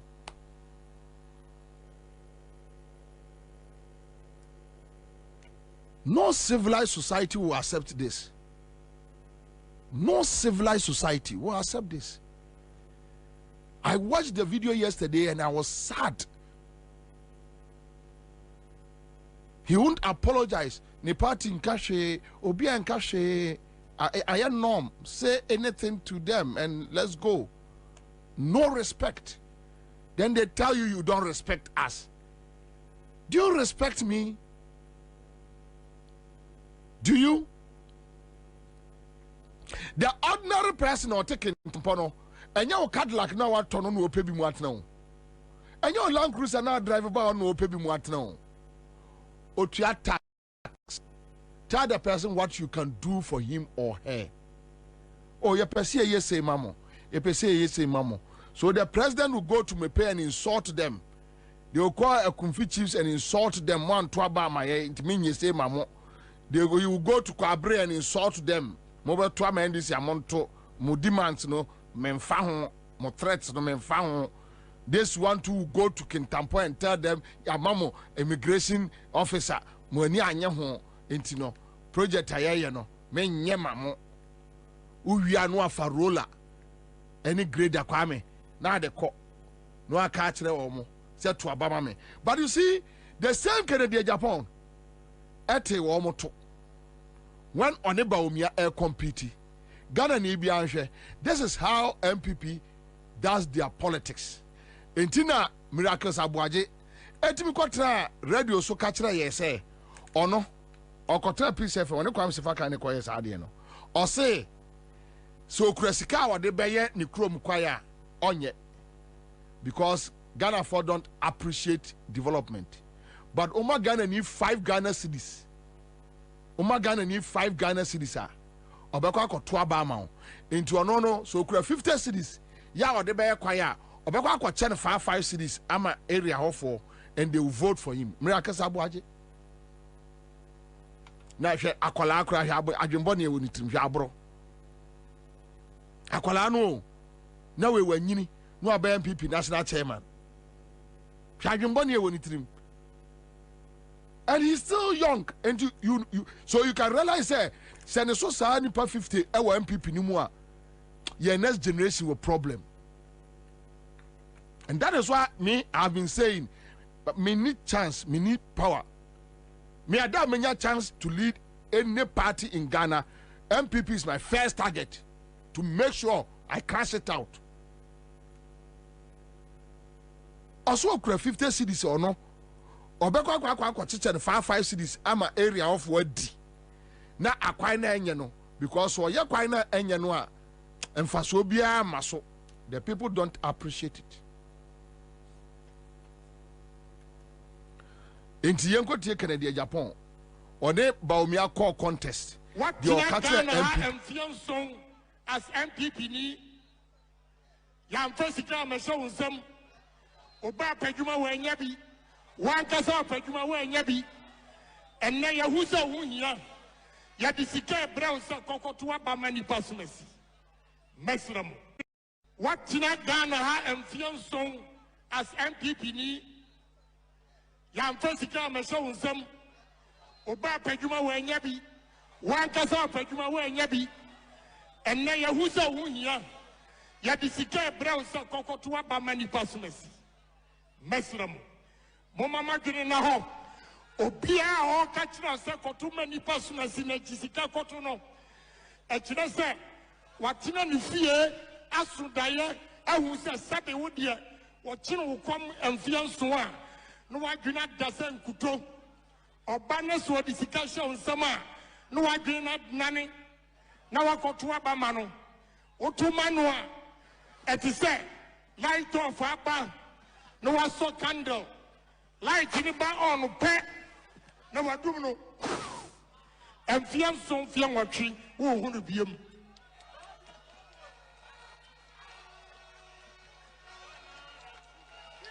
choboy police station executive Samoa na mo show me what Ghana nyina choboy yam pain phobia konjiji sika kesia atu abafun moma yenchira wo mu se Ghana ye nyina ye dia Yakopon yansa odibo nipa dasani bia no yanso ebe wo yetirim yamo mu fasika medada yan ye wia ni akochire kom ye wia ni ma padwuma mu nya bi mesram abanu ekotu November 4th use one game. What is it? Yes, you have the 5,000 cities, Mama.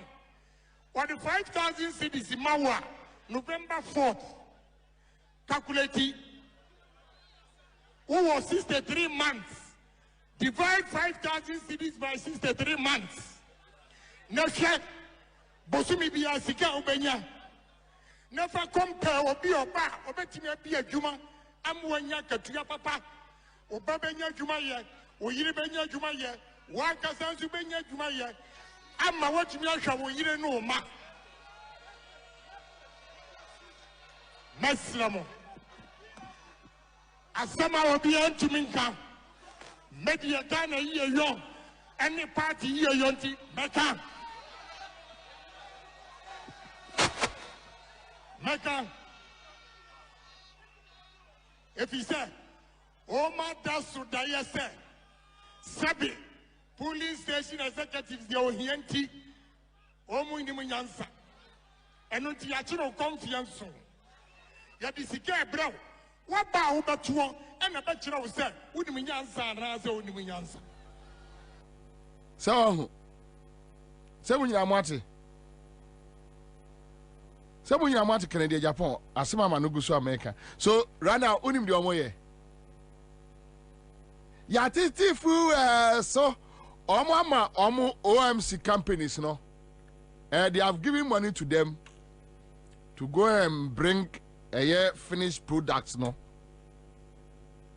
Now, Omo tone for. It is possible. Ya titi fuel so in the 2 abani we ya no ma pejako 1 liter 25 cedis. Straight. Ya no that is the strategy. Ya na Canada Japan ka kire wono. In this how obe come me pay to insult me pay people or call a kumfi, then they insult a kumfi, Kwabre they insult them, Kentampo they insult them, then all of a sudden or say I can't 3 months a kotwaba me the roller ba je this roller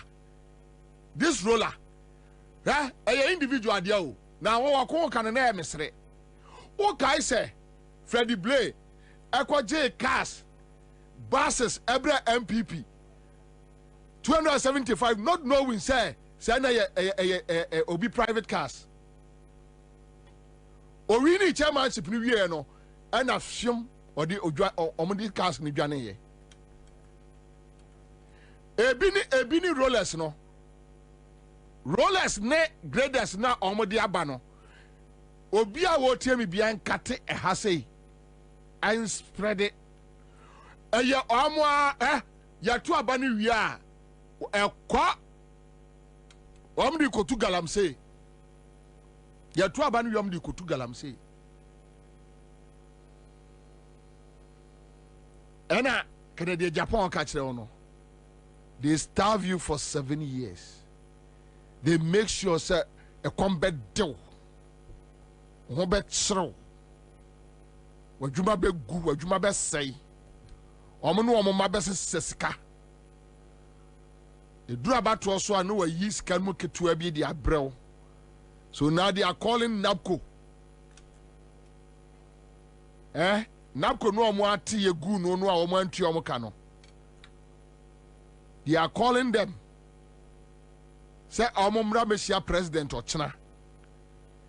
Na president person no omo kasa no omo hwe kwa mbefa so atu omo ka.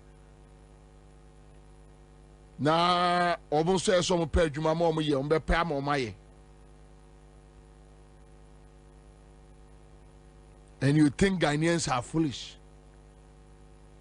You are stupid.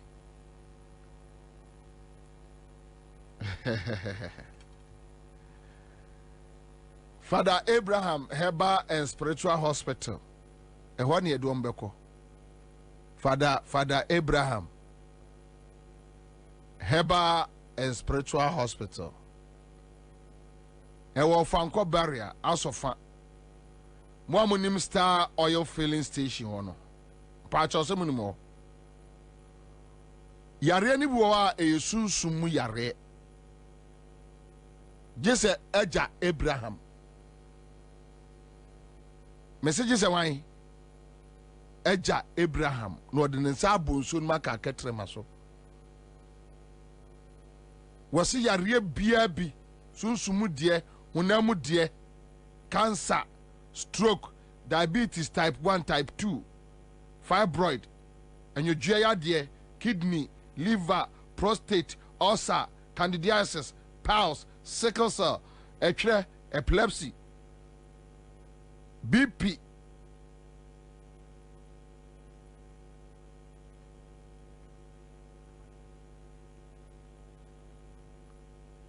Also, we have promotion. You know, spiritual cases. ya board ya bra uhia promotion office bra Kwame say opesiwo ewo eye class media ko eje Abraham next week Monday ebeba Kwame wo tie say tie ni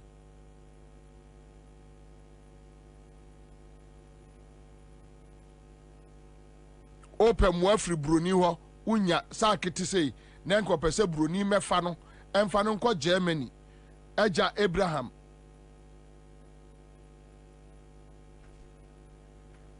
Unilok utrinye wawari nye wawari asai wawari agu memampel Father Abraham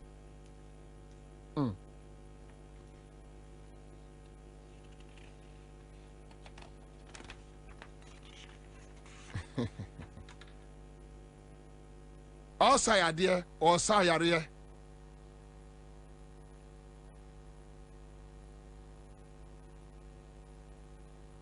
se enutahini ni nubra yede sa yare pa ai Father Abraham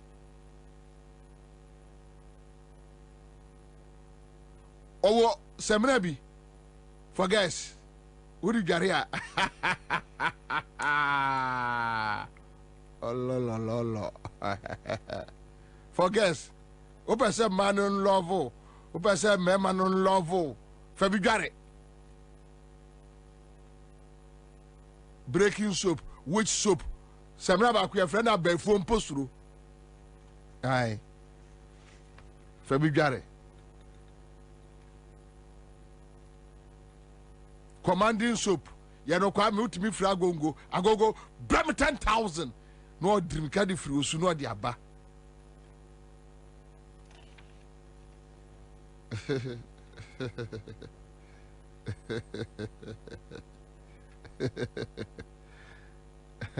kwa me powers there powers there Aja Abraham also fansa bonso mu ka me ketremaso Opo ba na ha wonwi na ha ewonwi na bi gu na chi sei fa semna ni dware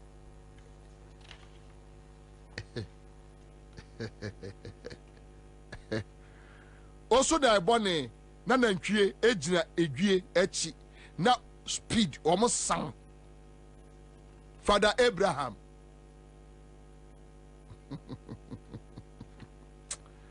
unim bibi Samra ba ku ye friend kanayo yes samra ba ku sa na ye friend no epu ahuro puku fa dware ne si abonten wotie makufu ado tu fra gonya no so command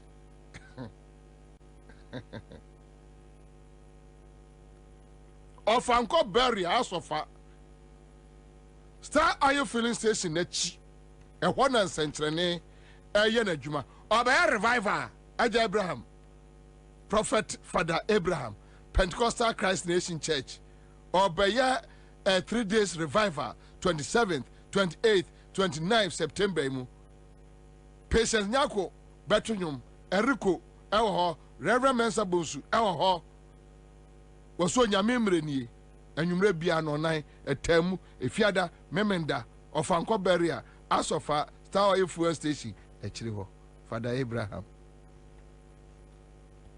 friend was 0244 371 695 Accra stretch baso nyame adwa 21st eno chiro say I am eating you are eating how do eno chiro me kwaje for guys aduro ni bi nkwaji bi wa he must come so me kwaje for guys wo pa wo una me kwaje for guys adwo sia ma me kwaje for guys na me dware wie na me hu hey wa he must ka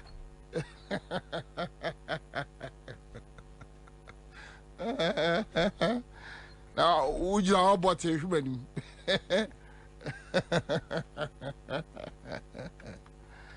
she easy diagro bro Accra stretch 21st of this month. Yes, stretch. Yes, stretch. Mama minya adwuma na na tachi Eric PRO the coalition of NAPCO trainees. Nana Akwaba. Bobie Ansah Nejo so Nana Boko there. Mini I am media chain. I come na di NAPCO for. Nana minim sa mo de petition akọ baby. Eye dey petition na church yemu. Meda seminia na mafa kwenye se echia wetie for. Ayi NAPCO for mo agepena omutie u programming. Minia obekai NAPCO dwumedi aban edebae. Na abane ma NAPCO for 3 years. Ye adwuma 3 years. Ene kwa no mu abebrese. Emu ya wa ye call Ansah 3 years na ebeso. Akatrum na strom na 3 years na baso in 2020 na bande eya adibia efe na career pathway by say obema ye adwuma dada. Inti yeto abane wie ye no ene yeti ye hubum abontin so say abanse opame ye mo yakofie. But ona no share ye mbo so say we need elections bi mu a obese maintain in our corporate job environment. And ye can yama aban sign because okay me mamu 1 year contract. Sa 1 year contract no kwano Dr. Mamudu Bawumia and an inshasa ye. Osinam kufu ina ensign go back to their corporate job environment. Enko ye juma.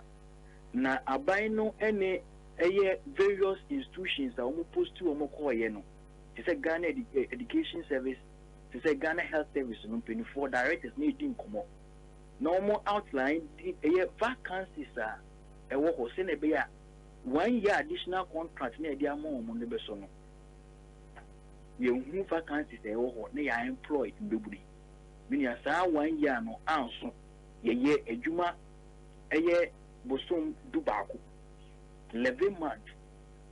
And I bind the card about say only any trackabia Yenfa Yajuma and Yenda Yama Yajuma near Kofi, or Pebble. Many are Bobie Ansah. That time they are yet a Juma 11 good month. Bosom Dubaco, a buy and Tabaco Cramay, and my Bafi. That was 2021. The best year and you're organizing only a year number of demonstrations. Ye the petitions koha ena aban no etua no mienu ede e ban e wo 2021 ena e ka 9 months minia 9 months ne ebesin de aban entua sika na eman ya exhausted all avenues ya the letter ako Ministry of Finance ya the letter ako the office of the vice president Dr. Mamudu Bawumia ena na NAPCO dwumedie no esini nan so the letter I spell it out the grievances.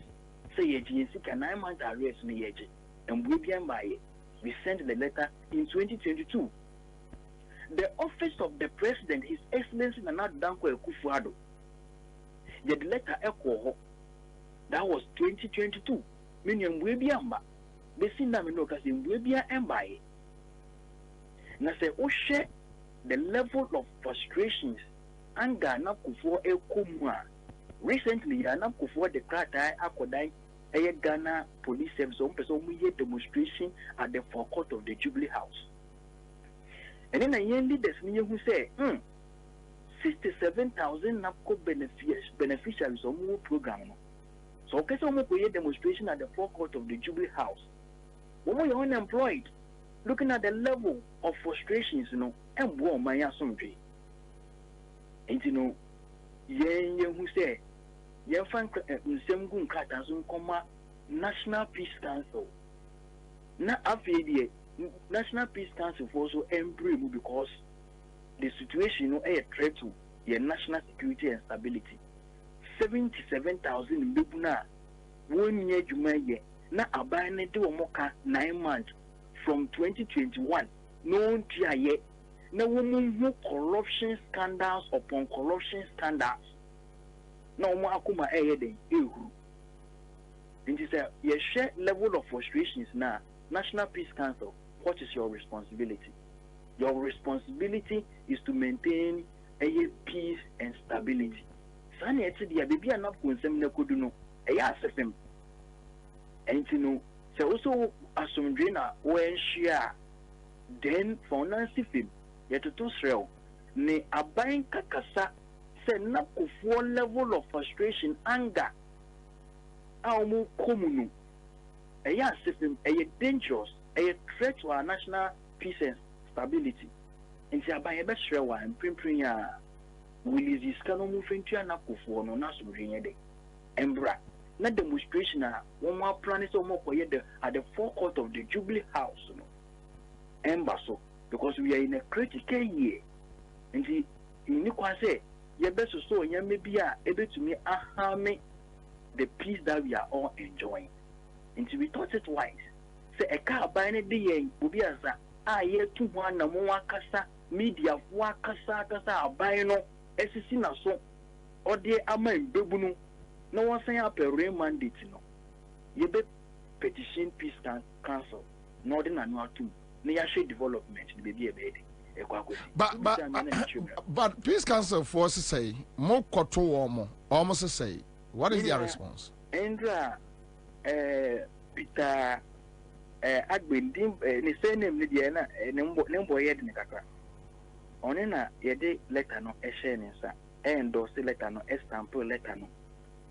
Emma omo contact yebe from yebe finding out the development of the petition and as a request.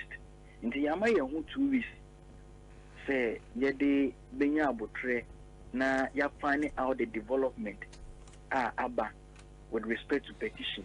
Na ya share engagement National Peace Council no one abani beden ebeko.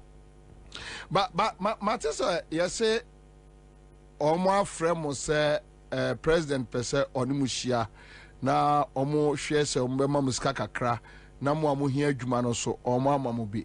No kre. Me no kasa me public relations for the coalition no. Krata biye tisa MBD mensa. And no kre say abain arrechin say opesu sharing no ni enkasa no tey zikamai no mo munye adwuma no so mo eye bostem kasa ena ekwa abonten enye no kre minya lete bia etisa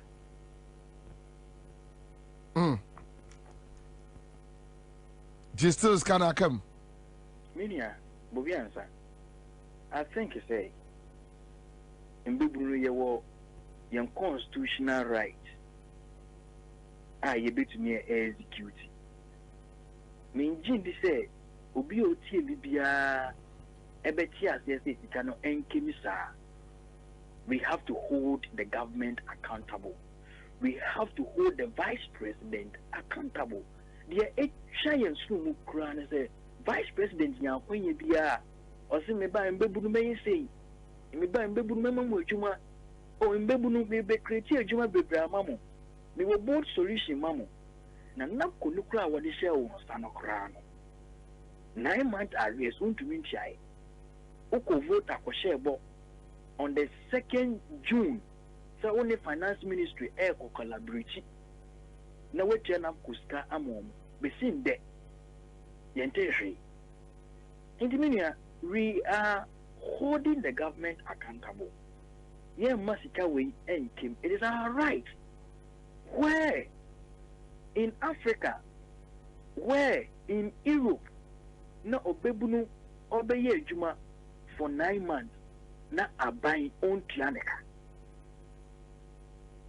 And their journalists for ni be clear can say napkufo almost every here one more threat violence. Meaning I let you buy then the interest here threat violence. About the simple na ebekruha. So people should hold the government accountable. Meaning the same can buy chai sika maya kibetu bebi cry then agree. Emphasize abani beti sika maya na yakase yeti ye word egwabonjinsa demonstration yana. There be but abano ye insensitive. So ubia onye adwuma ye. Ubia onye adwuma. Obeye adwuma 9 months. Na aban untia no ka. for 3 good years. Nancy, Africa Games here on common tag. How much amount of money no mutuai? And the number training is for omuhi. So omuhi, omuya. Sa banzo only score debate yai. But I think a crabby on baby as a common debate to sono, we yam crab bedding, ever show. And this year, can see a quiet peaceful demonstration at the forecourt of the Jubilee House. You're pretty violent. Bobie Ansah, you're pretty violent. Ebiasi kano muntia. Minia. Tia mimpe bibi mfan tomoso. The attorney say, whatever they do, then they be hold you more accountable. Dr. Mahmoud Baumia, on and on shed Namco Jumedia so, or president did. You be holding accountable. Maybe your back say be I very fair no. Senapco for no unti or moka. Yet the Yamakwe be Guaquema. Baby or Mokwakoya or Morali Casino Napco for constitutionally about organizing your home. Nay, yet the air cast aqua actual to say pay our arrears. And in the here, prove to the youth say indeed, Oba Obe to Yayi baby. Now, you made you know what the show on Santa Clan, what pro, what it up, what say no, when to me manage. In the Abani saying, and I'll feed you. Only nam now shall one can say so about base or basing. Oh, be ya. Name Babunu Bay, this is the best time. Our Bemana Abaye Tiana for Yesika. Am I? Na say ye let an idea call Ghana Police Service for I ye Japanese ye be have it sa a demonstration. So ye trainer please cancel. I'm fine where ye be a shame crying brain. Nay yapenia 67,000. We will do proper organization and picketing at the forecourt of the Jubilee House constitutionally. Now demonstration no mobile corner Nyami adma ase November mkakrawa ho. Misha demonstration 1 week to the general elections. Hey. Please cancel. No, Bobie Ansah, we are serious. Yeah, no, but that time no na menwanwa no. Na just say ya hwe ye kura bi anka e be ka be 5 days kura mo be yo meboa. Once our constitution and speaking against it, we have every right to do it. But omukase omuni police say ne mo be na force meboa. Say omukase omuni omu police protection. Say bi omusiro o sa ne manema na omukọ court no makọ Jean Johnson ye ma mo nye no mo de force be ye meboa. Any dey Bobie Ansah brand ye di ye adwuma. The court injunction e ba ye to me say ye di ye mo de force be ye. Say money na brand nka mo de force ya na ama amanfo anya sympathy amamo na but say omo the injunction poko to see ha obi abehu abane ni guase ebe ye ni guase amo e ba ni say na mbebu na omo aye adwuma mo say omo aketia for musica mo wa on fi musica omo be register omo this pressure which the constitution allowed them to do so we say me the injunction akoto so and in guase kese and ebe kwa ma aban no but the yen can say yen pese be do that level. Said Dr. Mahmoud Baumia, 8 years. Said the vice president, 8 years. Mano on such a record be a BC yeda. Because the car went here, a better record can see out to say, one or bar Bemwa, one casa what the program by ya, never under the office of the president in Babun went to Moka 9 months. Not any regulation regulatory body. Not any ally legislative instrument. NAPCO was built under the office of the vice president. Inti a by president no nijumedi. Inti beye nguase say embebuna nketengezi aye adwuma na ye di ezika abanze medemo akokot ye di injunction to demonstration so and it will go against them. Okay. Minya yada ase ebra ne bra ne ebedi nkomo nyame nka mo ho na onom na ohia dokromo no onyim mfrim amen. Live at 100.5 Citizen Show. Na we come de no. Last minute we see wa ko first ka say onye. No fa meto aba. Ene divine at least to abeka ye ho. Enkomo no be hwam. Your friend last minute ways and means MPP. See also mo to divine also mo de titifu we so. Anambwa omo titifu we so. Sa pepe. Ene see so mo be adwadi fuska. But you be doing come because Canada Japan can say on part in the sun on Mate. On my come do 7 years. Now on my bros last hour. Near the election, I come home. I'll be back. Sumrika Emra Bills was here. If he say, Asumja, when you were Bosnia Bonshaya Hoodie, Educhum, Obi Bia, we, and it to make dear Biara Woody. Bills will be Bimao. Won't hear Susu, won't hear our Nana here no national ID card. Ain't it to Sumrika Frayan was 0302 200 390 and 0596 920 833. Kai say, on Mansika Krobia Batang. Bank of Ghana and Sawo Bills microcredits Jumedimu. Bills Uposia Bonhon Adamfo. Kai say Jumedie in Shishaka Crown. Sawo pe antiseptic papa a ebetumi abowo ni ofie ho ban dia. Enie Ivy's and Causes antiseptic were hot dem mao. Gilson Manufacturing Company Limited. Ede Ivy's and Causes antiseptic, Ivy's detergent, Ivy's bleach, Ivy's stain remover. Any nyoma wodro bebre abetwa so jiwo de ene na bo wo fie ho ban Ivy's ni causes bon ho ban abrebia aha nakado Ghana Limited ye wakaswa Jestab Hospital ye aduma edi ye insase ho aduma na yedi ye sansi dan ye sanso ye surveying me kire insase sun krata. Yes, answer the infidie high. We are survey around. Now, baby, the air do my bar, you be a mouth. The one sassy of me, baby. You will be what dancer. You will be out to group. You will be what you chew, you will be what akuti. Upesoni Nakado Gana Casa.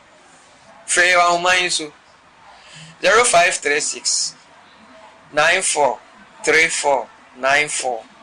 Yamakwa baba Nakado Ghana Limited. Yaton sase. Yesi adan. Ya adan ho krata. Oba ha no a yebete so ama. Ya sase no langard ni so. Se usika nso kra na oba. Yebebo moden ni ahwew. No watua ne kakrakra. Se mpo wo ye bodwa adwuma. Se uton pia water wo ye de yo ni wo ye bia no. Behwe ne ate so ama. Wo se ukura usika nso sika boten so oba nso ebehwe na ya hwe ne aye ho adwuma ma ya sase no langard ni so aha no ntokwa ya ne asase ne sa eni hanom na se ye mo asase ne so a ye behwe ho ahu se ubenya wo krata a wo de ba dache obibi ni abetumi aye ho adwuma Medin the big mama ma bato asase me papa signa na me sakai asase so da form e wo nakado company asase ne fofofo so woni wusika so pa ye ma obi na watwa kakra enti papa na me sakai ti obi amra o magine die obi amra o magine die nakado company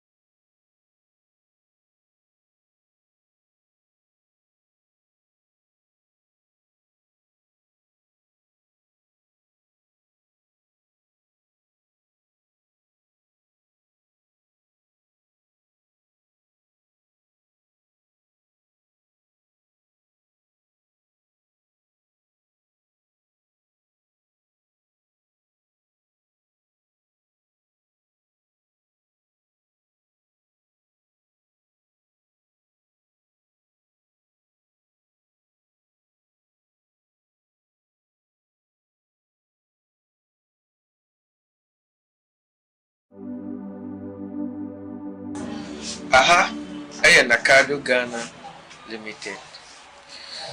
Your work as well, Jessup Hospital. Yeah, you might idea is as if you money. Yes, I see dying. Yes, also yes surveying. Nature is as a soon crater. Yes, also the infidel high. We are surveyor all around. Now, baby, the age of my bar, you be a mount. There was a of me, baby. You will be what danger. You will be out to group. You will be what you chew. You will be what I could see. Upesoni Nakado Ghana Kasa. Frey our mind so 0536 943494. Yamakwa Baba Nakado Ghana Limited. Yaton Sase. Yesi Adan. Yayak Adan Krata. Obahan Moa, Yabete Swamon. Yasase no Langa Diniso. Sawu Usikan Sokrana Oba. Yababa Modeni Asho. What you and Kakra. Sempo ya bodwa juma. So utopia water we de yo ye biano. Behani ate swamon. Wusa ukura usikan sikaboten so banso ebehe. Na yahwani aye ho adwuma ma. Yasase no Langa Diniso. Aha no ntokwa. Yani asase ne sa eni hanom. Nap se ye mo asase ne so a ye behwe ho ahu se ubenya wokrata a wo de dache obibi ni abetumi aye ho adwuma. Within the big mama. My daughter asase.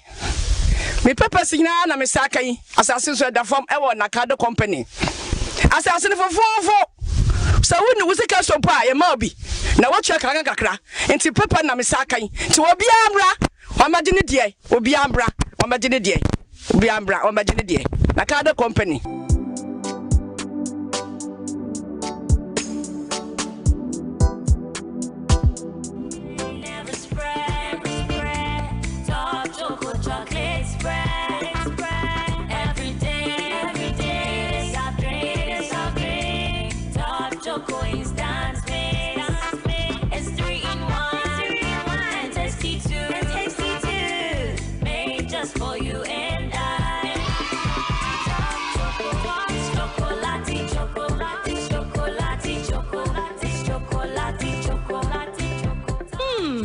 Choco chocolate spread. So when you pick the fall bread anymore, and money you come and say, now Top Choco instant mixed chocolate drink in swear, and you 3-in-1. Edge Top Choco. It's chocolatey. Edgy. I just to say yeah. Accra, time now to build. Yeah, it's that time again. My sister says she'll let the brothers wear some kambu. Lion fun to roll from Ayimensa Tobu. All the way to the Lodge Tavern at Pediatric. Class Media Group proudly present the 9th edition in the 9th month of the year. Cross stretch.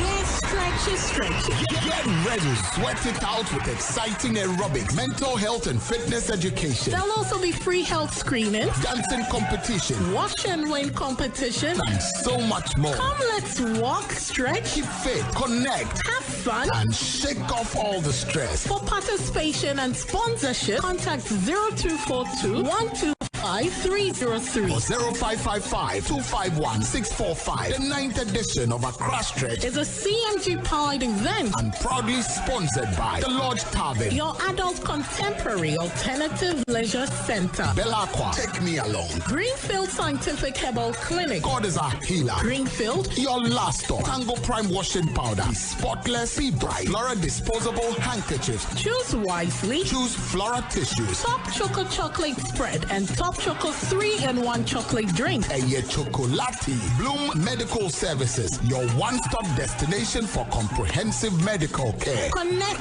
Deodorant. Connect, we make you beautiful more and more. Connect, let's connect you. Multiple quests where quality meets excellence. Gilson Manufacturing Company, producers of IV and Kuzi Antiseptic. Always protected. Madel's Kitchen, we serve you with love. Smart View Eye Care, we care for your eyes eyes like never before. Smart View Eye Clinic. Experience the difference. And Chicken Man Pizza Man. It's flaming hot love at first bite. The 9th edition of Accra Stretch promises to be the ultimate showdown Of your favorite CMG presenters. Who will pull the biggest crowd? Mark your calendar. It's Saturday, 21st of September 2024 at 5:30 a.m. sharp. Live at Mensa Toll Booth. And remember, admission is free. No fitness event brings thousands of people together like the Accra Stretch. Accra Stretch. Yes, stretching.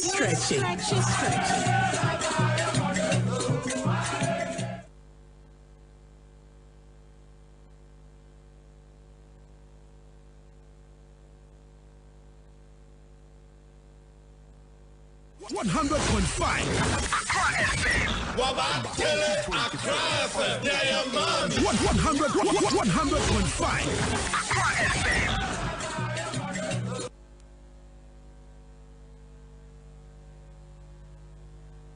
Oh, with Nana, Bobie, Ansah on Citizen Show. Stay with Nana, Bobie, Ansah. All the politics you can know on Accra FM 100.5. Tune to the Citizen Show with Nana, Bobie, Ansah. Yeah, yeah.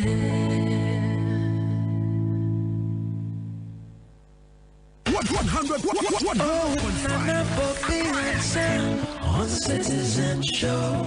Stay with Nana, Bobie, Ansah. All the politics you can know on Accra FM 100.5. Tune to the Citizen Show with Nana, Bobie, Ansah.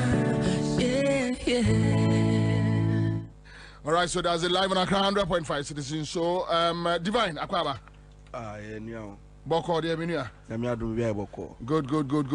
Good. So Enra Oyechra Kesiye ene koso ewo Ghana abonten so. Abanfo bisa say ade na mom participate. Yo, Brady Kama Minchia etiefo. Etiefo jo so dia. Ni omo so omo hweye. No credit say Enra demonstration no you participate here. PPP as individuals and as no the party. Okay. So over check here Ashanti region. Ampa pick up Tundra na ne di actually. Ampa a branded PPP pick up yeah demonstration. Yeah. But almost say more flag bearer more engine filing on the filing nomination electoral commission and heavy match. Okay.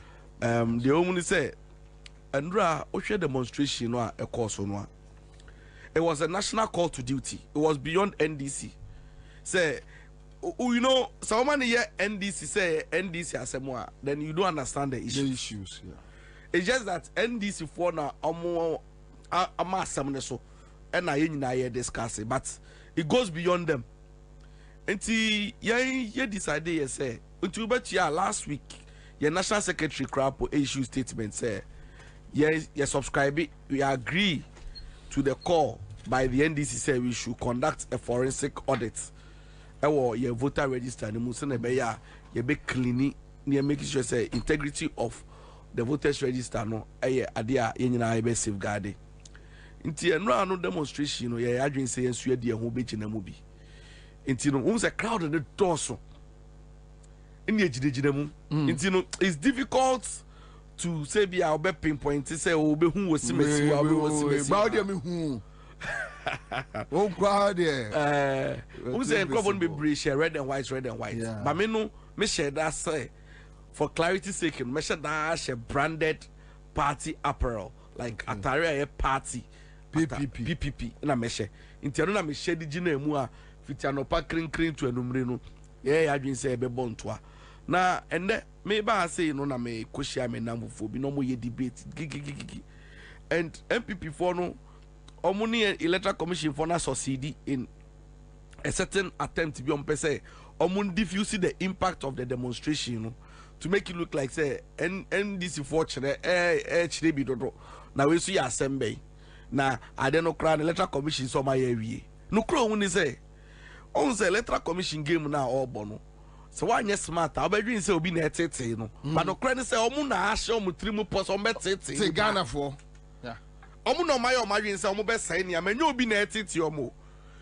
The kind NPP for and now Monsieur Ma NDC for and now conduct Omwankasa Omo audit and Omo no transfers be akoso Emma data no a shaky kakra into no yeah question electoral commission said no they don't trust a Juma no my no wouldn't say baby and electoral commission beka so on tomb but Omo the evidence small evidence in the electoral commission. In electoral commission admit sampa there were flaws any anomalies omankasa kwa no admit say aba register ni mu intino ombedi hujuma na omo say ameno ka say electoral commission say omedi hujuma wie odi ever ni say omedi hujuma wie say electoral commission no your source of data for all events political parties any stakeholders in the game no na ya catch us okay usu clean ya and if a new one ne bra na no so ensure electoral commission said there be wo fa wo de na wo so work wo identify no fa bra and unim trick no say sir over 200,000 transfers unauthorized transfers na o ma ye no omo pese omo force NDC na NDC form de na bra nti so omo de ba na se ever ne say 50,000 na cleaning only the 50,000 they are trying to say cleaning amamu no me back door 150,000 na ho no ya no gum aha nti no ye pusu omo so omo famra no mo nya omo adwen say omo de beba nti no it is this call behoves on every right thinking Ghanaian say they will mount pressure on the electoral commission to do what is right because na she way ayekono enya di ayede ba be didi agro be ka say vote we di ye ignore tie o ma shada a transfer nin kakra inti no say kakra no ma fa kakra inti usha police station o ma imagine say enye more than 750 every police station o ba hwa no 750 no normal pad ne kakra with 30 normal pad baby kakra with 50. It we say oh yeah, 100 dey brosu 30 pe. 100 brosu 50. When is better no kan nyina na wo amalgamate the various numbers are omode ahihye mu wo miambia na you get to know say na mana kosoro na say beso na mano so all of these schemes no ade a ohun say electoral commission ye tendro demonstration dey ye ginemu by yen pono ye sanso another press conference as a political party ye beye about this voters register and then to also let Ghanaians know because it looks like say yankasemu a bet say mahama no ye de keke who said there are some things we on my end so I identify from our angle we have to let Ghanaians know say it is some political parties who have also identified that share minua baako our Awutu Senya West okocheki ni din we hu ni din okrata ni mu enti unim say you sue electoral commission for anka some short code no say okay ye hu di amehwe say da so a ye kocheki ya na ebo voter ID na mani shemu a ede ni din akopie mu obo dada and is you know adwuma code no ya adwuma but information no entirely me be man another information okay ye hwe no obo dada no oti region Buem constituency. So imagine so be aware Utu Senya West Utu. No question ni na 7 December obeka say or even po mini say obeto aba. Let's say okobe say 3 days so.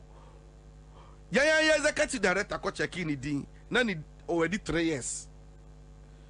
Date of birth no already 3 years.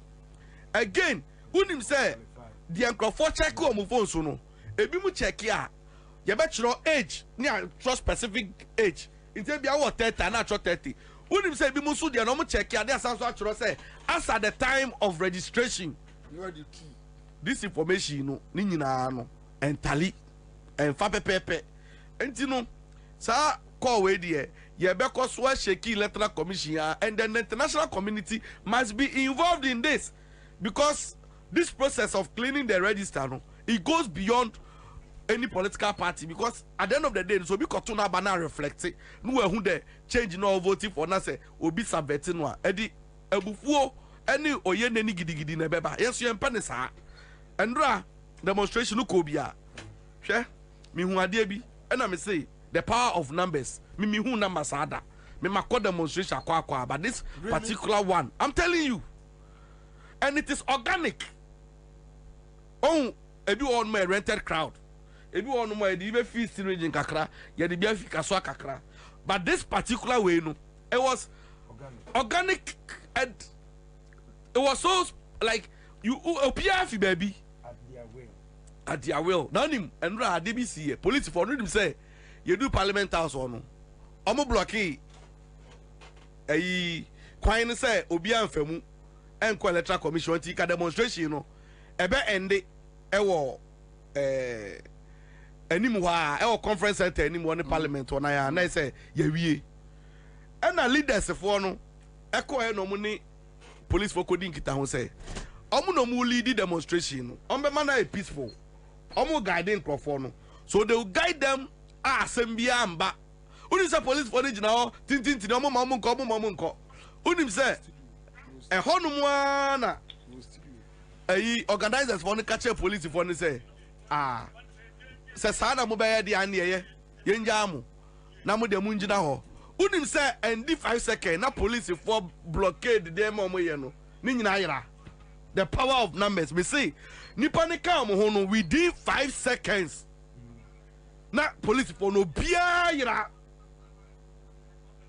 from that place no and I was shocked say wow the police people nankasa and what they saw yesterday and what they have witnessed the security system no they should know say when the people rise omubi bia ni wonu mo ebegina se nipa ne ka mo ho a hwingi na me enkodu sam pepen so ebe kan ho mo bia nkoka ne ho but that police follow omo body language Not to say because I think say a man for Bomabaso say no across the country Omo Bomabaso Oma Yadi honestly I think say they conducted themselves well but I also think say numbers is best care see who was trimu pompa adiana who wo no who to me nya hwe and I send omo block here omo block is omo mo kwan enkrofo no less than 200 people pursue omo who wo no no bi ayira na enne be mo call cathedral no Yeah, kono. I remember say yeah, ko cathedral. There was this policeman. Ono kwa ne ma yehu se kwan da.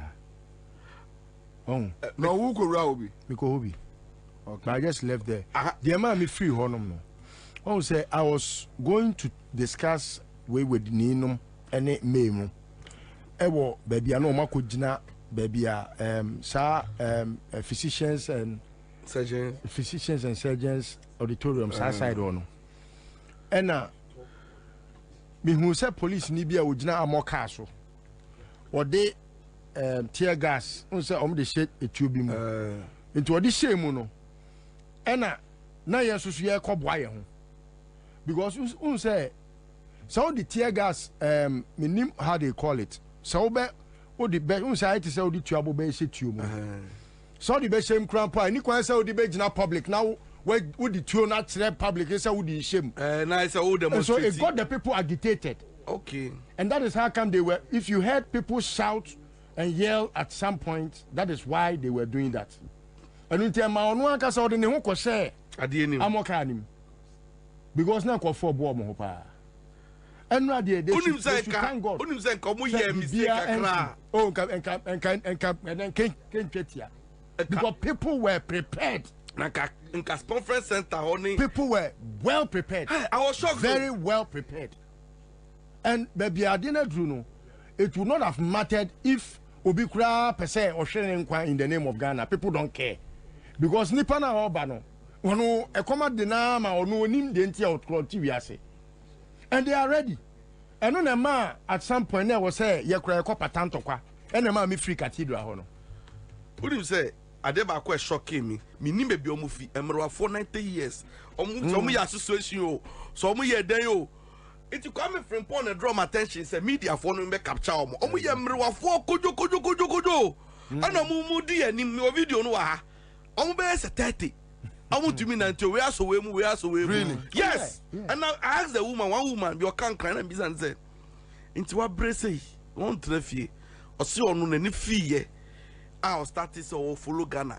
ɔsi ɔno ɔhɔ na Kwame Nkrumah usa na Kwame Nkrumah bedi adeɛ nti no ɔhwɛ deɛ Ghana ba ɔsi deɛ asi no hu bi da nti paa sɛ ɔbɛtena sɛ ɔsi ɔno dabe no bɛwu maame baako ɔsi ɔno nkyɛn no wɛwu ɔkɔ wɔ kwempo no wɛ ha no but deɛ si no no sɛ like ɔno te sɛ ɔtenkwam na ɔhu sɛ amamuo ɔno ɔhu ɔno ɔso wahu fiti Kwame Nkrumah so various governments any the way people protest but ɔsɛ even what has happened under this government ɛkora na yɛde akyɛw microphone protest no ɛshɔke no nti ɔno ɔte sɛ protest wei ɛkɔ so any the way aban ne yɛ ne nneɛma no ɔmo nyinaa ɔmo ayɛ te sɛ association no so ɔmo fi hin okɔ mmerewafoɔ kodwokodwo ɛna ɔmo nyinaa de ɔmo bɛgye demonstration no mu bi na ndra no ɔhwɛ ahokeka any the kind of energy na mi po mi nya me ho gi mi nji me ho gi na me a me beto mu ba ko no interviews any calls I was just so amazed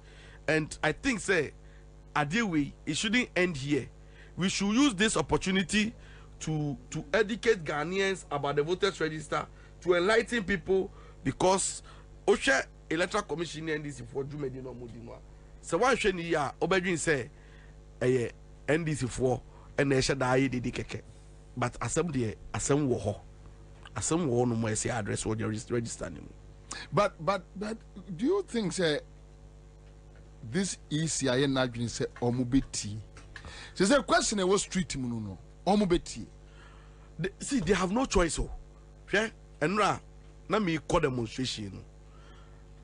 Bobie, sometimes we are only privileged to say any kasa ni adwin say opinion or suggestions. So unim say me kodu adabraka ho baby. Na me imagine say me kogu nsuo kakra. And I'm a fan chair. There was one gentleman unim asemo ka kire me.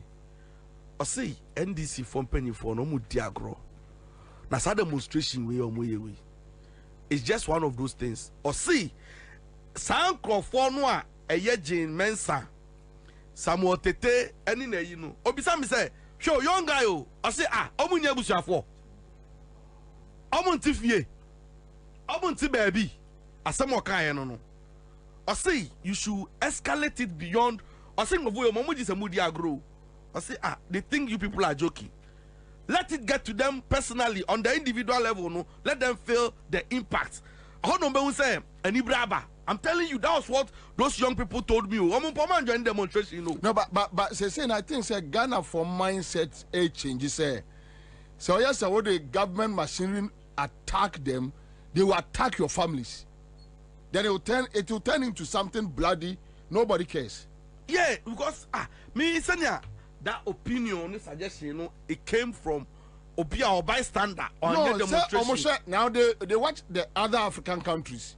Okay. Yes, the same Colano. That's information. I mean, also they see Burkina and other places they know because I mean, police ni and I say who party militant. Now I say the soldier atare.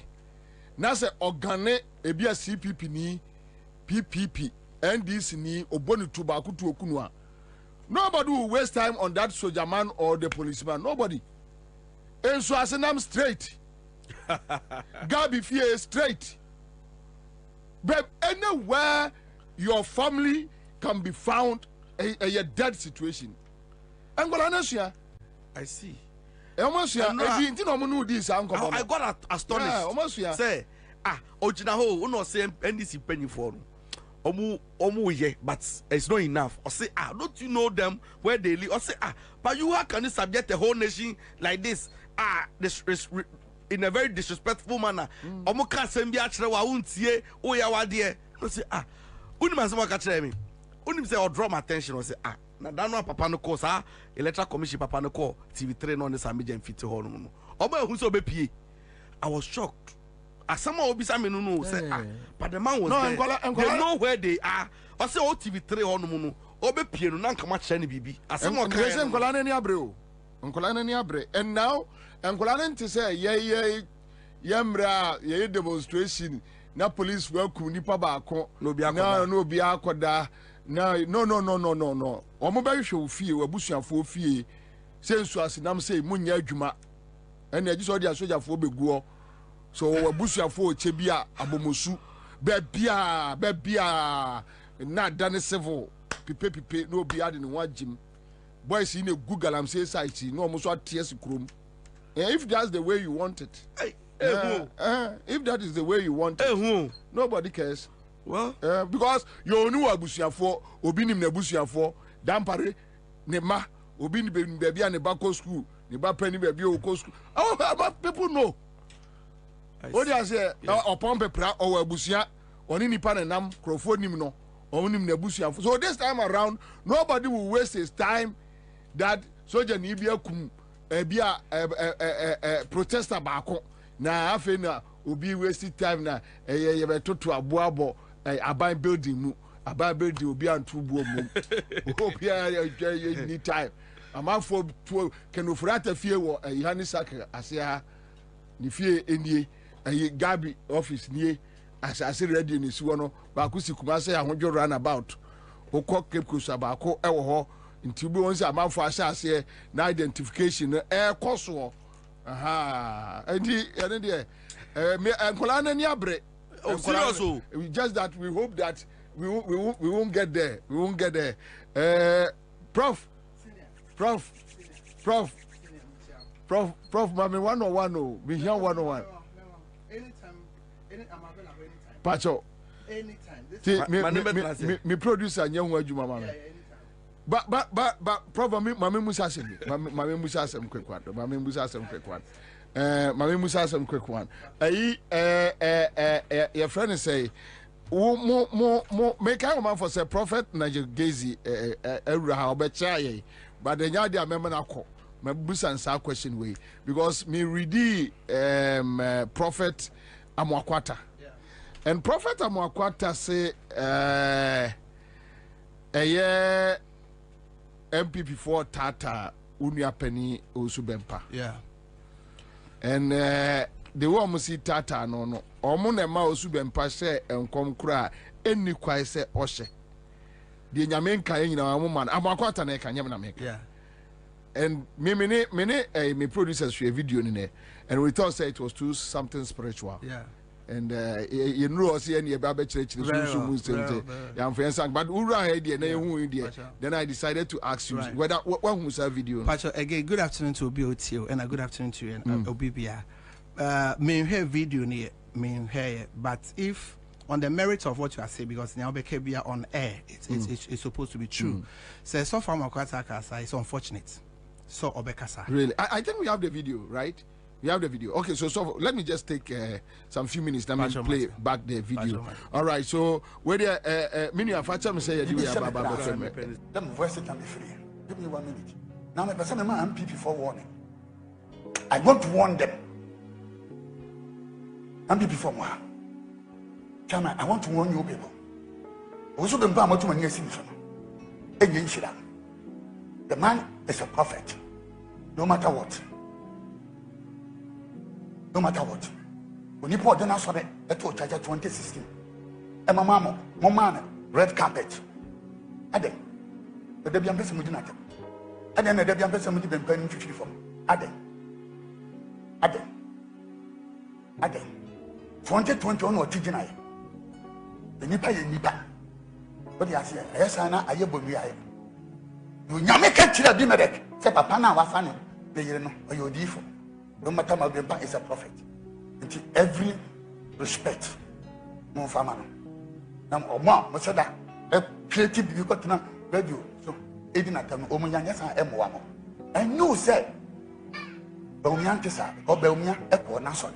You make a reconciliation. I'm on sound Conco Yadia and yet. A dear Hanwa, Abraham. I'm a prophet. The idea of Yamadan, international fan you be. This man has fought. Endlessly. 2016 now different to him to Ghana. This man stood up. The Yamaka not in park. Him say Obeka near any Yamen come said there is unfortunate because I also believe so or in Comseni. Into a fellow Comseni must not say so. So can we then project even if the all can a true crown and that he must say MPP for no pushes of also been more or shan come and Yamen can say on set. And I say in commission Joel chapter 2:28 Bible say nyame ho ba wo so a ehyew ema wo ka nti yen hyen compare say MPP ni epushie but it's very clear say MPP for who say umbe lusu now it's very clear say December 7th Ghana for beto John Mahama into they are doing everything me oh yeah the video be sending me want to me with radio and TV they were attacking software Usubempa. You see Dana normal really? Oh of course they were attacking massively. Dana almost Sanchez software Usubempa na say Western case ni say ombe lusu and ombe lusu into software Akwata no ka mintie ni here intimate speak to but so can sadia is unfortunate say MPP for the pushes of Usubempa mo share and come se bi because maybe Jesus say of Usubempa or a D4 yeah so Mame Mbusa question way so Usubempa ka say in 2016 yeah so ka say John Mahama Ansah wo moja yeah do you believe it? No, I don't believe it. I don't believe it. So why are you defending him? No, what I'm not defending him, but to the substance of say, so for Mwakwata say, MPP for a pushy, so for Usubempa or Senkom. Whichever way, he said certain things that even you, man of God, you don't believe. Very also. So let's take out the issue about MPP pushing. Yeah. But he said certain things per Mwakwata that. Well, you see, say we say obisha nkoma home. We ya the nyame asem we measure with the word of God. Yes. I believe say so for Washenko over the years. Say so we president ex-president no nensa wo moja and all that no. Yeah. I think say on it's now one-on-one. I think say be obeka one or two things say it's unfortunate coming here and there. So Oseda. No, mean to mean cast or shed down as one shed that because we'll be friend in young coupon no be any angel. But me to me as I can say, Miss Benia be Miss Me D4, but we moja be any President Mahama Ansah. Some patriotic I say, moja be any President Mahama Ansah and I say some days to mean to scrutinize Moon and Majuma. Of course. So why can't you say that look, this one maybe in the the point I'm making is that mean to me can say or shed so shed out so one shed out obechi anka because ni ebeke bia no nyame bebu ye ho akonta sem patriotic say me betna condemn so for Usubempa or say nyame say anytime somebody say nyame say no there is a clause so can so on one kasa said there I can acid where miss me match share margin but or say nyame say and I miss make a choice say miss me a D4 but the message of God moja be a new be Ansah. So even with him saying in Nyame no, yeah, you as a man of God, you don't believe that in Nyame. No, what I'm saying is grant a cross in Nyame with Genesis chapter 4, Genesis chapter 3, Genesis chapter 5. Cain Nesaba Mojan, a rather the channel. So we are not at the second phase, we are still at the first phase. Very Do you believe it? Oh, to say no, I don't believe that. I personally so don't. Which means he lied? No, I will not say he lied or say Timmy, maybe a D4 and I'm a suffer or say Nyame say or say Nyame say. I have not seen that because you be a beke and obebu whatever a conta. Okay, so now another prophet very well within Muhammad circles. Very well. Ghana for say yeah. A young people for a catcher and say onka. But no, so on no so far my con the eka. Some patriotic say into he I mean obechian kasen yourself. But I cannot answer but he for. Is worried that Enkrofon be use Obusubempa. Very well. Then to be honest with you, and then the first timer, mate say won't me. No, Omo did not temper massively. Omo did not, and it's unfortunate. It's unfortunate. Massively, minimum that. Massively. No. Dabio, last 2 weeks. I think. Last you know I am aware. Last I mean they took him to the gutters. What was the issue? The issue, let's say Omate say stuff Usubempa kushia the former president and some pastors. Is it true? Minim say Oma kushia na so mun kushia. And they took him to the and it's the nature of MPP. Kufo MPP wasn't like that. It's the nature of this current MPP.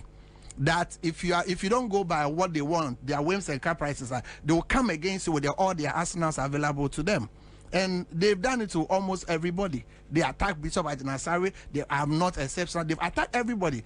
But you see, Omunye ready, Omunye write notes now. What how they say? They are handing over no because I know and nothing. You see, this time nothing. The Lord told me, he said that I will not give the nation to Ishmael whilst Isaac is there. Omani or Ghana in Yankopondia. Anyway, D4 man, we are watchers in the nation. I know they will come after me like the last 4 years they came after me, but we are speaking the mind of God. Some of my brother prophets, the asantiness in them is not allowing them to speak the mind of God. Meaning what? You see, some of them, there is so much of the MPP-ness in them that it restricts them. Say about me and the baby, what is it? Apart from say Reverend Kwesi Boateng Beka say when who say about me, but who say Odiphobia Beka say bim. There is so much of tribalism in them. There is so much of asantiness in them, the MPP-ness in them. Okay, so with Kwesi Boateng, Yamina Akasacha na say tribalism na Akasacha. Obi media ne say Bobie ni aye kebiano. Will damn it. He bet you hoka. Into me so because nyame say I leave it to the person. Because obi friend nyankopon no ni mono. But me de nyankopon aka me. And now in paying for a different paying for man will be afrem omo frame. Bebre efreme. It's a prophet catch on Crawford catch a NDC phone catch almost say away the election the omodia. Nya isi baby this election NDC for there. Prof, minimum say what time sir, but I want to find time. No, don't worry. I'm available any day, anytime. Any day, anytime. And I will encourage say a bo your D for home by say a bo we Ghanaians don't know how to protect their heroes. Ghanaian people that have achieved Ghana man, especially this MPP for almost say Obia. And I encourage per video maybe you'll be sorry say so for also be empower into Michian baby Obia and yeah, I'm telling you, some ways that we can, but that's a great man of God. And so for 2016 and come to me by power. Even the last election, there's a lot that went on. I'll move from area still. Into Pacho Minjan and contemporary Pemo. Prof can say and rock crowd who be. No, I'm mature.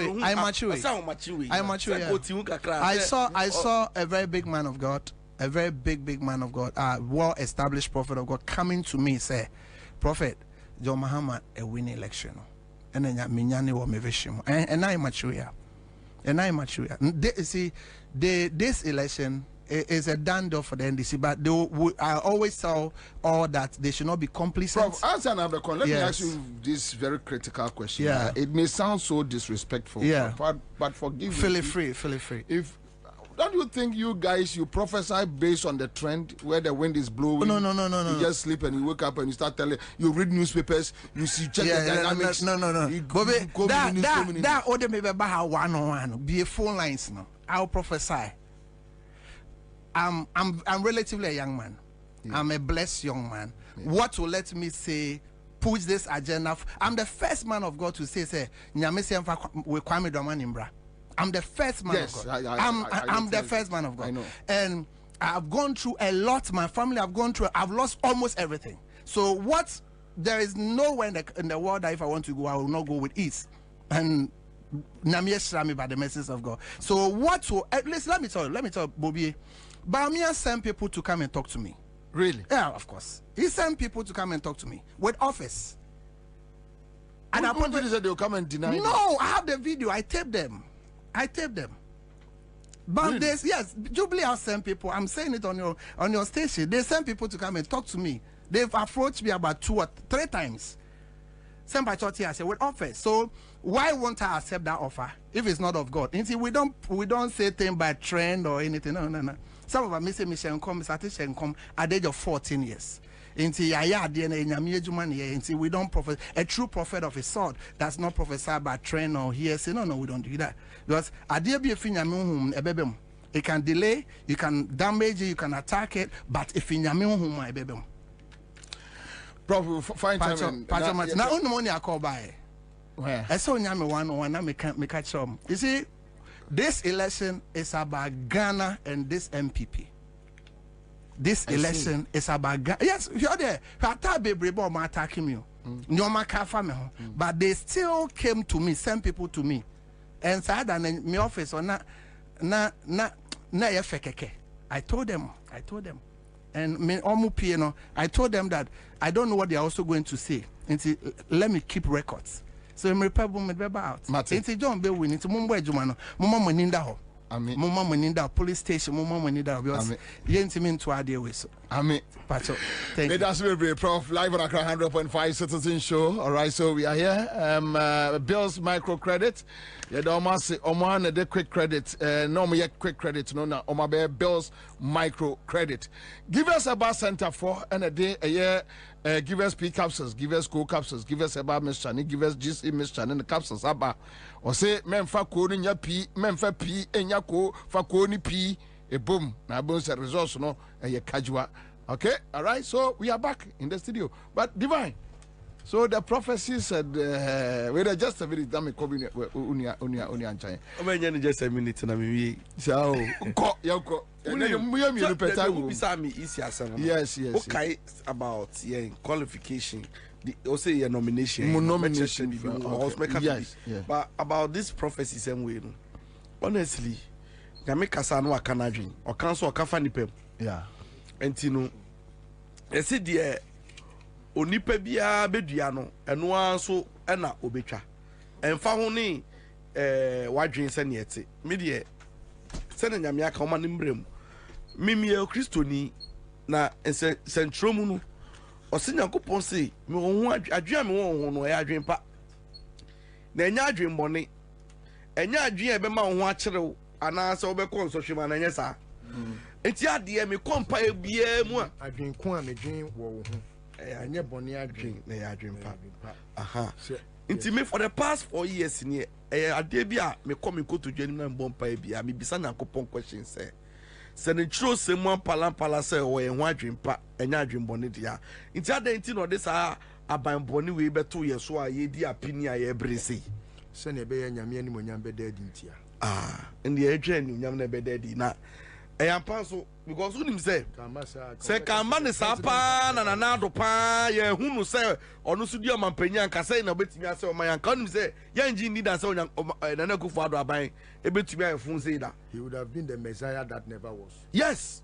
Tanaki Ebeka so Nanado was actually the president, the best president that never was.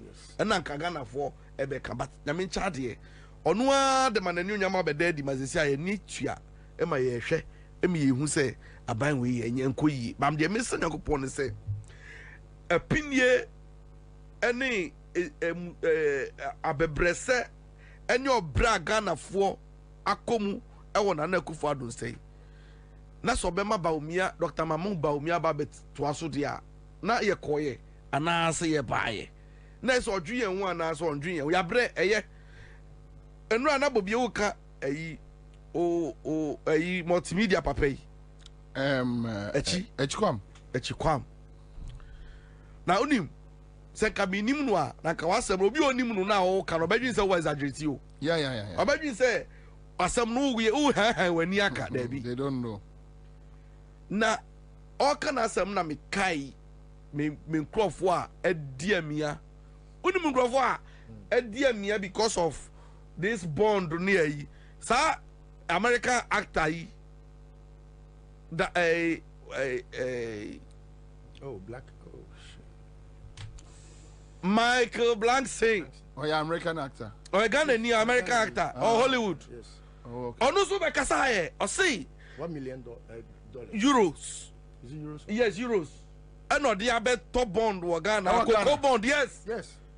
Na Nigeria say bond no ebe di fifi. And the school a we see no.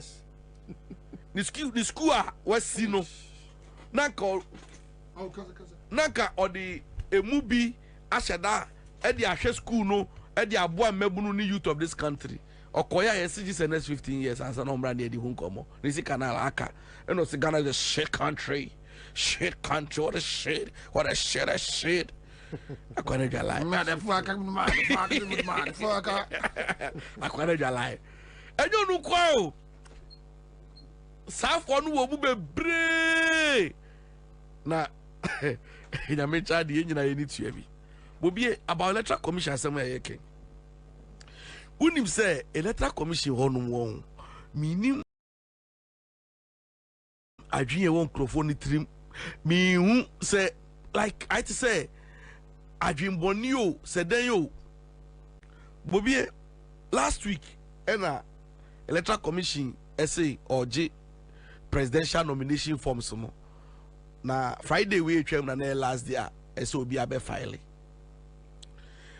na obekaya citizen dazi ebe tra ka che say omo honu mo na electoral commission efre all the various political parties say emergency meeting bi aba na obi ambe state eda oba be filing the presidential you know mahunda obi abeba all the political parties chose when young people before you choose Friday which was the last day say ebe file 13th unim say you could do honum na min chade your copies of images of visitors logbook na da hono you could do honum you signing in me do honum me signing in 320 Bobie you could do honum no na other presidential candidates more than 8 and about mo so mo ba be file sada no and obia so ubetumi di nipa 8 and na room unim se do honum ye okiu mu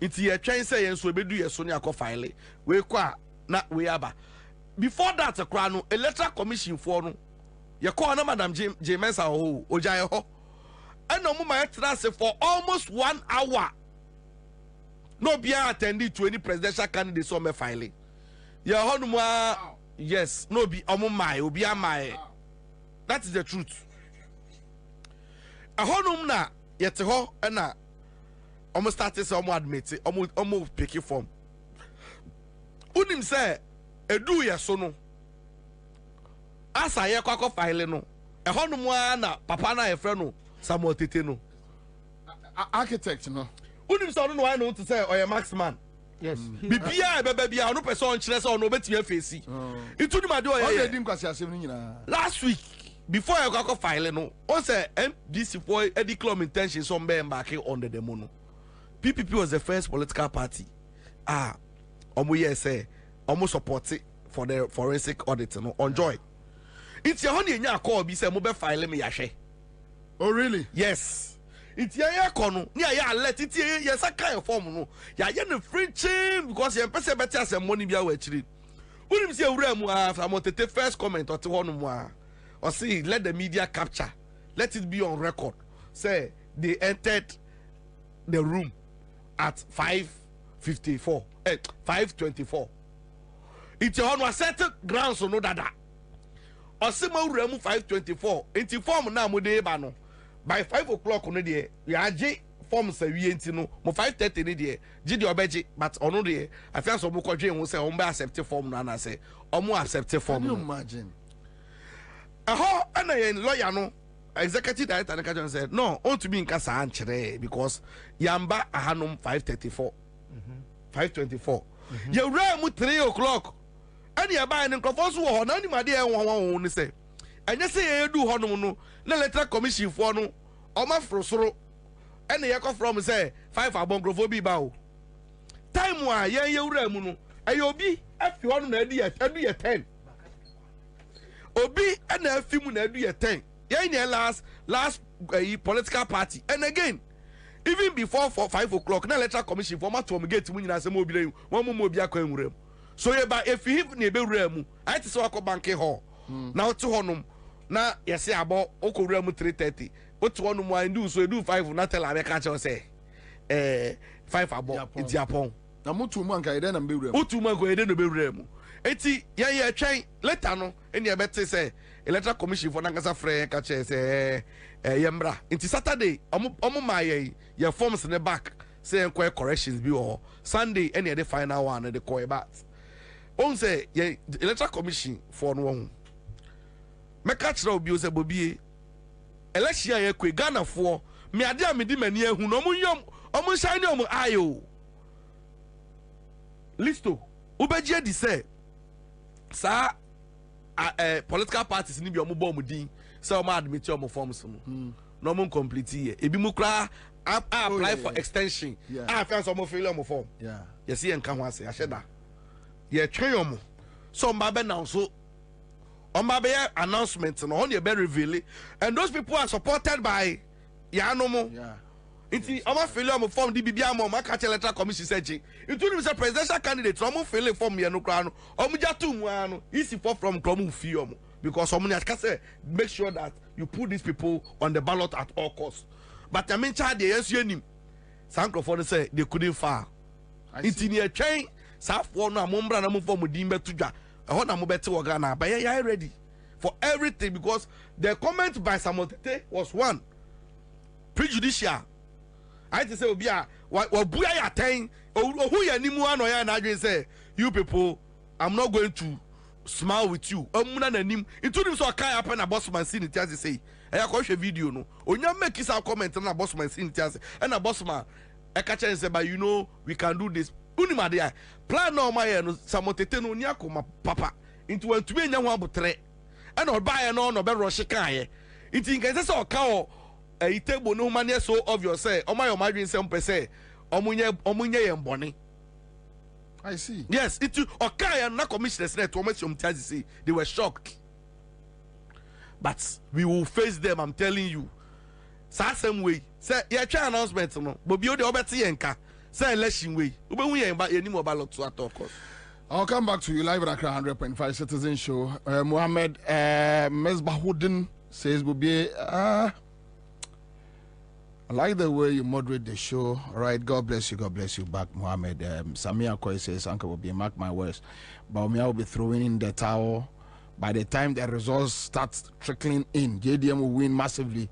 Or your mama can say, I buy a phone, say, I buy a phone, and about me and Abresano. Nana, so EC matters arising, last minute interventions. Ya titifu were so ya the role you went to collaborate to insult them that if they want to vote for NDC they can vote for them.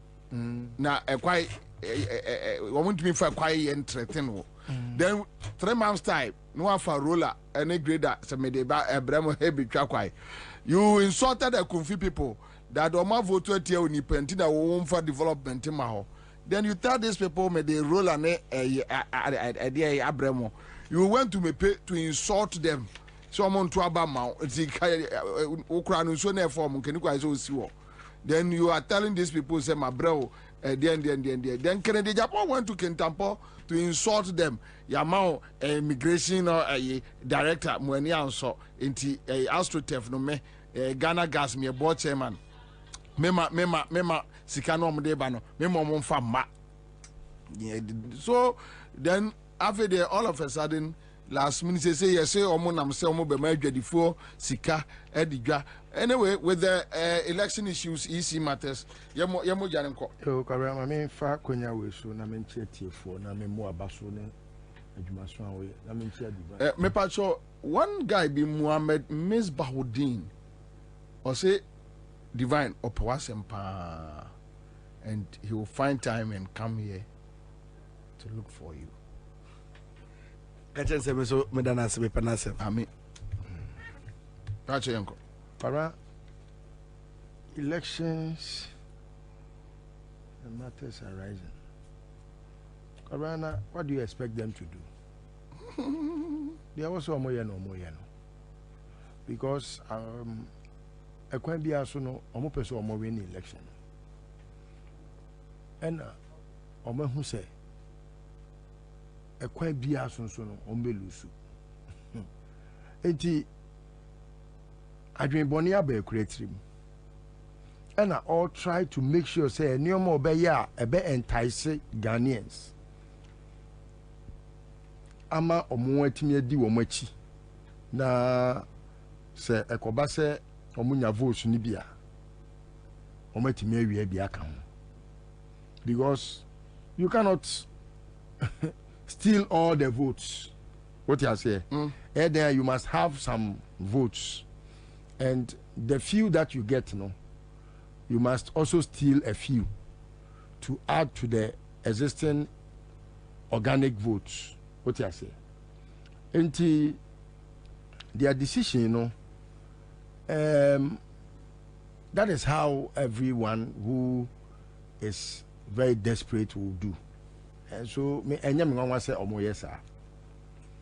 Na Kwabena, I will say from day one, and your ma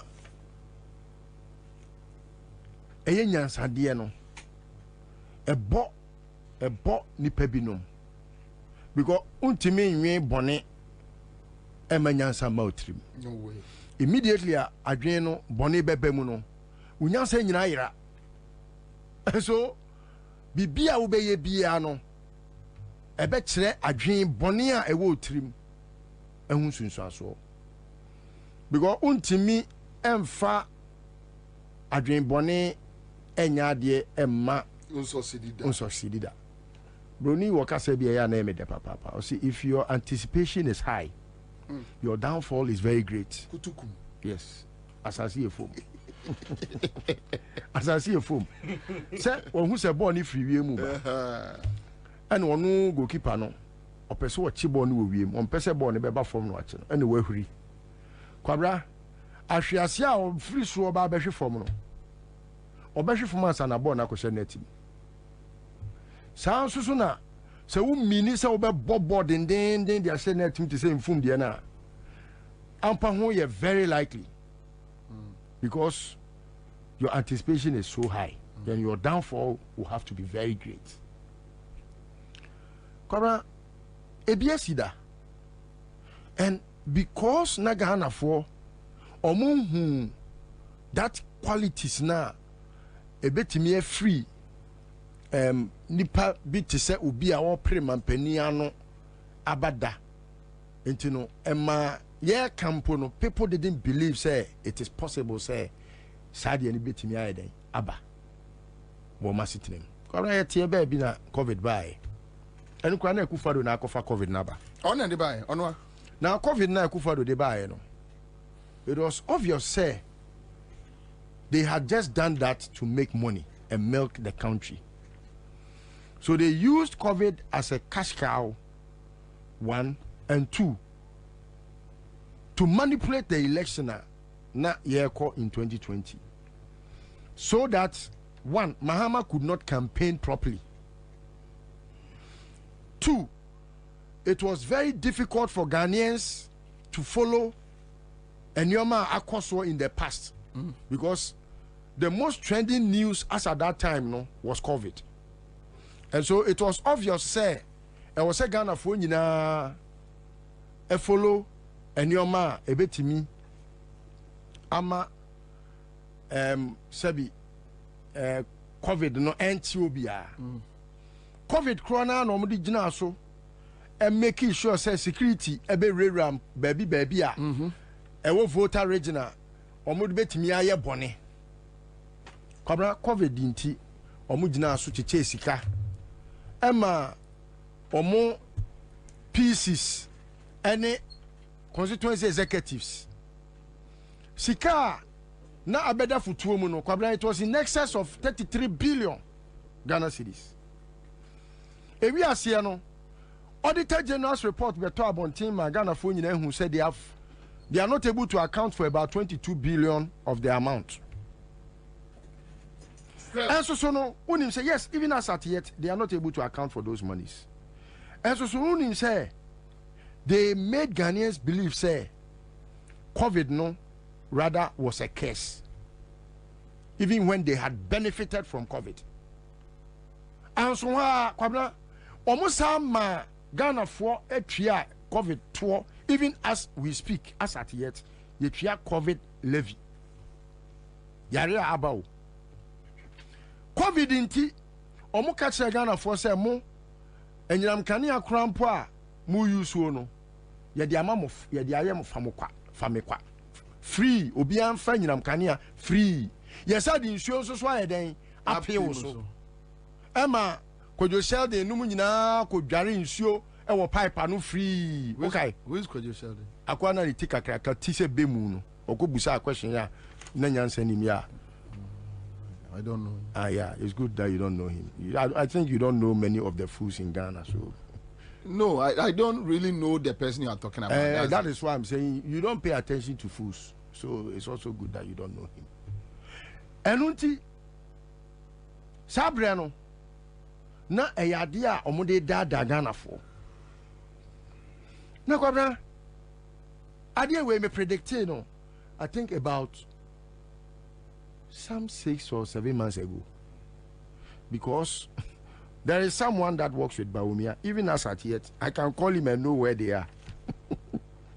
They gave me the intel say, "Denti ano mo to petrol buomu, ama petrol buo sro at that time na afe obia entimin to petrol no na eyade a omo ye na omo di ekushin anase omo di accrue some money bia omo di begu futuom na ye koto aba about 2 months to election no na omo atete petrol so no maka say oh say petrol bo ba from eno no na ada Ghana fo say bi omo dwen say ya adwene ti say Bawumia ye dia mia na ya adwene ntime nwen enti ehu say say dollar no say ebeye dollar ye second part on way eno the best amount to election no dollar no mo wi egu omo pass omo di begum omo be jam kakra because omo be hu say dollar na e ba from e be ka say say Bawumia be ba no ntu say nioma ebo kofom. And in fact plan omo ye no, they had done that at the time Bawumia nye flag bearer, and Bawumia be flag bearer no omo ye say kom be execute no kakra ba Kwabena who say dollar na akoshen konfo bin pass no, it's not easy for them to bring the dollar to town. And ebio BDCs ni OMCs ni bebre yomo adia enti no ye wadie bi a omo de frap fuel okọ Ghana gas adia ama aboa papono ma ye yie pa. I know persons that deal in those things. Adia ne friend no adi we kra do baby anam refuel adia ye de sanitizer no ethanol no enya ethanol you for alcoholic yes ethanol ya alcohol eno so ya alcohol eno you need some the menthol anyway your friend bibia I'll remember the name eno no Kwabena se bi omu ko bu bia fuel tanker mienu egu tank farm bi mu ahon na omo akubu eno be se nwotwe afra enti ebe te se wato petrol na wato no na ho den ente se original petrol a ebi a wakoto because sa condescent no, that's not what I know. It's something I remember.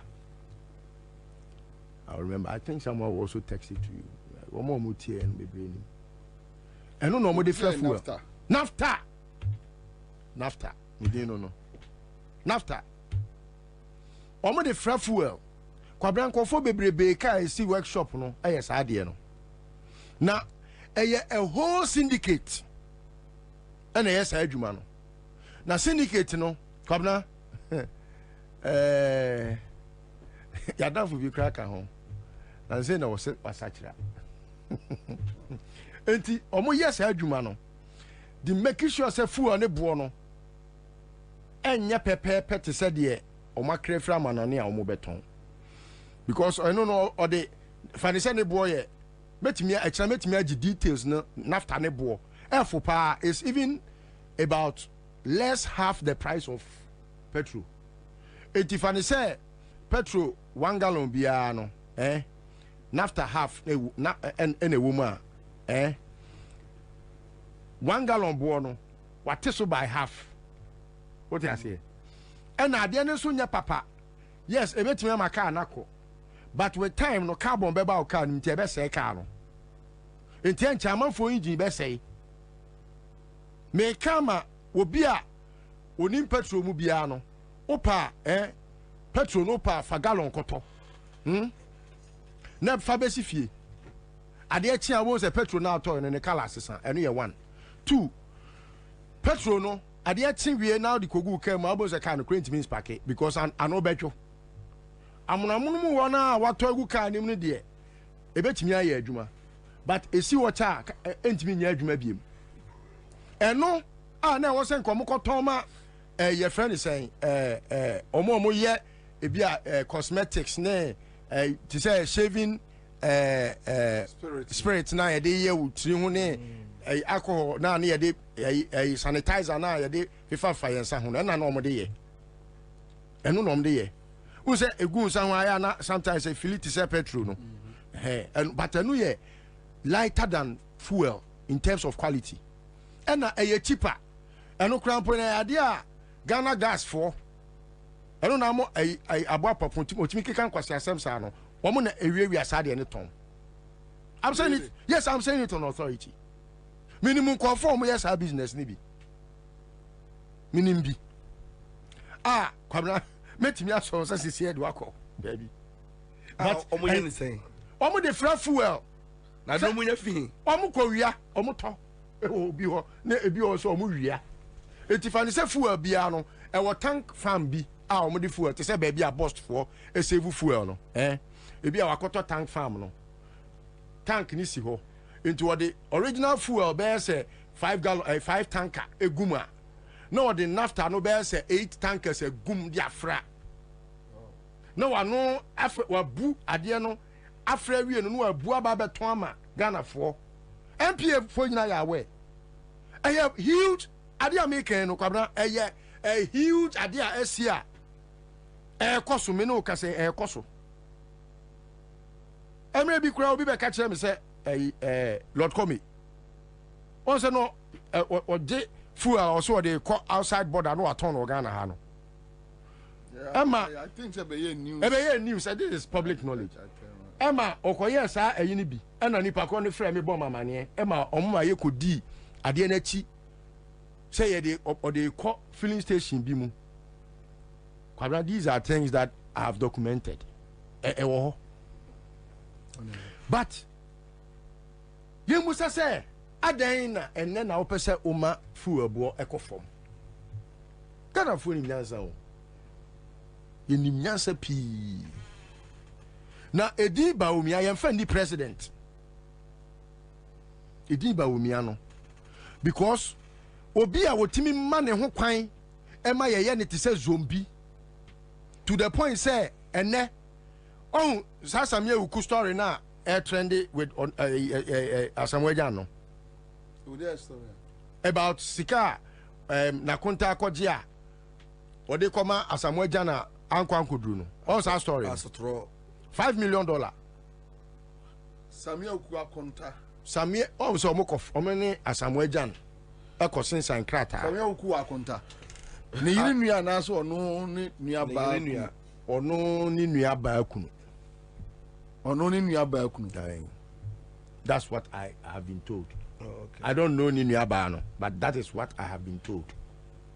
And so I stand to be corrected if it's the other way around. Say or no Ninia.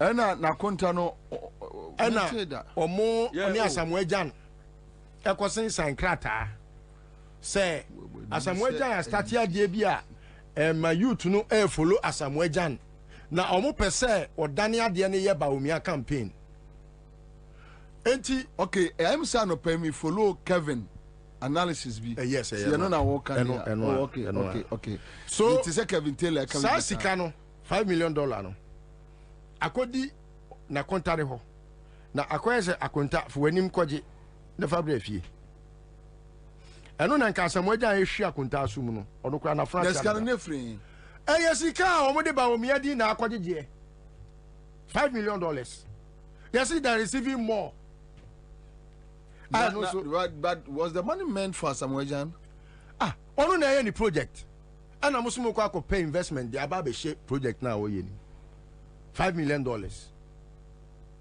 and or buy in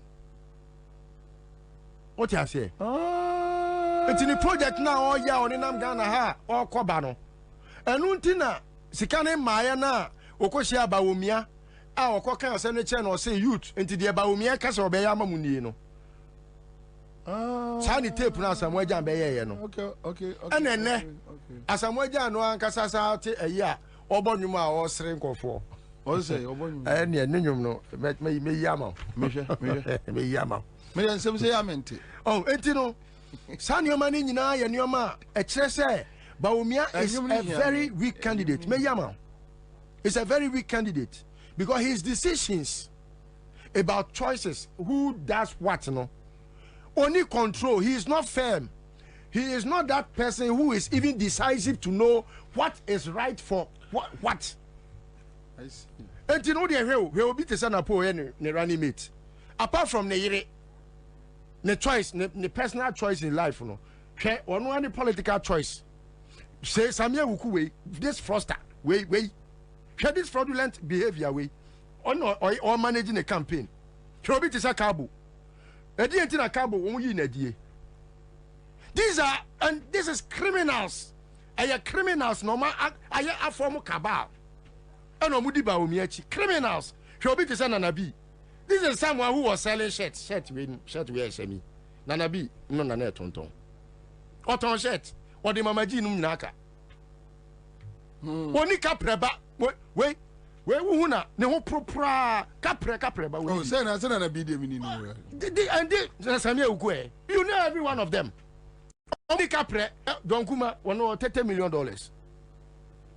Na bi ni obi a hu no club no na soja di nachi. Ghana amfo so mo Jimmy papa. Mutimi detail soja ni so oni na bi kwasi ampani we achi no onko club. I disagree with this because they have pam entire gua. Boys don't do that. It's a me say soja tare se na soja for humia. Dey nom de be me. But the one wo koto no soja ni be hu no. Soja ni be hu no. Adentina me call report o. Ade majimi. Me omuni ani. No, they take this soja me come soja for ate. There be men can say na munyimi ya hold on. Enya de woka that is not an issue. It's not an issue. Meba. Kwabena democracy ni ewo. Meba. It's an issue. Meba. Enya de woka say wokoba man ye na ye asem. They say sometimes because 2020 I was with Colonel Bevrolati. Omo pam entire de senkrofo. Just obi a wonti kroma onim. Meba, let me finish. Right? Endi obi betimi on say okay, enra me hu story bi yesi afro obi akua pokua or something. Afia pokua. To be honest, many boss story ne so 3 days ago. I thought say afia pokua Peace FM. Me aminu ba. Then yesterday, and I must afia pokua so abeka say nya ono afia pokua no. They are another person. They are another afia pokua from Kwawu. So you see, but people were sending her threats, insulting her that what did you do for them and all that. Yana Medeka say sometimes and yet Ghana Armed Forces. You know one aspect. The issue so Busa said na I'll go with you. It is if you ask that legitimate. It is on the basis of that. And I'm Ibusa question, I know Emma me who said they have become a very useless organization. Okay. Omuka tell you say and conform ko bo tuo wo tetima no. Na nya soldier for. To that police. Papa. A soldier for were with police no more yes sir. In the video they were soldiers. Yeah. To that when police and also soldier no yes sir. It is obi di wudi nam edi bone.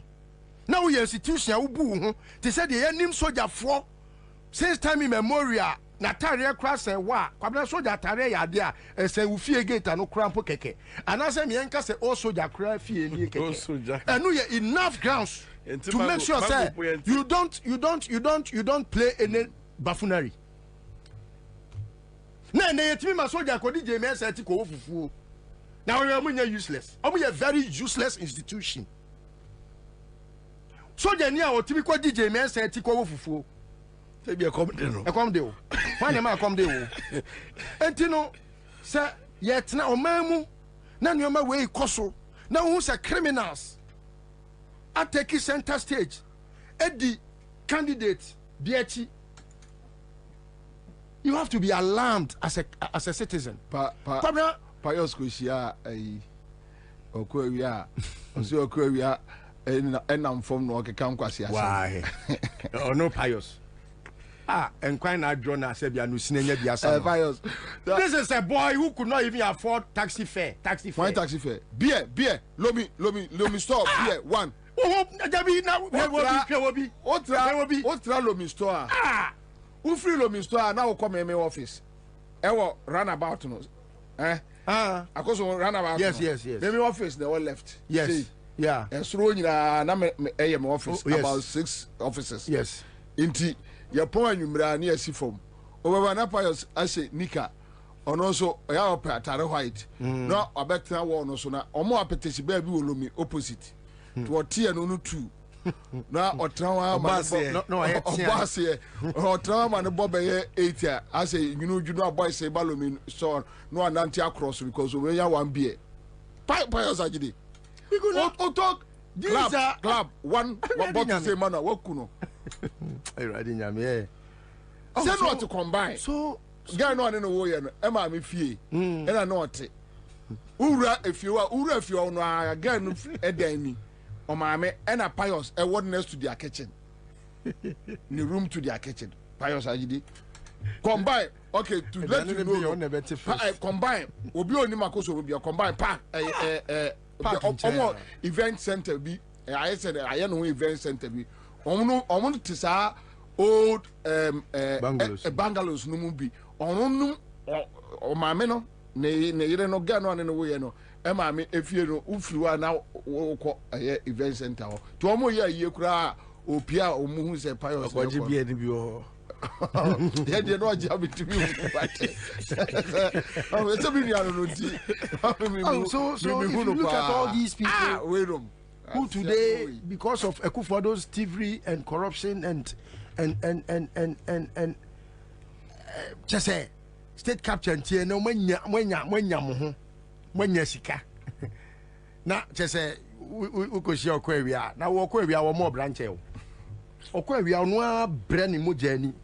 Titini moja making sure say onya kromfo one fan ko Australia onya bookman onya connection man onya kromfo na so mo Kwabena okai no Kwabena am na nko no asimi nko wi asika emfa nko toka tv no problem onya and he has dignity, he has respect.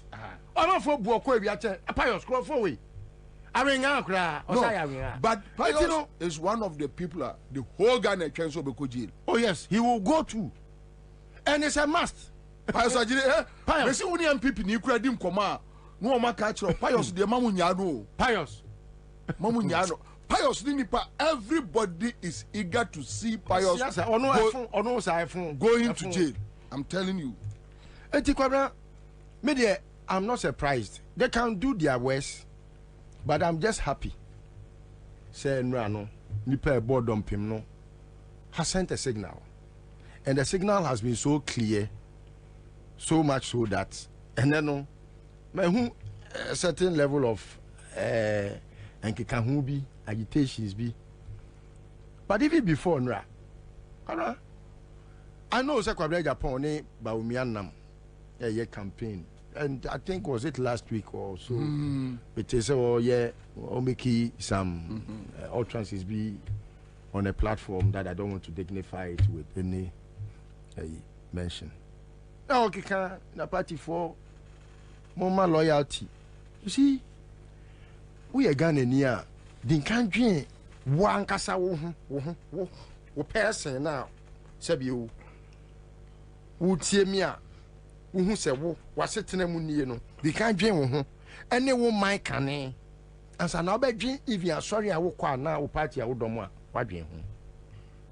Never choose anything, either religion, tribe, political affiliation, any association beyond your country. The understanding now, Kwabena Japan no more. Ah, omodidi ba omiachi no. Eye omo personal interest nti. Kwabena Japan, dia odi ba omiachi ni nyina ye because of ono dia obenya. Se ba omia in an unlikely event, Ebe mampenia de ono Kwabena Japan obenya de twa nanum. In the first instance Okoye campaign ma Akufo-Addo even after they had unlawfully sacked him as a general secretary, you know, he contributed to their campaign because his aim was Manyasa Omoba Omumami Baby and Koye Juma. Even when he was denied that and was lured by Akufo-Addo in his second attempt to come and campaign for him, they told him they were going to make him a chief of staff.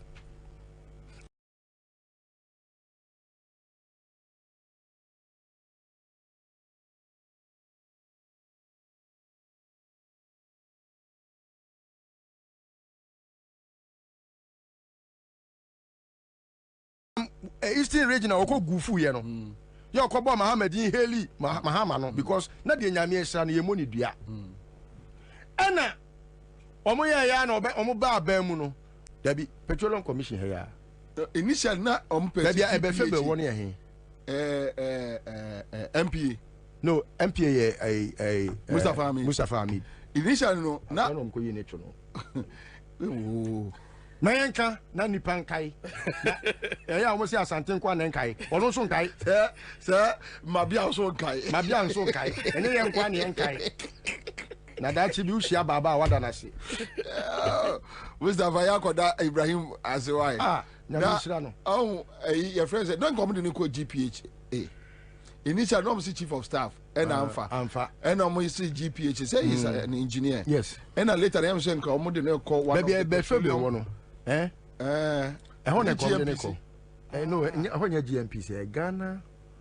I'll check it. One I know let any crowd about team it was public. I still have that on my file. On Kokofu de ne buy say Kokofu and come de ne call Lance. Yes. So and I said John it's your no so congratulate you kwabena can crash show so congratulate you grandma niji tumu so wenya call you remember e woda nyame ase you have very good retentive memory. And that was the time I said John no mo man ehia there be no mo man is adana na jono ana enti pascal enti eye ono ne selfish interest nti and na ono di ba wo mi achi because this is somebody omo twa ntroto ne so.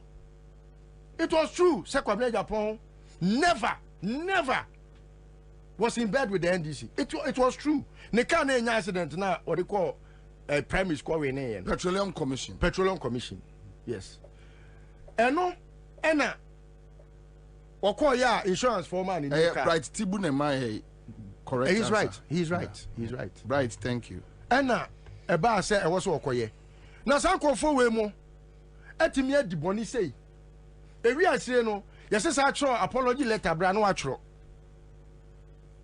let us say wafu no enti waton wani monyam ani opani na sorry no me na me oka se list o me sa obi a me call told to fools sa me mani monyam na obi di mani matwitwi fom na Akufo-Addo we krampo se bi oso ye nipa a otimi di o manim Akufo-Addo we na wo betra studio kan asema ni Ghana fonti a una okacha ya say obi a wasa economy ontimi ni yanim na wo wie ya wasa akota free wontasuo Kwabena Japan eya na me hu na ne hwe mmobo ebi ni kene monyam for pa o hwe de waye ebi ni kene wani monyam kene Japan che Japan e din no mo ya se din no Kwabena Japan kene de Japan Japan din no e me so me ofa Japan onyimi sa sabio de manu apa oluwa ban ene se so me Kwabena nipa o se mama tiane da o ene mo me sa ma me wi omienu Kwabena ye omo fanche no Kwabena nipa o se me mama no tiane da because the respect I have for Kwabena Japan anyhow Kwabena Japan gu ni hu animu ase no me fare ma no me no ahun kame na ma kame see me trust forever because he has confirmed say enema no mo de to ne so no yampa unim say that is what he has done. He has just confirmed to the public say a trona gabi nom etikire to wo so no eyampa we are not be john catch him say selflessness. You are very selfish Kwabena. I'm telling you, this is your younger brother Listowell. I am telling Kwabena Japan say well you are very selfish or look for one selfish interest. You don't think about this country. You look for a word loyalty. How loyal have you been to this country? That is what we call patriotism. What is patriotic about the new patriotic party? Then you go and tell people, say, they should be patriotic and loyal to a group of people that have denigrated and destroyed their lives. Look at him. Me who come Japan, me ferry kramano. The obedienti, uniani wo ema shame. You don't fear shame. The obedienti, ferry. You go about try to make people look as if say the omunim nyansa nti omukotwa bama baomia. The odi na ti na ye friend baomia no. Ne so fa so ma Ghana man ene den. This is someone who took dollar from 4 cities. And onwa ni nua Kwabena Japan, ni nua Kene Japan. And the bay analysis ma ye hu say dwadi for ma cramponim economists echen baomia. And na dia mu bedi enti mafu enti mudi baomia ti te say nyan me mo adwene nya adwuma Ghana for come dia muni me say te say man ka so mo ye nyan. Okay. Te say nyan. He says he be used to say is the best. What I say, let's say omo nyan but omo aye te say nyan. He used to say dia mu bedi enti omo adwene pa. Because I mean this is someone Kwabena I mean you know Kwabena Japan. Oh, of course. With that impeccable integrity, you just go just because of food, because of the obedience, because of your Baba Oyiri position, because of also your promise to say chief of staff. Now the Baomiachi. I don't see na bet media for Baomia. You went and sat on that platform for how long? I don't say na ultimately for Baomia. I don't say no one would, you know. And I never catch a man for some money loyal to their party. What is loyalty when I come there? What is loyalty when they know, sir? And $1 a saying? You're the only one thing.